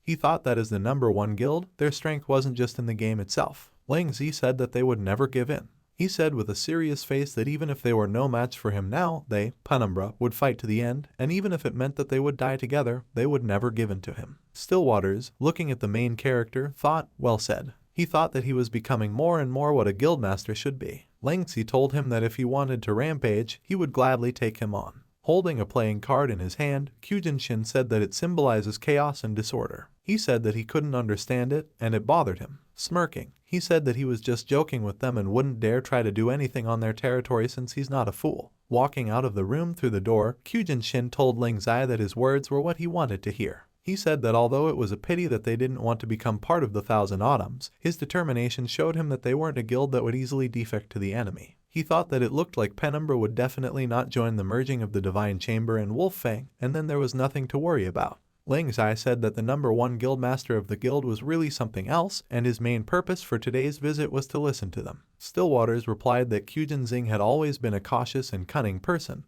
and they could be sure that the Divine Chamber and Wolf Fang had really influenced the Thousand Autumns this time. Ling Zai said that this would be a big chance for the guilds. He said that although it was a threat, it was also an opportunity for them, Penumbra. Ling Zai called out to Kyujin Xing. Pointing a finger at himself, he shouted that in the future, whether it was him, Ling Si, or Penumbra, they would all become Heavenland's #1. Kyujin Shin with a calm face thought that this kid was interesting. He smiled. Kyujin Shin thought that, back then, the card representing chaos and disorder was the Joker. He said that he'll wait and see. He told him to show him how he's going to surpass the mighty advent of Thousand Autumns. Leaving through the portal, Kyujin Shin said, "Till next time, Ling Si." A guy in the crowd near the protagonist said that they got the first kill. Another replied, "Of course. We're the #1 guild." The guy in green clothes said that the rewards for the dungeon this time were very generous, and he heard that they would distribute them among all the guild members. The girl in the red wizard hat suggested that he should return to the guild soon to see how they would celebrate. In his previous life, Ling Si was just a nobody who played by himself. No guild would take even a second to look at him. For the sake of his livelihood, he painstakingly strove to survive in Heavenland. He could only bury his dream deep within his heart for fear of being laughed at should he even dare to say it out loud. But now, even when the person he's facing is the guildmaster of the #1 guild, Heavenland's #1, he can say it out loud confidently. Ling Si told Stillwaters that, no matter who their opponent is, no one can block their path. Stillwaters looked at him with a smile and then silently looked away. The sun was shining brightly in the blue sky. Ryuko asked Ling Si what they were all talking about. He replied that he would tell them later. Underground world, Longyu Town. Ling Si walked out of the portal, thinking about the fact that other players had already started coming to Longyu Town. One of the passers-by exclaimed that the hero had returned. One of the players asked why this guy could use a teleporter. Another said that he looked a bit familiar. He asked where he had seen him before. The guy, pointing his finger at Ling Si, shouted about it being Penumbra's guildmaster, the one called Ling He or something. He said that it's no wonder he can use the teleportal in this district. Ling Si has returned to Longyu Town because he'd overlooked something when he came to learn about reviving summons previously. Ling Si entered the building with the summon merchant sign. A girl with blonde hair with a purple cat-like spirit behind her back greeted the protagonist. On the dialogue box was a banner offering to buy experience gem rewards. The merchant asked if he was asking about soulstones. She said that there is an item known as a soulstone that can restore the vitality of summons. Ling Si thought the same answer as last time, but in the areas that are open to players, only Longyu Town has a summon merchant. He can't find any leads anywhere else, and he's sure there must be a dialogue tree he's not triggered. The protagonist decided to try asking some more. He said that the soulstone can restore a summon's vitality, but his summon didn't lose its vitality. He said that it's more precise to say that he's dead. The merchant thoughtfully said that a soulstone can only increase or strengthen a summon's vitality, and, if it's already dead, a soulstone won't be able to do anything. She said that what he needs is a revival stone. Ling Si thought that, as he thought, here's the lead he's looking for. He asked where he could find a revival stone. The merchant apologized and replied that she was unable to provide any clues about the revival stone. Ling Si opened his mouth in surprise. He asked if she could just tell him. He said that he really needed to revive his summon urgently. The merchant, bowing her head, apologized again and told him that she's unable to provide any information that's beyond the score of her occupation. She asked if there is anything else she can help him with. The protagonist frowned, thinking that he couldn't believe that he couldn't get anything out of her. He asked what roughly does a revival stone look like. The merchant answered that she's not too sure. Ling Si asked if she could tell him what color it is. The reply was the same. He asked if he buys her a gift bag, could she give him the information. The merchant replied that Heavenland gift bags are meant to help new players grind new mechanisms, and they cannot interfere with the gameplay. Scolding, Ling Si asked what her 3 measurements were. There was no answer and he asked if she was not going to answer anymore. The merchant, embarrassed, said she could only answer questions related to the gameplay. Ling Si, sitting on the bench, thought he could find some way to resurrect Night of the Glorious. He wondered if he had to bury himself in the library again. The protagonist thought that, even though the AI of the NPCs is really good, they're all pre-programmed, and they can't do anything that's beyond their programming. The residents who passed by greeted Ling Si. Opening his eyes, he thought about their programming. He remembered Dumpling talking to the NPC girl. Dumpling, rubbing her eyes sleepily, appeared from the dialogue box and asked Ling Si if he was taking her out to play. Ling Si told her that there's something he'd like her to try. Dumpling flashed her eyes and asked if it was something yummy. She asked who Night of the Glorious was. With a disappointed exhale, she said it wasn't something yummy. The protagonist thought about why she was always thinking about food. He said that the Night of the Glorious is a great help to him, but he died to save him during a mission. Dumpling asked if he was his good friend. She asked if he was his good friend. Ling Si repeated her words confusedly. He thought that he'd never thought about it that way before, and, as a player, he just naturally accepted the relationship of master and servant.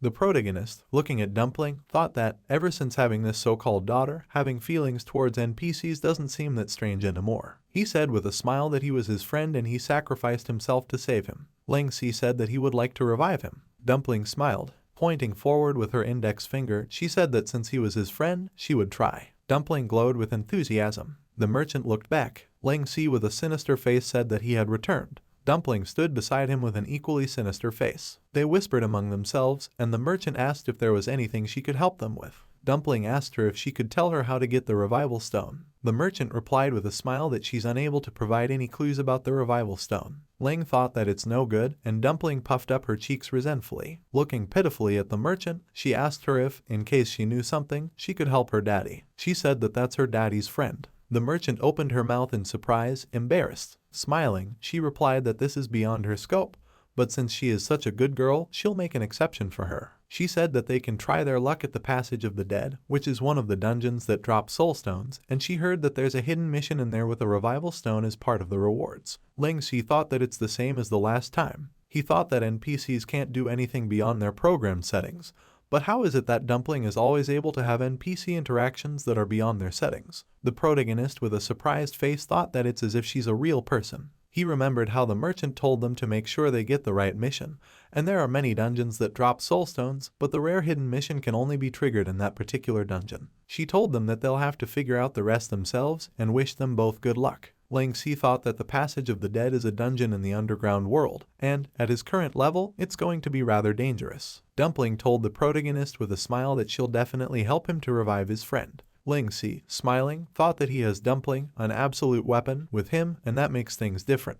With what he knows about the pet system from his previous life, pets can only provide help in dungeons. Outside of dungeons, players can interact with them, but they cannot help players with anything regarding the game. The Passage of the Dead is a dungeon, and Dumpling can help him out there. The blue portal lit up with a bright light. Passage of the Dead, Insanity difficulty. Ling Si and Dumpling came out the portal. The protagonist thought that, to avoid having the dungeon's difficulty level interfere with the spawning of the hidden mission, he'll choose to go with the highest difficulty, Insanity. Huge dragon-like monsters slept beneath the protagonists. A grappling hook appeared in the main character's hand, and he told Dumpling that she must be careful because this is an Insanity difficulty dungeon. She said that the monsters are all very strong and told her not to alarm them. He didn't have time to finish and looked ahead in surprise. Dumpling was between two huge monsters. Ling Si shouted to her to watch out. One of the monsters swung a clawed paw and the other opened its toothy maw. Dumpling, frowning, turned around and said, "Freeze." The monsters froze in place, and the protagonist wondered what was going on. He noticed that the monster was not attacking Dumpling.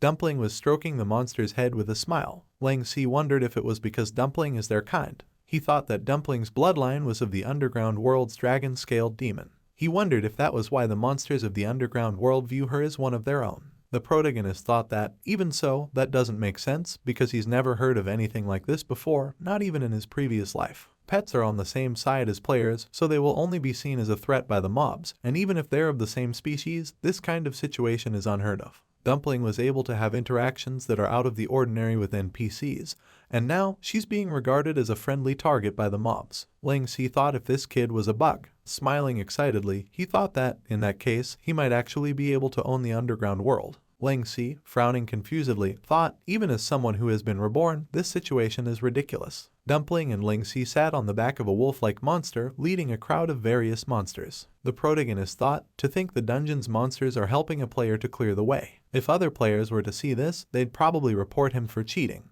Dumpling told the monsters in front of them to get out of the way, and when they heard her, they froze fearfully in place. She told the protagonist with a smile they were very obedient. Ling Si wondered if it was because of Dumpling's bloodline. To begin with, the dragon-scaled demon was a sovereign rank boss in this underground world. However, Ling Si never expected that Dumpling would hold so much power over the mobs here, and he wondered if that meant that he could really rely on Dumpling and breeze through this dungeon without having to fight. Looking at the monsters walking between the rocks in an even formation, the protagonist thought that, in that case, that would be the most incredible dungeon clearing method in history. The huge monster slammed another monster against the stone wall with a blow of its clawed paw. The giant lizard under Dumpling's command towered over the other monster who was looking at it fearfully. Ling Si thought that this entire journey was a breeze. The monsters with good-natured smiles said goodbye to Dumpling, who waved back at them. In front of them was a stone structure with a huge hooded skull with huge horns, inside of which was a blue portal. Before the main character even realized, they're at the boss location. Raising an eyebrow, Ling Si with an awkward smile thought that this could cause tons of Heavenland players to die with envy, and, even though this dungeon is only a small-scale one in the underground world, its difficulty level could be said to be fatal to the players right now. Looking at the symbol on this boss door, Ling Si wondered if it was another demon. He wondered if it meant that Dumpling would be able to subdue him. With a smirk, the protagonist thought that if that was the case, he would like to make an experiment. Ling Si and Dumpling stepped out of the portal in the stone corridor. Dumpling said there are so many monster statues in here. Ling Si thought it had the atmosphere of a boss room. Frowning, he thought that the thing is there's no boss. There was no one in the stone room in front of them. The dialogue box said, "Dungeon protection mechanism, as the time you have taken to get to this point is too short, the boss has not yet been spawned. This is to prevent you from speed grinding this dungeon. Please wait." 1 hour later, the stone monsters came to life, mouths open in anger. A blue portal appeared in the air, and a voice said, "O adventurer who has come to examine the ravine of death, I will turn your heads into brand new pendants and wear them on my chest." The shepherd of death, wearing a hood, held in his hand a skull shrouded in purple flames. He looked forward in surprise. Ling Si used the vessel of the restless chaos and said, "He's finally here." He said with a sinister smirk that the time he had to wait for him was enough time to come up with a complete strategy to overpower him. The protagonist stabbed his opponent with a dagger, saying that he was a dagger fodder for him. The shepherd of death cast Cry of the Undead, and Ling Si thought that now was his chance. Grinning, he thought it's up to Dumpling now. The boss was leaning on the ground with his bony hands. Dumpling was hovering in the air in front of him, purple energy gathering in front of her face. Boss, whose eyes reflected Dumpling, was surprised to see that it was a dragon-scaled demon. Dumpling and the shepherd of death shot out energy, but Dumpling's purple energy quickly overpowered him. She asked how dare he compete with her. A burst of purple energy lifted stone debris into the air. Ling Si rounded his eyes in surprise, and the boss shouted his surrender. Standing on all fours, he bowed his head in front of Dumpling. He said he was way out of line and they could go ahead. Pointing to the door behind him, he said they would win once they got through that door. The shepherd of death said there are lots of little pebbles around and told Dumpling to take care not to hurt her feet. Ling Si thought happily that it had worked, and as he expected, as one who has the superior bloodline of the dragon-scaled demon, Dumpling's suppression over demon-type monsters is absolute.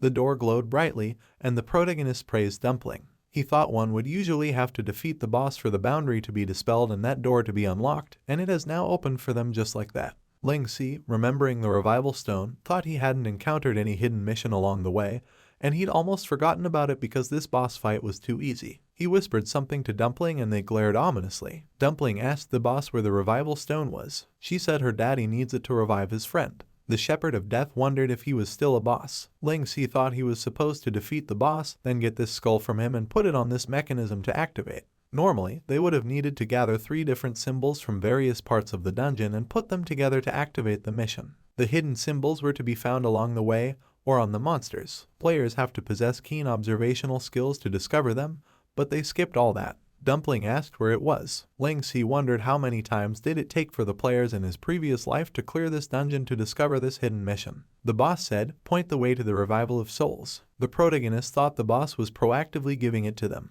Looking at the big blue stone, Ling Si thought the key phrase is "point the way to the revival of the souls," and that's where the boss appeared, the peak of this dungeon. Dumpling exclaimed that she found it. She gave the stone to the protagonist in her hand, and he thought it's all thanks to Dumpling that this dungeon became so simple. The dialogue box says, "Revival Stone, a special item. It is an extremely rare precious crystal. This extremely rare crystal has the power to revive summons and pets. Existing only in the depths of the underground world, it has absorbed countless souls over the years, and contains astonishing mysterious power." Ling Si thought with a smirk, "Knight of the Glorious, wait for me. I'm coming to revive you." After he got the revival stone, Summon Revival Point appeared on the map. So, Ling Si has come to the nearest revival point. He put the revival stone into the blue fire. The dialogue box says, "You are using a revival stone. Will you revive a summon or a pet?" Dumpling said with a smile that he was looking forward to it and was curious to see what his friend was like. The dialogue box says, "Your revival stone has been consumed. Reviving your summon." Ling Si looked at the fire with a smile. Knight of the Glorious in broken golden armor appeared out of the blue flames. Dumpling asked if that is the friend he wanted to revive. She said he looked strange. The dialogue box says, "Your summon is being reconstructed.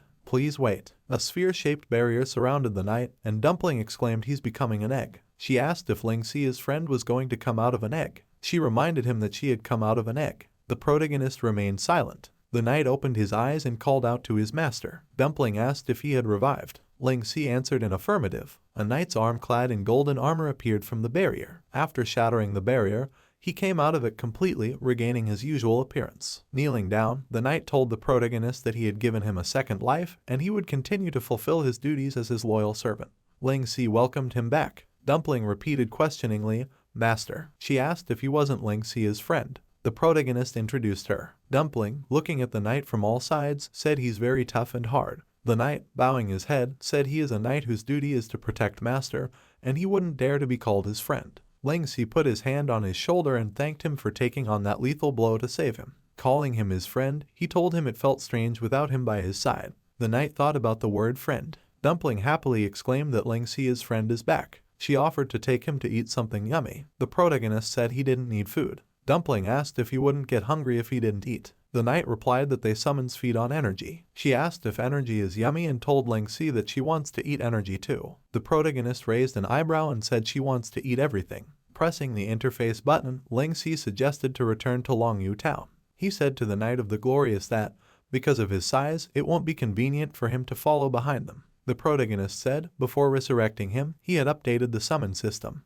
He told him to go in there and change his appearance. The knight obeyed. Dumpling pushed the knight with a smile, hurrying him along. Lingxi told her that it was rude and she couldn't just touch people she liked. Dumpling said about the knight being in. The protagonist pressed the headless mode button. The knight's head flying in the air appeared in front of the protagonist. Dumpling jumped to the knight, calling him Uncle Knight, and said he was much nicer now. The knight, a little embarrassed, said Uncle Knight sounds rather nice. Lingxi asked why he was blushing. He thought that it's happening again, and even though the Knight of the Glorious AI was already rather advanced to begin with Dumpling around, his intelligence and emotions seemed to have reached a whole new level. Dumpling hugged the knight's head with a happy smile, and Lingxi thought this was pretty good too. He told the knight that he no longer needed to call him master. The knight exclaimed in surprise, and while continuing to call him master, he said he understood. He asked him if he had killed that dragon-scaled demon in the end, because he had no memories of anything after being consumed by its flames. Eyes wide, the protagonist covered his mouth with his hand and told him to be quiet.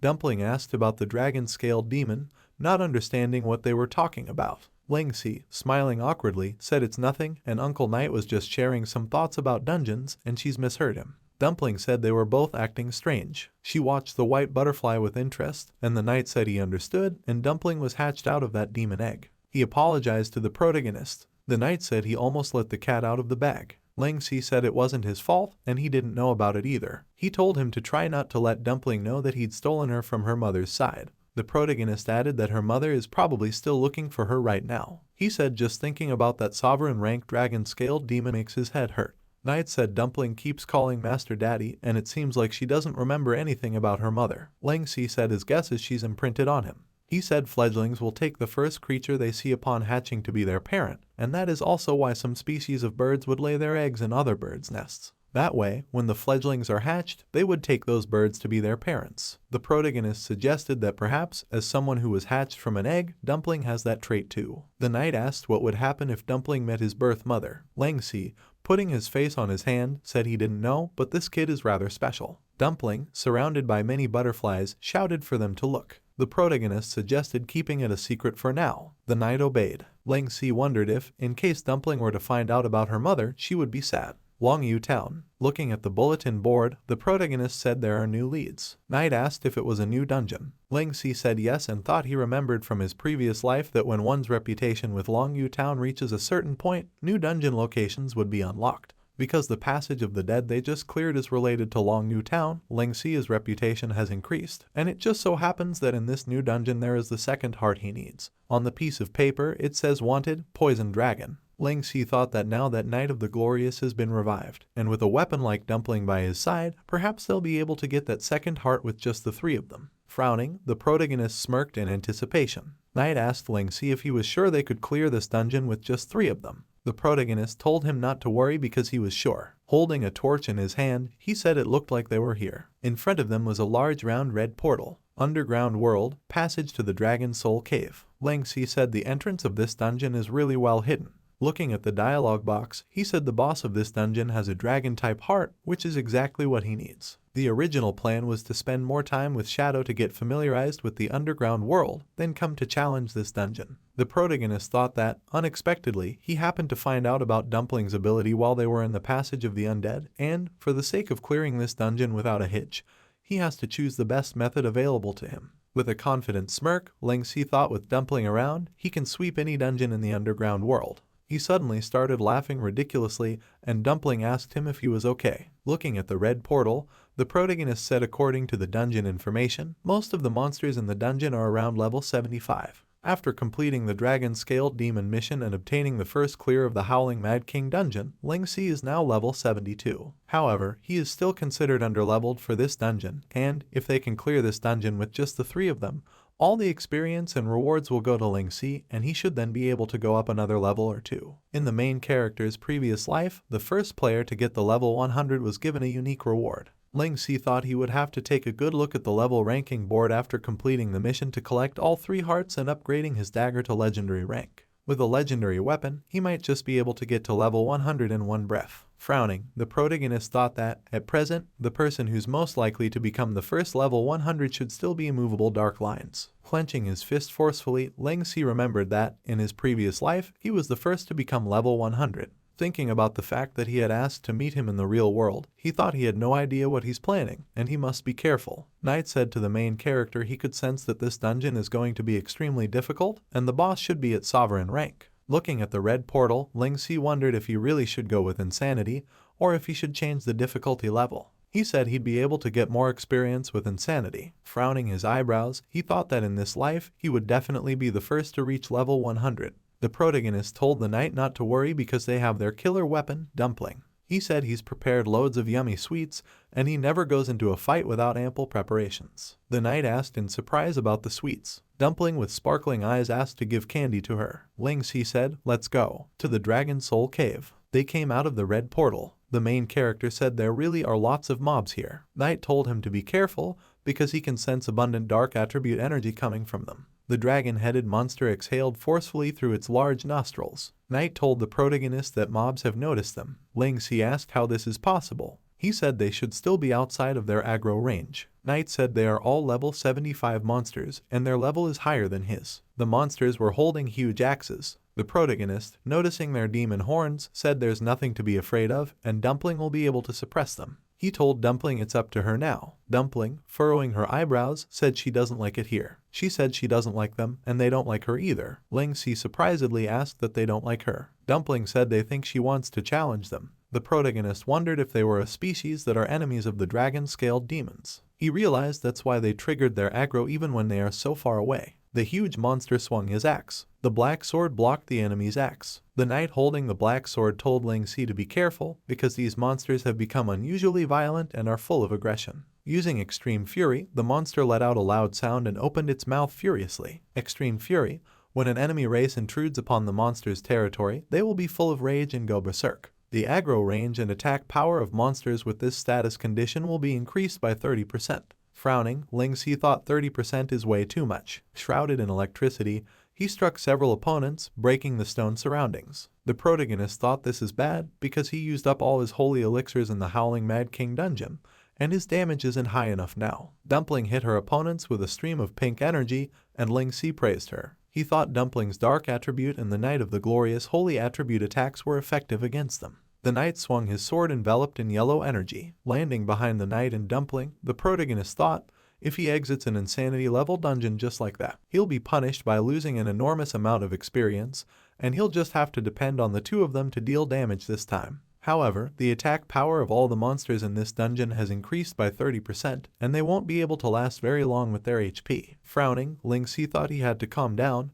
and there must be some other way. Since the dungeon's setting is that the monsters will become berserk upon seeing intruders of another species, there should be a setting that's beneficial to the players as well. Otherwise, the design of this dungeon would be simply unreasonable. The main character had an epiphany and thought he remembered players talking about this dungeon on the forum in his previous life, and there's a hidden mission in this dungeon that will reward players with an attribute. The attribute rewarded is chosen at random, and all this happened in a later stage of the game in his previous life, so no one needed that attribute to clear the dungeon. Gradually, the mission faded from everyone's minds. Ling Si thought that, if he remembers correctly, this dungeon isn't that big, and the location of the mission shouldn't be too far away. He shouted to listen to him and said he'll do crowd control. The main character told Dumpling and the knight that they would be in charge of dealing damage. The knight obeyed and Dumpling watched the main character above their heads. Ling Si dodged the attacks of various monsters, Dumpling hit them with lasers of pink energy, and the knight swung his sword. The pink energy began to gather in front of Dumpling's face, and there was a human-like silhouette in front of her. The protagonist shouted to her not to kill this monster. Grabbing her by the shoulders, he turned her around and a stream of pink energy shot out in the other direction, hitting the stone hillock. Dumpling asked him why. Ling Si told her to look at his name. He said it's in yellow, and he's a neutral monster and the key to the mission he's looking for. A monster that looked like a man with blonde hair was holding a cat with a smile. The dialogue box read, "For the love of cats, destroy all cat-abusing monsters in this region. Everyone, let's come together to protect our cute little kitties." Putting his hand on his chest, the man bowed his head and thanked them for speaking out for the love of cats. The dialogue box says, "Mission completion reward, the cat's gratitude. Every 10 seconds, a cat's meow will recover 5% of the player's HP." Ling Si said this reward buff is pretty good. Dumpling exclaimed only evil baddies would bully such a cute thing. A swirl of green energy appeared behind the protagonist. Turning around, he said it was the spot where Dumpling had just hit. The knight said he could sense it. He said it's the dungeon boss. Ling Si told Dumpling she really had done him in this time. The monster swung its huge blue tail. It hit the ground with force, and Ling Si dodged it with a jump. Standing on the monster's tail, he ran along the dragon's body, enveloped in electricity. The protagonist used elemental manifestation Thunderflash, and a magical barrier appeared between him and the dragon. Ling Si noticed the barrier and thought his attacks couldn't get through at all. The cankerous dark dragon, level 86, exhaled forcefully through its large nostrils and swore at the human. Squinting, he said what's even worse is the stench of that dragon-scaled demon. Dumpling used Dark Beam, and a stream of pink energy hit the dragon's magical barrier. The dragon said, "To think it's a dragon-scaled demon youngling." Smoke came out through Dumpling's teeth, and the dragon said it was an insult to his dark dragon clan. The knight told Ling Si the boss's protective barrier could block Dumpling's dark attribute attacks. The main character replied this is certainly unexpected. He thought he didn't expect the boss to appear out of nowhere just like that, and, even though that saves him the trouble of dealing with the mobs in between, he can't say for sure that it's a good thing to suddenly be thrown into a battle he's unprepared for. The dragon raised its closed maw upwards, inhaling the air forcefully. Ling Si shouted it's going to exhale. A bright green slurry poured out of the dragon's mouth, and the knight blocked it with Holy Barrier. The protagonist was poisoned, and he thought its breath inflicts poison damage. He opened a bottle of superior antidote. Running up to Dumpling, he called out to her. Standing beside her, Ling Si told her to drink it, and Dumpling, clasping her eyes, began to drink the contents of the bottle. The protagonist tensely glanced to the side. The dragon swung its huge paw at them. Raising his sword, the knight struck the dragon's paw with it and told him not to even dream of getting close to his master. The main character said with a smile that it's great having the Knight of the Glorious around. Dumpling told the knight that he could do it. Squinting his eyes, Ling Si thought that he needed to find a way to break through the boss's defense barrier. Under normal circumstances, with a full team, there would be enough total damage to break the protective barrier. However, as Ling Si lacks the holy attribute, his attacks won't do much damage to the boss, and if he uses his ultimate skills just to break the barrier now, he doesn't know how he is supposed to take care of the boss after breaking the barrier. The dragon hit the knight and he fell to the ground. Ling Si struck the dragon's protective barrier with his dagger. He noticed the dragon's tail approaching. The dragon hit the protagonist with its tail and said, "To think a dragon-scaled demon would be in cahoots with a human. How sad." He began to gasp for air and said, in the name of his dark dragon clan, he'll kill them off one by one. Dumpling, in front of whose face the pink energy was gathering, told him he wasn't to hurt them. Green energy was gathering in front of the dragon's mouth. Using Crimson Lightning Beam, Dumpling struck the dragon's magic barrier with pink energy. Pink energy pierced the barrier. There was an explosion, and the dragon opened its mouth in pain. The knight said annoying barrier is broken. Ling Si said the dark and lightning attribute attack was Dumpling. The image of the dragon-scaled demon was visible behind Dumpling, and she said the dark dragon clan was indeed annoying. Ling Si wondered in surprise why Dumpling has elemental magic, and it's the same as his. He wondered if it could be because of his blood. The protagonist asked Dumpling if he was okay. Dumpling, barely able to stand, replied that she was fine, just a little dizzy. The knight said the skill might have been too much for her, and, after all, she just exerted such enormous power with that small body of hers. Ling Si thought that, indeed, the power of that skill just now was greater than the power of a regular dungeon team combined. He noticed the poison fog around him. The dungeon was filled with green fog. The dialogue box says, the destruction of the cankerous dark dragon's protective barrier has triggered the region's poison fog.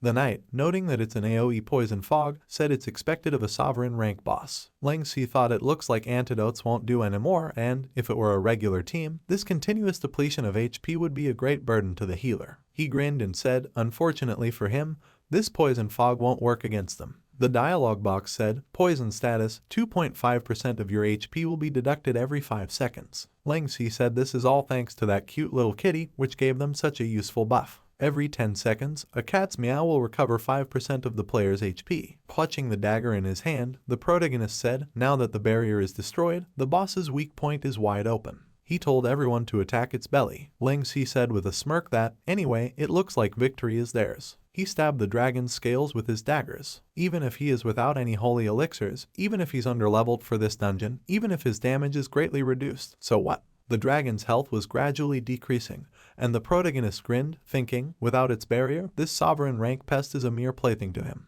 The dragon angrily swore at him. Ling Si told him to get angry. He thought that now he needed him to follow him right into his trap. A knight stood in the green mist, shining blue light from beneath his helmet. Raising his sword, he thrust it into the dragon's chest, slicing it open. In front of them was the dragon's blue heart, and the knight told the protagonist that the boss's weak point was exposed. Ling Si thought he just has to strike its weak point, and that way he'll be able to deal real damage even without any holy elixirs. Shrouded in electricity, he thought that the bonus for hitting its weak spot is double the damage. Using elemental manifestation, Thundershot, Ling Si struck the dragon in the chest. The dragon's health dropped below half and its eyes burned red. After stabbing the dragon's heart with the dagger, the protagonist thought, because he's underleveled, the damage is still not enough and he has to hit it with another ultimate move. He was surprised to notice that its wound is recovering. His arm and leg were stuck in the dragon's body. Gritting his teeth, Ling Si thought that it was quick and his arm almost got trapped. The knight, looking up, called out to the master. Dumpling called the knight. She asked to send her up here because she doesn't have the energy to fly. The knight told her not to push herself because her strength has not yet recovered.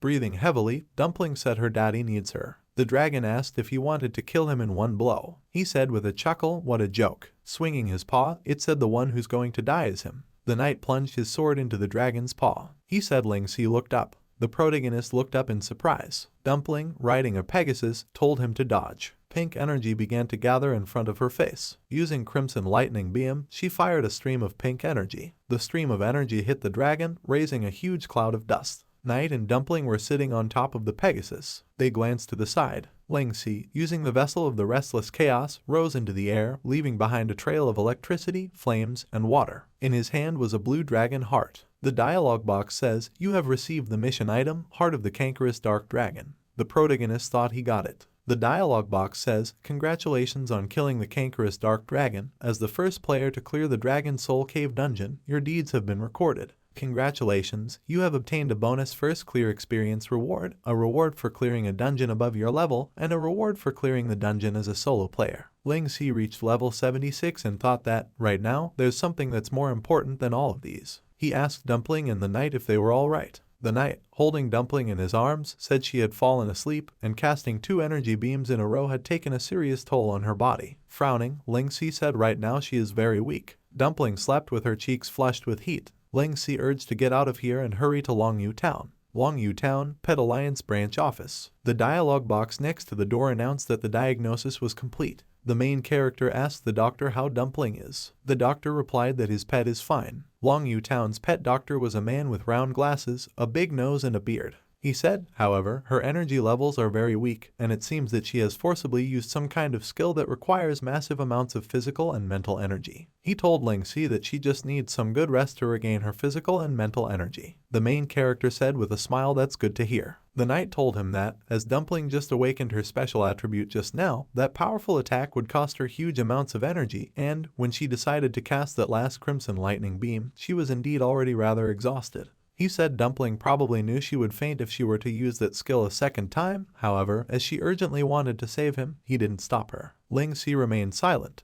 He asked the doctor if they may go in to see her. The doctor replied in the affirmative and told them she should be awake by now. The knight and the protagonist walked through the door. They looked in surprise at the people in front of them. Dumpling was surrounded by various sweets and snacks, and Ling Si thought it looked like the NPC doctor had also fallen for Dumpling's charms. The doctor said she kept saying she wanted to eat candy in her sleep, so he prepared lots of snacks for her. Dumpling had a happy face and ate the candy. The protagonist said it looks like there's really nothing wrong with her. He noticed a message from Narlo. He looked at the dialogue box questioningly. On the dialogue box was a message from Narlo. Ruko is challenging Advent of 1000 Autumn's #1 shield. Narlo said person is nicknamed the strongest shield in the game. He asked if Ling Si wanted to come to take a look. Ling Si asked what's going on and where are they. Narlo replied that they're in the arena dungeon, and, to be precise, it's a recreational dungeon where players compete with statistics. He said, even so, he thought it would be good to let him know. The main character asked him if he was sure the person Ruko was challenging was the #1 guild's strongest shield. Narlo replied he is sure. Ling Si said he'll be there soon. In Ling Xi's past life, the 6 heavenly shields held unparalleled prestige in Heavenland, and their supporters would often get into heated fights over their rankings. Among the 6, there are 3 who do not belong to any guilds. Leveraging their reputation, they established an organization called Dark Martial. However, this organization has yet to surface in this life, and perhaps they will appear sometime in the near future. As for the other 3, apart from Ruko and Student Inch, it's the one who they call the strongest shield in Heavenland from the number 1 guild, Advent of 1,000 Autumns, Hakishi and Beto. 1 hour ago, as the man stepped out of the blue portal, he exclaimed that this was an arena dungeon, and it was their first time here. Tilly's asked if his kind of minor dungeon isn't a place for kids, and why there are so many people here. She said it would be better to just go to the battleground, and it's a waste of her time. Tilly's asked Narlo why he brought them here. Narlo said with a smile that minor dungeons also have interesting things to do. He said assessing one's stats is the main reason why players come here. While this is only a minor recreational dungeon,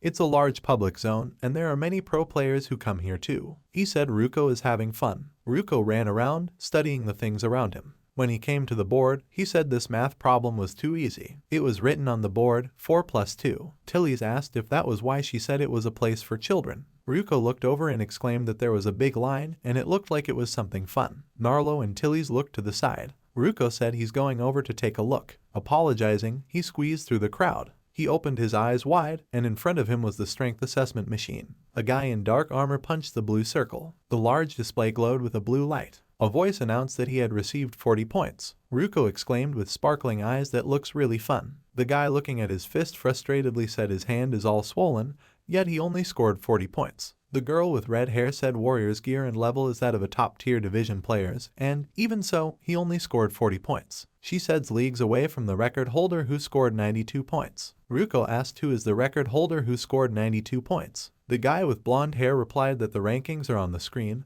and he thinks it was set by the number 1 guild's number 1 shield. The screen said, Hakishi and Beto, Advent of 1,000 Autumns, 92 points. Space Demon, Divine Chamber, 71 points. Happy Alone, Wolf's Fang, 55 points. Obsession, Heavenly Supreme, 44 points. Snow White Stepmom, Heavenly Supreme, 42 points. Ruko asked in surprise about the number 1 shield, Hakishi and Beto. He thought that's the idol of many players who play as tanks, and 92 points is amazing. A voice behind asked about the number 1 guild's number 1 shield. They said 92 points isn't a full mark yet. Tilly said she'd like to give it a try and see how much she might score, and there might just be a new record. She asked Ruko if he is going to give it a go too. Tilly suggested we have a competition. Ruko agreed with a smile. The girl with red hair asked who they are. She asked if they're actually thinking of breaking the number 1 shield's record. Narlo said he'll go first. He swung his fist, shrouded in electricity, and hit the blue circle. The display showed he scored 62 points. Narlo excitedly asked how he did. When he saw that he scored 62 points, he sighed disappointedly. The girl with red hair exclaimed that his stance was so casual, but he actually got 62 points, which makes him number 3 on the leaderboard. Tilly's, calling him Mr. Burden, told him that, even if he's not a strength-based warrior, 62 points is way too low. Puffing up his cheeks, Narlo said he would wait to see how many points a mage like her could get. A staff appeared in Tilly's hand, and she struck a blue circle with the flame. Frowning, she smirked. A voice asked the players to use only their fists. Narlo told her not to try to cheat. Tilly's grudgingly said it was mage discrimination. With a cluck of her tongue, she split her staff in 2. With a smirk, she used fist fighting form and said she was a melee battle mage. Fist fighting form, your intelligence will be converted to strength. A person in the crowd asked in surprise that this mage was a melee mage. Tilly struck the blue circle, raising a cloud of dust. She scored 77 points and, squaring her shoulders, said it's been a while since she used her fist fighting ability, and she's gotten too weak. A guy in the crowd said he didn't think a mage could get 77 points in a strength assessment.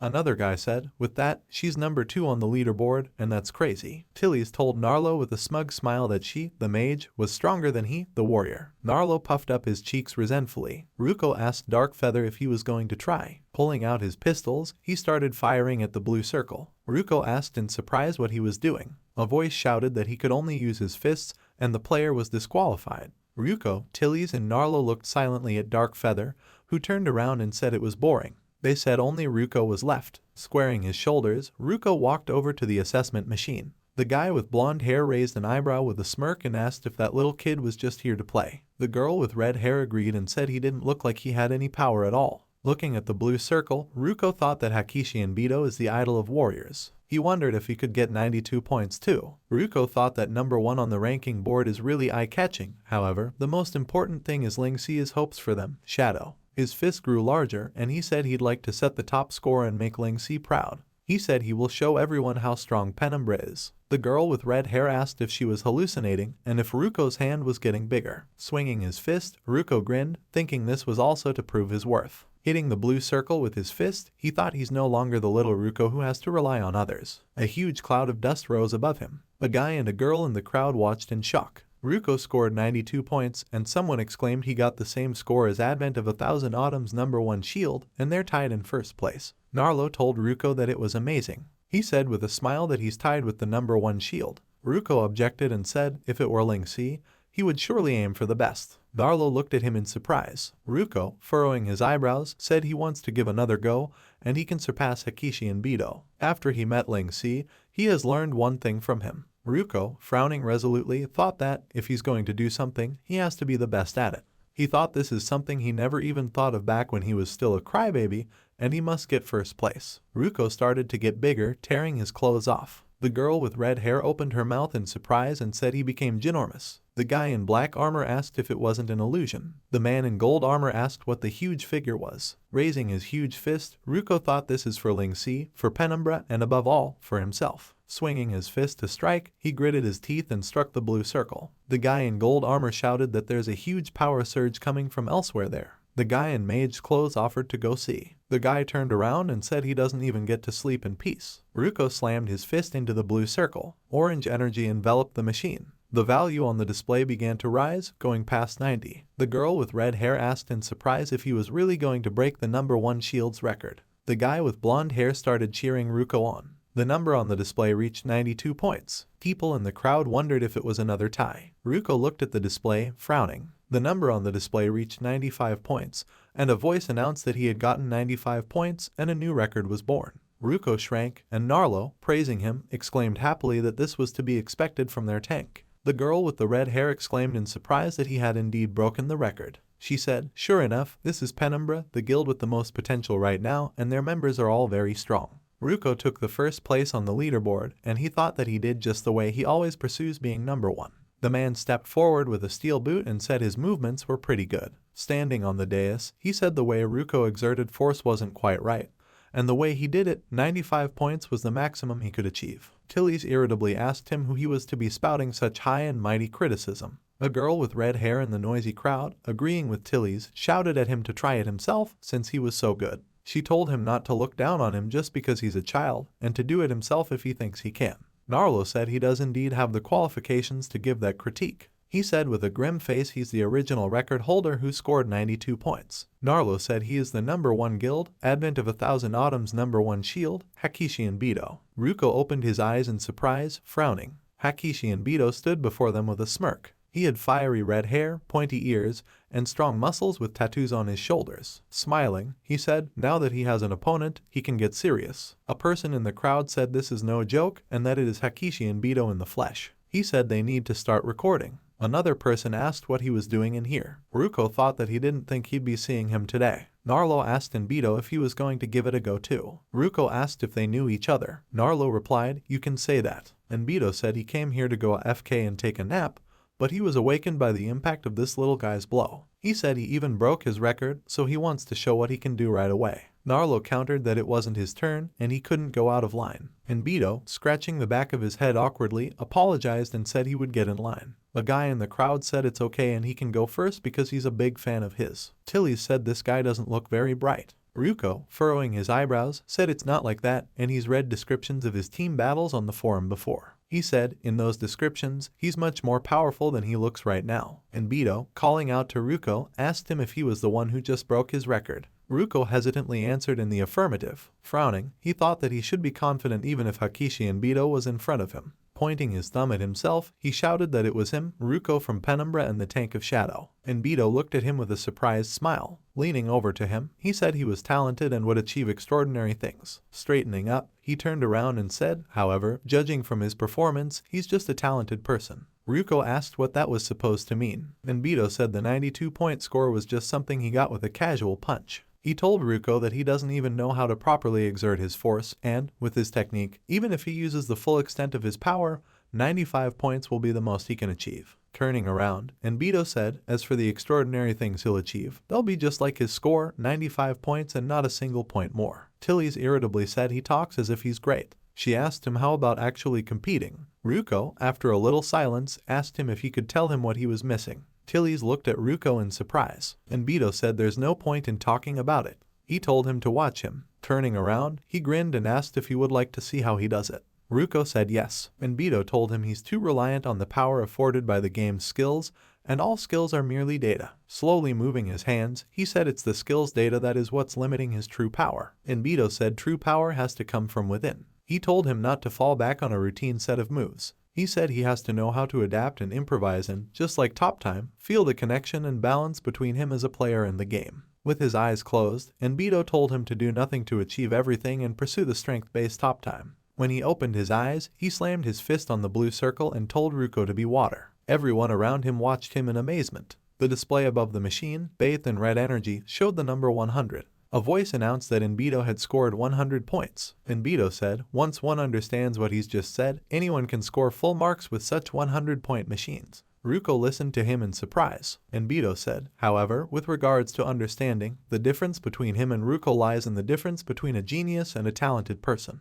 Enbido took first place on the leaderboard, and people looked at it astonished. The girl with red hair exclaimed that Enbido was back in first place, and on top of that, he got the maximum score. Ruko thought it's not just 100 points, and it's just that there's an upper limit to this machine's strength assessment capabilities. Recalling Enbido's punch, he thought he didn't even get to see when he struck, and it's incredible for a player to have such great compatibility with his skills and technique. He thought that's the difference between them too. Enbido said, where he is not a place where someone with just some talent like Ruko can surpass with hard work alone. He told him with a smile that he's still too green. Ruko stood with his fists clenched, and Enbido told him that he's far from surpassing a genius like him. He told him to just be a mediocre warrior as he is. Ruko clenched his teeth, frowning. Narlo thought it's a little too far. Tilly swung her staff at Enbido and asked irritably what he was going on about genius or talent of whatever. Tilly struck him with the staff, and Enbido blocked the attack with his hands. Grabbing her staff with his hand, he asked about attacking him so casually out of nowhere. He told her he could kill her right now,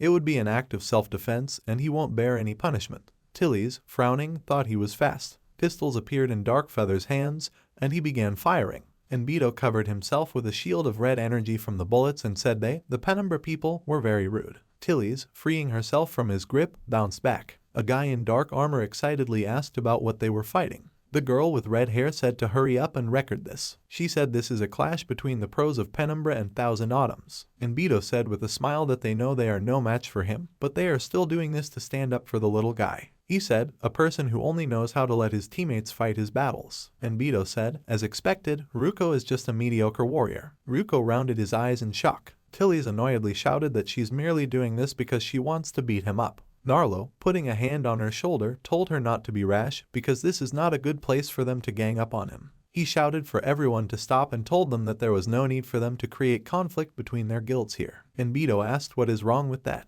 He said he was rather into it. Narlo, flown, told him that he doesn't think his guildmaster would want to see him being so into it. Scratching the back of his head awkwardly, Enbido said he had almost forgotten about it. There was a shout of please accept my PK request. Darkfeather, Narlo and Enbido turned around. The dialogue box said, you have sent a PK request. Standing in front of him was Ruko with the dialogue box in front of him. With a determined frown, he asked Enbido to have a duel with him. Enbido asked him with a grin if he was sure. Ruko, furrowing his eyebrows, replied he is sure. Enbido and Ruko stood opposite each other in the ring, surrounded by people. They stood across from each other, ready to fight. Tilly's asked why even go through the trouble of having a PK match, because they should just combine forces and give him a beating. Narlo replied Enbido is not going to be easy to deal with. He said, if you ask him, it doesn't seem like he's looking down on Ruko either, and it seems like he's trying to goad him into action. Narlo said he wants to teach Ruko something. Enbido asked Ruko if he needs to gigantify before they fight. He said he can give him as much time as he needs to prepare. Ruko said he has his own rhythm.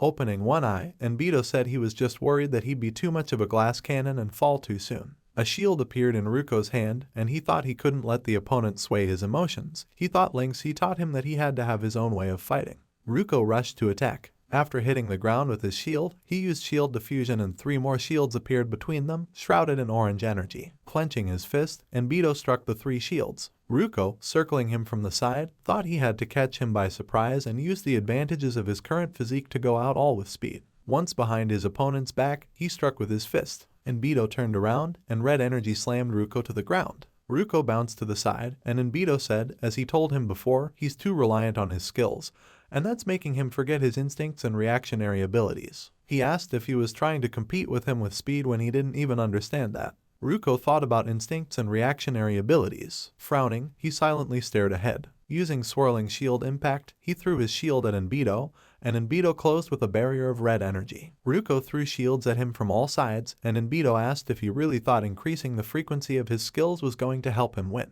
He said it's only going to deplete his energy. Ruko remembered how Ling Si told him, when facing an opponent stronger than himself, he shouldn't just think about relying on skills to win, but to rely on his mind and senses to search for the key to victory. He thought Ling Si once told him something similar. Enbido, with his eyes closed, said these ranged attacks are completely useless against him. Using shield diffusion, Ruko swung his fist and told him to try his melee attacks on for size. Smirking, Enbido noted that he was spamming those skills earlier to hide his intention to perform a melee attack, that way he wanted to catch him off guard and win. He asked if he was sure he could break through his defenses. Ruko said he was wrong and his defense is not airtight. He said he observed that, while he's guarding one side, the other side would be left open. Swinging his fist, Enbido said it's interesting. He said, let's compete with the speed of our fists. He opened his eyes in surprise and saw Ruko in front of him, who had his eyes closed, and he thought this little guy is using his senses. Enbido swung his fist, and Ruko dodged. He smirked, and he said he could clearly see the speed of his fists. Enbido thought he'd improved.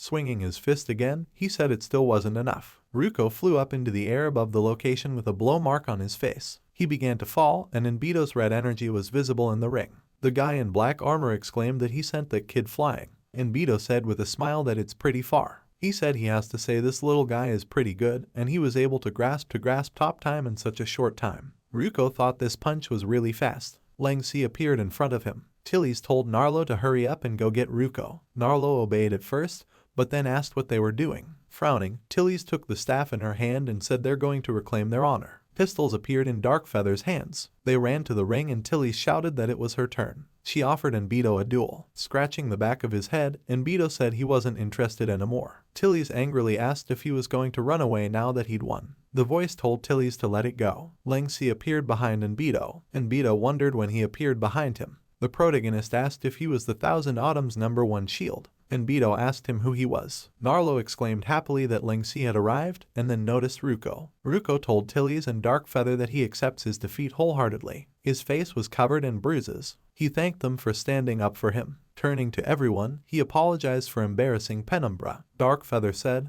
GG. Tillies said irritably she was already all prepared to strike. Enbido surprisedly asked if he was Penumbra's guildmaster. Ling Si stood with an indifferent expression on his face with his hands in his pockets. The guy in dark armor asked if he was Penumbra's guildmaster. The guy with the blonde hair said he's the superstar player everyone's been talking about on the forum recently. Enbido asked if he was going to fight him. He said Kyujin Shin said relations between the various major guilds are pretty sensitive lately, so he can't make trouble and he doesn't want to have any conflict with Ling Si right now. The protagonist thought this guy was rather frank. He grinned and said he came here to thank him. Enbido exclaimed questioningly. Ling Si said he had just watched the duel between him and Ruko, and it was his guidance that led Ruko to grasp the basis of top time. Scratching the back of his head, Enbido said it was nothing, and no bother at all. He said, even since their guildmaster came back from his visit to their guild, he has become very interested in them. Enbido said it made him interested in them too, and he just happened to meet him here by chance. He said all he can say is that he has potential. Standing in the ring, hands folded behind his back, Enbido said, however,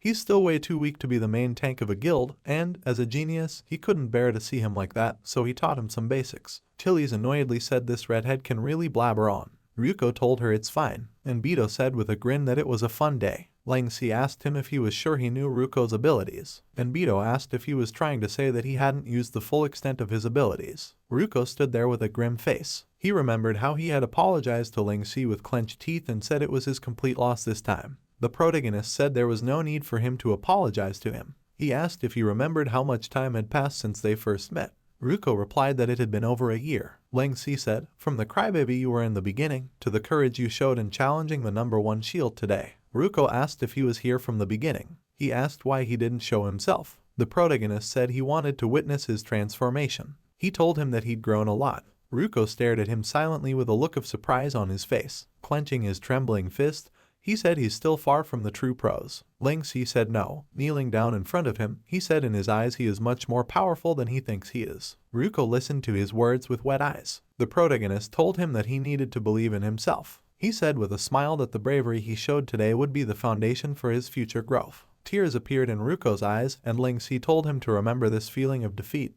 even if he's lost. He asked if he still wished to surpass Enbido. Ruko answered yes. In the present tense, Ling Si, pointing his finger at Enbido, said Ruko is the most talented shield he's ever seen, and there's no question about the fact that he will become the strongest shield in Heavenland in the future. He said, 1 week. Narlo and the people in the crowd listened to him in surprise. The protagonist told Enbido to fight Ruko again in 1 week. Tillies listened to him with a slight smile. Ling Si asked Enbido if he dares accept the challenge. Ruko stood, looking resolutely forward. Enbido asked with a smirk if 1 week would be enough. He said it looked like it would be fun. People watched in surprise as he left the ring in one big leap. Landing next to Ruko, Enbido said it's only going to be 1 week. He asked Ruko if he was sure he wouldn't disappoint him. Ruko replied that he didn't know, but his goal was to surpass him. Enbido said surpassing a genius like his is a bold statement. He said he'd got him all fired up again. As he left, he waved and said they would see each other in a week. People in the crowd asked in surprise that he had agreed. A man in the crowd said he was looking forward to it. Narlo told Enbido to remember to inform the guildmaster about the duel. He said it wouldn't be good if it caused conflict between their guilds. Enbido, remembering, exclaimed that he needed to report it to him. He offered to decide on the PK venue later. Narlo landed next to the protagonist. He told him that 1 week was too short and, be it in terms of abilities or equipment, Enbido is way ahead. He said, after all, he is one of the main recipients of the resources from the #1 guild. Ling Si said equipment is not a big problem, and their guild will be able to prepare everything they need within a week. Tillies said equipment and such are minor things. Burning with excitement, she said the most important thing is to proceed with a monster training program and told Ruko she will use the resources of her workshop to help him with his training. She said he must send that so-called genius flying. Ling Si thought about the most important thing to Ruko and asked him if he had a mission that he couldn't complete because there are no mission markers. Ruko said was true. He asked him in surprise how he knew. He said he had tried to complete the mission but found that there was no such place on the entire map. Ruko said he thought it was called Cowardice of the Stupid Mountain or something like that. Ling Si thought it's Courage of the Sacred Mountain. He smilingly thought that it's time for the one who was nicknamed Sacred Mountain Ruko Zong in his past life to shine. The dialogue box says, Special Blessing Mission, Courage of the Sacred Mountain. Mission details, search for the Sacred Mountain, and for courage. To the once timid one, seek the courage that belongs to you and stand atop the mountain's peak. The map of the area says, no information is available. Ruko about there being no clue on the map at all. Narlo said it was a strange mission. Ling Si silently pondered. Tillies said they don't even know what kind of reward this strange mission will bring, and it's better to follow her to her workshop for intensive training. The main character thought he'd read an interview in his previous life where Ruko talked about his special mission, and he remembers him saying that he found the mission leader in that place. Ling Si and his team came to the library. Tillies said they're back at the library looking for clues again. She asked if it would really work. Ling Si said there is great wealth to be found in the books, and many of the leads in the game have been found here. When Ruko entered the library, he said there were a lot of books. He wondered if there would be a clue to his mission here. Turned around and with a smile told Ling Si that he was here again. Ruko noted that this NPC seemed to know Ling Si well. The protagonist replied that it's because he comes here often. He said this is where he found the information about Mad King Dungeon. Administrator asked what he needed today. Ling Si said he needed information about blessings, which is one of the random attributes that gives players additional bonuses. Tillies asked if that was what many promoted players were talking about recently. Ling Si said, as the game progresses, players are becoming more and more familiar with the special attributes in the game. He said, after being promoted, a large number of players have awakened special attributes, and there's even a thread for players with blessings on the Heavenland forum now. The protagonist added that, however, there is a big difference in how good the various abilities and attributes are, and the attribute Ruko has is very special. Ruko asked if that was true. He thoughtfully said his Gigantify attribute is very special. Ling Si said yes and thought Ruko's special attribute even has its own specific special mission. Tillies said she doesn't have any special attributes to date, and if you ask her, she thinks Ruko might even have a shorty special attribute. Administrator said everything on blessings can be found over here. There were huge bookshelves in front of them, and Narlo said it was a lot. Ling Si said Heavenland is an infinite open world, and there will be more and more information in the time to come. Raising his index finger, he explained that the information on their maps windows is extremely limited, and most of the information there are records of places that they have already unlocked. The protagonist said their task was to find dreams that the players had not yet explored, or places that existed only in text, to help Ruko find the lead for his special mission. He urged them to begin. 3 hours later, Ling Si is reading a book near the bookshelf, Darkfeather is staring carelessly out the window, Ruko is carrying a mountain of books in his hands, Narlo is asleep at the table, and Tilly's is reading a book. Ruko, waving his arms, shouted at Darkfeather to stop spacing out. Walking over to Narlo, he irritably yelled at him to wake up. Tilly's, closing the book, said the amount of information is way beyond her expectations. She wondered if they would be able to find anything. Ling Si thought he was sure they were in the right place and wondered where the clue could be. He thought most of the information here are records on the creation of blessings. Looking at the book, he thought he couldn't find anything that's related to Ruko. Ling Si told everyone to buckle up. Sleepy Narlo and Ruko, full of enthusiasm, raised their fists in the air. Darkfeather and Tilly silently went about their business. 6 hours later, Ruko frowned with eyes tired from reading. Narlo, falling to the floor, exhaled and said he couldn't anymore. Ruko said his eyes were dying. Tilly's yawned tiredly. Ruko said he didn't expect Darkfeather to still be able to hold on. Darkfeather read the most touching love stories with interest. Ling Si suggested we take a break. He said they can't go anywhere since they haven't found anything yet. Looking at the book, he wondered if he was mistaken from the start in attempting to find a clue in these books. The main character thought Ruko doesn't seem like the king to have the patience to look for a clue in books, and he doubts his personality would be very different from his previous life. Ruko was tiredly reading a book, surrounded by mountains of books. Ling Si wondered what he found here back then. Ruko said the sun is setting. Tilly said it's been a long time since she spent so much effort with books, and she's even more diligent than when she was a student. Narlo said the sunset makes the foot of the mountain look really beautiful from up here, and it's no wonder Darkfeather was spacing out all day in front of the window. Ling Si thought about the foot of the mountain. He burst out of his seat, and everyone turned around. The protagonist asked the administrator if this place was a mountain a long time ago. The administrator said right, and in ancient times there was a mountain in this spot. Ling Si, raising an eyebrow in surprise, thought the clue isn't in the materials here, it's the geographical location. Grabbing Ruko by the shoulders, he told him to focus and try to feel. Frowning, the protagonist told him to take out the courage within him that's driving him to want to become stronger. Ruko stood there, clenched fists and clenched eyes shrouded in energy. He opened his eyes in surprise. The orange energy was reaching for the symbol on the bookshelf, and Ruko thought this symbol was calling to him. The bookshelves began to move apart, glowing with a bright orange light. An orange portal appeared in front of Ruko. A dialogue box read, "The mission lead has been found. A mission portal exclusive to Ruko Zong will now be activated." Ruko was surprised to hear that it was a mission exclusive to him. Darkfeather said, "An exclusive mission." GG. Tilly's told Ruko that they couldn't go there with him. Putting his hand on Ruko's shoulder, Ling Si asked him with a smile if he was ready. He said it was his own mission. Ruko looked at the orange portal, and the protagonist said nobody knows what kind of difficulties await him in there. Ruko touched the portal with his hand and told Ling Si he taught him that no matter what difficulties there may be, they must have the courage to conquer them. He said with a smile this lesson is etched firmly into his heart, and he is no longer that crybaby Ruko. Ruko turned around and thanked everyone for their help and patience all this time and said he was ready. With a thumbs up, he said he would definitely come back stronger. Everyone looked at him with a smile and Narlo told him to return victorious. Ling Si said with a kind smile that they would be waiting. Ruko nodded. A bright light illuminated the roof of the library. Looking out the window, Ling Si thought about a trial to seek courage. Looking up with a serious face, he thought the encounter with Enbedo led to this opportunity. The protagonist thought, in this life, Ruko has finally stepped onto his path of becoming Sacred Mountain Ruko. A few days later, Enbedo decided on the PK venue and got Narlo to deliver the news. Surprisingly,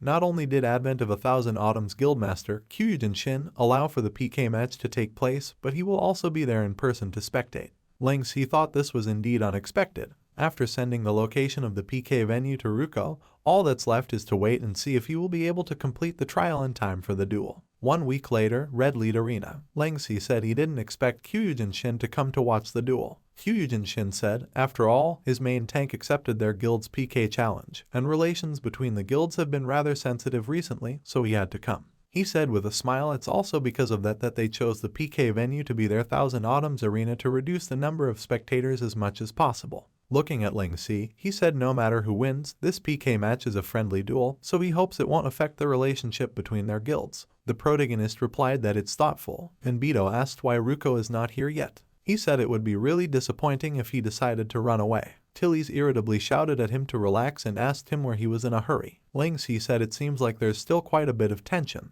Narlo said there's been no news from Ruko for a week, and he wonders if he's going to make it in time. Tilly's, clucking his tongue, said if he can't, she will take on this match in his stead. Temptress, putting her face on her hand, said they've been waiting for so long, but he's still not here. Tabazengo said they caused them to lose in the Mad King dungeon, and now they're using Enbito's name to become the talk of the town. He said he wanted to see what they'd do, and asked if it was over before it had even begun. Kyujin Shin said with a smirk that it looks like Penumbra's Ruko is going to forfeit the match. Ling Si said with a slight smile that he was coming. A blue portal appeared not far from Enbito. To the amazement of those around him, Tiana emerged from the portal. Enbito asked about it being a woman. Tiana said he barely made it in time. Ruko put his hand on her shoulder and thanked her for sending him here. Everyone looked toward the portal in surprise. They asked who it was. Out of the portal came Ruko, who looked older and more masculine. He had well-developed muscles and stood with a confident smile on his face. Ling Si said it was Ruko, and he came over. There was a dialogue box next to the main character, and he said let him see how much he had grown. The dialogue box alerted that he had sent Ruko's equipment.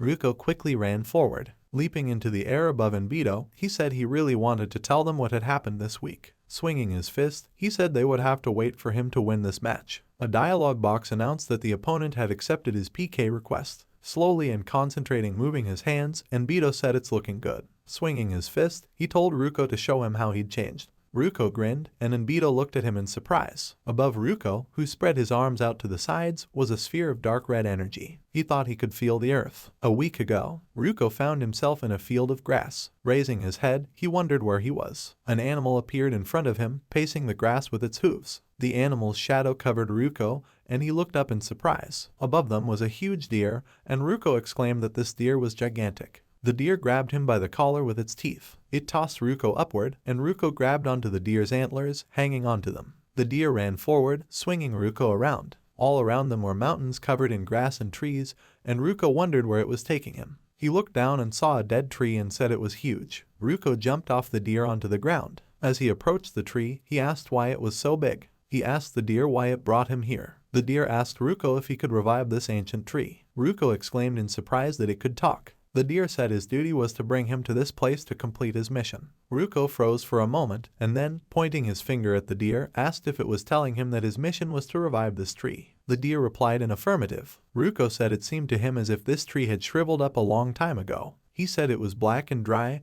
and it was unlikely that water would help it. The deer said the ancient tree is still alive. It told Ruko to listen to its voice. Putting his head against the tree, Ruko said he could hear nothing. The deer irritably told him to put his heart into it. Ruko stood in front of the withered tree with his eyes closed. A voice spoke to him, and he opened his eyes. Glowing a bright green light, the tree told him he was the first person to have come to the forest of the mountain. The tree took the form of a huge wooden man and asked if he would be able to inherit its heartbeat. A huge tree in the shape of a man told Ruko he possesses a portion of the power that connects the heavens and the earth within him, but it still seems to be in deep slumber. It said the power is also waiting to bloom and come to fruition. Ruko, looking at the tree from the ground, asked what it means. The tree in front of him was just an ordinary tree, and Ruko exclaimed it's gone. He wondered if that was an illusion. The deer, taking the form of a woman with antlers and long white hair, said that the ancient tree was now very weak and needed the light of a new sun, a new fertilizer. The woman's eyes glowed green, and she added, a new blessing. Ruko asked surprisingly if she was that deer from just now. The woman said she was the guardian of this place as well as its guide. Sitting down on the ground, the woman pointed forward with her index finger, in front of which was a cloud of yellow energy, and said this is the chaos seed that the Supreme Being left here in this world, and no one knows what kind of fruit it will bear. The woman asked Ruko what was the blessing that he had brought.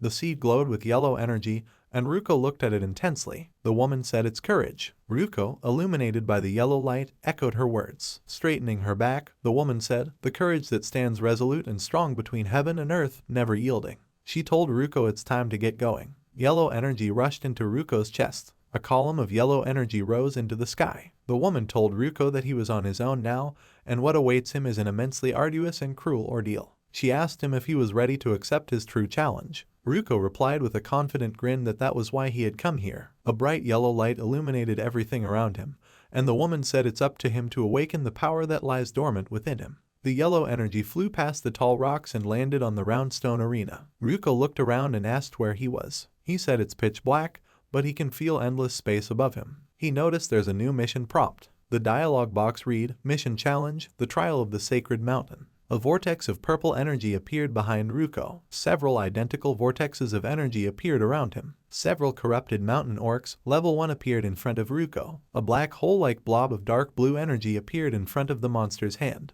Ruko frowned tensely. The dialogue box read, Floor 1, defeat 3 mountain orcs. A sphere of dark energy drew Ruko towards it, and the monster used Gravity Avalanche. In the present, Ruko used Gravity Avalanche against Enbido, and there was a sphere of dark energy between them. Gritting his teeth, Enbido noticed his power had gotten absorbed. Many rocks hit his magic barrier, and thought he diverted the power of his punch and transferred it to the ground. The stone floor around Enbido was shattered. Narlo said it's amazing. Tillies wondered if that was really Ruko. Enbido said he didn't expect him to grow so much in just 1 week. He said with a grin it's interesting. Kyujin Shin said he actually got the lazy Enbido pumped up. Lang Si thought this wasn't the full extent of Ruko's current abilities. Ruko, standing up straight, thought every piece of earth has its own heartbeat and he can feel it. Enbido, running towards Ruko, asked if he could channel the impact of his attacks into the ground a second time. Pushing himself off the ground, he jumped to attack Ruko and told him if that's all he's learned, it's not enough. Tiana shouted at Ruko to dodge. Enbido hit Ruko in the chest and he flew backwards from the force of the blow. Kyujin Shin looked at Ruko in surprise and said that he had purposely taken those 3 punches from Enbido. Ruko, standing on his feet, asked if this was what all his attacks amounted to. He said with a grin that, compared to the punch he sent him flying with last time, after 1 week, he did not even feel a thing from those 3 punches. Ruko remembered how he had fought the mission with clenched teeth. The sense of pain scale was about a quarter full. He was standing behind a shield, surrounded by monsters. The dialogue box read, You have killed 15 level 33 corrupted mountain orcs. Congratulations on completing floor 33's mission.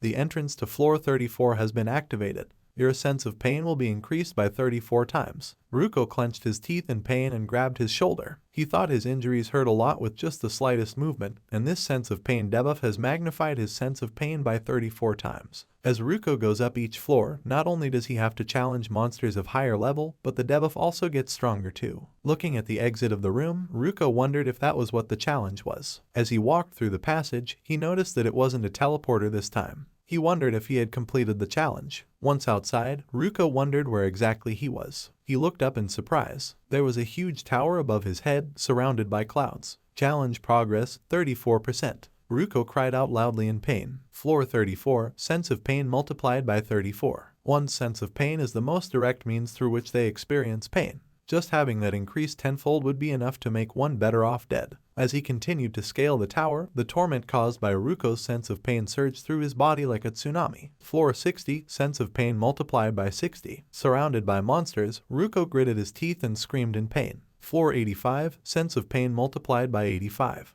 Ruko, fighting the hordes of monsters, was still screaming in pain. Floor 90, sense of pain multiplied by 90. Ruko's anguished cries grew less frequent. The pain has numbed him. Floor 99, sense of pain multiplied by 99. Ruko, clenching his jaws, thought he had to hang in there. Enbido said he actually managed to take on his attack so easily, and he is starting to get curious about what happened to him this past week, including the change in his appearance too. Ruko stood with his fists clenched. Narlo said he was starting to get curious about what Ruko had been through, too. He said he's a big guy now. Tiana said Ruko must have undergone some kind of hellish training. She said, when she saw him at the library upon his return, she was so shocked that she didn't even recognize him, and from his tattered equipment she could tell that he experienced an immense challenge. Darlo said that her words only made him more curious. Lang Si thought, compared to the difficulty of his promotion mission, Ruko seems to have experienced something even tougher. Pushing himself off the ground, Ruko used Heart Force, Gravity Fist. The stone floor broke under Enbido's feet, and he used Void-Rending Force. His fist shrouded in red energy and Ruko's fist shrouded in blue energy rushed towards each other. The impact raised a huge cloud of dust. Narlo took his blade shrouded in electricity in his hand. Taba Zengo held a huge sword.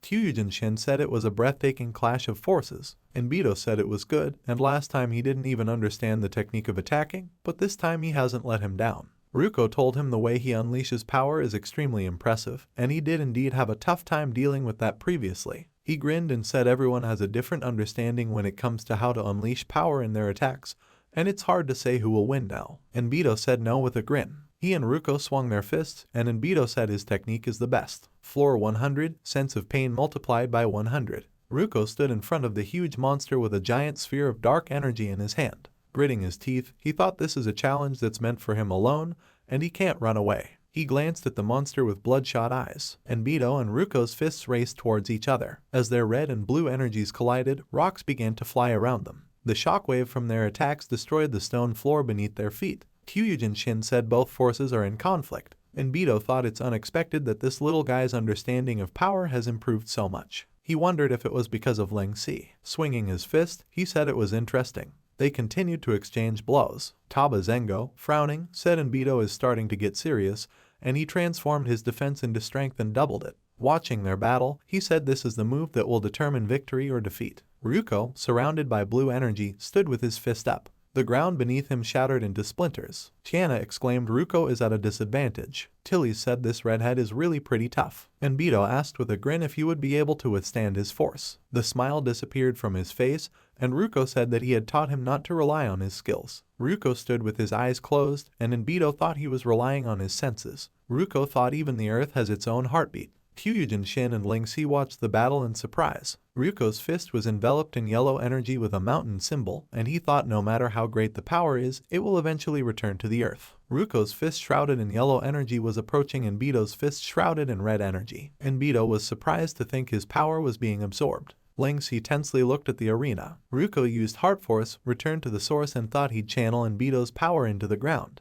The purple potion in someone's hand began to shake. A girl dressed as a mage with a potion in her hand noticed the ground shaking and asked if it was an earthquake. The boy asked if there were earthquakes in this game. He wondered if it was some kind of new event. The guy with the horn said it was shaking really badly. A column of red energy was visible above the ground, and the guy exclaimed that it was the Red Leaf Arena. There was a huge explosion crater in the arena. Temptress said, what an immense force. Taba Zengo said Ruko used his own power to guide Enbito's power and transferred them both into the ground, and it's truly incredible. Temptress asked if it was really so great. He said he had a duel with Enbito once, and he knows full well how terrifying his abilities are. Taba Zengo said it goes without saying how good the kid is to be able to easily pull his power and transfer it to the ground. Tilly's, coughing, asked if they were trying to destroy this entire area. Kyujin Shin said excessive destruction of the game's environment will lead to punishment. He asked with a smile if that is right. Ling Si remained silent. Laughing, Enbito asked about channeling both their forces into the ground. He said this area cannot withstand the combined impact of their power. Ruko said with a smile he can't withstand his power either. Enbito said his power is going to get stronger and asked Ruko if he was ready. Ruko with a confident grin said he will harness his power for his own use. Red patterns appeared behind Enbito's back, and he said he's got him pumped up, and he looks forward to seeing how far can he go in this duel. Ruko, surrounded by rocks that rose into the air, replied he will accompany him to the end. Taba Zengo, resting a hand on the head of the disgruntled temptress, excitedly said Enbito is very fired up and asked if they were really going to destroy this place. He looked away and a voice told him to come clean up. Several playing cards flew over Enbito's head. With a cluck of his tongue, he said not to get in his way. Swinging a fist shrouded in red energy, he used Force Fist Cannon. The red energy was approaching Ruko. Ling Si used Heavensward, and Ruko looked away in surprise. A huge black sword blocked the path of the red energy. A cloud of dust rose up. A playing card with King of Hearts slammed into the ground in front of Enbito. Several playing cards slammed into the ground around him,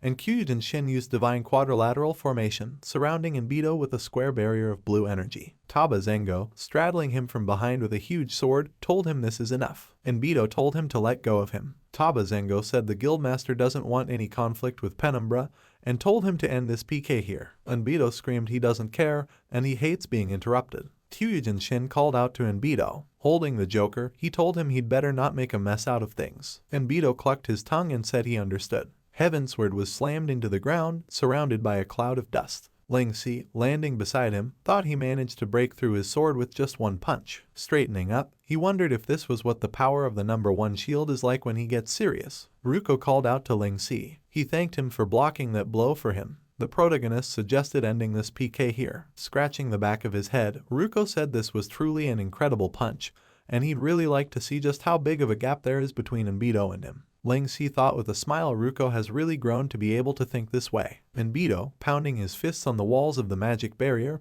begged the guildmaster to let him out. Tilly shouted to keep him in there. Narlo, waving his hand, called out to Ruko. Kyujin Shin asked Enbito if he had calmed down. He said yes, and Taba Zengo, exhaling, asked why he was stuck in here too. Kyujin Shin waved his hand, and the playing cards flew into the air. After flying through the air, they were in front of Kyujin Shin's hand. Lang Si thought this was his first time seeing Kyujin Shin's ability. In his previous life, only a few had any information about him, and it was as if he was deliberately protecting himself. Lang Si thought he was a really cautious one. Even though he's the guildmaster of the #1 guild, he keeps a very low profile in the game, and it's still a mystery as to what his full abilities are. Squaring his shoulders, Enbito grudgingly asked why do they always like to interrupt him. He said it's not often that he gets all pumped up. Kyujin Shin said he let his excitement get to his head again, and told him to take a look around him. The arena around them was destroyed, and Kyujin Shin said this is their guild's territory, and he's going to cost them a fortune again. Enbito apologized and called out to Ruko. Placing his hands on his belt, he told him with a smile he'd made him see him in a new light in just 1 week, and he'd earned his approval. He asked him for his name.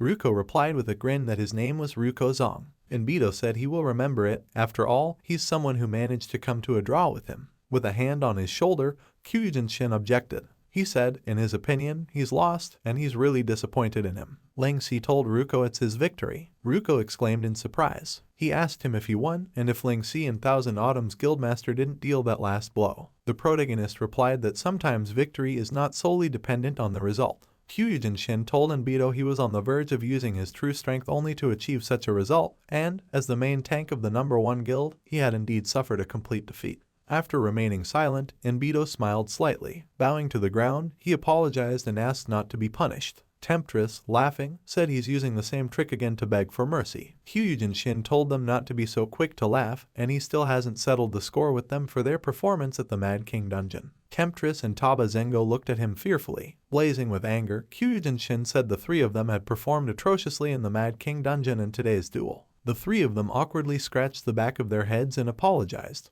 Opening one eye, Kyujin Shin said he didn't like the feeling of losing. He glanced at Lang Si, who was standing calmly with his hands in his pockets. Appearing behind Ruko, Tilly said with a wide grin that she couldn't have imagined that after only a week she would hardly recognize him. Putting her hand on his head, she said he's as tall as her now. Narlo said with a smile that he had really managed to stand on his own against Enbito, and those 2 moves of his were really incredible. Tilly's asked him what happened to him over the past week. Lang Si listened to their conversation with a smile. Ryuko was at a loss for words. Clenching his fist, shrouded in yellow energy, he said he passed a trial, gained some epiphanies, and obtained a reward. He said it's a long story. A voice called out to Lang Si. Kyujin Shin said, since the duel is over, they will be taking their leave. He said with a smile he's really happy to get to witness his members' abilities today, and Penumbra truly lives up to its reputation in terms of strength. He said he hopes today's fight won't affect the harmony between their guilds. Lang Si said, of course not. The smile disappeared from Kyujin Shin's face, and he said it's good to hear. Enbito suggested Ruko to have an uninterrupted PK match next time.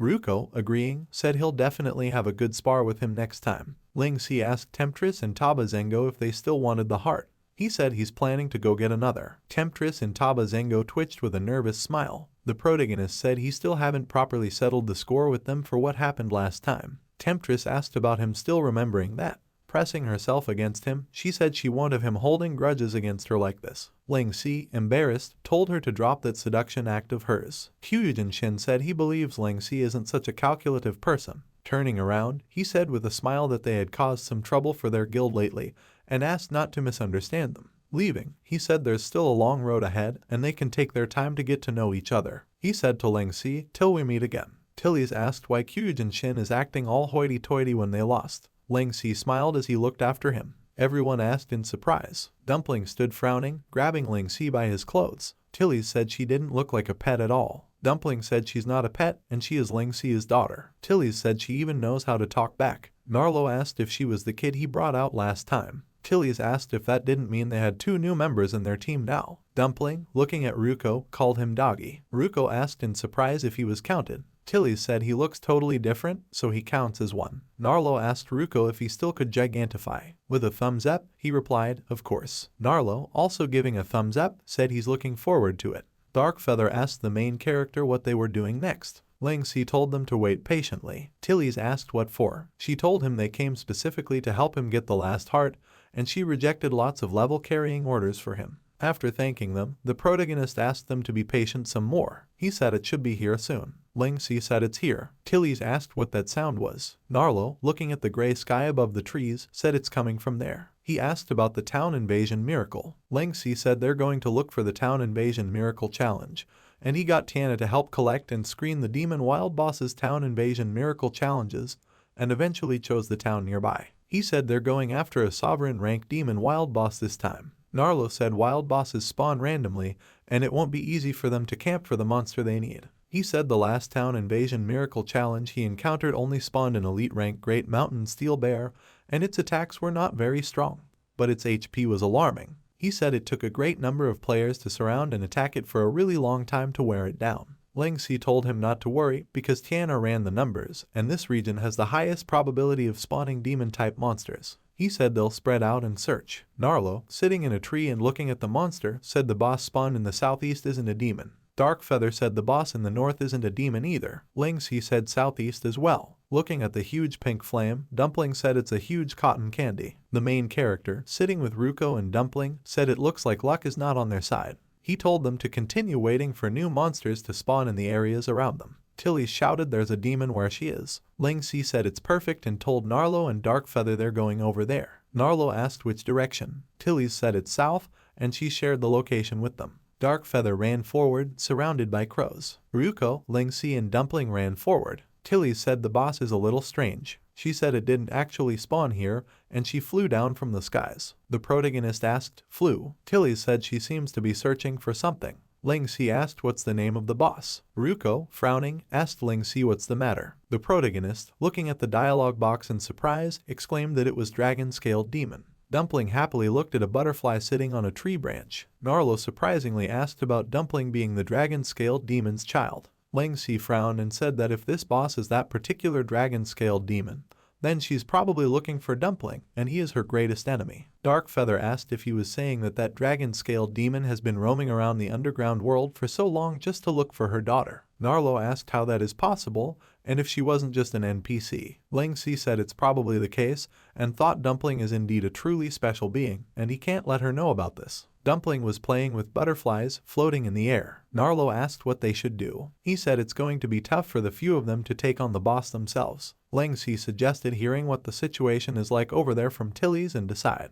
The dialogue box announced a new urgent message. Ling Si asked if it was from Stillwaters. He opened his eyes in surprise. There was an explosion of pink energy. Sitting on the rock, Tilly said she's huge and asked about Ling Si actually being able to steal such a terrifying monster's egg from under her nose. Looking at her appearance, she thought about her being Dumpling's mother. People were frantically running through the fortress being destroyed by the boss. They looked at the pink energy gathering near the monster. A stream of pink energy hit the fortress, and the big guy in armor blocked it with his shield. It was Student Inch from Divine Chamber, and he said this dragon-scaled demon is really strong. With a smirk, he said a boss of this level will give great rewards upon being killed, and it was truly worthwhile for them to come all the way here to the underground world. The blue energy hit the monster's pink energy, and someone said Divine Chamber aren't the only people who have their eyes on this boss. Student Inch asked in surprise that it was Celestial's Vice Guildmaster, Fallen Whale. Fallen Whale stood, pointing his sword forward. He told Student Inch he has to thank him for helping him out. Student Inch clucked his tongue in displeasure. The guy in armor shouted to him that it was Taba Zengo from Thousand Autumns. A blue portal appeared in the city and Taba Zengo came out of it with a tired face. He said it's annoying, and he didn't think he'd be on a mission again so soon. Student Inch said even Thousand Autumns is after this dragon-scaled demon,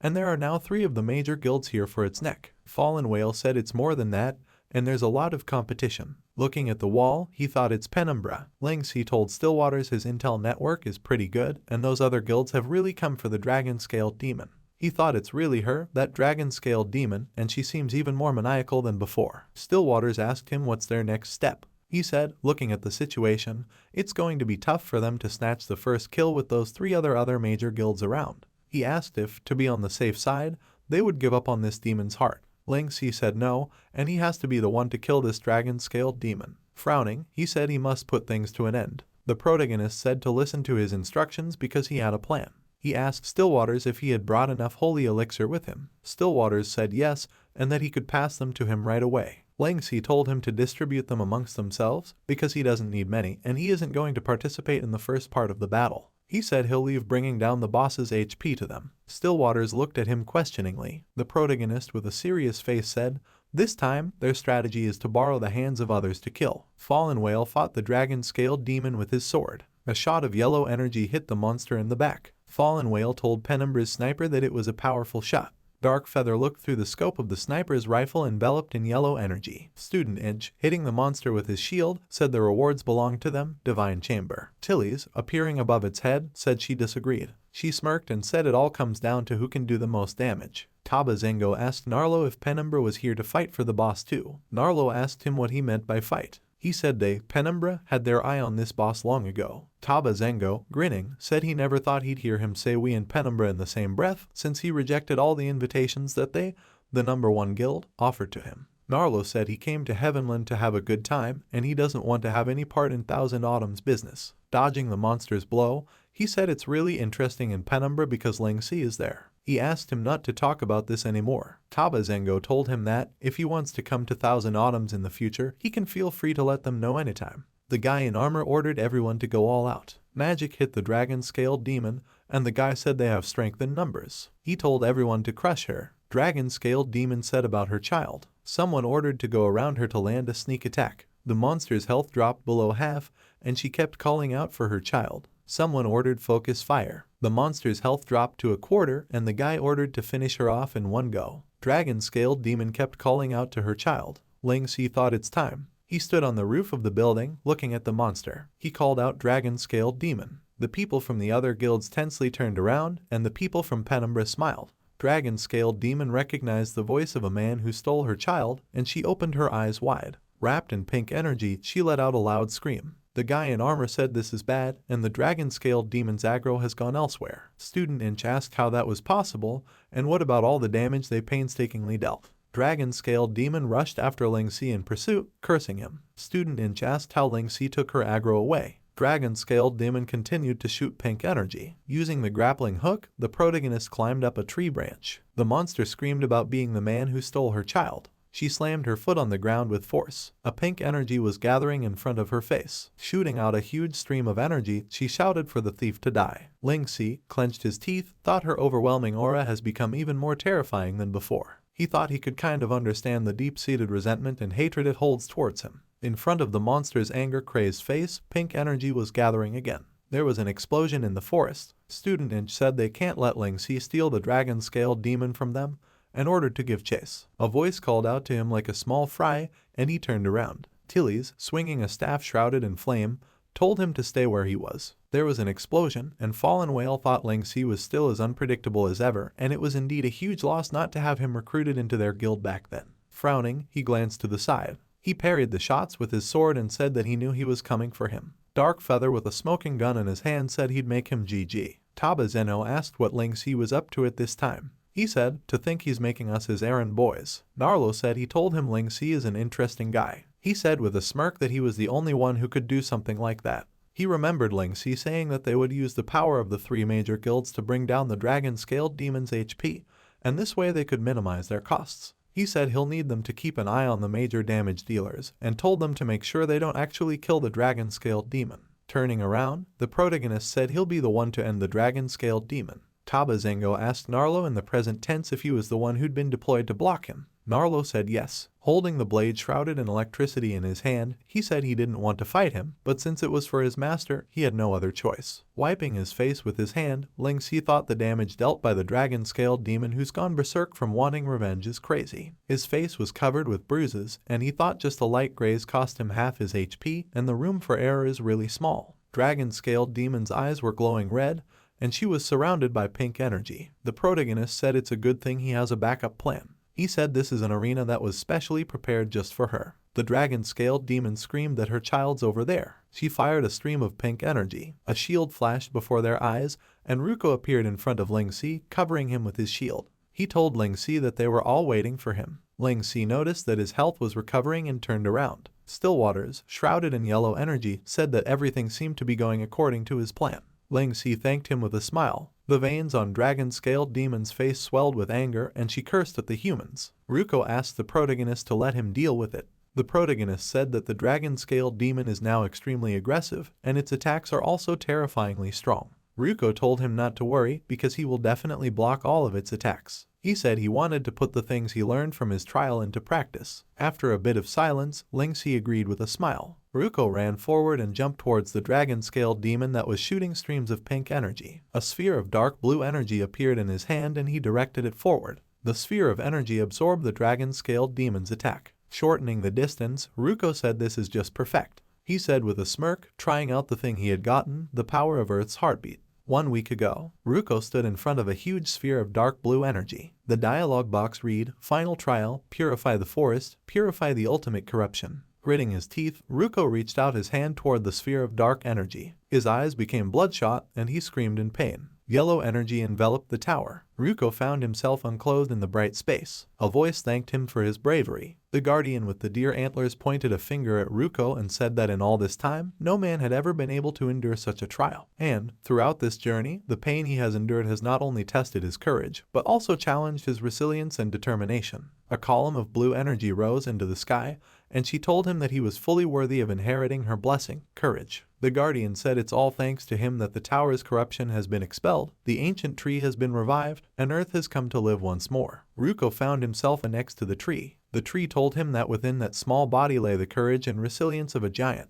Ruko turned around. There was a huge mountain symbol in front of the tree, and it said, without an unwavering mindset, it is impossible to save this place and he is worthy of inheriting its heartbeat, the heartbeat of the earth. Yellow energy enveloped Ruko. The dialogue box read, "Blessing awakened. Congratulations on awakening the power of a blessing. Blessing courage has evolved. You can sense the eternal heartbeat of the earth and share infinite power with the earth. The earth is you. You are the earth." Ruko has transformed into a young boy. Obtained additional reward, divine body refinement. In the present tense, looking at the huge mountain symbol, Ling Si thought sacred mountain Rukozong is finally here in this world. The mountain symbol was shining brightly with yellow light. A lot of guys in armor were running through the forest. One of them said that they couldn't let Penumbra's guildmaster steal the boss from them. He yelled to the Divine Chamber men that they were too slow. He told them to step aside and let them pass. The Divine Chamber guy yelled to Thousand Autumns to cut that #1 guild act out. He asked why they had to give way to them. Pointing his finger at a pillar of yellow energy, the guy yelled to look over there. The other guy exclaimed that they should be that way.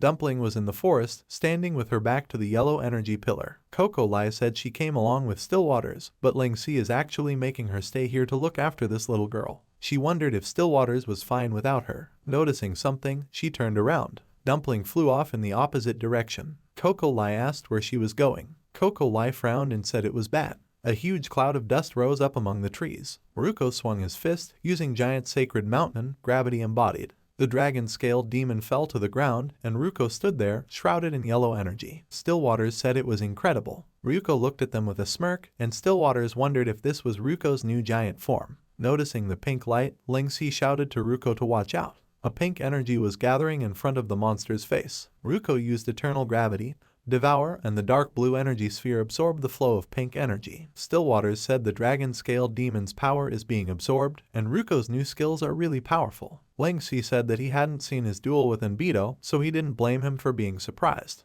Ruko thought this dragon-scaled demon was really strong, and even Devour in his giant form cannot fully absorb all of the damage it dealt. Ruko said that he would have to resort to schemes. Using eternal gravity, return to origin, he said he would return all the damage it dealt. The monster stared in surprise at the energy approaching her. Remembering the egg, she demanded that her child be returned to her. A gigantic cloud of war rose above the battlefield. Ling Si thought that Ruko was much stronger in this life than he expected, and it looked like he wouldn't have to interfere. He hoped that was the case. In front of Ruko was a blue-purple energy that looked like flames. The dragon-scaled demon, shrouded in blue-purple energy, rose to her feet. Her health was very close to zero. She struck the ground with pink energy. The protagonist told Stillwaters to buff him up. Frowning, he said this was its final struggle. The monster said it would destroy everything. She used Super Dark Rift Assault Beam. The dark purple energy hit Ruko's blue energy. Ruko gritted his teeth and thought that he couldn't hold out against this, and this power is way too strong. He thought this power is far beyond what a boss of its level should possess. Ruko glanced back, and Ling Si said it's the power of resentment. He used the vessel of the restless chaos. The protagonist told Ruko that he had come to help him. The collision of the three energies caused a large explosion. The dragon-scaled demon fell down. Ling Si summoned Heavensward, and a huge black sword appeared above the monster. Apologizing, he offered to bring all this to an end. The sword, shrouded in red energy, swung at the monster and she opened her eyes wide. Dumpling called out to the protagonist and he opened his eyes wide. His sword missed, and Dumpling covered the dragon-scaled demon with her own, spreading her arms out to the sides. Looking at Dumpling's back, dragon-scaled demon asked if she was her child. Dumpling turned around. Her mother tearfully said that it was her, and it was her child sent. Ling-Si said that was correct, and it was her mother. He thought he had prepared himself for this moment, but now he is not sure how to face Dumpling. The protagonist thought she's supposed to be just a pet, just an NPC, but perhaps from the moment she called him daddy, he's become unable to treat her like an ordinary NPC or a pet. Ling-Si apologized for hiding it from her and said that he was actually the person who stole her from her mother. Wiping the tears from dragon-scaled demon's face, Dumpling told her not to cry. Her smile was reflected in her mother's eyes, and she said that she was doing very well and Ling-Si had given her that name. The main character opened her mouth in surprise. Dumpling said she likes this name very much. Ling-Si turned around. Dumpling, illuminated by the rays of the sun, said with a smile that, in fact, from the moment she was born, she knew everything about everything. Ling-Si was looking at her dumbfoundedly, and Dumpling called him stupid daddy. Little Ling-Si from his past life was walking down a snowy city street. Not far from him, a girl was complaining to her boyfriend about being cold. Also nearby, a little girl was complaining to her father that she was hungry. Her father said he would make her something tasty when they got home. The main character's eyes expressed nothing and he stared at the back of the family walking in front of him. Ever since he was old enough to understand things, he's been on his own. Ling-Si closed his eyes. Thinking back on it, the protagonist thought he doesn't really know about things like kinship or how to be a father. He looked at Dumpling who was standing in front of him with a sad face. Dragon-scaled demon had said that they, dragon-scaled demons, knew their origins from the moment they were born. And that was why she thought her child hadn't been hatched, otherwise she would have killed him the moment she was born and returned to her. Gritting his teeth, he said that he never thought she would really recognize him as her father. Ling-Si supposed the reason Dumpling didn't hurt him after she was born was because of that drop of blood he gave her. Dumpling said Ling-Si is very good to her and he gave her lots of yummy things, put her to bed, gave her a name, even brought her to his home in the other world, which is really mysterious and totally different from here. She said there's also Grandpa. Dumpling said his food is very delicious and she ate a lot at every meal.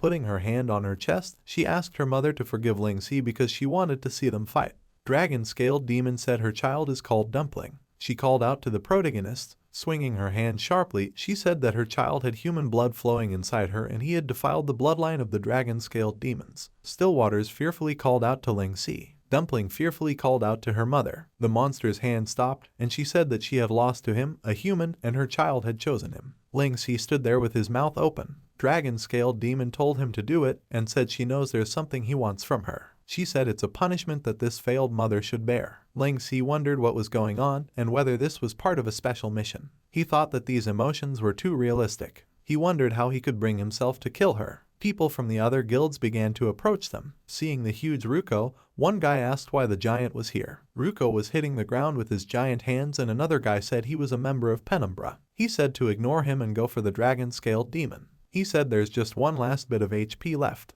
Ruko said he wouldn't let them stop them. Stillwaters hurried the protagonist and said they were running out of time and members of other guilds would be here soon. He said if they take the kill, all their efforts would be for nothing and he must kill her himself. Ling-Si, frowning and clenching his jaws, said that he understood. Red energy flashed and a weapon appeared in his hand. Dumpling shouted at him not to do that. Ling-Si ran past her with a halberd in his hands. He told Dumpling to trust him and he would not disappoint her. Dragon-scaled demon told him to come. The protagonist pierced her chest with his halberd, picking up a purple heart. Dumpling shockingly called out to her mother. The dragon-scaled demon began to disappear and Ling-Si held her heart in his hand. The dialogue box said, "You have obtained the heart of a dragon-scaled demon." The halberd was enveloped in purple energy. Mad King's Battle Halberd, an experimental weapon of the Mad King. You have one chance to capture the soul of a deceased neutral creature. When the captured soul gains enough power, it can be reborn. Purple energy enveloped the arena. Ling-Si, smiling slightly, thought thank goodness the dragon-scaled demon's aggro towards him was gone, and this Mad King's Battle Halberd has finally come in handy. The dialogue box read, "The dragon-scaled demon has been killed."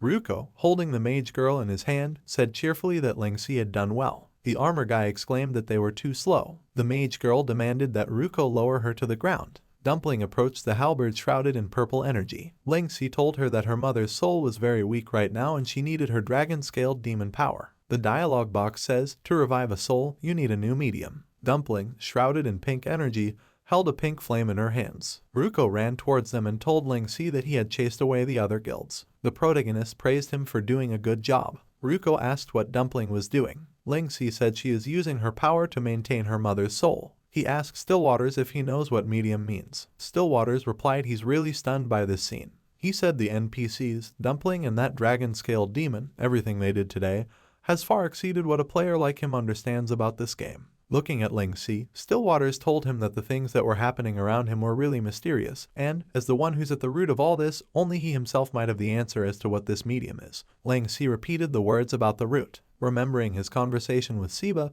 he thought he would give it a try. He called out to Dumpling and she opened her sad eyes. Pouring the red liquid onto the flames, the protagonist said since she could become his daughter, it wouldn't be too strange to make the dragon-scaled demon work for him. He spilled his blood on the pink flame and said he would use his blood as medium. A pillar of bright light rose above Dumpling's head. She said joyfully, "Mother." Stillwaters watched in amazement. Ling Si watched, frowning tensely. The purple spirit of a woman with long hair appeared in front of them. Her eyes were red, and Dumpling called out to her mother. Ling Si stepped onto the ground with white and red flowers. He thought he's back here at this ravine again. He remembered it was because he was escaping from the dragon-scaled demon that he accidentally found this place back then. Remembering everything that happened in this place, he remembered the dragon-scaled demon. Dragon-scaled demon, in the form of a pink flame with a head and arms with dark red skin and dark green hair, asked the protagonist what he had done to her. Ling Si and Dumpling looked at her confused. Stillwaters said with a smile that maybe the soul that was bound does not have enough energy to maintain her original appearance. Ruko said shocked that this huge demon had become very small. The protagonist said it's good enough that she could be revived.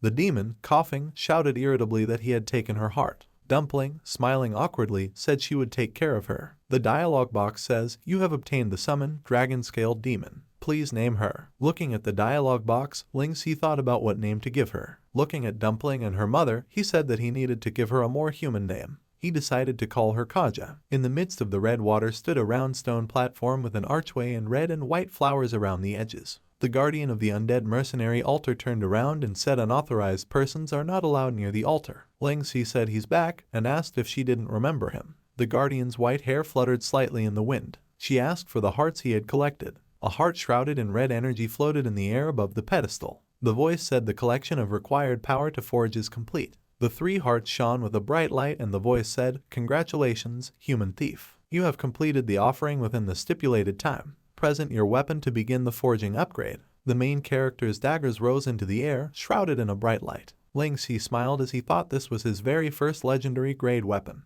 A bright red-yellow light from the door illuminated the space. A voice said, "Now I bestow upon you the ethereal ghost blade. This dagger has endured countless ages, claimed numerous lives, and bears countless departed souls. I believe this is the most fitting dagger for you. Ethereal Ghost Blade, a legendary grade dagger. A blade of carnage from ancient times that is rumored to have been forged from white meteoric iron. As it reaped countless lives, it became stained with blood, turning from silver-white to crimson, until it eventually took on an indelible blood-black hue." Ling Si took the new daggers in his hands. Weapon SKILL1 Soul Mark. When the dagger delivers the final blow, you can claim the opponent's soul, temporarily turning them into soul follower marks. Upon amassing 60 soul follower marks, you can use the Soul Whale skill. Weapon Skill 2 Soul Annihilation. Once the soul whale has accumulated to a certain threshold, you can unleash the ultimate skill, Soul Annihilation, at any creature directly. This skill inflicts soul damage on the opponent, ignoring both physical and magical defense, and can only be diminished or resisted by psychic defense. Creatures killed by Soul Annihilation will also be transformed into soul follower marks. Weapon Passive Skill Phantom Gale Robes. When equipped with this dagger, you can shroud yourself in a set of spectral robes, completely concealing your presence and silencing your movements. You can activate it a second time to completely conceal your appearance and all information, rendering you in a state of darkness. Ling Si activated the Phantom Gale Robes, and half turned into a shadow, shrouded in red energy. With a wicked grin, he said this feels really good. Desolate Wasteland, level 72 to 80 area. A guy in armor, swinging his sword, was killing monsters. Another guy told him it was the last one. The guy in armor said there must be a lot of monsters here, and the guide said this is a good place for grinding levels. He asked how there could be no more monsters. There was no one around them, and the guy said there were no more. The guy in armor asked where the mobs had gone. The guy in mage clothes pointed his finger to the sides and shouted that someone was stealing their mobs. The invisible man was striking with purple energy, killing one monster after another. The guys asked what that black shadow was. Ling Si, who had turned into a shadow, was holding daggers in his hands. He was level 80, and he thought this Phantom Gale robes was really convenient, and, with this, he doesn't even need to hide his skills. When he was behind another monster, he thought that as long as he wasn't fighting monsters above his level, he could hide his presence without wasting any energy. The guy exclaimed in surprise as it disappeared. He asked if it was a player. The other guy replied that it couldn't be. He asked how someone could come here to kill monsters without a team. The guy in armor said, "Let's go meet that guy." The guy with blue hair told him that Shadow was really something else, and it would be a problem if he's a member of a major guild. The guy in armor with the evil grin asked him if he was stupid. He said that they, the Viper Guild, were the #1 subsidiary guild of Thousand Autumns, and there were 4 of them. He asked what there is to be afraid of. The guy said it's his own fault for stealing their mobs and hiding his information. He offered to kill him and take his equipment. The guy with the blue hair said he was right. Phantom Gale robes deactivated. Ling Si returned to his normal appearance. His dagger was shrouded in electricity, and using thunderflash attacks, he stabbed the monster in the back. With a slight smirk, the protagonist thought that he was indeed capable of killing a monster of this level with a single strike, and the damage of this weapon was very high. He thought it had brought all his skills up a notch. Ling Si kicked another monster that fell to the ground with his foot. Purple energy enveloped the dagger. The dialogue box read, "Soul follower marks amassed, 58 out of 60. Ling Si said it's 2 more to go. The 2 monsters looked fearfully at the protagonist. His punch raised a cloud of dust above the ground. The dialogue box says, "Soul follower marks amassed, 60 out of 60. The main character's daggers were shrouded in dark purple energy. Ling Si activated Soul Whale with a smirk, thinking that he needed to find a target to try out the power of this skill. There was no one in front of him, and he thought he'd cleared all the monsters in the surrounding area. He thought it's such a pain to wait for them to spawn again. A voice called out to him, and the guy in armor with the evil grin said that he had stolen all the mobs in the area, and that really makes him angry. Raising an eyebrow, he told him to be a good boy and go to the graveyard. He added that he should remember to leave his equipment behind. Ling Si exhaled with a sinister grin. Shrouded in purple energy, he said that they had come at the perfect time. The protagonist pierced the chest of the armor-clad guy, and he was surrounded by purple ghosts. The guy asked in surprise about it being a one-shot kill. The dialogue box says, "You have consumed 30 soul follower marks to use soul annihilation. Every soul follower mark will increase your dagger's damage and enchantment effect. Current skill amplification benefit 30 out of 60, 30%. Ling Si thought the damage buff these soul follower marks give to his dagger, along with soul annihilation, is enough for him to one-shot a level 70 player. And this weapon is really powerful. Standing behind the guys, the protagonist said he has 1 more soul annihilation to cast, and asked who's next. The guys turned around and screamed in fright. A skull shrouded in dark purple energy rose above the location. Ruko looked at the dialogue box and exclaimed that it was Ling Si. Next to him was a huge red-horned monster. Clenching his fist, he said, "Roger." Tilly's, while taking a shower, noticed a message from Ling Si. Looking at the dialogue box, she hummed. Shooting the monsters with his sniper rifle, Darkfeather said, "GG." He noticed a dialogue box appearing in front of him. Vankaf's secretary told her that she had received a message from Ling Si. Vankafis lifted her goggles from her face and looked at the dialogue box. Narlo, laughing, was beating the moles with a wooden hammer when the dialogue box appeared next to him. Raising an eyebrow, he said he understood, and it looked like things were going to be boring for quite a while. Tiana told Stillwaters about the message Ling Si had just sent. Stillwaters said he got it too. Coco Lai, sitting next to him, said that with some effort to gather all 3 hearts, he had already found a new target. She said their new guildmaster is a tough one to handle. Stillwaters said that this was also one of the reasons why Ling Si had caught his attention. Opening his eyes, he said with a slight smile that he was a person who surprised people with unexpected actions, but at the same time had a clear and determined purpose. He told them to go get prepared, mobilize all the resources of the guild, and cooperate with the guild leader. Stillwaters said, with the level leaderboard as the goal, they will devote themselves to increasing their levels. Level leaderboard is a leaderboard highly valued by all players. Basically, it is a promotional platform for all guilds and workshops, as well as a gathering spot for certain celebrity players. Being placed on the leaderboard is not only an honor but also a symbol of strength. Whether it's combat prowess or economic power, it means they would become a topic of discussion among other players during their leisure time. As such, being on the leaderboard becomes the most effective means of promotion, and guilds or studios to which the players on the leaderboard belong will utilize their fame to attract and recruit more talents. For the sake of this highly efficient advertisement, all guilds and studios will have players dedicated to climbing the rankings. As a result, players are well aware that those who can make it to the leaderboard are either top-tier pros or have powerful financial backing.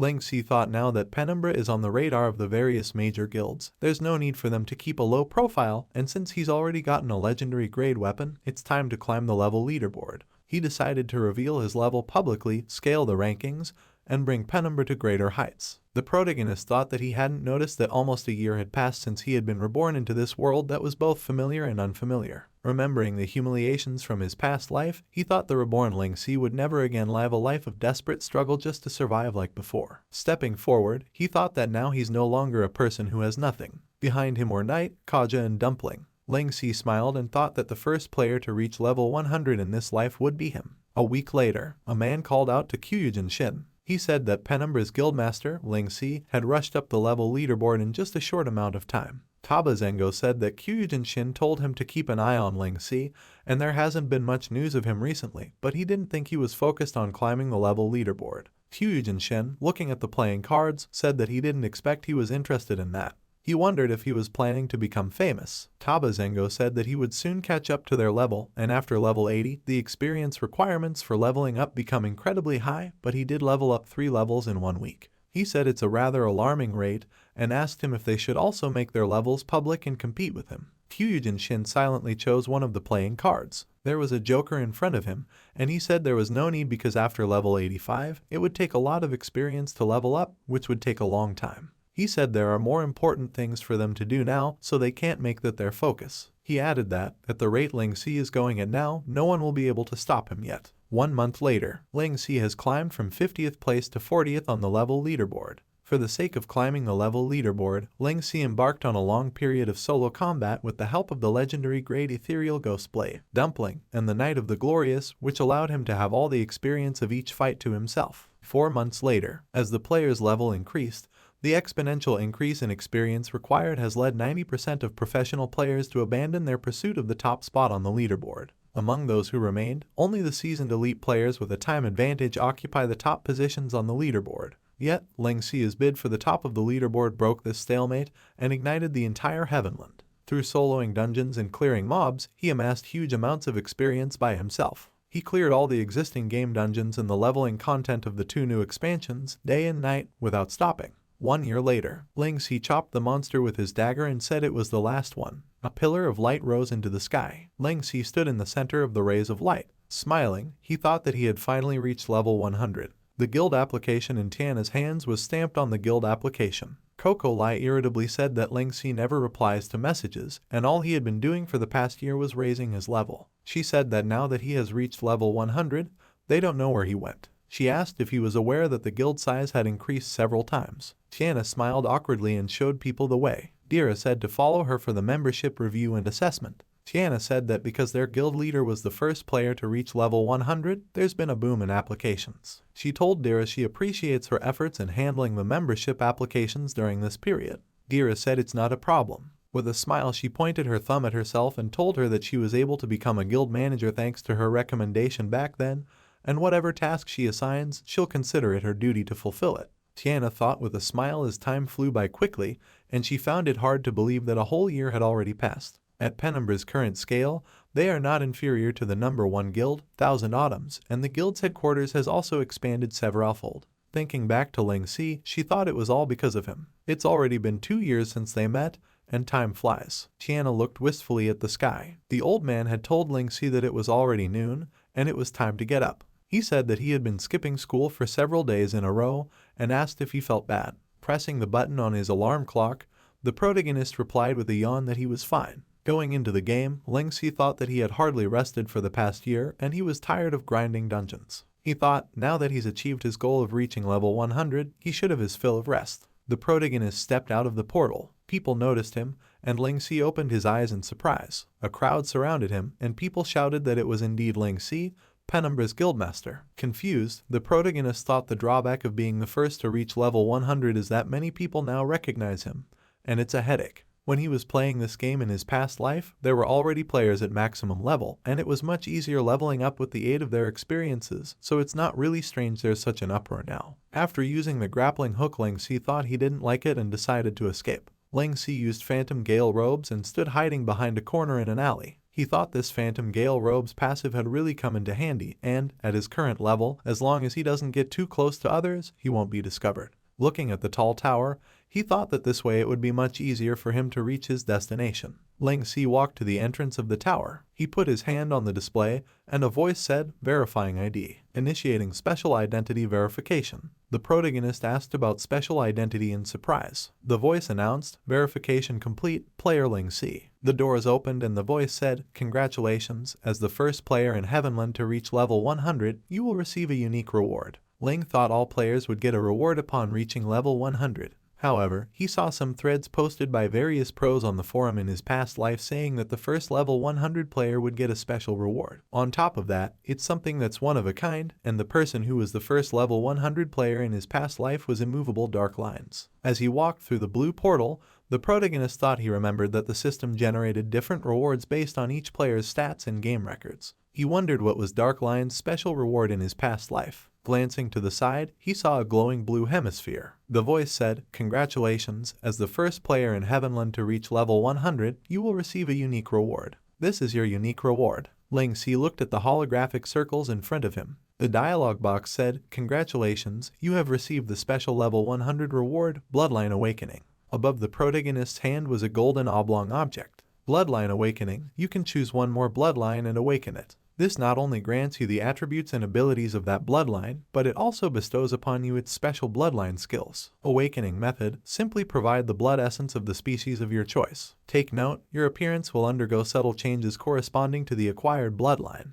Ling Si thought this means he can have the attributes of a second species. He wondered if that wouldn't make him similar to Dumpling, who is a powerhouse with dual bloodlines. He thought this is simply a heaven-defying reward. The voice said it was an exclusive reward prepared especially for him. The voice told him not to forget where he came from. Thinking about these words, Ling Si wondered what that was supposed to mean. He walked out of the tower. Activating the Phantom Gale robes, the protagonist decided to leave it for now and thought he has to think carefully about how he's going to use this bloodline awakening.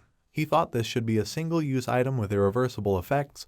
Besides, the system message specifically mentioned that there would be subtle changes to his appearance. He came around the corner and spotted Tika. They crashed into each other, and the protagonist opened his eyes as he lay on the ground. In front of him was Tika, who had fallen on top of him. She looked confused. Her personality changed to aggressive, and she asked why there was someone here. A vortex of red energy rose above the rooftops of the buildings. Ling Si said that she was the one who crashed into it, and she was another candidate for the Badge of the Glorious who was with Dark Lions. Ritika, gritting her teeth, said that it was because it came out of nowhere, otherwise she wouldn't have crashed into it. Ling Si thought that it looked like he'd triggered the bad-tempered Ritika. He said that he hadn't expected to meet her here. He asked about the fact that it must mean that her master, Dark Lions, must also be around somewhere nearby. The protagonist said that he had tried to find out anything about him this past year, but couldn't find anything. It was as if he had disappeared. He asked where he had gone. Tika exclaimed that she had almost forgotten. She said she hadn't seen him for a long time either, and he seemed to be very busy every day. She said she didn't know what he was doing now either, fidgetily running away. Tika said that she didn't have time to deal with him right now. Ling Si thought it looks like she's back to being the gentle Tika. He thought, as the candidates for the Badge of the Glorious, someday they must have a grand and fair duel. Exclaimed that she had almost forgotten again. Ling Si looked in her direction. Tika, slightly embarrassed, said that Master told her, if she met him again, to call him for a date in the real world. Ling Si wondered if it was a date. He was sitting on a wooden chair, wearing red sneakers. A little embarrassed, he thought this was his first time watching a movie with a girl. He remembered asking Tisa about her wanting to meet him in the real world. The protagonist said that he thought her master wanted to meet him. Tika, shifting her fingers in embarrassment, agreed with him and said that Master told her to meet him first. Bowing, she asked to meet her in the real world. She said that it was an assignment from Master and asked him to give her his contact number to contact him. Ling Si thought about why she chose to meet in such a shabby cinema. Putting his face on his hand, he thought about how people said that this movie theater was a relic from the last century, and there was hardly anyone here. He thought even in the slums it would be difficult to find a cinema like this anymore. The protagonist looked away. Dumpling, wearing a white sweater, pointed at the posters with her finger and said there are so many pictures here and that she wants to watch 3D fleshy mounts. The protagonist said it's not for kids. Waving her arms, Dumpling shouted that she wanted to watch it and it sounded delicious. Ling Si, frowning, said he would buy her popcorn instead.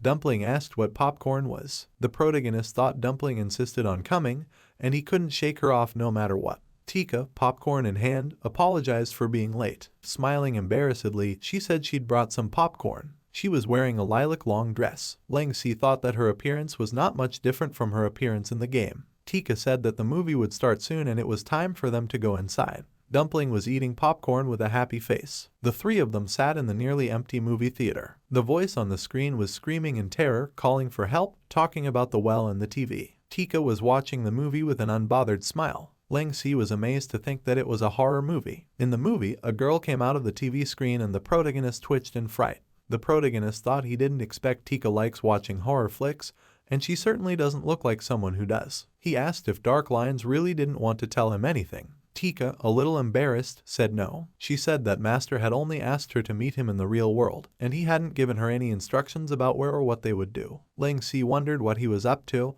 and if he was toying with him. The sturdy guy held up his hands and loudly asked what kind of lousy plot this is. He asked why the cinema is still showing such cliché horror movies in this era. He said there's nothing about virtual worlds or even any special effects. The guy next to him, agreeing, said that if they hadn't gotten free tickets, they wouldn't have seen such a horrible old-fashioned movie. He shouted that this movie theater should just shut down. Tika was silent with a grim face. The girl with her hair gathered in a ponytail told the guy next to her that they could just not watch the movie if they didn't like it, and there was no need to make such a fuss. The guy said they look like bullies and they better provoke them. The rude guy called them out and said it's a movie theater and they can hear them even if they whisper. A blade of red energy appeared around his hand and he asked who they called bullies. He said he was an awakened one. The guy and girl exclaimed in surprise and ran out of the movie room, saying that they couldn't afford to make them angry. The guy, laughing, said that they run away like rats. Dumpling asked Lengxi if they would teach those bad as a lesson. The main character told her not to make trouble. The tough guy said that this movie theater has ruined his mood and he will trash it later. Red energy flashed next to Ritika's eye. Pushing herself off the back of the chair, she jumped to the back of the movie theater. A guy called out to a guy in a black t-shirt, pointing behind him.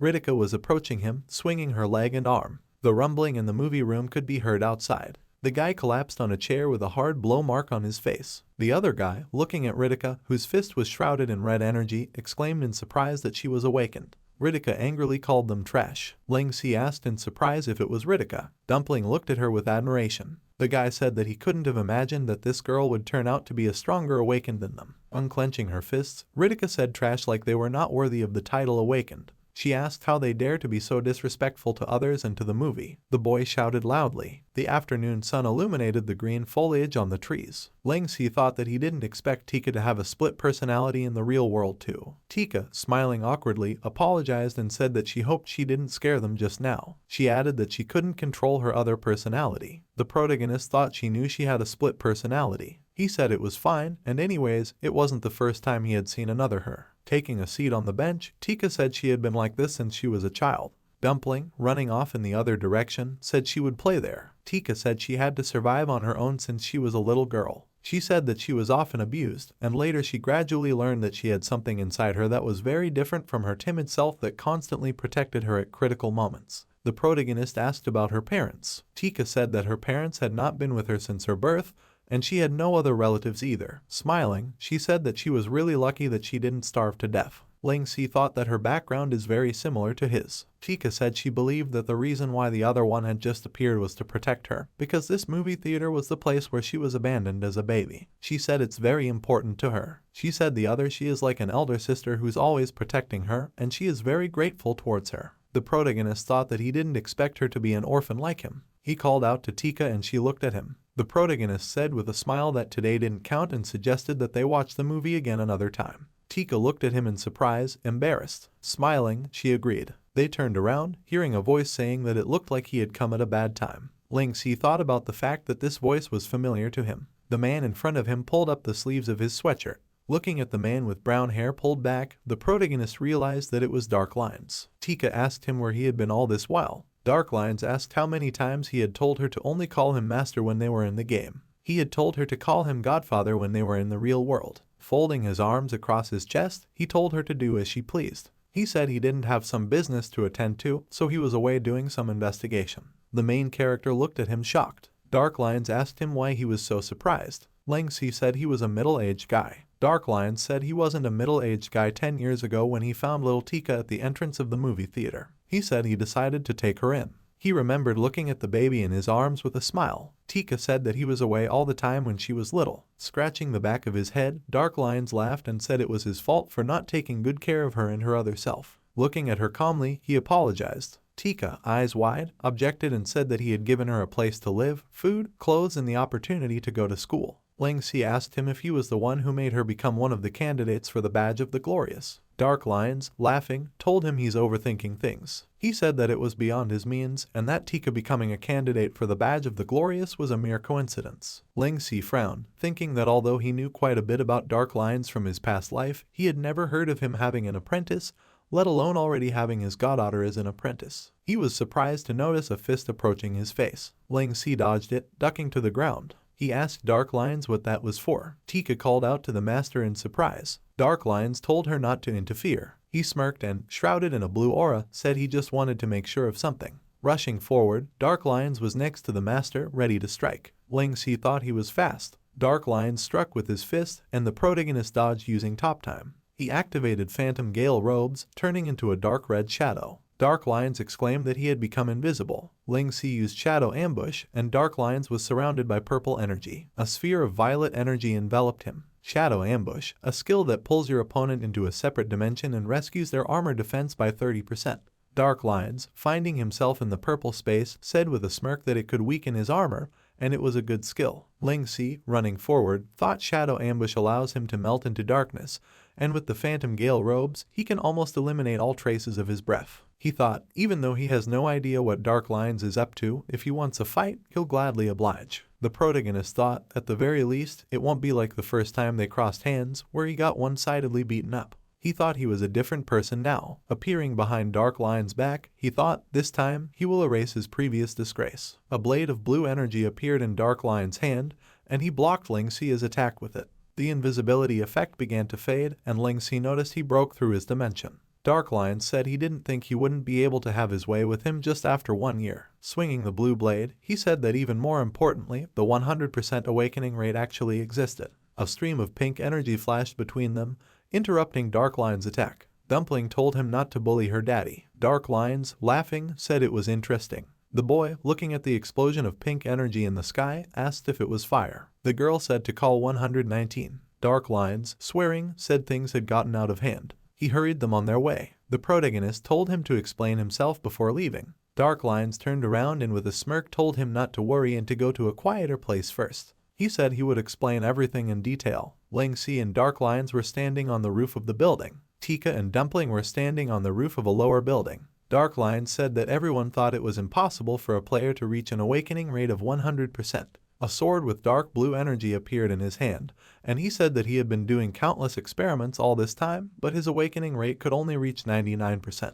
He said that he couldn't figure out how to get that last 1%, and he was very curious as to how Lingxi was able to become a perfect awakened. Dark Lions explained that, with the advent of Heavenland, humanity has entered the era of re-evolution, and furthermore, this astonishing ability is actually the product of collaboration among various major nations, using technology to achieve feats previously deemed impossible for humans. He said something he thought was impossible has made limits even more shattered with his appearance. Lingxi asked what he was talking about. Dark Lion said that, simply put, based on his years of experimentation and experience, if one's awakening rate can get to 99%, that's akin to having maxed out one's abilities. He said that he thought 99% was the highest known state the system could fulfill. Lingxi thought about the fact that he too could materialize his weapon in the real world. He asked what he wanted to say. Dark Lion said an awakening rate of 100% exceeds the known state and has become the unknown, and that tiny little 1% has upset the balance of things. He said that 99% is actually the highest reasonable awakening rate, as it implies there's a limit in place, but that additional 1% that he has broken that limit, and it allows him to achieve infinite possibilities.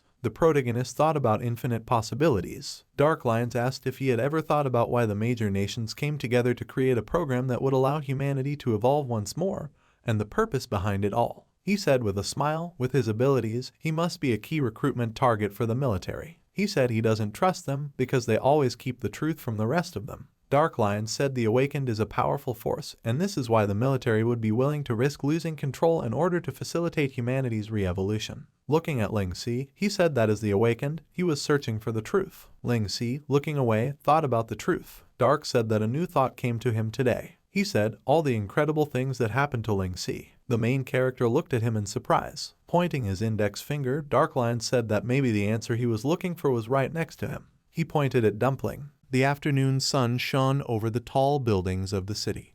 Ling Si asked what Darklines was trying to say, referring to Dumpling. He replied that unless he was mistaken, she was a product of the game. Darklines said it was hard to believe that she could appear in the real world. He looked down and asked Ling Si if he understood what that meant. Dumpling looked at the candy in Tika's hand, her eyes gleaming with joy. Darklines said that she didn't belong to this world, but she could appear at will and play around like a real child. Remembering how Dumpling had interfered in his fight with Ling Si, he said she had self-awareness, could recognize emotions, and even had feelings. Darklines said with a calm face that her appearance means that the boundaries between the real world and the game world have become even more blurred. Ling Si echoed his words, thinking about everything that had happened since he met Dumpling. Stillwater's words about the things around him being truly unbelievable came to mind. The protagonist wondered if it was because of him. He thought that all the extraordinary things were happening around him. He remembered the words he had heard in the tower. Remember where you came from. Darkline said that he wanted to say that his 1% might be the last bit of power that could break the barrier. Ling Si frowned and asked if he was sure. Darkline said he didn't know, but it was because he had been searching for answers until now. He said that Heavenland was more than just a game. Looking at the main character, he said there are many secrets behind it. Walking away, he said maybe only the military knows the truth behind those secrets. Darkline said that everyone has their own secrets, not to mention the different powers of the world. The main character mused that his biggest secret was that he was reincarnated, and he couldn't let anyone find out about that at any cost. Darklines told Tika that it was time for them to return. Ling Si asked in surprise if they were just going to leave. He said the battle wasn't over. Darklines laughed and said he would finish next time. He said he had already gotten what he wanted out of this encounter. Pushing himself off the ground, he jumped forward and told the protagonist not to worry because they would meet again in the future. Ling Si objected that that wasn't the problem. Tika fidgeted and told Dumpling that she had to go. The main character told Darklines that he always thought he was the strongest person in Heavenland. He raised his fist in the air and said with a face full of determination that he wanted to have a serious fight with him next time and truly become Heavenland's #1. After a moment of silence, Darklines asked if being the #1 in Heavenland was really that important. He told him that he was still waiting for Tika, the other candidate for the Badge of the Glorious, and he'll leave it to the two of them to arrange their duel. Tika, embarrassed, said nothing.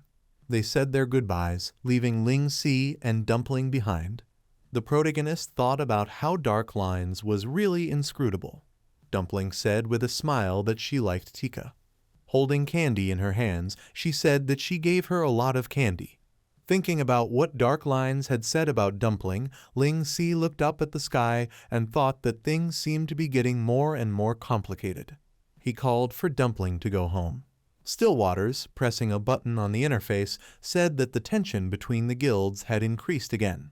He said that during the year that Ling Si had spent climbing the rankings, there had been a big change in the balance of power between the various guilds. Coco-Lai crossed her arms and asked which guild was causing trouble this time. Fixing his glasses, Stillwater said, "Divine Wolf." Coco-Lai clucked her tongue and said that it must be the work of Wolf Fang's guildmaster, Armored Giant Sawyer, who lost to Ling Si. She said that ever since he had lost to them, they had held a grudge in their hearts and even merged with Divine Chamber to become Divine Wolf, causing them trouble again and again. She said that he had put a lot of effort into dealing with them so that Ling Si could concentrate on raising his level. Stillwaters said that he was just taking advantage of the situation, and after the merger, Divine Wolf has enough power to compete with the #1 guild, Thousand Autumns. He said that's why Kyujin Shin wants to cooperate with them, and it's all to prevent Divine Wolf from making a big splash. He also said that the key to the balance of power is that the former Wolf's Fang has severed ties with Celestial. which is now a neutral guild. Stillwaters said that Celestial is now a guild that various forces are trying to win over. Coco Lai asked if they were trying to get Celestial on their side. Stillwaters said no. He said that their guild master had successfully reached level 100 and had returned. Touching the leaves of the tree with his hand, he said that Ling Xi's reputation in Heavenland was now equal to Kyujin Shin's. Looking toward the light, Stillwater said that as long as they have Ling Xi, he believes that a complete transformation will take place. He said that the era of the great guilds will enter a new high. Ruko called out to Tiana to listen. He said through the dialogue box that he was clearly the one who took most of the damage and asked why he couldn't roll for the rewards. Narlo said that he was the tank that did the most DPS and that he was just missing this one to complete his collection of aggro dolls. He asked if he could give it to him. Tiana raised an eyebrow and asked if this was her dungeon report. She said she could not judge from it.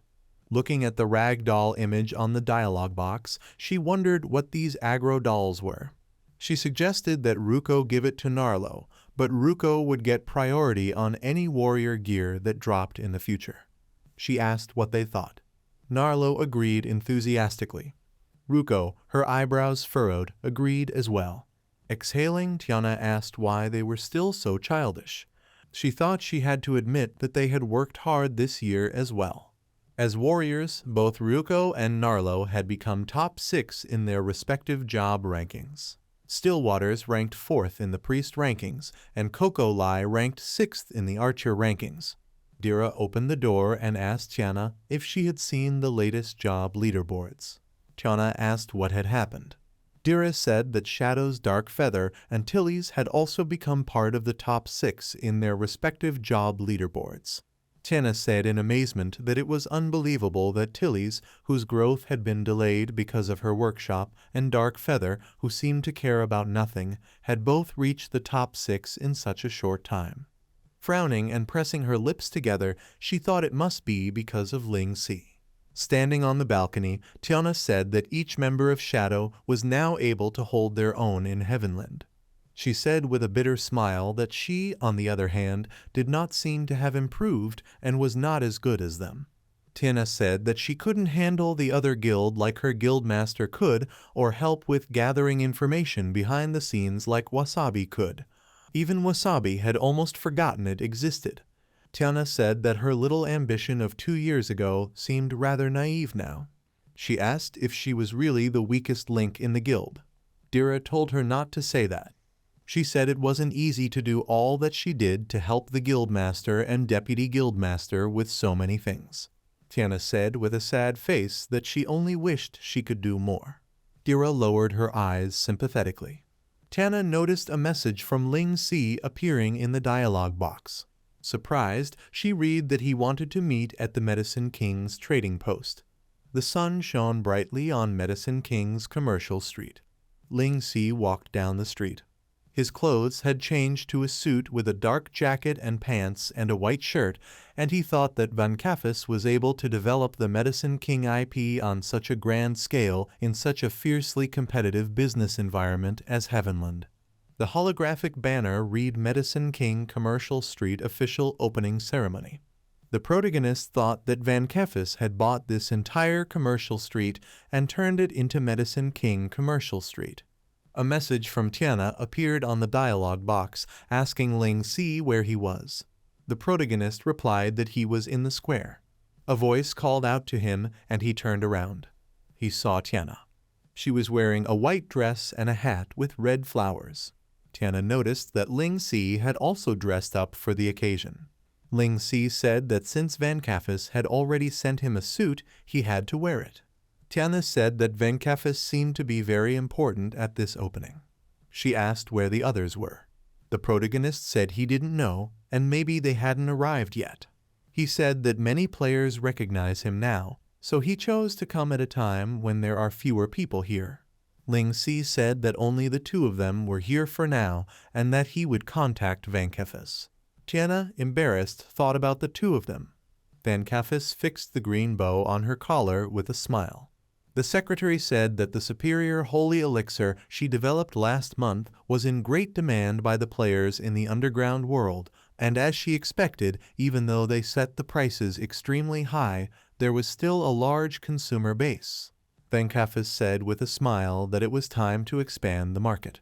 She told her to develop 2 versions of the superior holy elixir, top grade and ordinary grade, and lower the prices to 2/3 and half of the original price, respectively. The secretary adjusted her eyeglasses and said that with the new potion effects obtained through her unique blessing, her potions were sure to sell out, and in 1 short year they had expanded from 1 building to an entire shopping street. She said she was truly the smartest business queen she'd ever met. Looking at the dialogue box, Vankafis exclaimed happily that it was Ling Si. She said they had come. She looked at the dialogue box in surprise. The secretary asked her what had happened. Vankafis frustratedly said that Ling Si had said he needed to avoid the crowd and that he could attend the ribbon-cutting ceremony. She said that he had asked her to find a place to watch the ceremony. The secretary thought that this is the same person that even her boss has to call her boss. Vankafis ordered her to take care of it right away. The secretary agreed with an awkward smile. She wondered who this person was and what kind of charm he possessed. Ling Si, standing on the balcony, said that this gallery was quite good. Tiana said that she should thank him. The protagonist asked, "For what?" Tiana said she thought she might be the most useless person in Shadow. She said that she couldn't help anyone and that she had to ask for help so often, even though she was supposed to be the older sister. Ling Si told her to stop saying stupid things. He said that she was the most important person in Shadow. The main character said that he's not the only one who thinks so, and that Stillwater and the others think so too. He said with a smile that if she hadn't taken her chance in the beginning and brought him into the guild, he wouldn't be able to become the guild leader now, and he should thank her. Ling Si said she was not only someone who saw his potential, but someone who always quietly supports him and the guild. Chana wiped tears from her eyes. The protagonist said that without her, there would be no Penumbra. She thanked him for the encouragement. Ling Si said there were actually a lot of people worried about her. He remembered Dara's message. Ling Si, Tiana seems very down lately. She seems to have lost all confidence in herself. If you have the time, give her a pep talk. She needs you, Guildmaster. Pointing her finger forward, Tiana asked if it was Tilly's and Narlo. Narlo, dressed in a dark suit with a gray shirt and green peplum, asked Tilly's why she was also wearing a suit. Tilly's, dressed in white pants and a blue shirt with the top button undone, correcting her black tie, asked why not. She said she liked it. The main character said he hardly recognized her in those suits. Tiana said Tilly's looked really cool in that suit. She waved her hand and called out to them that they were here. Narlo, waving his hand, called out to Ling Si. With a twinkle in his eye, he told him that he looked very handsome in that suit. Tilly's turned her attention to the person on the roof. A silhouette could be seen on the roof of the building. They called out that it was Darkfeather. He was standing with his arms crossed over his chest. The main character said it looked like he had come early and had been watching from above all along. Tiana said it looked a lot like him. Narlo asked Darkfeather why he wasn't wearing the costume Vankafis had given him. Darkfeather asked if it was necessary. Tiana, Narlo, and Ling Si said yes with smiles. Darkfeather wore a black tuxedo, gray pants, and a white shirt. Narlo said he hadn't expected him to look so good in a suit. The protagonist looked at them with a smile. A voice called, "It's starting." A platform with a stage and multicolored spotlights was lowered into the square. Vankafis thanked everyone for coming to the official opening ceremony of Medicine King Commercial Street. She said that all potions and elixirs in Medicine King Market would be 12% off today. The crowd chanted the name of Medicine King. After cutting the red ribbon, Vankafis smiled and announced that Medicine King Market was officially open for business. The boys shouted that it was time to shop. Chana said that before they noticed, Vankafis had already reached level 81, and when they had suggested that Ruko help her level up some time ago, she had declined their offer. She said that she hadn't expected someone to be able to level up so quickly while improving their business skills. The protagonist said that it was all due to Van Kaffe's blessing. From his previous life, Ling Si remembers that as Van Kaffe's level increases, she can choose the effect to be granted by the blessing. Some of the effects are really mysterious.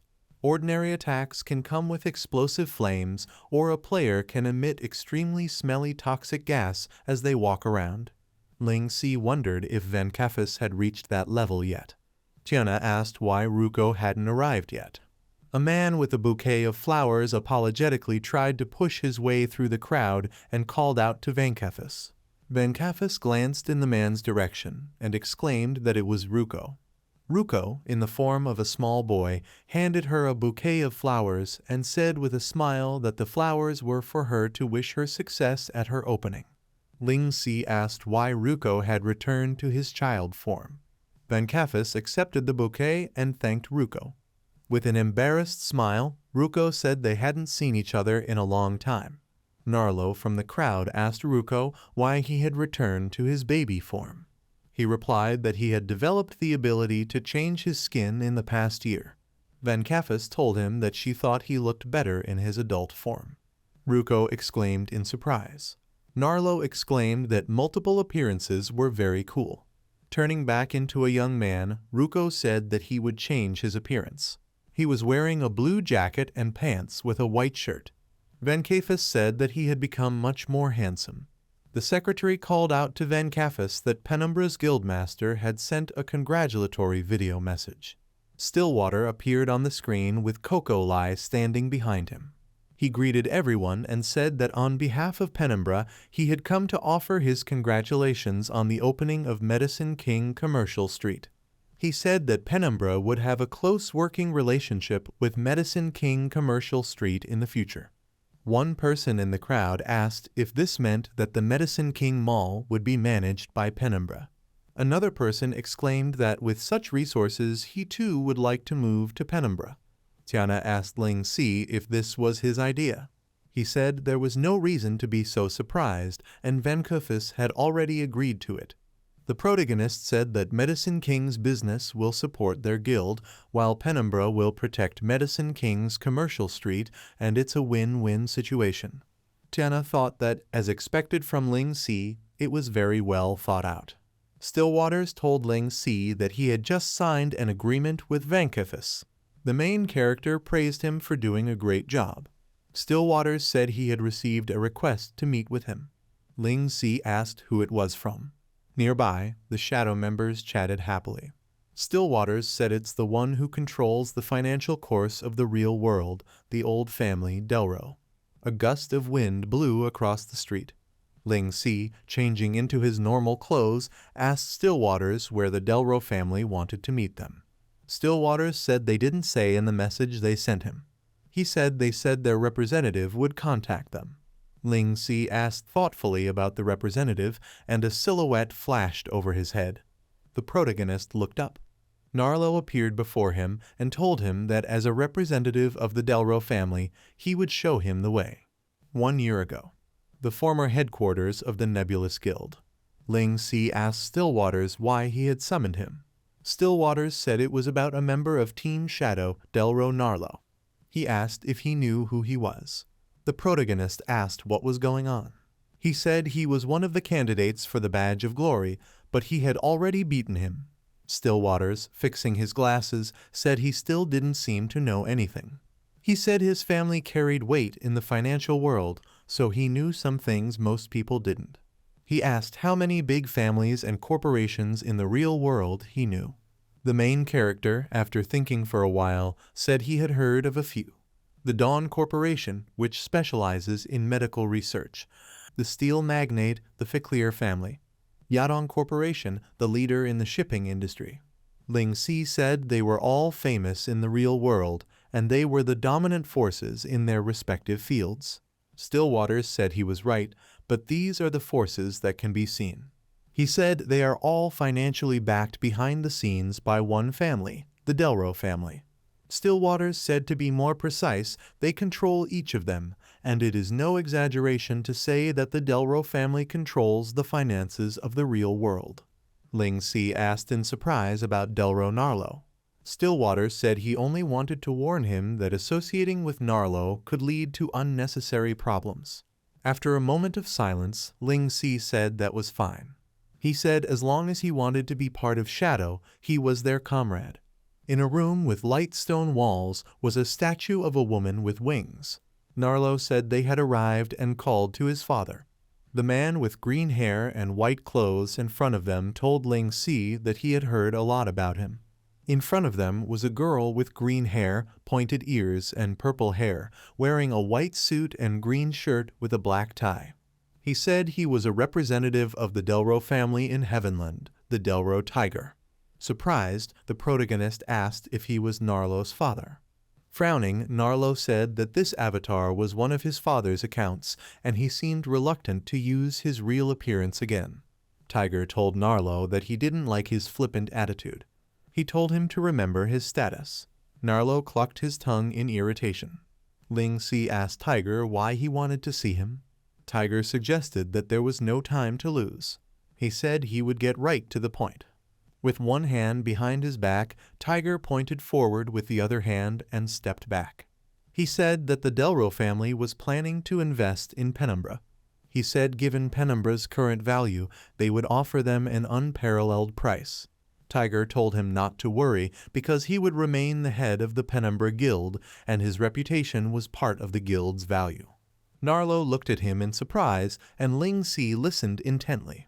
Tiger said that the Delro family should be the main shareholders. He said that for the newly opened Medicine King Commercial Street or for Penumbra, this is indeed a crucial time, and whether in the real world or in the game, if it is to rise to great heights, the support of their family will be paramount to its success. Tiger said that he believed the terms he proposed would be in his best interest and would also lead to a mutually beneficial outcome for both of them. Ling Si thought that, as expected from the number one family behind the scenes, they'd just announced the partnership between Penumbra and Medicine King, and they'd sniffed out a business opportunity so quickly.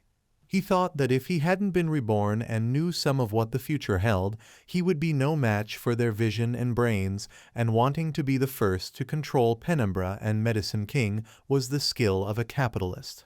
Ling Si asked what would happen if he refused. Tiger asked about refusal. He asked if he thought he had a better choice given the current situation in the game. Tiger said he didn't seem to understand them, the Delro family. Tiger asked if he knew how many people were out there trying to gain their favor. He said whether it was the real world or the game, he could get his hands on the best resources. Frowning, Tiger said that if he didn't know how to be grateful, you could say he was pitting himself against the world. Narlo told the protagonist that he was right and that most of the resources in Heavenland were monopolized, including the number one guild. Frowning, he said that they were the guild that had been carefully cultivated to represent the Delro family in Heavenland. Tiger said he believed there was no one in Heavenland who would want to be their enemy. He told Ling Si that he was wise, so he should know what to choose. The protagonist said that was true and that he knew what choice to make. He said that he would try to be the first person to say no to him. Ling Si thought that his goal in this life was to become the number one in Heavenland. Narlo smiled nervously. Tiger's face darkened in anger. Ling Si looked at him confidently without taking her hands out of her pockets. Tiger said he was declaring war. Stillwaters jumped up from his seat and asked Ling Si if he had really turned them down.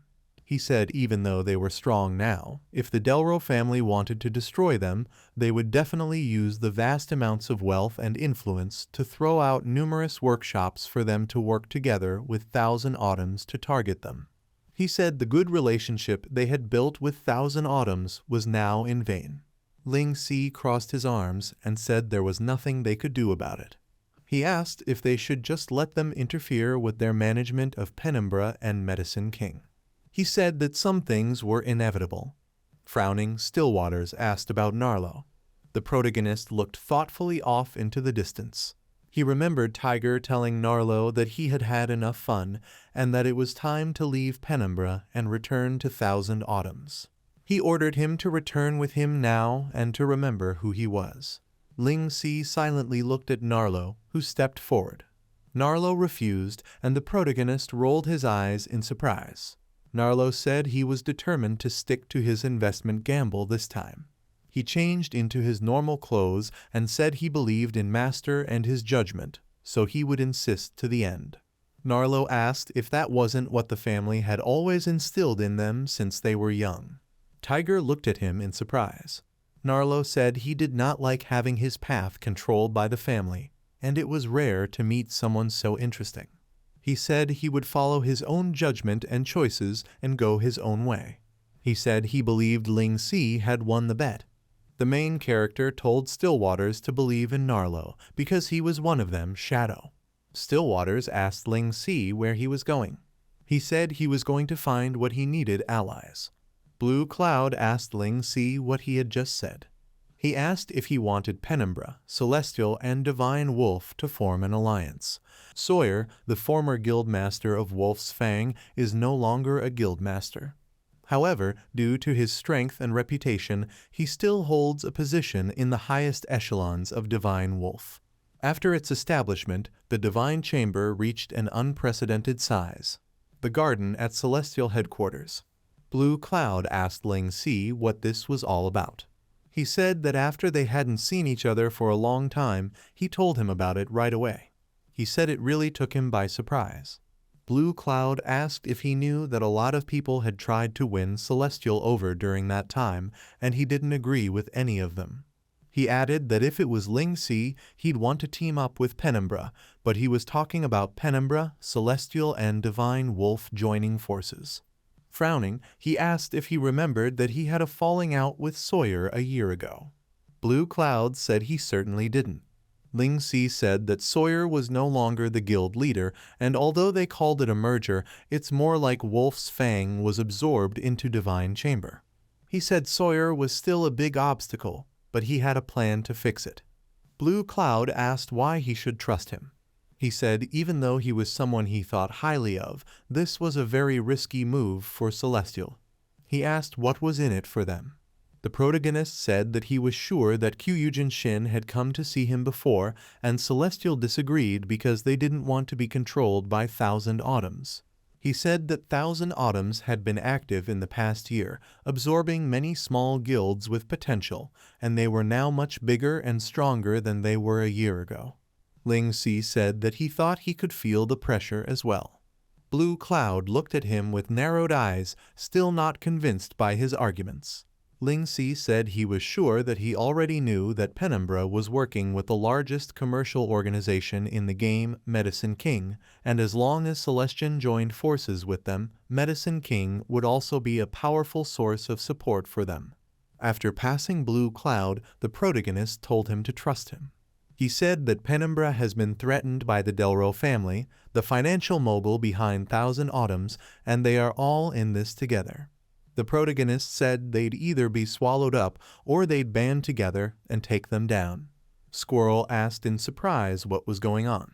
He told Sawyer that the messages he had sent to Penumbra over the past year to provoke them into a fight had been posted on the Heavenland Forum.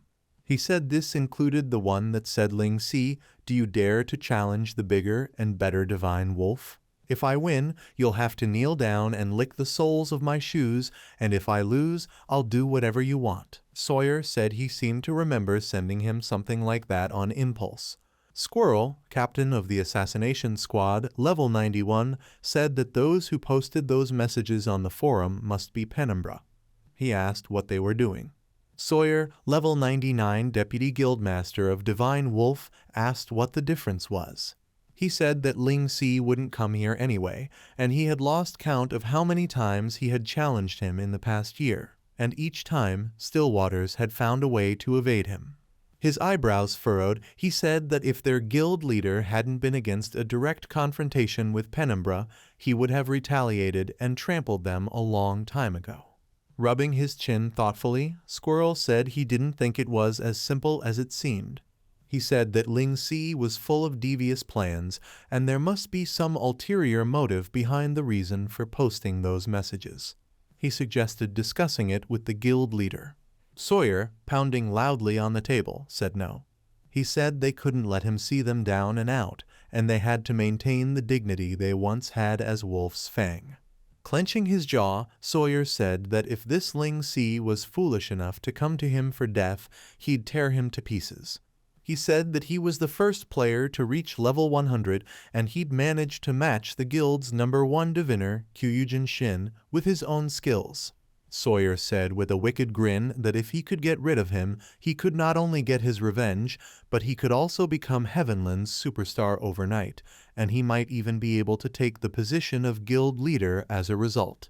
He said that the more he thought about it, the more it seemed like a heaven-sent opportunity.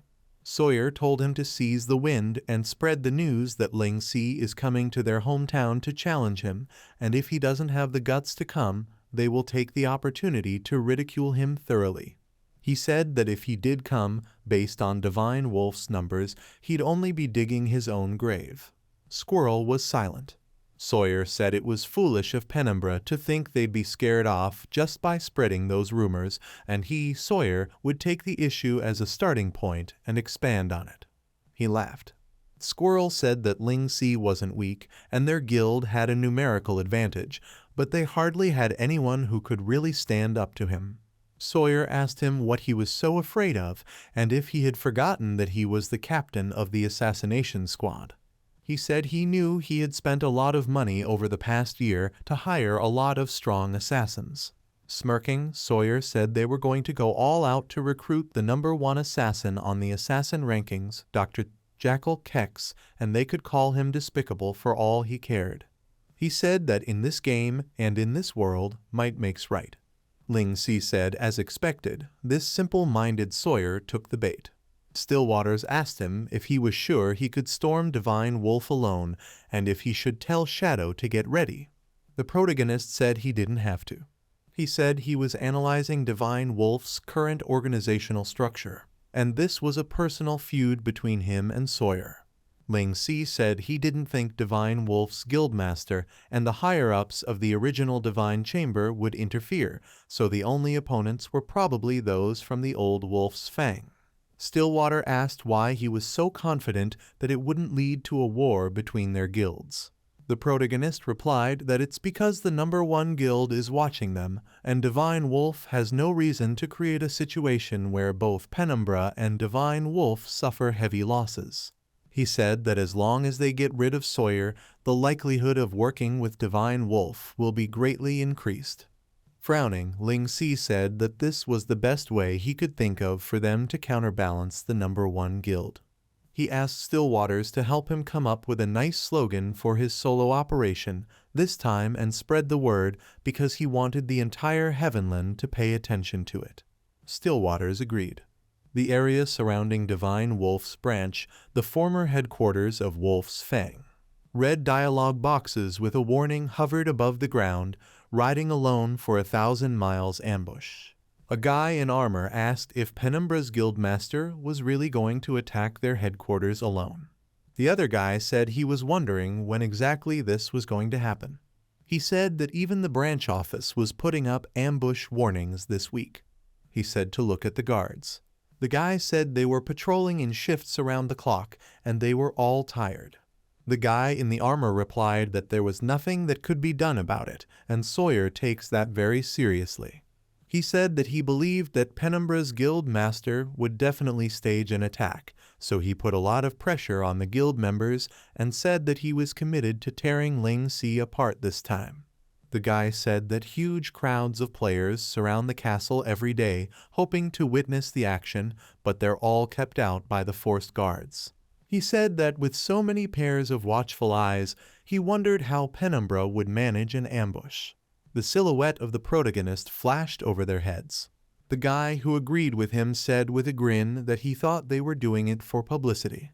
Ling Si thought that judging from the name Stillwaters came up with, he must be a fan of romance of the Three Kingdoms as well.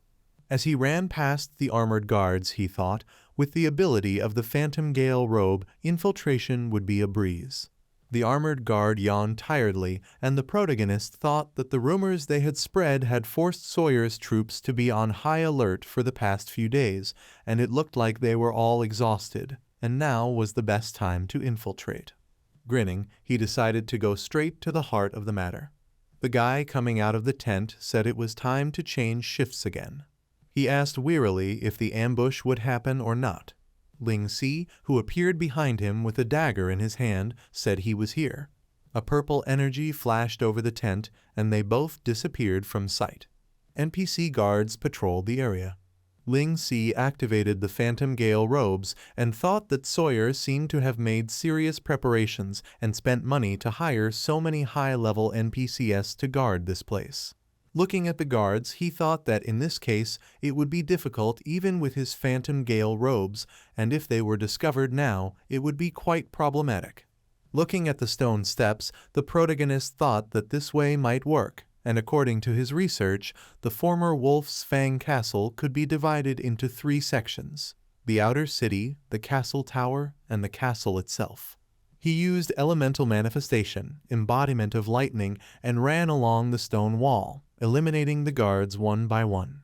Ling Si used silent backstab and threw one of the guards down the wall. Covered in electricity, he looked ahead. He thought he could reach the headquarters by jumping from one tower to another. He activated Phantom Gale robes and appeared behind one of the guards. He continued advancing along the stone wall, getting rid of them one by one. Ling Si thought that for him, a legendary grade weapon carrier, players of this caliber were not even worth mentioning. Standing on the wall, he thought that if he climbed up, he could reach Sawyer's stronghold. Throwing a grappling hook forward, the protagonist thought it looked like no one had discovered him yet. The guy who held the sharp needles between his fingers smiled. The needles hit the main character's grappling hook. Phantom Gale robes was seen through, and Ling Si asked who was here. The guards ran forward and shouted that the intruder was in the city tower. The protagonist thought that it looked like someone had seen through his infiltration. A huge crowd of armored people appeared in front of him, and he thought it was really going to be a head-on collision, and it's time for this lone rider to take action. A girl sitting near the fortress noticed the warning and said, "There really is an ambush." Noticing the battle, she exclaimed that it's at the tower. The Heavenland Forum reporter, a girl with shoulder-length brown hair wearing a blue suit and hat, sent a live-stream robot forward.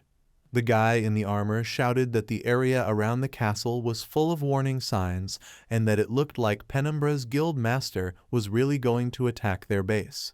The girl said to start a thread on the forums as soon as possible. She said that live coverage of Operation Ride Alone for 1,000 miles was about to begin. She watched the video in surprise. She exclaimed that the place was littered with corpses. A man shrouded in purple energy screamed in pain. An image of a skull was seen above the main character, and he was surrounded by corpses and purple spirits. The audience asked if it was a demon. Soul follower marks, 60 out of 60. Ling Si thanked them for bringing him their own heads and said that things would be much easier for him later. The girl asked in surprise how he could have defeated so many players by himself. The guys in armor cheered, and one of them said that Penumbra's guildmaster lived up to his reputation. A voice from the robot broadcasting Ling Si live exclaimed that he was incredible. Ling Si wondered if it was a live stream. He thought that even though it was earlier than he expected, it didn't matter anymore. Sharp needles flew towards the protagonist, cutting through the air. He jumped up and dodged. There was no one around Ling Si except for the corpses lying on the ground. He shouted at his attacker to show himself if he dared and asked where the fun was in hiding and sneaking around. The voice shouted that he was the famous Ling Si, the man who had single-handedly defeated half the players in base camp. He laughed and said that he wouldn't dare to expose himself recklessly. Ling Si gritted his teeth and clucked his tongue. The guy said whether among thieves or players in general, his fame is widespread. However, when it comes to killing, he has full confidence that there is no one better than him. The protagonist dodged another pair of needles embedded in the stone floor. As he dodged the needles with his dagger, he thought that he couldn't feel the energy of his attacks at all. Ling Si ran forward, thinking that this was interesting. Looking to the side, he thought that he could only determine the distance from which he was attacking. Looking at the needles embedded in the stone floor, the protagonist thought that it must be in the direction between 10 o'clock and 1 o'clock. Looking ahead, he thought the only place he could be was the tower in front of him. Pushing himself off the ground, Ling Si jumped toward the tower. He jumped onto the tower, and the ground next to him was hit with blue energy. The protagonist looked in front of him in surprise. Someone had used Hidden Jackal's counterattack, and a jackal face made of blue energy appeared in front of the protagonist. Hidden Jackal's counterattack: when this ability is activated, your evasion ability is increased by 100%. You will be impervious to all physical attacks for the next 6 seconds. After successfully dodging, you may choose to counterattack. Ling Si thought he couldn't touch him. He opened his eyes in surprise. A huge fist of green energy appeared in front of him. Dumpling appeared in front of him and destroyed the fist with a beam of pink energy. She floated in the air as she frowned. Sawyer's fist was enveloped in green energy, and he asked what the little guy was. Squirrel said that Ling Si had learned some strange new skills again. Ling Si noticed Sawyer and remembered that they were planning a front and back ambush. He summoned the Knight of Glory and told him and Dumpling to help him hold them off for a while. Frowning, the protagonist thought that he would have to drag out the one who was hiding. The sharp needles hit the ground again, and he thought it was him again. Looking to the side, Ling Si thought that this time he was at 7 o'clock. He pressed the send button on the dialog box. Yellow energy began to accumulate on one of the towers. The assassin looked away in surprise. His attacker had used ranged thunderstrike, and a yellow magical arrow struck next to him. Holding a bow in his hands and pulling a hood over his head, Blue Cloud told Ling Si that this was all he could do for him. Kex's aura cloaking skin was deactivated, and he, shrouded in electricity, noticed the distance and wondered who it was. He noticed that it was a very precise attack. The dark-haired guy said in surprise that it was the person who ranked number 1 on the assassin ranking list, Kex. The girl said that they had hired a professional assassin, and that Divine Wolf was too much. Kex asked if he said it was a solo infiltration operation. He asked why he had backup. Ling Si, who appeared in front of him, said that they had hired him as well. Kex was surprised to see that Ling Si was fast. The protagonist, surrounded by purple ghosts, grabbed Kex's face and said they're even. He used soul destruction, and Kex was surrounded by an explosion of purple ghosts. A girl in the crowd looked at the dialog box in surprise and exclaimed that it was a one-shot. Ling Si stood behind Kex as he fell to his knees and said, "I knew he was strong, but I didn't expect him to be this strong." His health was close to 0, and he said with a desperate face that he had lost. Kex said there was no reason for a failed assassin to live on and asked him to finish him. Ling Si frowned at him. He noticed the explosion of purple energy inside the fortress. He wondered if it was Dumpling, but realized it wasn't. Koja hovered above the ground in the middle of the burning castle. There was an explosion in the fortress. Squirrel saw the knight and said it was him again. The knight pointed his sword at him and told him not to stand in his master's way. Explosions shook the walls of the fortress. Dumpling dodged the blue energy swirls. Sawyer told her he would crush her like a bug. Dumpling fired a beam of pink energy that hit Sawyer, but Sawyer didn't move. He said with a grin that was a lot of power for such a small body. The green energy swirled around Dumpling. She saw a giant fist of green energy in front of her. Koja said she would not let it hurt her daughter. A burst of purple energy raised a cloud of dust. Koja appeared in front of Dumpling. Sawyer asked what was going on. Shrouded in pink energy, Koja screamed at him. She used Dark Beam, and the pink energy hit a large area inside the fortress. Ling Si wondered if Koja had regained her dragon scale demon power. Looking down, he thought that this destructive power was terrifying. Running away from the explosions, the guys inside the fortress asked if it was a monster. Looking at the beam of purple energy hitting the ground, the guy in the armor said that he had seen this ability before. He said that when he fought the boss in a sovereign-level otherworld with Student Inch, the boss had the exact same skill. Another asked about the boss of a sovereign-ranked otherworld. He said, I think it was called the Dragon-Scaled Demon, and asked why it looked completely different. Sawyer asked what difference it made if she was the boss or not.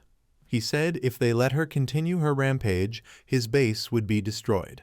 He ordered everyone to go after her. The man fearfully said they wouldn't be able to stand up to her.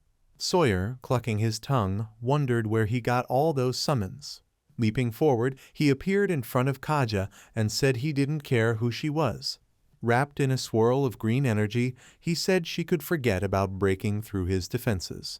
Kaja said he's the brute who tried to hurt her daughter.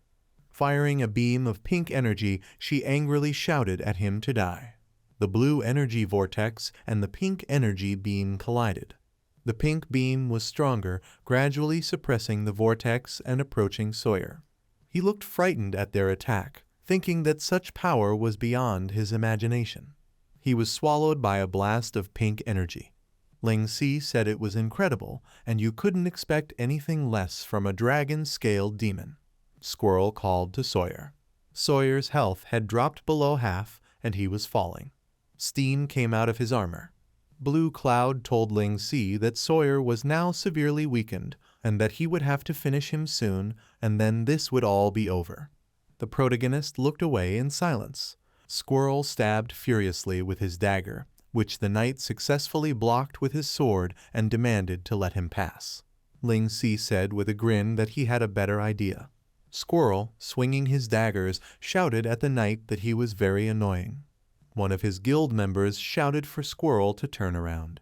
Ling Si appeared behind him, daggers in hand. Turning around, Squirrel asked if he was planning to ambush him. His pupils narrowed in fear, and a violet energy enveloped him. Ling Si used Shadow Ambush. Shadow Ambush. This skill allows you to isolate an enemy target and transport them into a shadow dimension.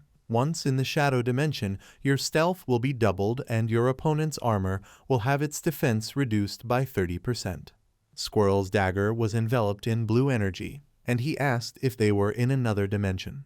While exchanging blows with the protagonist, he exclaimed that he was fine with it and would kill him here. Ling Si said with a sly grin that he had come here to make a suggestion and Squirrel was no match for him now. Squirrel angrily shouted that this was not true. He stabbed furiously with his daggers using top time, which the protagonist easily dodged. Ling Si asked him if he still didn't understand. His daggers were shrouded in dark purple energy, and he said that they were no longer in the same league, and he no longer needed top time to deal with him. The protagonist knocked the daggers out of Squirrel's hands, and they fell to the ground. He offered to work with him. Ling Si said he wanted to get Divine Wolf on their side to fight Thousand Autumns together, but his boss Sawyer is not someone who can think deeply and plan carefully. He said he needed a go-between, and that person was him. Squirrel looked at him in surprise. Kaja, surrounded by pink energy, screamed. She returned to her former small form and swore that she had used up all her energy. Dumpling told her that she couldn't be so reckless with the energy she had recovered. Sawyer, raising a huge fist, ordered everyone to listen to his orders. He ordered everyone to ambush them. A voice told him to stop shouting and look around. He looked around and wondered where everyone was and where Squirrel had gone.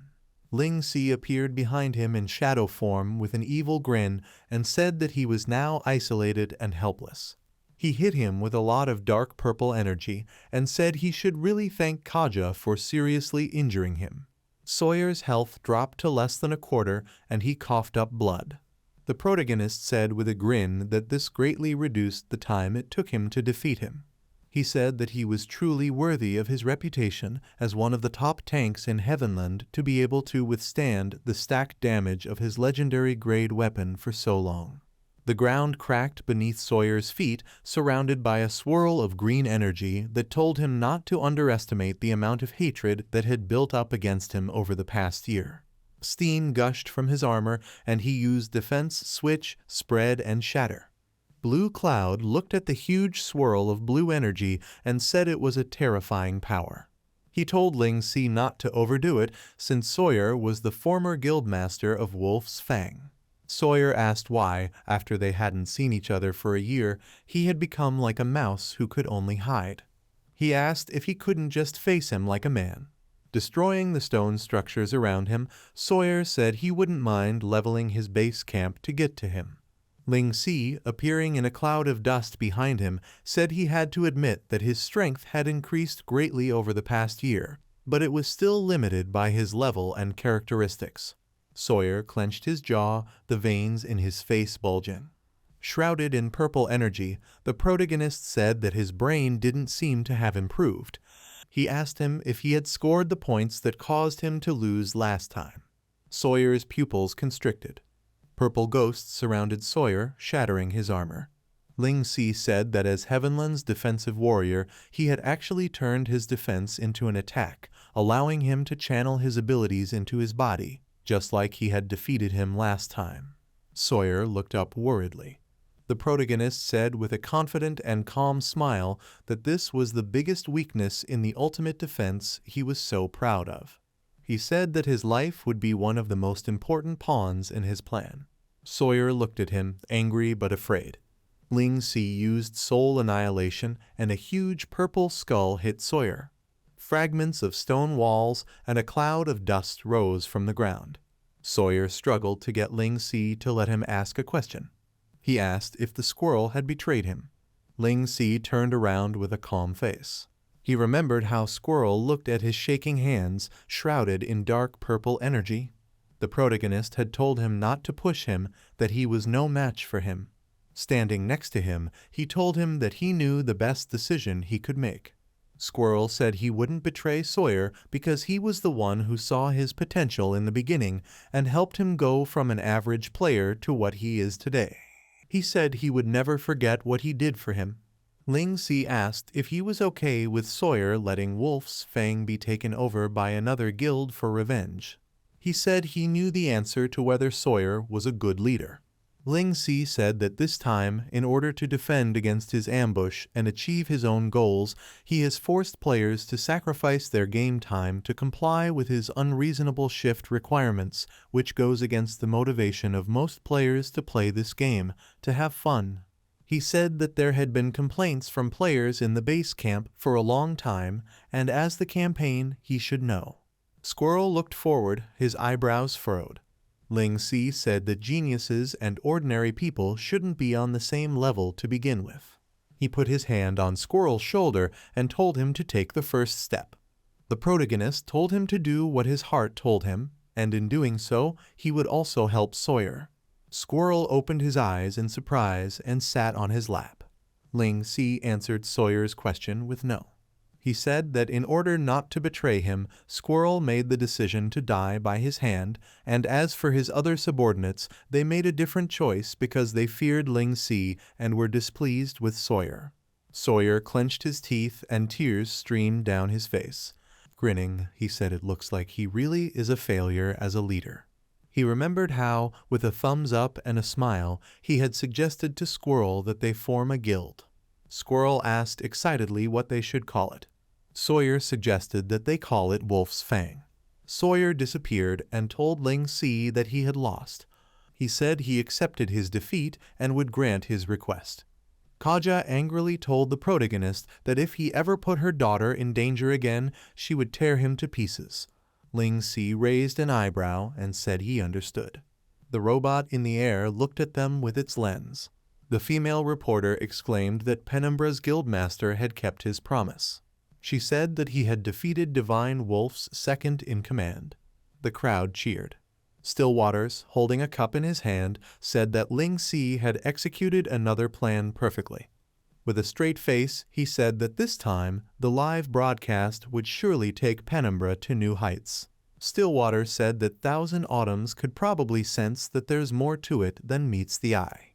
If you ask him, the direct confrontation between the guilds is about to get really intense.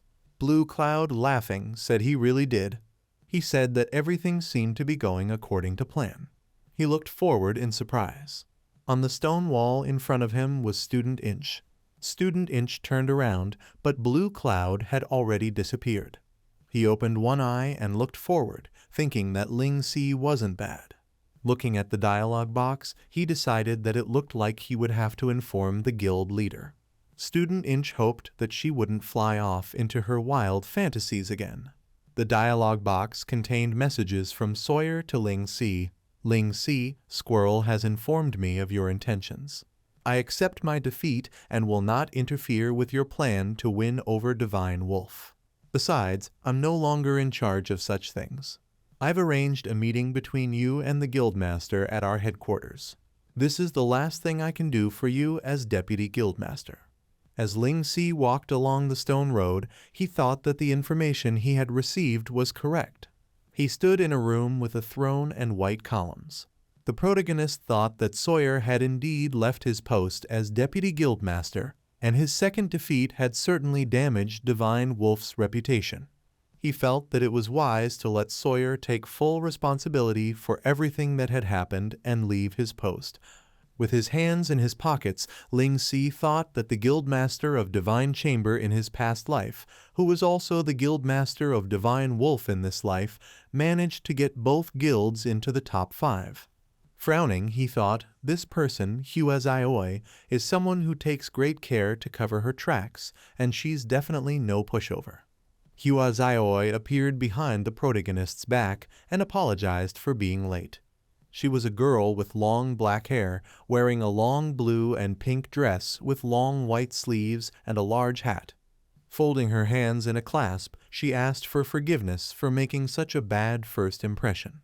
Ling Si was surprised to think that this was the first time he'd seen the Guildmaster of the Divine Chamber, and he didn't expect her to be nice. Hua Zioi was confused as to why he was looking at her. Then she thought that they were having a meeting, so it was inevitable that he would look at her. She wondered what she was thinking about. Hua Zioi said that even though she was late, if Ling Si stares at her so intently, she'll feel really bad. The protagonist fidgeted and said she didn't mean anything by it, she just didn't expect Hua Zioi to have such a cute and exquisite appearance in the game. She blushed and thought that cute and exquisite means that he thinks she's cute and exquisite, which means that he only says she's cute and exquisite because he likes her, which means that he likes her, which means that he's been in love with her for a long time, which means that this is a confession, which means that he wants to marry her. Hua Zioi is a late-stage daydreamer with love delusion syndrome. She said, embarrassed, that he is too bold, and he says such things even though it is definitely their first meeting.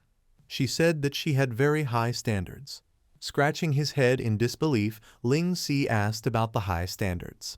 She said Sawyer had lost and agreed to his request. He asked if she still thought he was not good enough for what he came here to do today. Hua Zioi wondered if he needed to be so forward. She thought he had intended to marry her a long time ago. Blushing, she touched her face and thought that he was confessing in such a confident and bold manner that she felt embarrassed. Turning away, Hua Zioi said it wasn't that he wasn't good enough. She asked if things were moving too fast. Ling Si exclaimed that the situation was very urgent. He held out his hand and said to believe him. The protagonist said that as long as they joined hands based on their abilities, the number 1 guild might not even be their match. Hua Zioi opened her mouth in embarrassment when she heard the words about joining hands, wondering if this was their destiny. Someone told the guy in the armor that he wanted to meet their guildmaster. The man turned around and exclaimed in surprise that he was an armored giant Sawyer. Heavenly HQ Gardens. Hua Zioi asked about joining hands. She confusedly asked if they were really at that stage yet. She also thought that to be with her, even if an overwhelming power like the number 1 guild objected, he would love her unwaveringly. Hua Zioi thought admiringly that this man was very brave. Clasping her hands together, she asked with a happy face how she could refuse since he'd put it that way. Ling Si asked with an excited smile if that meant yes. He thought that he had not expected that Hua Zioi would not be afraid of 1,000 autumns at all, and she is indeed remarkable. After signing the alliance contract, the protagonist said that he had finished writing the contract. He asked Hua Zioi to take a look at it. She looked at the dialogue box with a happy face.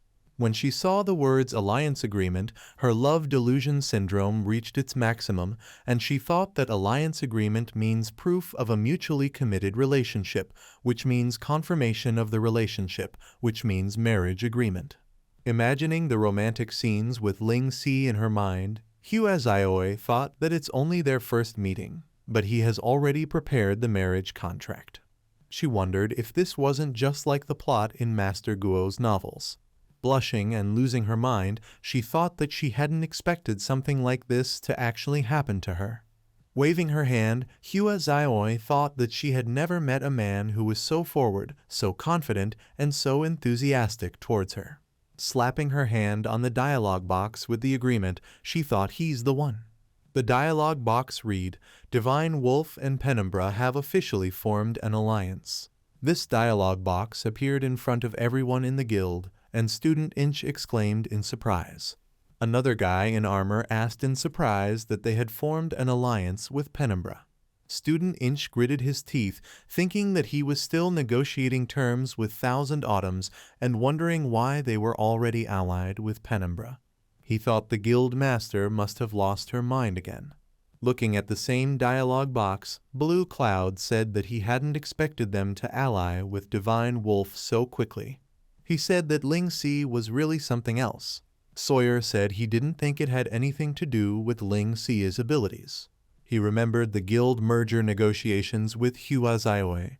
Huazaioi thought cooperation meant he wanted to do something with her, and even if he wasn't her type, she couldn't reject his affection and admiration for her. Confused, she asked if he liked her that much. Huazaioi said she was very touched by his great one-sided love, and she'd just have to take care of his wolf's fang with her compassionate heart. Sawyer, embarrassed, exclaimed in surprise. Sawyer said that this woman always acts on her feelings, but her methods are a bit strange. Blue Cloud, crossing his arms over his chest, asked what was wrong with Sawyer. He asked him about the fact that he hadn't come here just to bury the hatchet with him.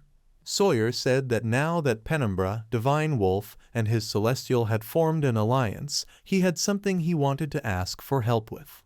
Blue Cloud asked if he wanted him to use this alliance to regain his position as Divine Wolf's deputy guildmaster.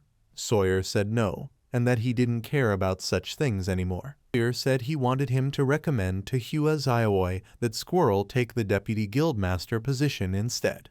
He said he didn't want his fellow Wolf's Fang members to become cannon fodder in the coming war, and of the old Wolf's Fang members, only Squirrel was capable of that.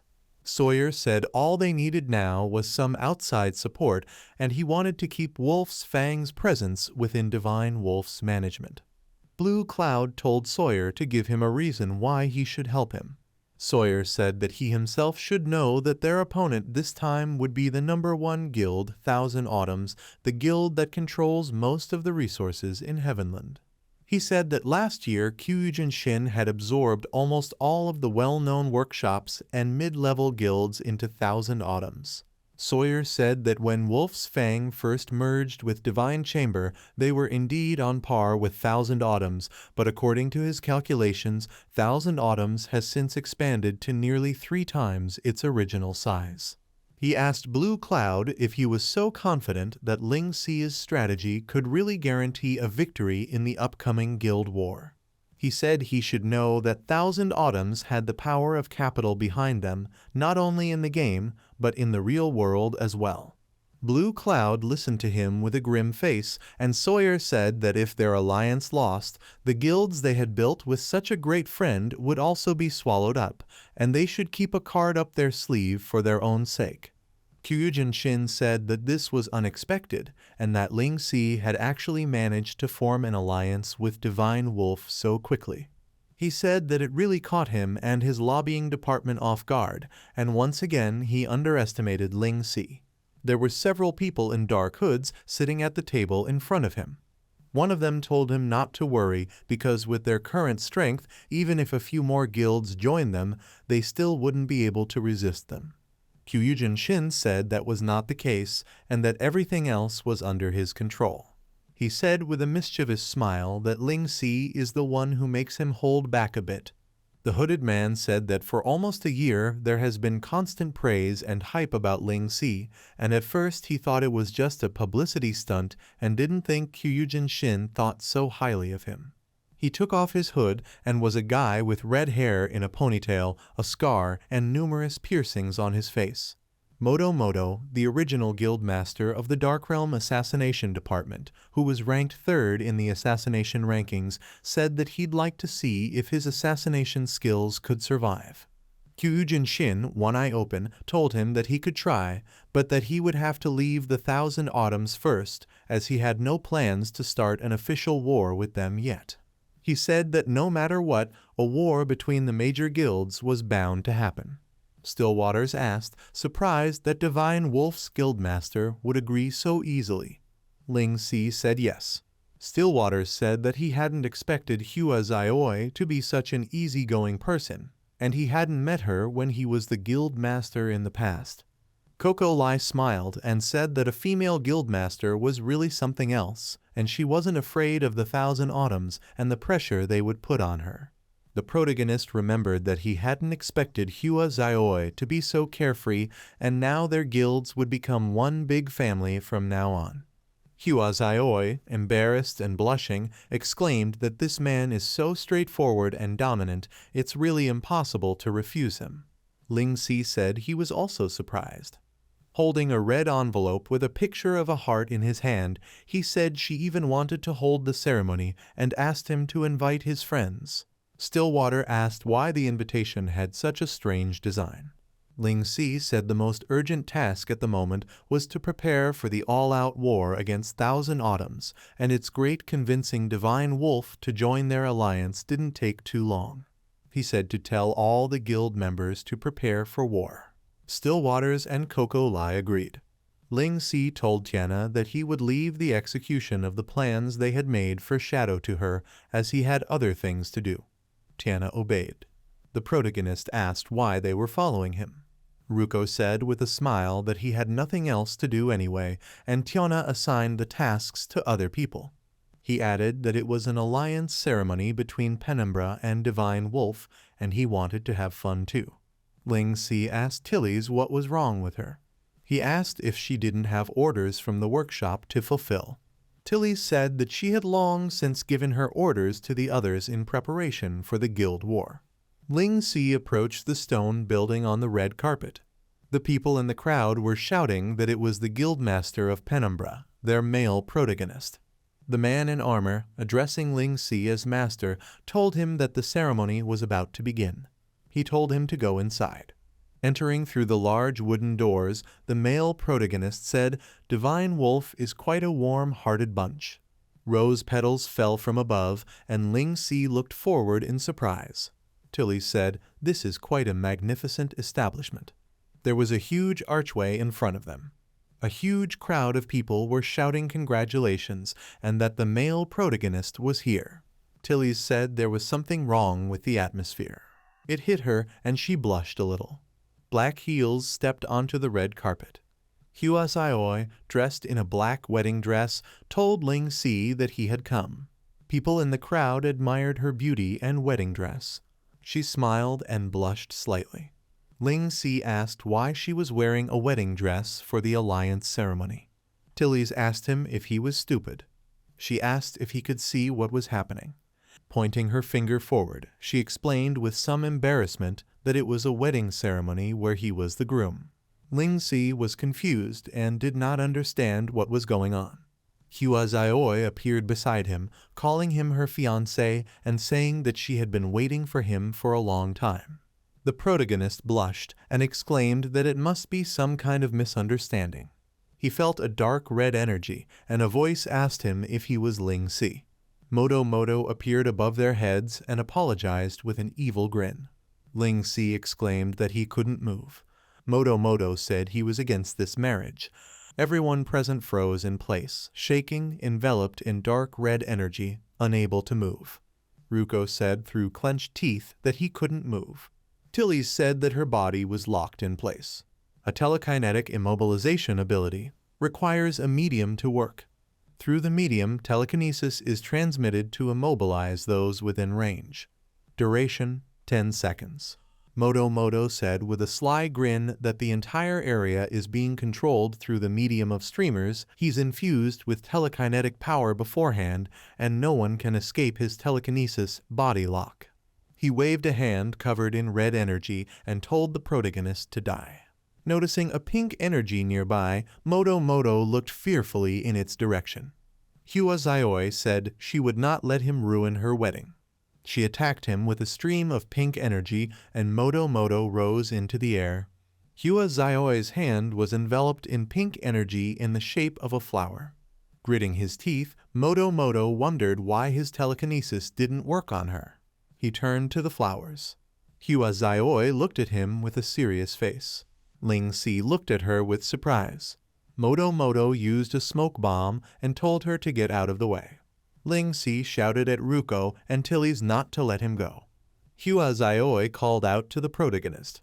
She worriedly asked what would happen to their wedding. Ling Si thought about the fact that he wasn't used to dealing with women and decided to just run away for now. He said that their guild had more important things to do right now. Huazaioi thought that more important things meant putting work first, which meant working hard, which meant giving her a stable life. Student Inch asked where the assassin was. He asked Huazaioi if he was okay. Huazaioi looked at Ling Si admiringly and asked if he was working hard for their future. She said he was a very responsible person and she would wait for him to come back to complete their wedding ceremony because Ling Si is her fated one. Student Inch exhaled and wondered if this was really okay.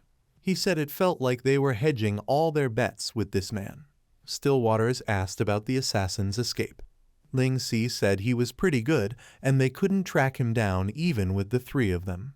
Stillwaters said it didn't matter and the good thing was that he was okay. The protagonist said he had a feeling that might be a possibility. Stillwaters looked at him questioningly. Ling Si said with a grin that it was an opportunity to take control. Looking at the dialogue box, he said that he should know what Thousand Autumns has been up to lately. The protagonist said that was all the new information Wasabi had gathered. Surprised, Stillwaters asked for the latest information. The dialogue box showed a round castle. He said in surprise that it was only a foundation, but it was almost finished. Ling Si told Stillwaters that he had underestimated the resources of the Thousand Autumns, and if they waited until this castle built for war was finished, they would be at an extreme disadvantage. Stillwaters asked what he meant. Turning around, the protagonist said that they should be the ones to decide where the guild war would take place, and they had an obligation to be the ones to declare war. Stillwaters said they should have a legitimate reason to declare war so that they have justice on their side. He asked what reason they would use. Ling Si told him with a grin not to worry about it because he had an idea. He remembered how Kex had told him to kill him because there was no reason for an assassin who failed to kill him to live. The protagonist said no, and Kex looked in his direction in surprise. He said that he wanted him to owe him his life and that he wanted to hire him as an assassin in the future. Kex remained silent with a surprised face. Ling Si said of course he would see to it that he would be rewarded. Kex stood in front of Moto and held the needles between his fingers. Moto's clothes were torn, with steel needles sticking out. He asked how that could be him. Kex, former guildmaster of the Dark Realm Assassin Division, looked at him with a grim expression. He told him that he had heard that he had sold the guild to Thousand Autumns for his own gain. His shadow covered Moto. Moto asked, even if he did, what of it? He said that he was no longer the guildmaster of the Dark Realm Assassin Division and that it was none of his business. He asked what gave him the right to kill him. Kex said what he said made sense, but he was also doing it for his own gain. He waved his hand with sharp steel needles glinting in the sun. People were discussing today's headlines in Heavenhound, saying that the assassin who attacked Penumbra's guildmaster had revealed that Thousand Autumns was the one working behind the scenes. The dialogue box with Moto's portrait says breaking news. The assassin spills the beans. Guild number 1 is the mastermind behind the assassination of Penumbra's guildmaster. Ling Si looked at the dialogue box and said, "Well done." Smiling, he said, "The price is a bit high." Kex said through the dialogue box that he had already given him a discount. He told him to remember to pay and that it would cost more next time. The main character said that they now had a reason to declare war, and discussions from all sides would inevitably side with them.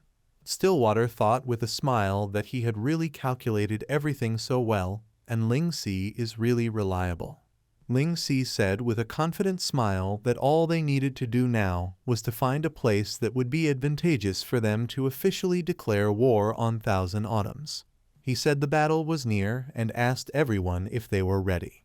Stillwater's, Coco Lai, Ruko, Tiana, Tilly's, and Dark Feather replied with confident smiles, of course.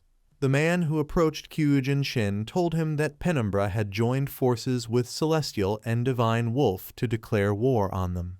He said that according to Heavenland's war rules, all players in Heavenland must vote for or against the war within a certain amount of time, and if more than 50% of the votes support the war, the guild that declared war can only either accept the war or admit defeat and take the punishment. Taba Zengo said, because of the assassination incident, Penumbra has the upper hand in terms of reputation, and although they have numerical superiority on their side compared to all players in the game, they have already lost the initiative to show war. He said that the castle they were building in preparation for war was not yet finished. Taba Zengo asked if they should accept. Kyujin Shin asked how much time was left before completion. Taba Zengo said that an increased allocation of resources had already been made and that it would take a few more days at the earliest. Kyujin Shin thought that he had already been very careful not to be implicated in the assassination. He wondered how Ling Si could have turned his members against him. Kyujin Shin said that since they took the opportunity to strike first, they would take it as a handicap for Penumbra. Frowning, he jumped up from his seat and asked where they had chosen to fight. Kyujin Shin said that Thousand Autumns would accept their declaration of war. The location of the battle was at a place equidistant from Divine Wolf, Penumbra, and Celestial. Ling Si said that this place was in the center of their coalition, so they would be able to effectively secure their logistics. He said there was also a neutral city near the sea. The protagonist said that this will eliminate many possible attack routes for Thousand Autumns, and for this battle, they will largely face them head-on. He said he had Tiana set up a small rally point earlier. Ling Si asked Stillwaters how that was going. Stillwaters said that with the limited time they have, the rally point is still rather small, but the equipment and supplies have all been properly transported. Tiana was in charge of the work, with Dira and Coco Lai helping her. Stillwater said that Ruko, Tilly's, and Dark Feather had positioned themselves and were standing by in different directions. He said they hadn't heard back from Narlo. Ling Si said he could understand him. After all, their opponent was the guild his family supported. Wasabi told Ling Si that he had managed to get some information, and since Thousand Autumns had accepted the declaration of war in a hurry, they had sent an advance party to meet them so far. He said he had seen them with his own eyes, and he could confirm that Blood Lion Zengo was among them. Stillwater said he and Coco Lai could deal with them first. He told Ling Si to stay behind to monitor the situation. The protagonist said no because he didn't like giving orders while hiding in the back. He said with a confident grin that he'd lead the charge from the beginning.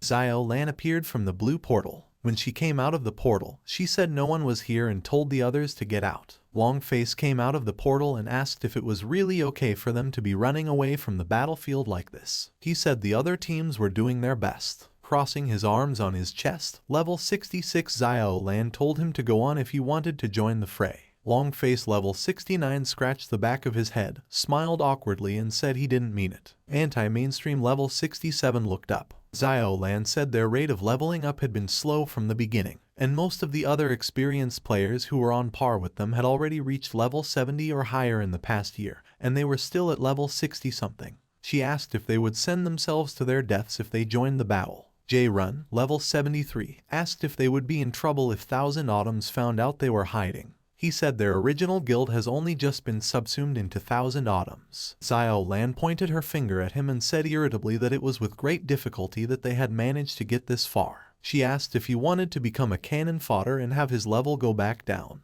She asked with an insistent tone of voice if he was willing to be responsible for them all. Jae-run awkwardly apologized. A voice called out to them, and Xiao-lan rolled her eyes in surprise. Taba Zengo, standing on the tree, asked what they were responsible for. They exclaimed in surprise that it was Captain Zengo. Taba Zengo asked them if they were thinking of becoming deserters. Xiao-lan, fidgeting with her hands, said they were assigned to patrol the area. Taba Zengo asked if that was the case. Xiao-lan said with a strained smile, of course. She asked him what he was doing here, and if they needed him to command the advance party. Taba Zengo put his face on his hand and said the so-called main force of this advance party is mainly made up of hastily assembled troops from the newly subsumed guilds.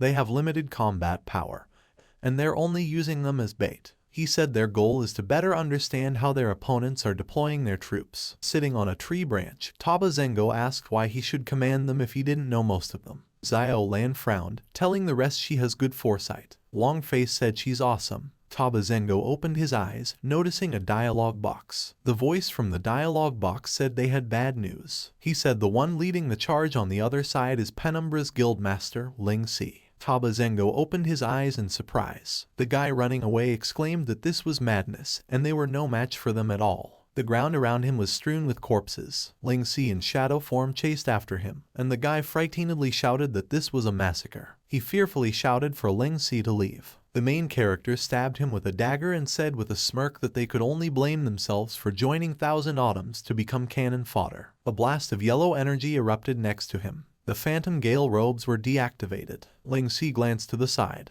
Taba Zengo raised his sword up and ordered the mages to support with their spells. The protagonist used top time to dodge the yellow and blue magic projectiles. Taba Zengo, shrouded in yellow energy, said he didn't expect to be able to face him at the beginning. He said with a smirk that they would put an end to that duel they didn't finish a year ago. Using Blade Intent, release, Taba Zengo struck the ground with his sword, and yellow energy crawled across the ground towards the protagonist. Blade Intent, release, harnesses the intent of the blade and locks onto a single enemy target, ensnaring them in an inescapable bind. Taba Zengo told the protagonist not to even dream of escaping because it's an immobilization skill. Ling Si, smirking, touched the ground with his hand and summoned Knight of the Glorious. The knight appeared from the magic circle, becoming the target of the skill instead of Ling Si. Taba Zengo was surprised to think that he had actually used his summon to replace himself. Ling Si, leaping to attack with daggers shrouded in dark purple energy, said ranged players are really annoying. Noticing Xiao-lan and her team, the protagonist exclaimed in surprise. Remembering that these were the people he went through the dungeon with at the beginning, Ling Si thought it was the dummy four. Everyone except Jae-run, who was looking at the protagonist with admiration, looked at him with surprise. After using elemental manifestation, flaming magma, Ling Si got rid of the other mages. He asked them what they had done here and if they had joined Thousand Autumns. Jae-run shouted for the protagonist to turn around.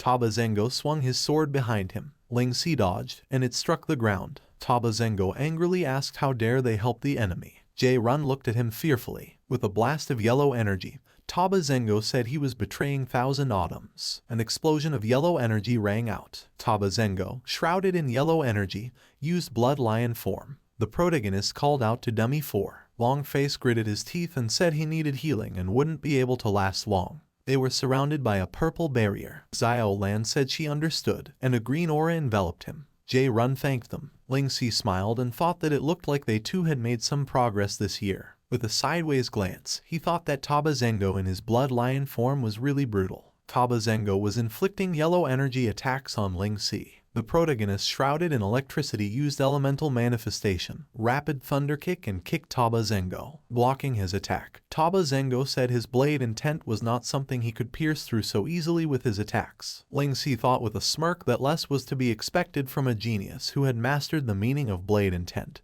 and it seemed physical attacks were useless in the face of his blade intent. He asked how he could be sure of that unless he tried it. The protagonist kicked his opponent. Swinging his dagger, he told him not to even think about using his blade intent again, because he would break him with his melee attacks. Taba Zengo's eye glowed yellow, and he asked with a chuckle if he wanted to break his sword intent defense. He told him to dream on. Ling Si with a serious face told Taba Zengo that this was his weakness. Striking with his dagger, he told him that he relies too much on his skills, and in fact, his Blood Lion form has caused his berserk status to cover his originally vigorous blade intent. The protagonist said with a smirk that he only uses his blade intent for defense. He asked if it was against his belief that the man and blade were to be one. Taba Zengo asked with surprise how he knew. The protagonist, noticing the opening, said he was using his speed to surpass his blade intent. Using top time, he struck his opponent while behind his back. Taba Zengo remembered his dojo. Someone told Master Zengo has never lost a single duel. Many are calling him the little blade genius, and the military also wants to take him in from young.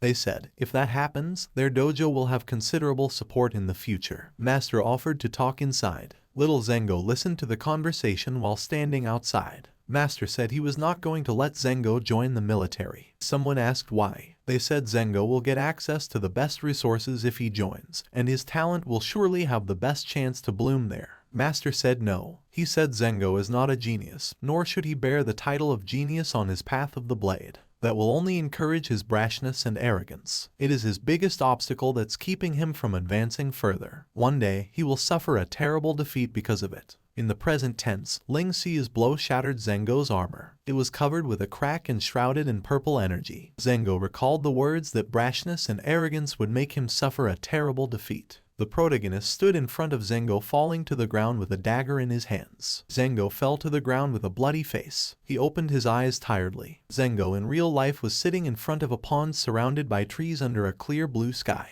The woman told the master that Zengo had been meditating since he returned from the game. She said normally he would have been practicing with his blade. The master, smiling, said was no problem. Looking at Zengo, he said it looked like he had finally met the man who had dealt him a crushing defeat. Master said he's no longer the person who only knows how to unsheath, rather, he's training how to withhold. Zengo sat in the lotus posture with his eyes closed. When he opened his eyes, he smiled and thought that next time he would show Ling Xi his true blade intent. Hyujin Shin angrily asked, what? Opening one eye and gritting his teeth, he asked about Zengo being offline. Temptress, looking at the dialogue box, said Zengo was offline and not responding to her messages. She said she didn't think Ling Xi would take the field right off the bat. She asked who on earth would use their queen to take down mere pawns as an opening move. Temptress said he's really unfathomable. Hyujin Shin shouted it's because of his unfathomable nature that they lost a key player like Zengo right from the start. He wondered if he took him down mentally. He thought, how did Ling Xi cause Zengo to lose his will to fight? Hyujin Shin turned to Dummy 4 and told them to tell him what happened at that moment and how they came back alive. Longface fidgeted to speak, and Xiao Lan said she would reply. She said, as part of the advance party, they never expected that their opponent would be the enemy's guildmaster,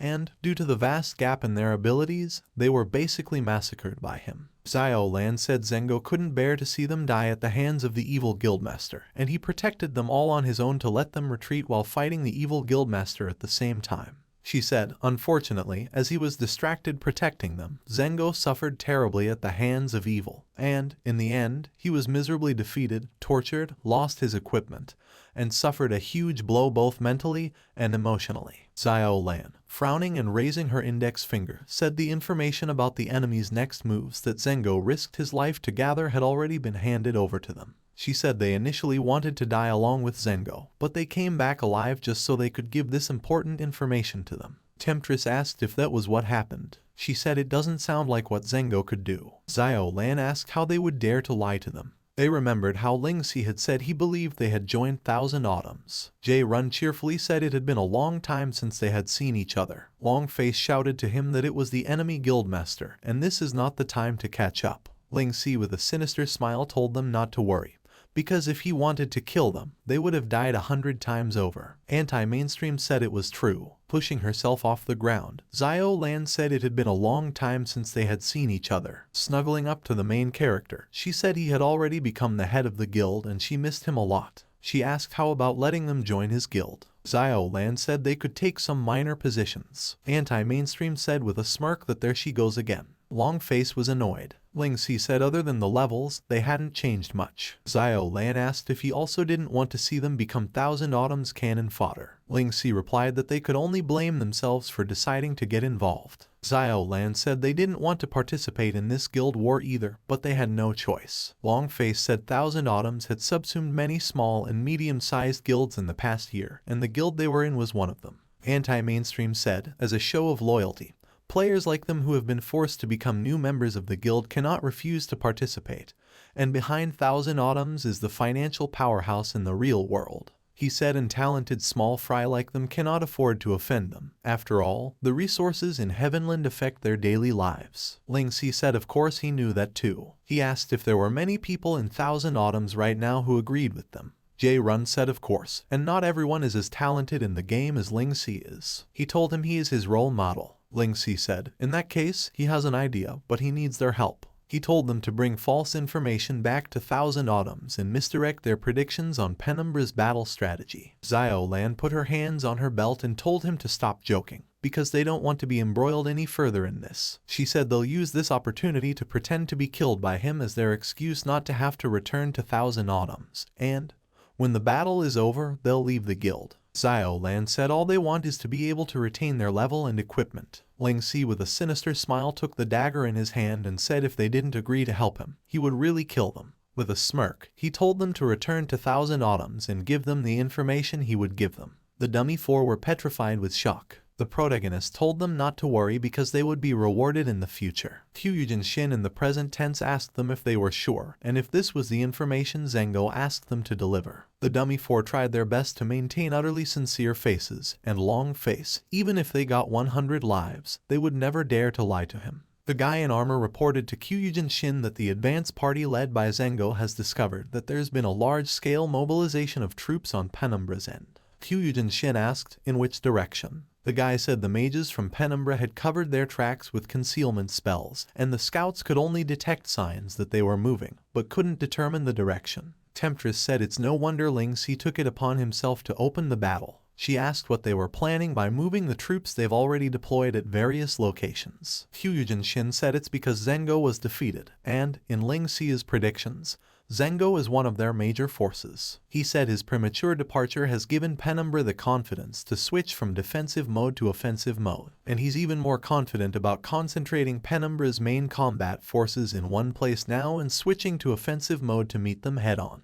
Temptress said, then their weak defense line will be exposed to them. Kyujin Shin asked if she had forgotten that there are troops from Celestial and Divine Wolf. He said Ling Si knows that Celestial and Divine Wolf will not sincerely help Penumbra wholeheartedly before victory is decided, so letting those two guilds defend while Penumbra's main forces attack is the best course of action. Opening his eyes, Kyujin Shin said the best way for them to deal with this situation is to break through their defenses before Celestial and Divine Wolf have fully established them, and that is also what Zengo conveyed. The dummy four twitched, and Kyujin Shin said it looked like it was time for him to make his move as well. Taking the Jack of Spades in his hand, he said the location is Fallen Valley Pass. The protagonist asked Stillwaters through the dialogue box if he was sure that the movement tracks he had forged had been found by the scouts from Thousand Autumns. Stillwaters replied with a smile that he was sure, and no one would guess that the reason he had discovered the battles was purely due to his own stubbornness. Ling Si sat in the stone window, and Stillwaters said through dialogue that he was amazed at his quick-wittedness and clever thinking because of his plan to use Thousand Autumn's own schemes against them to mislead them.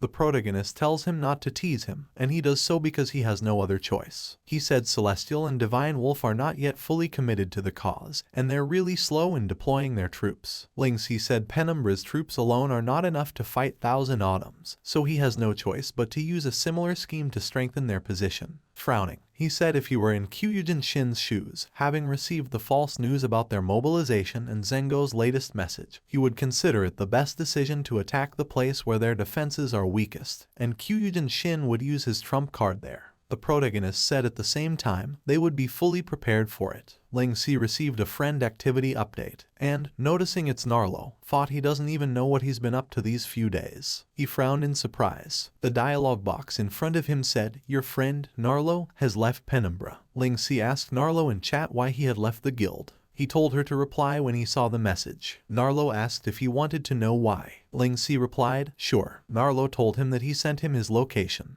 He told him to come there and he will tell him the reason in person. Ling Si did not reply. The wind was kicking up sand and dust in the air. The protagonist ran, scattering sand with every step. In front of him was a huge yellow vortex. Dungeon, Sand Vortex. The dialogue box says, you have entered the realm of the dungeon, Sand Vortex. You are automatically engaged in the dungeon. Ling Si, noticing he'd been automatically engaged in the dungeon, wondered what Narlo was up to. He came out of the blue portal in the first zone of Sand Vortex. The protagonist noticed the corpses of monsters lying on the ground, shrouded in blue electricity. Frowning, he thought that it looked like someone had come here beforehand to get rid of all the monsters in the dungeon. He wondered if it was Narlo. It hit him, and he tensed his eyebrows in surprise. The dialogue box read, "You are in the dungeon, Sand Vortex. Before clearing the dungeon, you cannot use any sort of teleportation scrolls." Noticing that he couldn't use teleportation scrolls, Ling Si realized it was a trap. Narlo said he could leave this place using teleportation scrolls. He told him to just behave himself and stay put.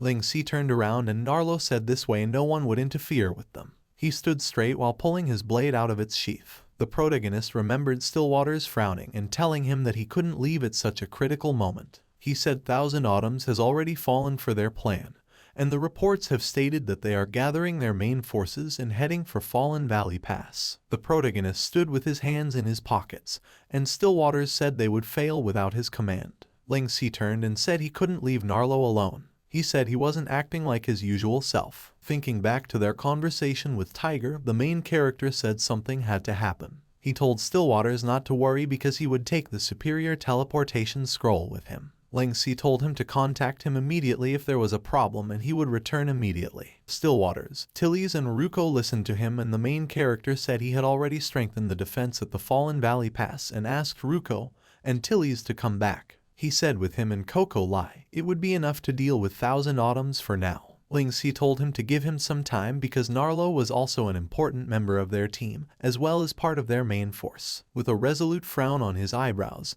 he asked to be allowed to bring him back. Narlo struck blue electricity on the ground in the present tense. Frowning grimly, he made attacks with his blade. Narlo used Thunder Dragon, and Ling Si dodged with Top Time. Gritting his teeth, the protagonist thought that he had lured him to a place where he couldn't teleport from while Thousand Autumns were making their attack, and it was clearly a concerted effort to lure the tiger out of the mountains. He asked Narlo if he was really going to betray them. Narlo said Thousand Autumns is the guild that his family supports, and as a family member, he decided to take their side this time. He said he couldn't blame him for that. Narlo made numerous quick attacks, which Ling Si blocked with his dagger. The protagonist used elemental manifestation, water, and his hand was enveloped in water. Narlo used Thunder Flash, striking with blue lightning. Breaking his skill, he asked if he really thought he could trap him using his water prison so easily. Narlo said with a mad grin that water was a conductor of electricity. While striking with electricity, he laughed madly. Ling Si, shrouded in purple electricity, used elemental manifestation, lightning. Tightly pressing his lips together, he thought that Narlo was acting very strange. Narlo, shrouded in blue electricity, was laughing madly. Once behind him, the protagonist called out to him. He said he had something for him. A rag doll appeared in his hand. The dialogue box said, Patchwork Rabbit Aggro Doll, a trendy item in Heavenland. A rare drop from dungeons. Cutting the doll into pieces, Narlo irritably asked what it was. He asked if it was a hidden weapon. He looked forward in surprise. Ling Si, holding daggers shrouded in dark purple energy, said he thought so, and he was not Narlo. He asked who he was and why he was using Narlo's ID. The fake Narlo said in surprise that his voice and skills were exactly the same as his. He asked how he realized. Ling Si remembered Tiana asking him if he found any aggro dolls when he was raising his level. The protagonist said there seemed to be something like that. She said Narlo seemed to like them a lot and he could give them to him. Ling Si thought that Tiana had told him that day. He said it was because Narlo collects aggro dolls, but he doesn't even know what they are. The main character asked who he was and where Narlo was. Fake Narlo said with a grim smirk that if he can defeat him, he will tell him. Ling Si, smirking, asked if that was true. Pushing himself off the ground, he was behind the fake Narlo's back and said as long as he knew he wasn't Narlo,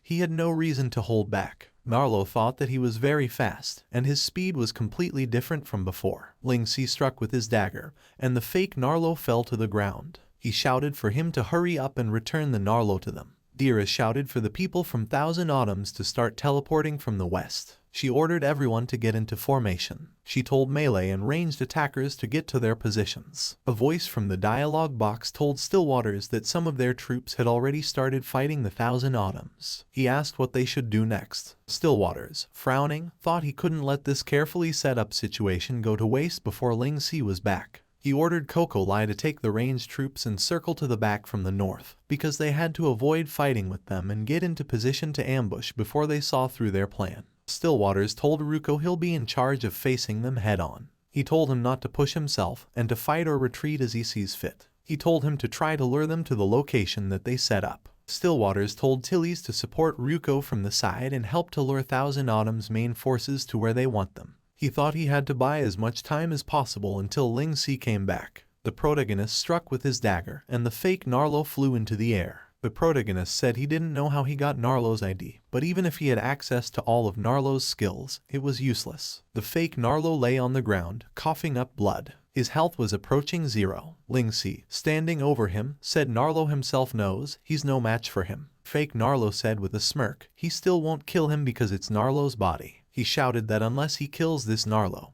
he will never be able to reclaim Narlo from Electronura control. The wind was raising clouds of dust over the desert, and the protagonist asked about Electronura control. The fake Narlo pulled up and said although he had gained control of Narlo's in-game avatar, he couldn't use all of his skills. He said there are many vulnerabilities to this method of affecting brain currents and seizing control. After all, Ling Si clenched his teeth and thought that he remembered hearing rumors of such things in his past life, but he didn't expect that such things actually existed. This is actually a type of highly advanced hacker tactic. First, they seize a player's ID, then graft another person's brain currents upon it to take control of it by force. This way, they can trick Heavenland's review system into thinking it's the same person. However, this technology isn't very developed yet. Therefore, even if they seize control of Narlo's avatar, they can't use the skills he has as a former candidate for the Badge of the Glorious. Ling Si knew Narlo wasn't that weak. The fake Narlo laughed and asked what he was going to do. He asked if he was going to kill him and make Narlo lose his equipment levels, or continue to let him use his ID. Ling Si noticed that he was calling him Young Master Narlo. He thought that it looked like the Delro family was behind it. He thought it was heartless to be using his own child like this, and, from the looks of things, even if Narlo managed to get his ID back and return to help him, his combat ability will be greatly reduced if he loses his gear. The protagonist thought not only they tied him up here, but they've also reduced his combat forces, and the way he's killing two birds with one stone is expected of an evil capitalist. Fake Narlo, laughing evilly,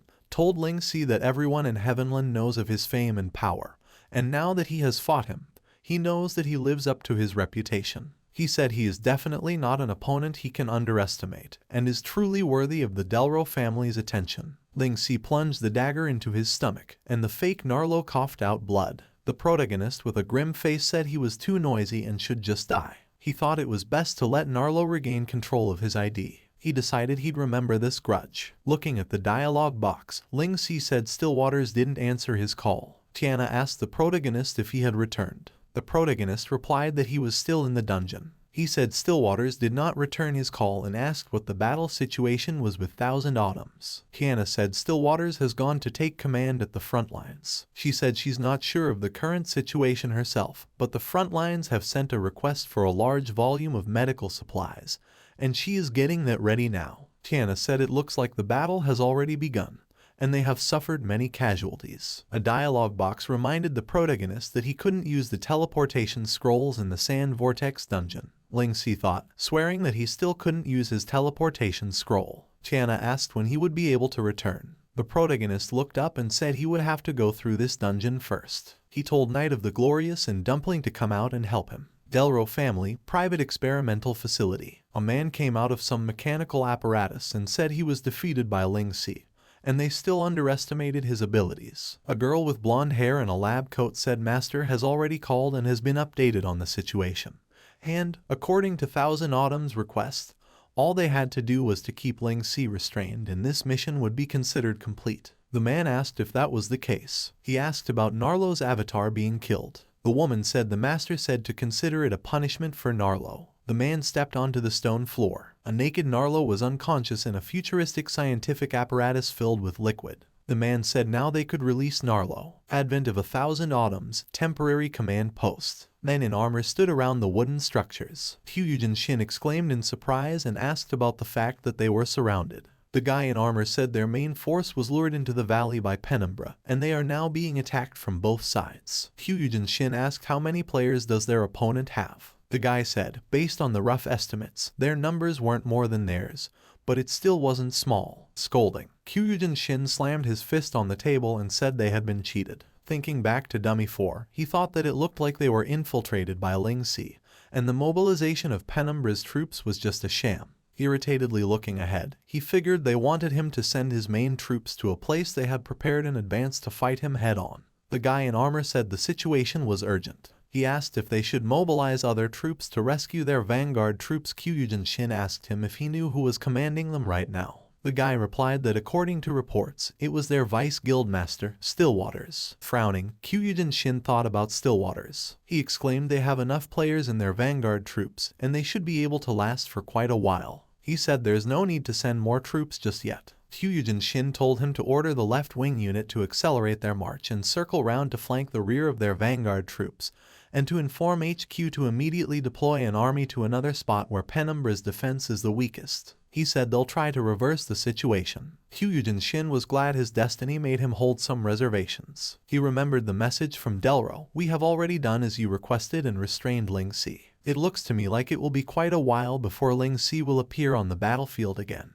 Kyujin Shin thought, as long as his Ling Si isn't around, no one is his match. He ordered his orders to be relayed now. Huge rocks fell to the ground, causing the troops to scatter in fear. Coco Lai, holding a bow in her hands, ordered to open fire. Yellow magic arrows rained down from the sky on the enemy troops. Coco Lai ordered Squad 1 to reload their quivers and Squad 2 to continue to fire. She looked forward in surprise. A guy in armor with red hair was crushing the rock with his fists. The ground began to move out from under Coco Lai's feet, and she said it's going to collapse. She ordered everyone to retreat. Taro, former guildmaster of Giant Stonekitten, had horns and a steel mask on his face. Ruko said with a smirk as he struck out with his fist, making him look like a tough opponent. Taro blocked Ruko's punch. Ruko said he'll be the one to deal with him. Stillwaters told Tillies that Frontline Intelligence sent word that there's an army trying to ambush their main forces from the rear. He told her to go defend from the flanks. Tillies said she'd got it. Surrounded by pink pollen, she tensed. With a wave of her staff shrouded in flame, she used flame protection.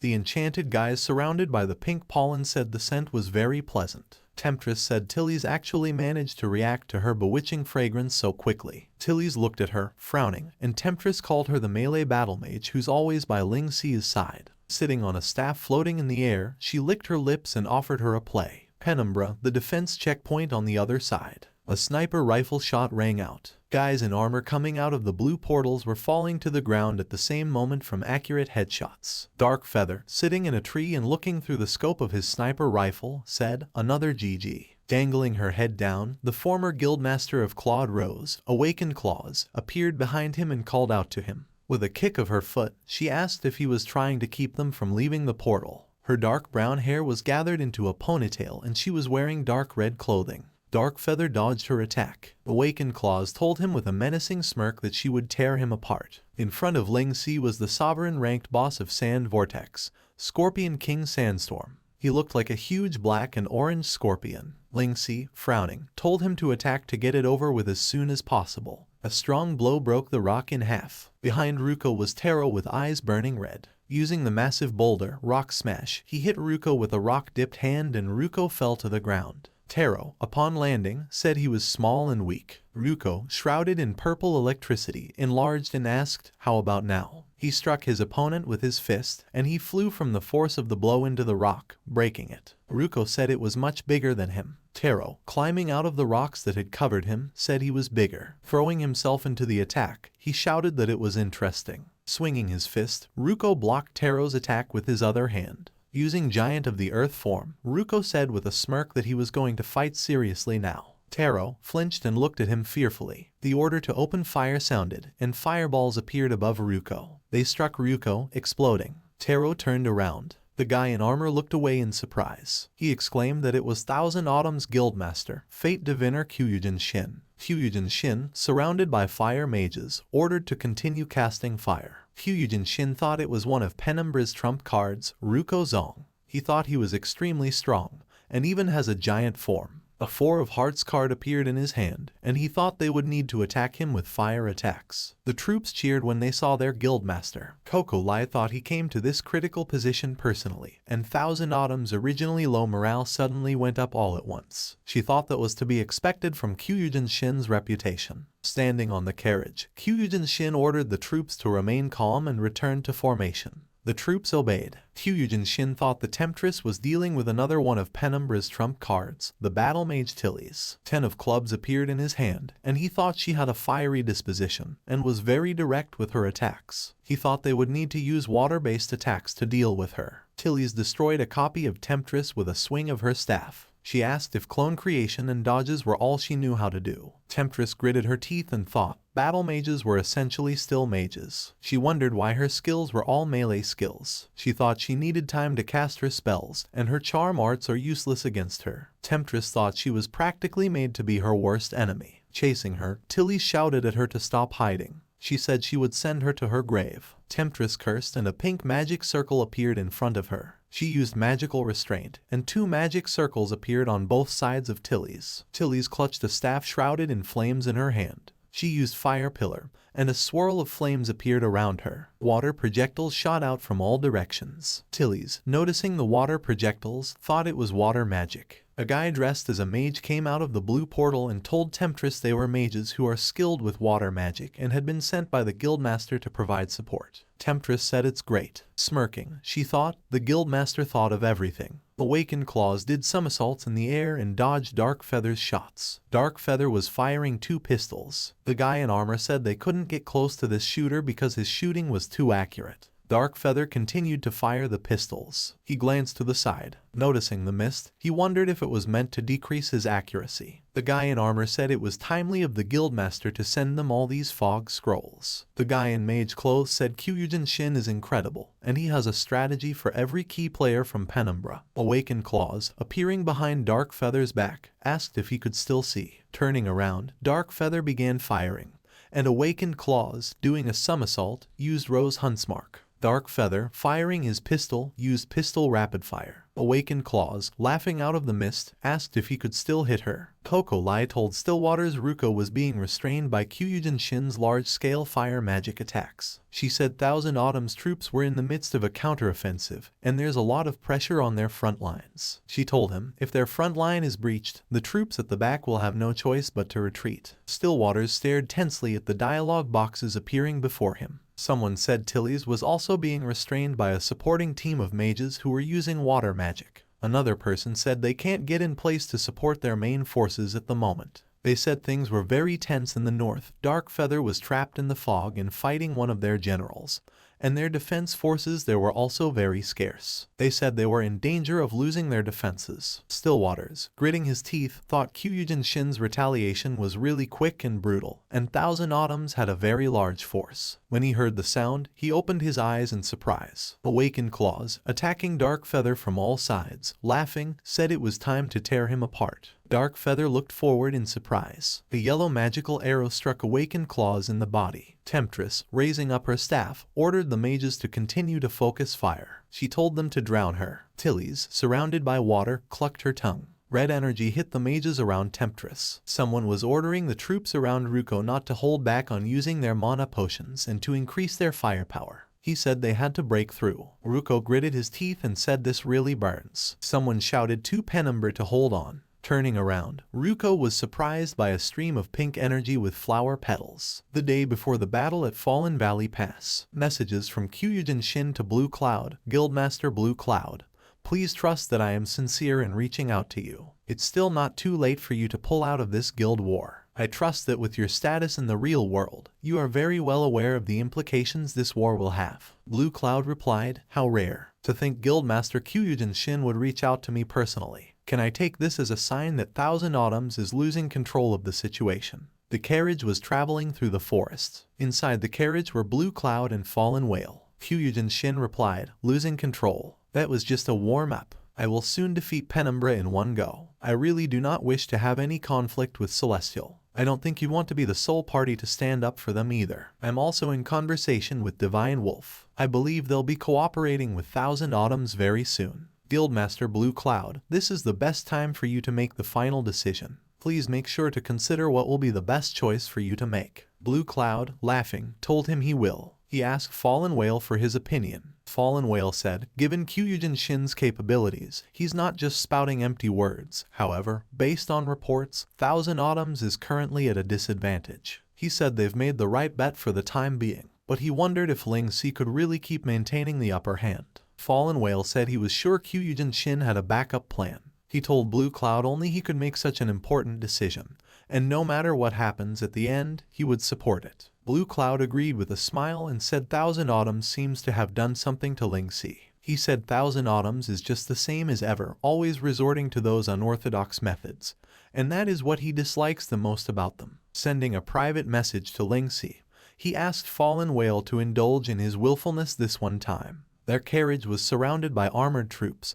and he said with a smile that they would stay true to their choice. He ordered full speed ahead to the battlefield. Blue Cloud stood on the roof of the carriage with a bow in his hand. Fallen Whale stood with a smile, surrounded by men in armor. The guy in armor exclaimed that it was Celestial's guildmaster, and their reinforcements are here. Tilly stood, surrounded by water. She heard a voice that said he never thought he would come to her aid. Tilly's looked ahead and asked, "Depraved rat." The squirrel, surrounded by blue energy, replied with a smirk that he was a depraved squirrel. He said he had gotten rid of those water mages. Temptress said as far as she could remember, he was one of the captains in Divine Wolf. Squirrel said he was no longer a captain of Divine Wolf. Temptress strained to listen to him. Shrouded in blue energy, he said with a sinister smirk that right now he was here as the former vice guildmaster of Wolf's Fang, and he was declaring war on them. Thousand Autumns. Shrinking back, Ruko thought this defense spell felt really warm. The shield flew through the air and slammed into the rock next to Taro. Hua Zaioi and Student Inch were standing on the rock. The guy in armor asked in surprise that they were suddenly healing a lot more. Stillwaters smilingly thanked Hua Zaioi for personally leading the team to help them.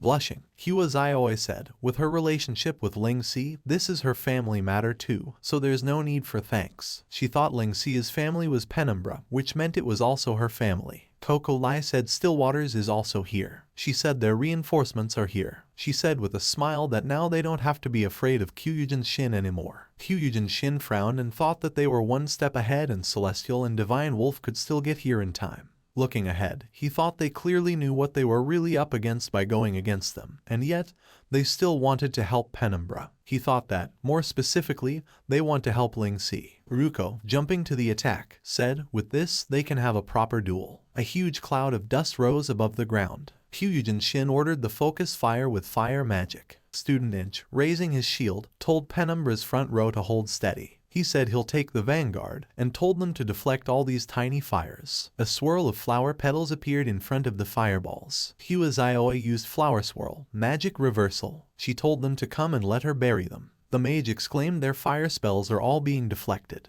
The girl with purple hair looked forward in surprise. Hua Zaioi used blood red flower rain, and pink energy hit the mages. Kyujin Shin, surrounded by a blue magic barrier, nervously clicked his tongue. A voice from the dialogue box called out to him. Tilly shouted to Temptress to stop hiding. Temptress said they're bullying her. Kyujin Shin looked at the dialogue box, frowning. He noticed another dialogue box from which someone was calling out to him. Dark Feather and Blue Cloud rained down a rain of bullets and magic arrows on their opponents, and the guy in armor frightenedly said they couldn't hold out any longer. Kyujin Shin asked where Awakened Claws was. Awakened Claws was lying unconscious in a tree, and the guy said they had gotten rid of her long ago. Kyujin Shin gritted his teeth and thought that meant his three-pronged attack plan had failed. Several clouds of dust rose above the forest. There was a huge yellow mountain symbol among the trees, and Ruko used Sacred Mountain form. He struck Taro, shattering the rocks that enveloped his arm. Ruko grinned, saying it looks like he's the tougher one. Noticing the swirl of green energy in front of him, he asked what kind of skill it was. Stillwaters told Ruko to watch out, because that is Kyujin Shin's skill. Kyujin Shin stood, enveloped in swirls of green energy. His permanently calm face expressed anger, and he said he could turn the tables all on his own.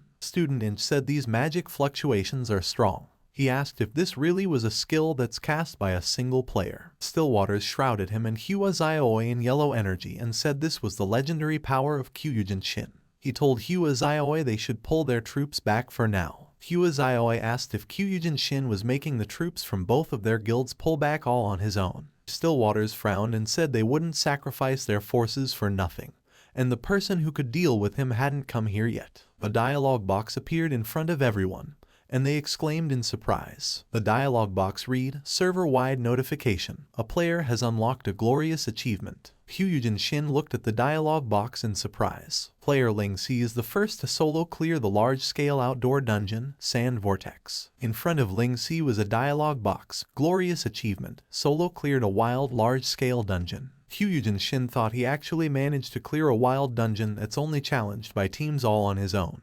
And he also killed the sovereign rank boss. On the dialogue box in front of Blue Cloud were the symbols of a lock and a letter. Blue Cloud smiled, illuminated by the light from the blue dialogue box. Hyujin Shin thought he managed to get the leaders of various major guilds to willingly take on huge risks for him, even if it meant going against them. Thousand Autumns. Squirrel looked at the dialogue box with a smirk. Hyujin Shin wondered how he managed to do all this on his own. Hua Zioe looked at the dialogue box with a smile, blushing slightly. Ling Si, shrouded in blue light, used a scroll. Hyujin Shin thought his abilities were truly unfathomable. He thought with a grim face that he was a person that even he, the Fate Diviner, could not understand. Tightly pressing his lips together, he thought that he was too dangerous. 10 of Spades appeared above his hand. Hyujin Shin used Fate's 10 of Spades, Storm. Swirls of green energy raged through the forest, breaking the thick trees. A guy in maid's robes who flew into the air because of the vortex said his skills were really crazy. Stillwaters, surrounded by yellow energy, told Coco Lai to watch out. He used Sacred Protection Shield, and Coco Lai surrounded the yellow magic barrier. Grabbing her shoulder, Stillwaters told her that their opponent was Hyujin Shin. Standing in front of her, he told her to stand back, and to stay behind him this time. Stillwaters said, even though Hyujin Shin has always intentionally kept his skills hidden,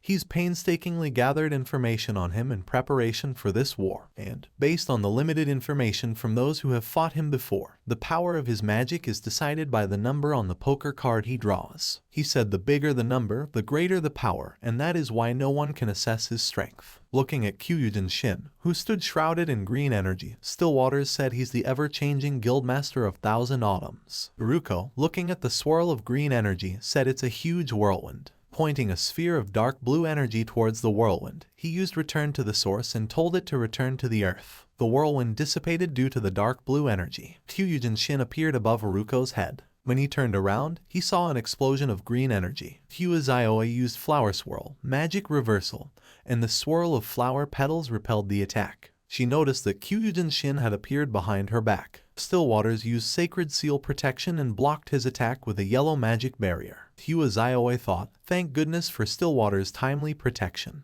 Looking at Hyujin Shin, she wondered how it was that he could be so fast, if they were both mages. She thought this speed is not like that of a mage player at all. Stillwaters saw green lights appear in the sky, surrounded by a blue magic barrier.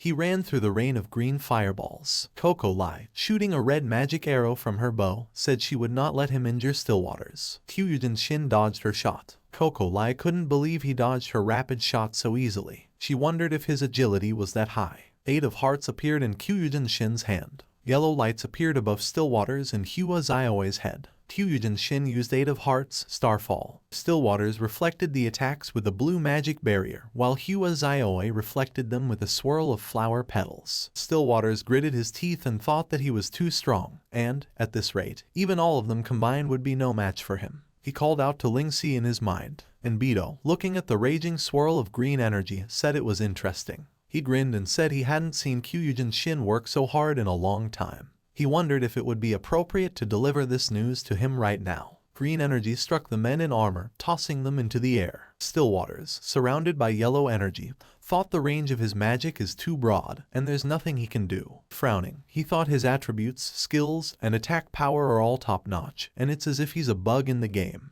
He wondered how he achieved this. Coco Lai, firing a red magic arrow, said she doesn't believe that she can't hit him. She used multi-rapid shot, and Hyujin Shin dodged each arrow. As he approached Coco Lai, he told her she was a little annoying. Stillwaters called out to Coco Lai. She opened her mouth in surprise, looking at the approaching green energy. A dark purple energy flashed in the air. Hyujin Shin tensely turned around. The purple energy struck the ground not far from them. They saw Ling Si's dagger stabbed into the ground. Coco Lai opened her mouth joyfully. The main character in shadow form appeared behind Hyujin Shin's back. With a swing of his dagger, he struck him and ran past him. Hyujin Shin stood motionless. A small cut appeared on his face, which was bleeding. He frowned tensely, and Ling Si told him with a smirk that he had returned. Glancing at him, he asked him if he had fun while he was gone. He told him he'll have him die here at the Fallen Valley Pass. Student Inch asked if he was planning to kill Kyujin Shin. Hua Zaioi said her Prince Charming always appears whenever she is in danger. Stillwaters thought with a smile that Ling Si had finally returned. Coco Lai said, if he really accomplishes that, it will undoubtedly be an annihilation that will go down in Heavenland's history.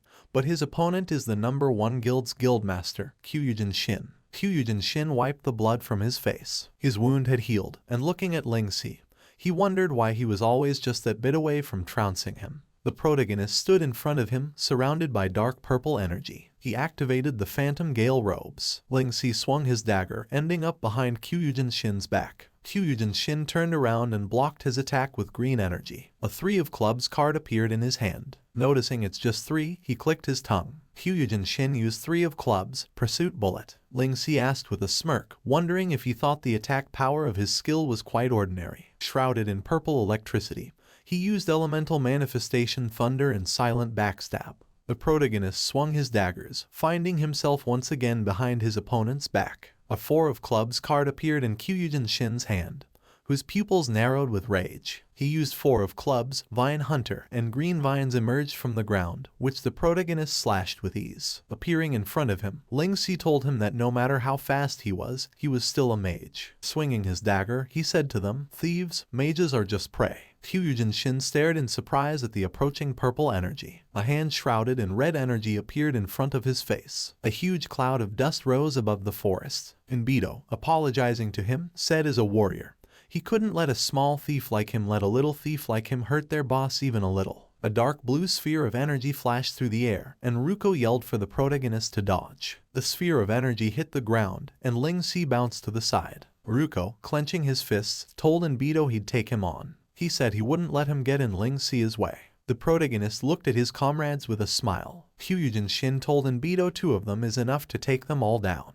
Inbito, scratching the back of his head with an awkward smile, told him that he had news, and he wasn't sure if now was the right time to tell him. Kyujin Shin told him to speak up. Inbito whispered something in his ear. Kyujin Shin looked at him in surprise and exclaimed. He asked about there being a rebellion at the HQ.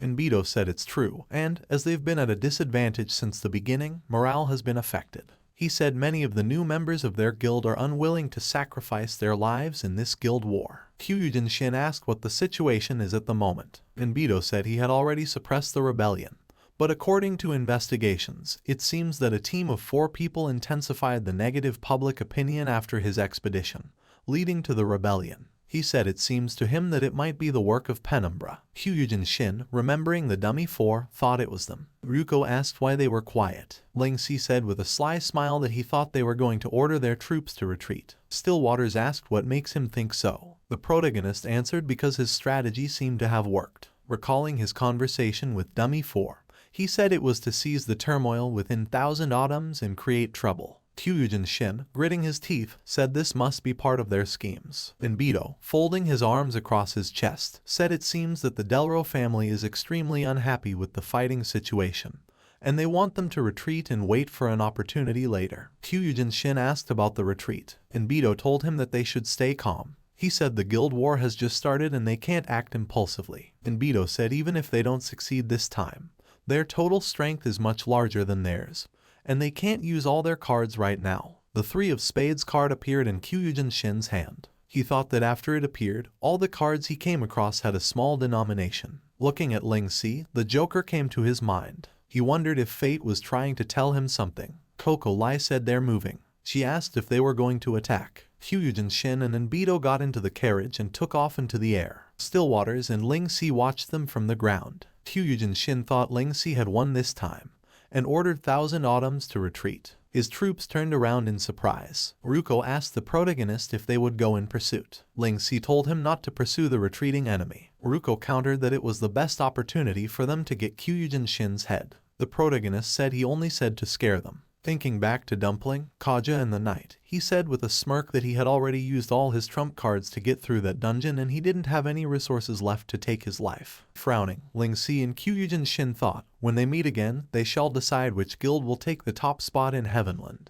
On the dialogue box with the Heavenland voting system was the question, Are you in favor of Thousand Autumns and Penumbra having a ceasefire in the first phase of the Guild War? 72% of people voted for yes. On the next dialogue, the results were announced. Phase 1 ceasefire. Dira asked if they were going to let it go like this. Tiana said there was nothing they could do about it, and according to the rules, any side involved in a guild war has the right to propose a truce, and all they need is a majority vote in their favor. Dira said judging by the forum discussions, most people don't agree with a truce. However, the results show that the majority voted in favor of a truce. Tiana said it could be because of the interference of investors backing Thousand Autumns. Dira asked if they could actually do that. Tiana said it didn't matter, and it would also give them time to recover, even though their losses weren't as great as Thousand Autumns. Dira, agreeing, said they had slew a lot of their troops this time. Tiana said as a guild, they have fewer players than Thousand Autumns. She said the players who died this time have lost levels and gear, so they can't be part of their battle in the short term.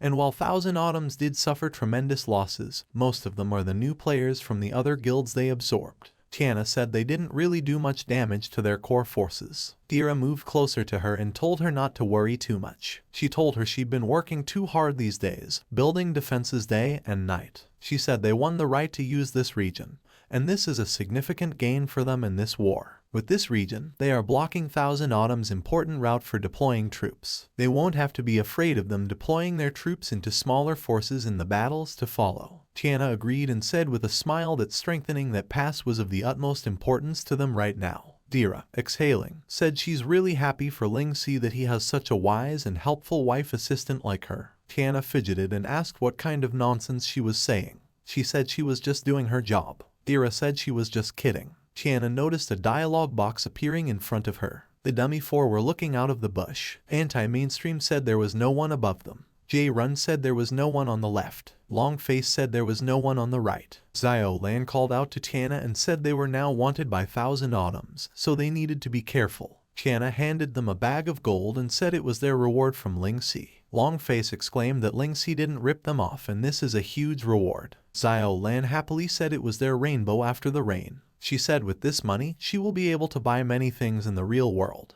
J-Run said Ling Si is very generous. Tiana, smiling awkwardly, said Ling Si said he was the reason Thousand Autumns was looking for them, so he hoped they could join Penumbra. She said they would protect them. Zio Lan, raising an eyebrow, said he wouldn't. She said they barely escaped from the conflict between the two guilds, so they definitely don't want to get involved in it again. Zio Lan said with a smile that they had already decided that with this money, they could leave Heavenland for a long time and lay low. J-Run cheerfully said he could use it to cure his family member's illness. Longface asked him if that was enough. He said he could share it with him. J-Run said it was enough. Zio Lan said for them, ordinary players, this game is just one part of their lives, and they are already happy with the fact that they can earn money by playing the game. She said they were leaving and asked them to thank Ling Si for them. Tiana looked after them and thought that perhaps if they put aside the various desires engendered by the game, they too could be happy having the same attitude that they have towards the game. Ling Si thanked Blue Cloud through a call for their support. He said Penumbra would remember it. Blue Cloud, laughing, told him not to worry about it, and even though they are in an alliance, what's more important is that they are friends. He added that he agrees with the analysis he sent him earlier. 1. Thousand Autumns accepted the declaration of war hastily, so their morale is unstable. Meanwhile, Penumbra is extremely united. 2. Penumbra was the one to decide on the battleground, so they have the advantage of the terrain.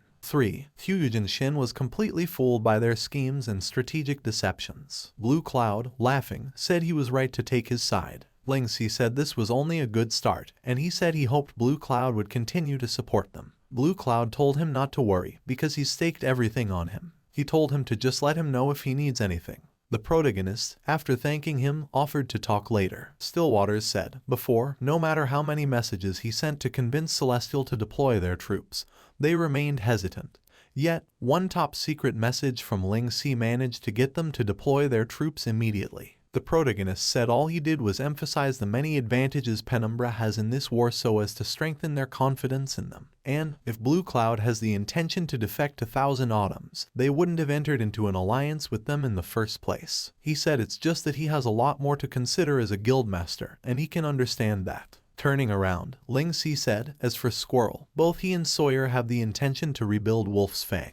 and all he did was promise to help them with that in the future. He said, as they wished, Squirrel has now taken over for Sawyer and become Divine Wolf's Vice Guildmaster. Stillwaters thought with a smile that Ling Si was acting more and more like a guildmaster. He said he was curious about the condition he had promised Hua Zaioi. Ling Si remembered how Hua Zaioi told him not to worry because Penumbra is his business, so it is hers too. She thought she understood his love and feelings for her, and said she will definitely go against the members of Divine Wolf who are opposed to deploying their troops. Hua Zaioi said she will get to the battlefield very soon. The protagonist thought that he didn't know if she understood what he said correctly this time. He said, blushing slightly, it's a secret. Stillwaters said, now that there's a ceasefire, they should prepare for the battle to come. He asked if there was still no news from Narlo. He said he knew the Delro family had great power and influence, but he didn't expect that they actually had the technology to invade a person's mind and control their game character. Ling Si said this is what worries him the most right now, and he has no way to contact Narlo.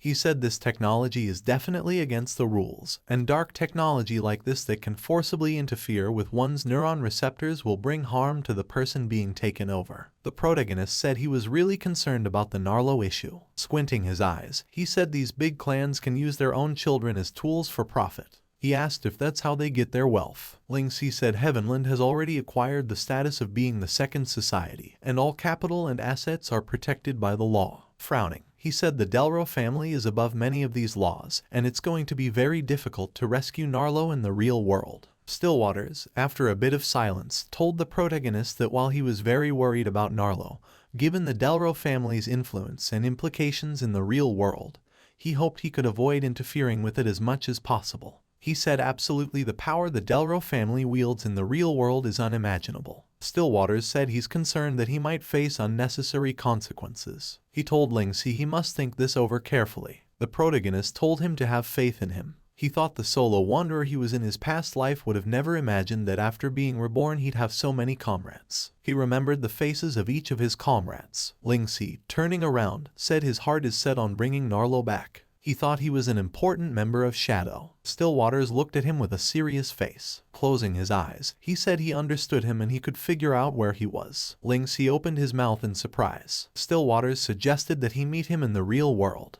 The protagonist in the real world asked Dumpling why she has come out again. Dumpling replied because this place is fun. Ling Si sternly frowned and said he had a very important business today and he didn't come here for fun.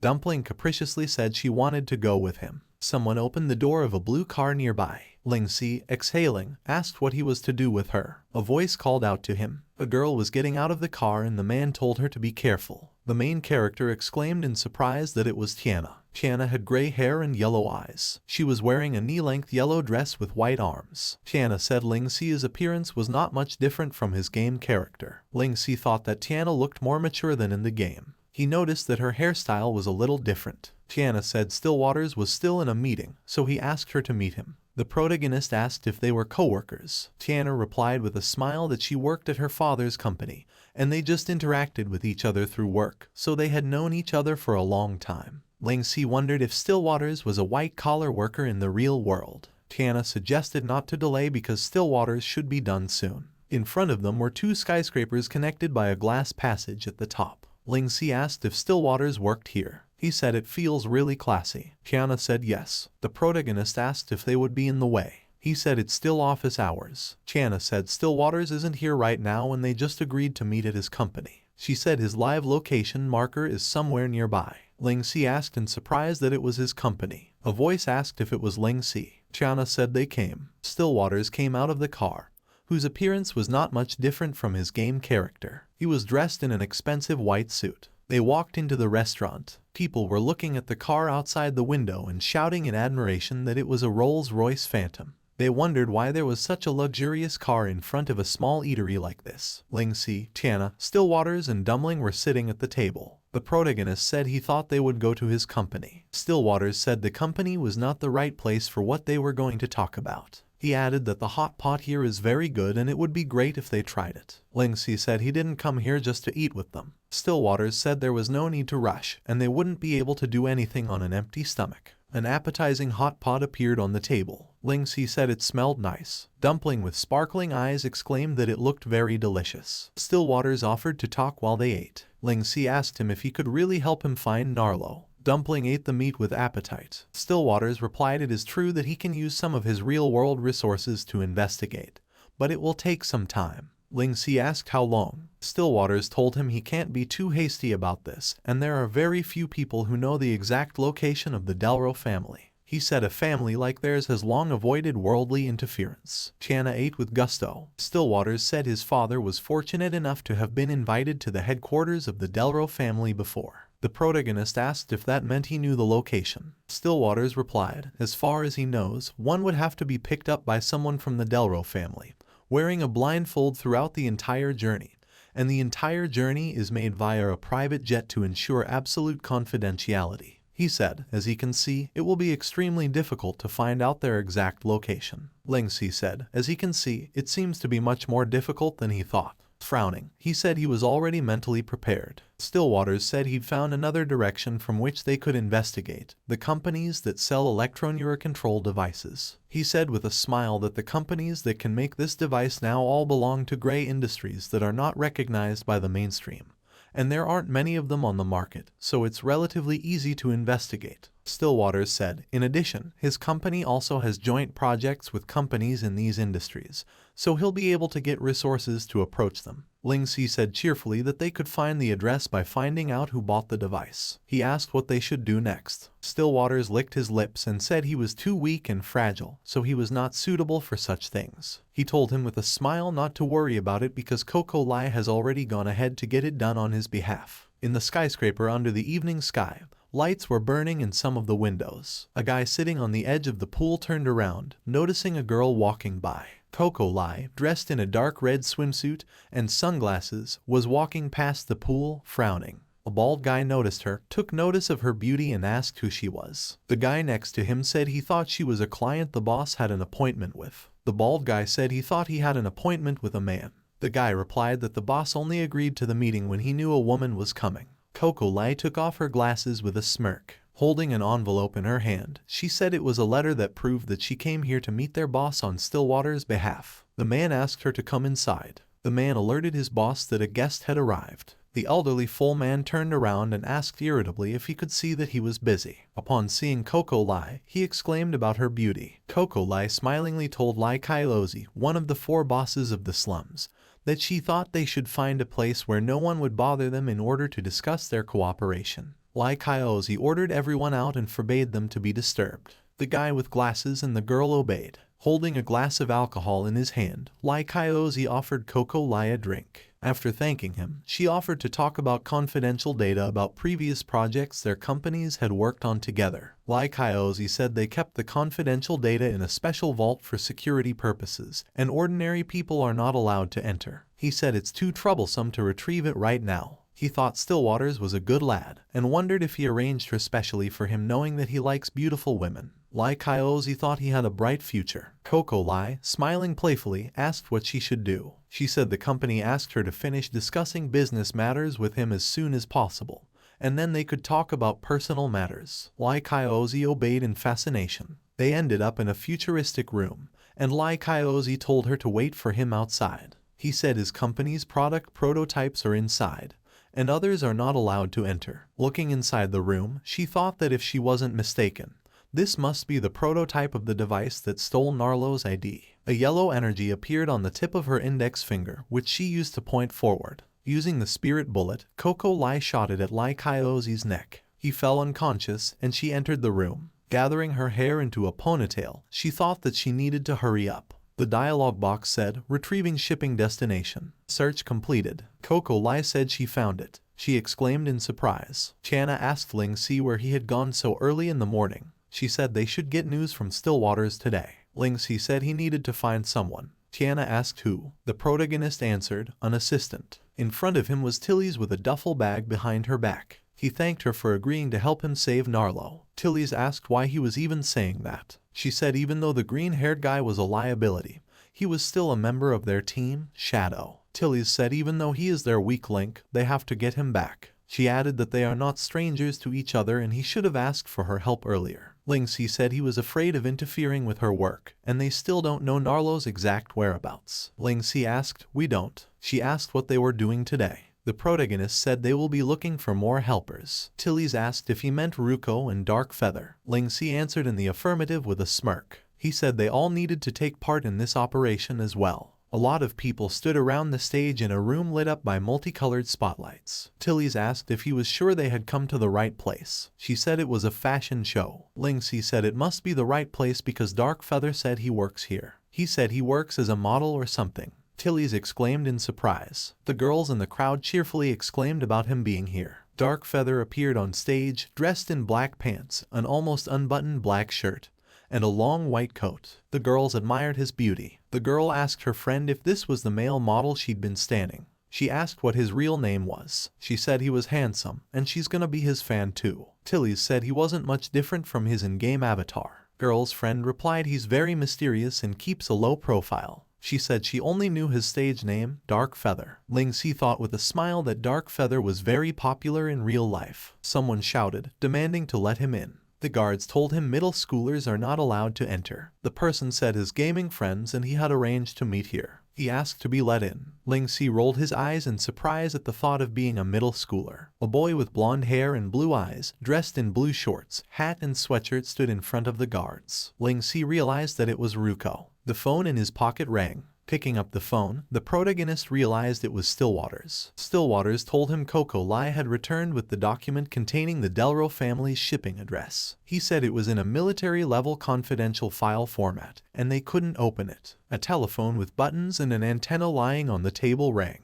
Someone pressed the button. A dialogue box appeared above the phone, and the general told Ling Si it's very rare for him to call this number on his own accord. He asked what was up. Ling Si said it had been a long time since they had seen each other. Coco Lai asked if it was the military he was talking to. Stillwaters said in amazement that he had not expected that Ling Si actually had connections within the military. The general asked in surprise that he wanted him to help them open a document that's in a military-level confidential file format. He said documents that can be processed using military confidentiality methods are usually information from certain powerful sources. He asked who the document he wanted to open was related to. Ling Si, frowning, said, "The Delro family." The general exclaimed in surprise. He angrily asked how dare he confront a behemoth like the Delro family. He asked if he knew what he was doing. The protagonist said he wanted to save his friend, and from what he said, he wouldn't help him. Everyone watched his conversation worriedly. The general said he could help him. Ling Si surprisingly asked if that was true. The general, pressing the keys on the holographic keyboard, said the soldiers would not joke. He said he should be glad that he was the one who addressed him.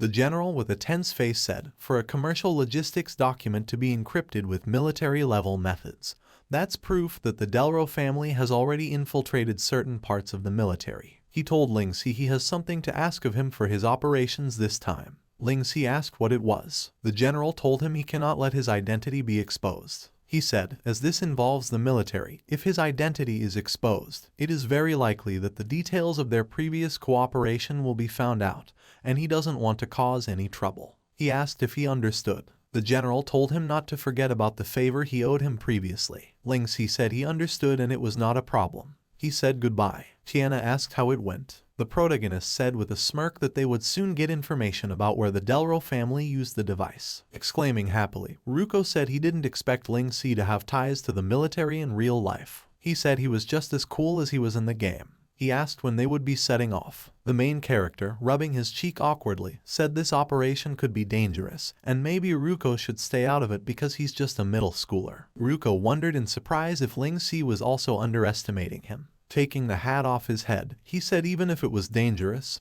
he was also an awakened. Behind him was a huge mountain symbol, and he said he could stand up for himself. Ling Si thought the special subclass of Sacred Mountain still exists in the real world, and it's incredible. He said it seemed like he underestimated him. Apologizing, the main character said they needed him. Ruko said with a wide grin, they need him for duty. Tilly's told Dark Feather with a smirk that what surprised her the most was that he wanted to be a part of this operation. She said he was a man who hated getting involved in problematic things more than anything else. Tilly's said in the past year, he had never been involved in their activities in the real world. Dark Feather, closing his eyes, said he just didn't think it was necessary. Looking at her, he said this time was different, because it was about saving a person. Dark Feather said he can't let a teammate GG. Ruko admiringly said what Dark Feather said is very cool. He said this is what you would expect from a model. Coco Lai asked Ling Si if he should explain his relationship with the military. She said the document was encrypted by the military. Folding her arms across her chest and frowning sternly, Coco Lai asked if they won't be walking directly into their trap if he asks the military for help just like that. Ling Si told her not to worry because they could trust this general. He said he collaborated with him a year ago. Looking at Tilly's, he said he also helped him a lot during the previous rescue mission. The protagonist said, from what he said just now, he could infer that the Delro family does have some dealings with the military, and from that, it can be seen that their opponent this time is going to be a lot more troublesome than he expected. Stillwaters, Coco Lai and Tiana looked forward, frowning seriously. Ling Si said they had to be careful or they might become enemies of the world. Ling Si said the decrypted information is here. He told the others that he would send them the coordinates and address. Tiana said she knows the place and it is a private island surrounded by the sea. She said there have been reports that it was bought by a mysterious rich family recently, and it was the Delro family. Ling Si asked in surprise how they would get to the island. Coco Lai told him not to worry because all they need to know is their location. She said with a smirk that she and Stillwaters would help him with transportation. The propellers of the plane spun, whipping the wind around. It landed on the pad. Ling Si asked Stillwaters if it was his plane. Ruko exclaimed it was cool. Stillwaters said this private plane was a new model produced by a company his company is collaborating with, and it's something that won't be released to the market. Turning to the protagonist, he said they were the only ones using it at the moment, so they wouldn't have to worry about anyone tracking their information. Stillwaters said he'd also prepared all the equipment they would need for this operation. He offered to change clothes later. Ling Si thought, as expected from Stillwaters, he is as reliable as in the game. Stillwaters told everyone to gear up, and that they'll set off in an hour. Ling Si buttoned up the tight black and purple suit. He thought to himself that it was very comfortable. They were all wearing the same suit, but with different colors. The protagonist thought he could tell that it was made with many advanced innovations. He wondered what Stillwaters' company does. Tilly's asked if Stillwaters had some kind of hobby. Coco Lai told her not to badmouth him. She said these clothes are made with many high-tech innovations designed to improve one's physical abilities. They were also wearing tight black suits, but with shorts and stockings. Tilly's was not happy with the style of these clothes. Stillwaters, adjusting his glasses, said it looked like everyone was ready. He said they'll set off and try to reach their destination before dark. Ling Si noticed a message on his phone. Stillwaters said it would probably take about 2 hours for them to get there. Ling Si looked at the screen of his phone in surprise. A man in a room with monitors broadcasting surveillance video said radar had detected a flying object approaching. The man standing next to him said it was a restricted area. He ordered it to be shot down. The man behind the monitors said, according to the image analysis, it could be a civilian aircraft. He said they could have entered the area by mistake. The man asked if he heard what he had just said. He ordered it to be shot down again. The man obeyed. The plane was approaching the island. Anti-aircraft weapons appeared among the trees. The plane exploded, showering the ground with debris.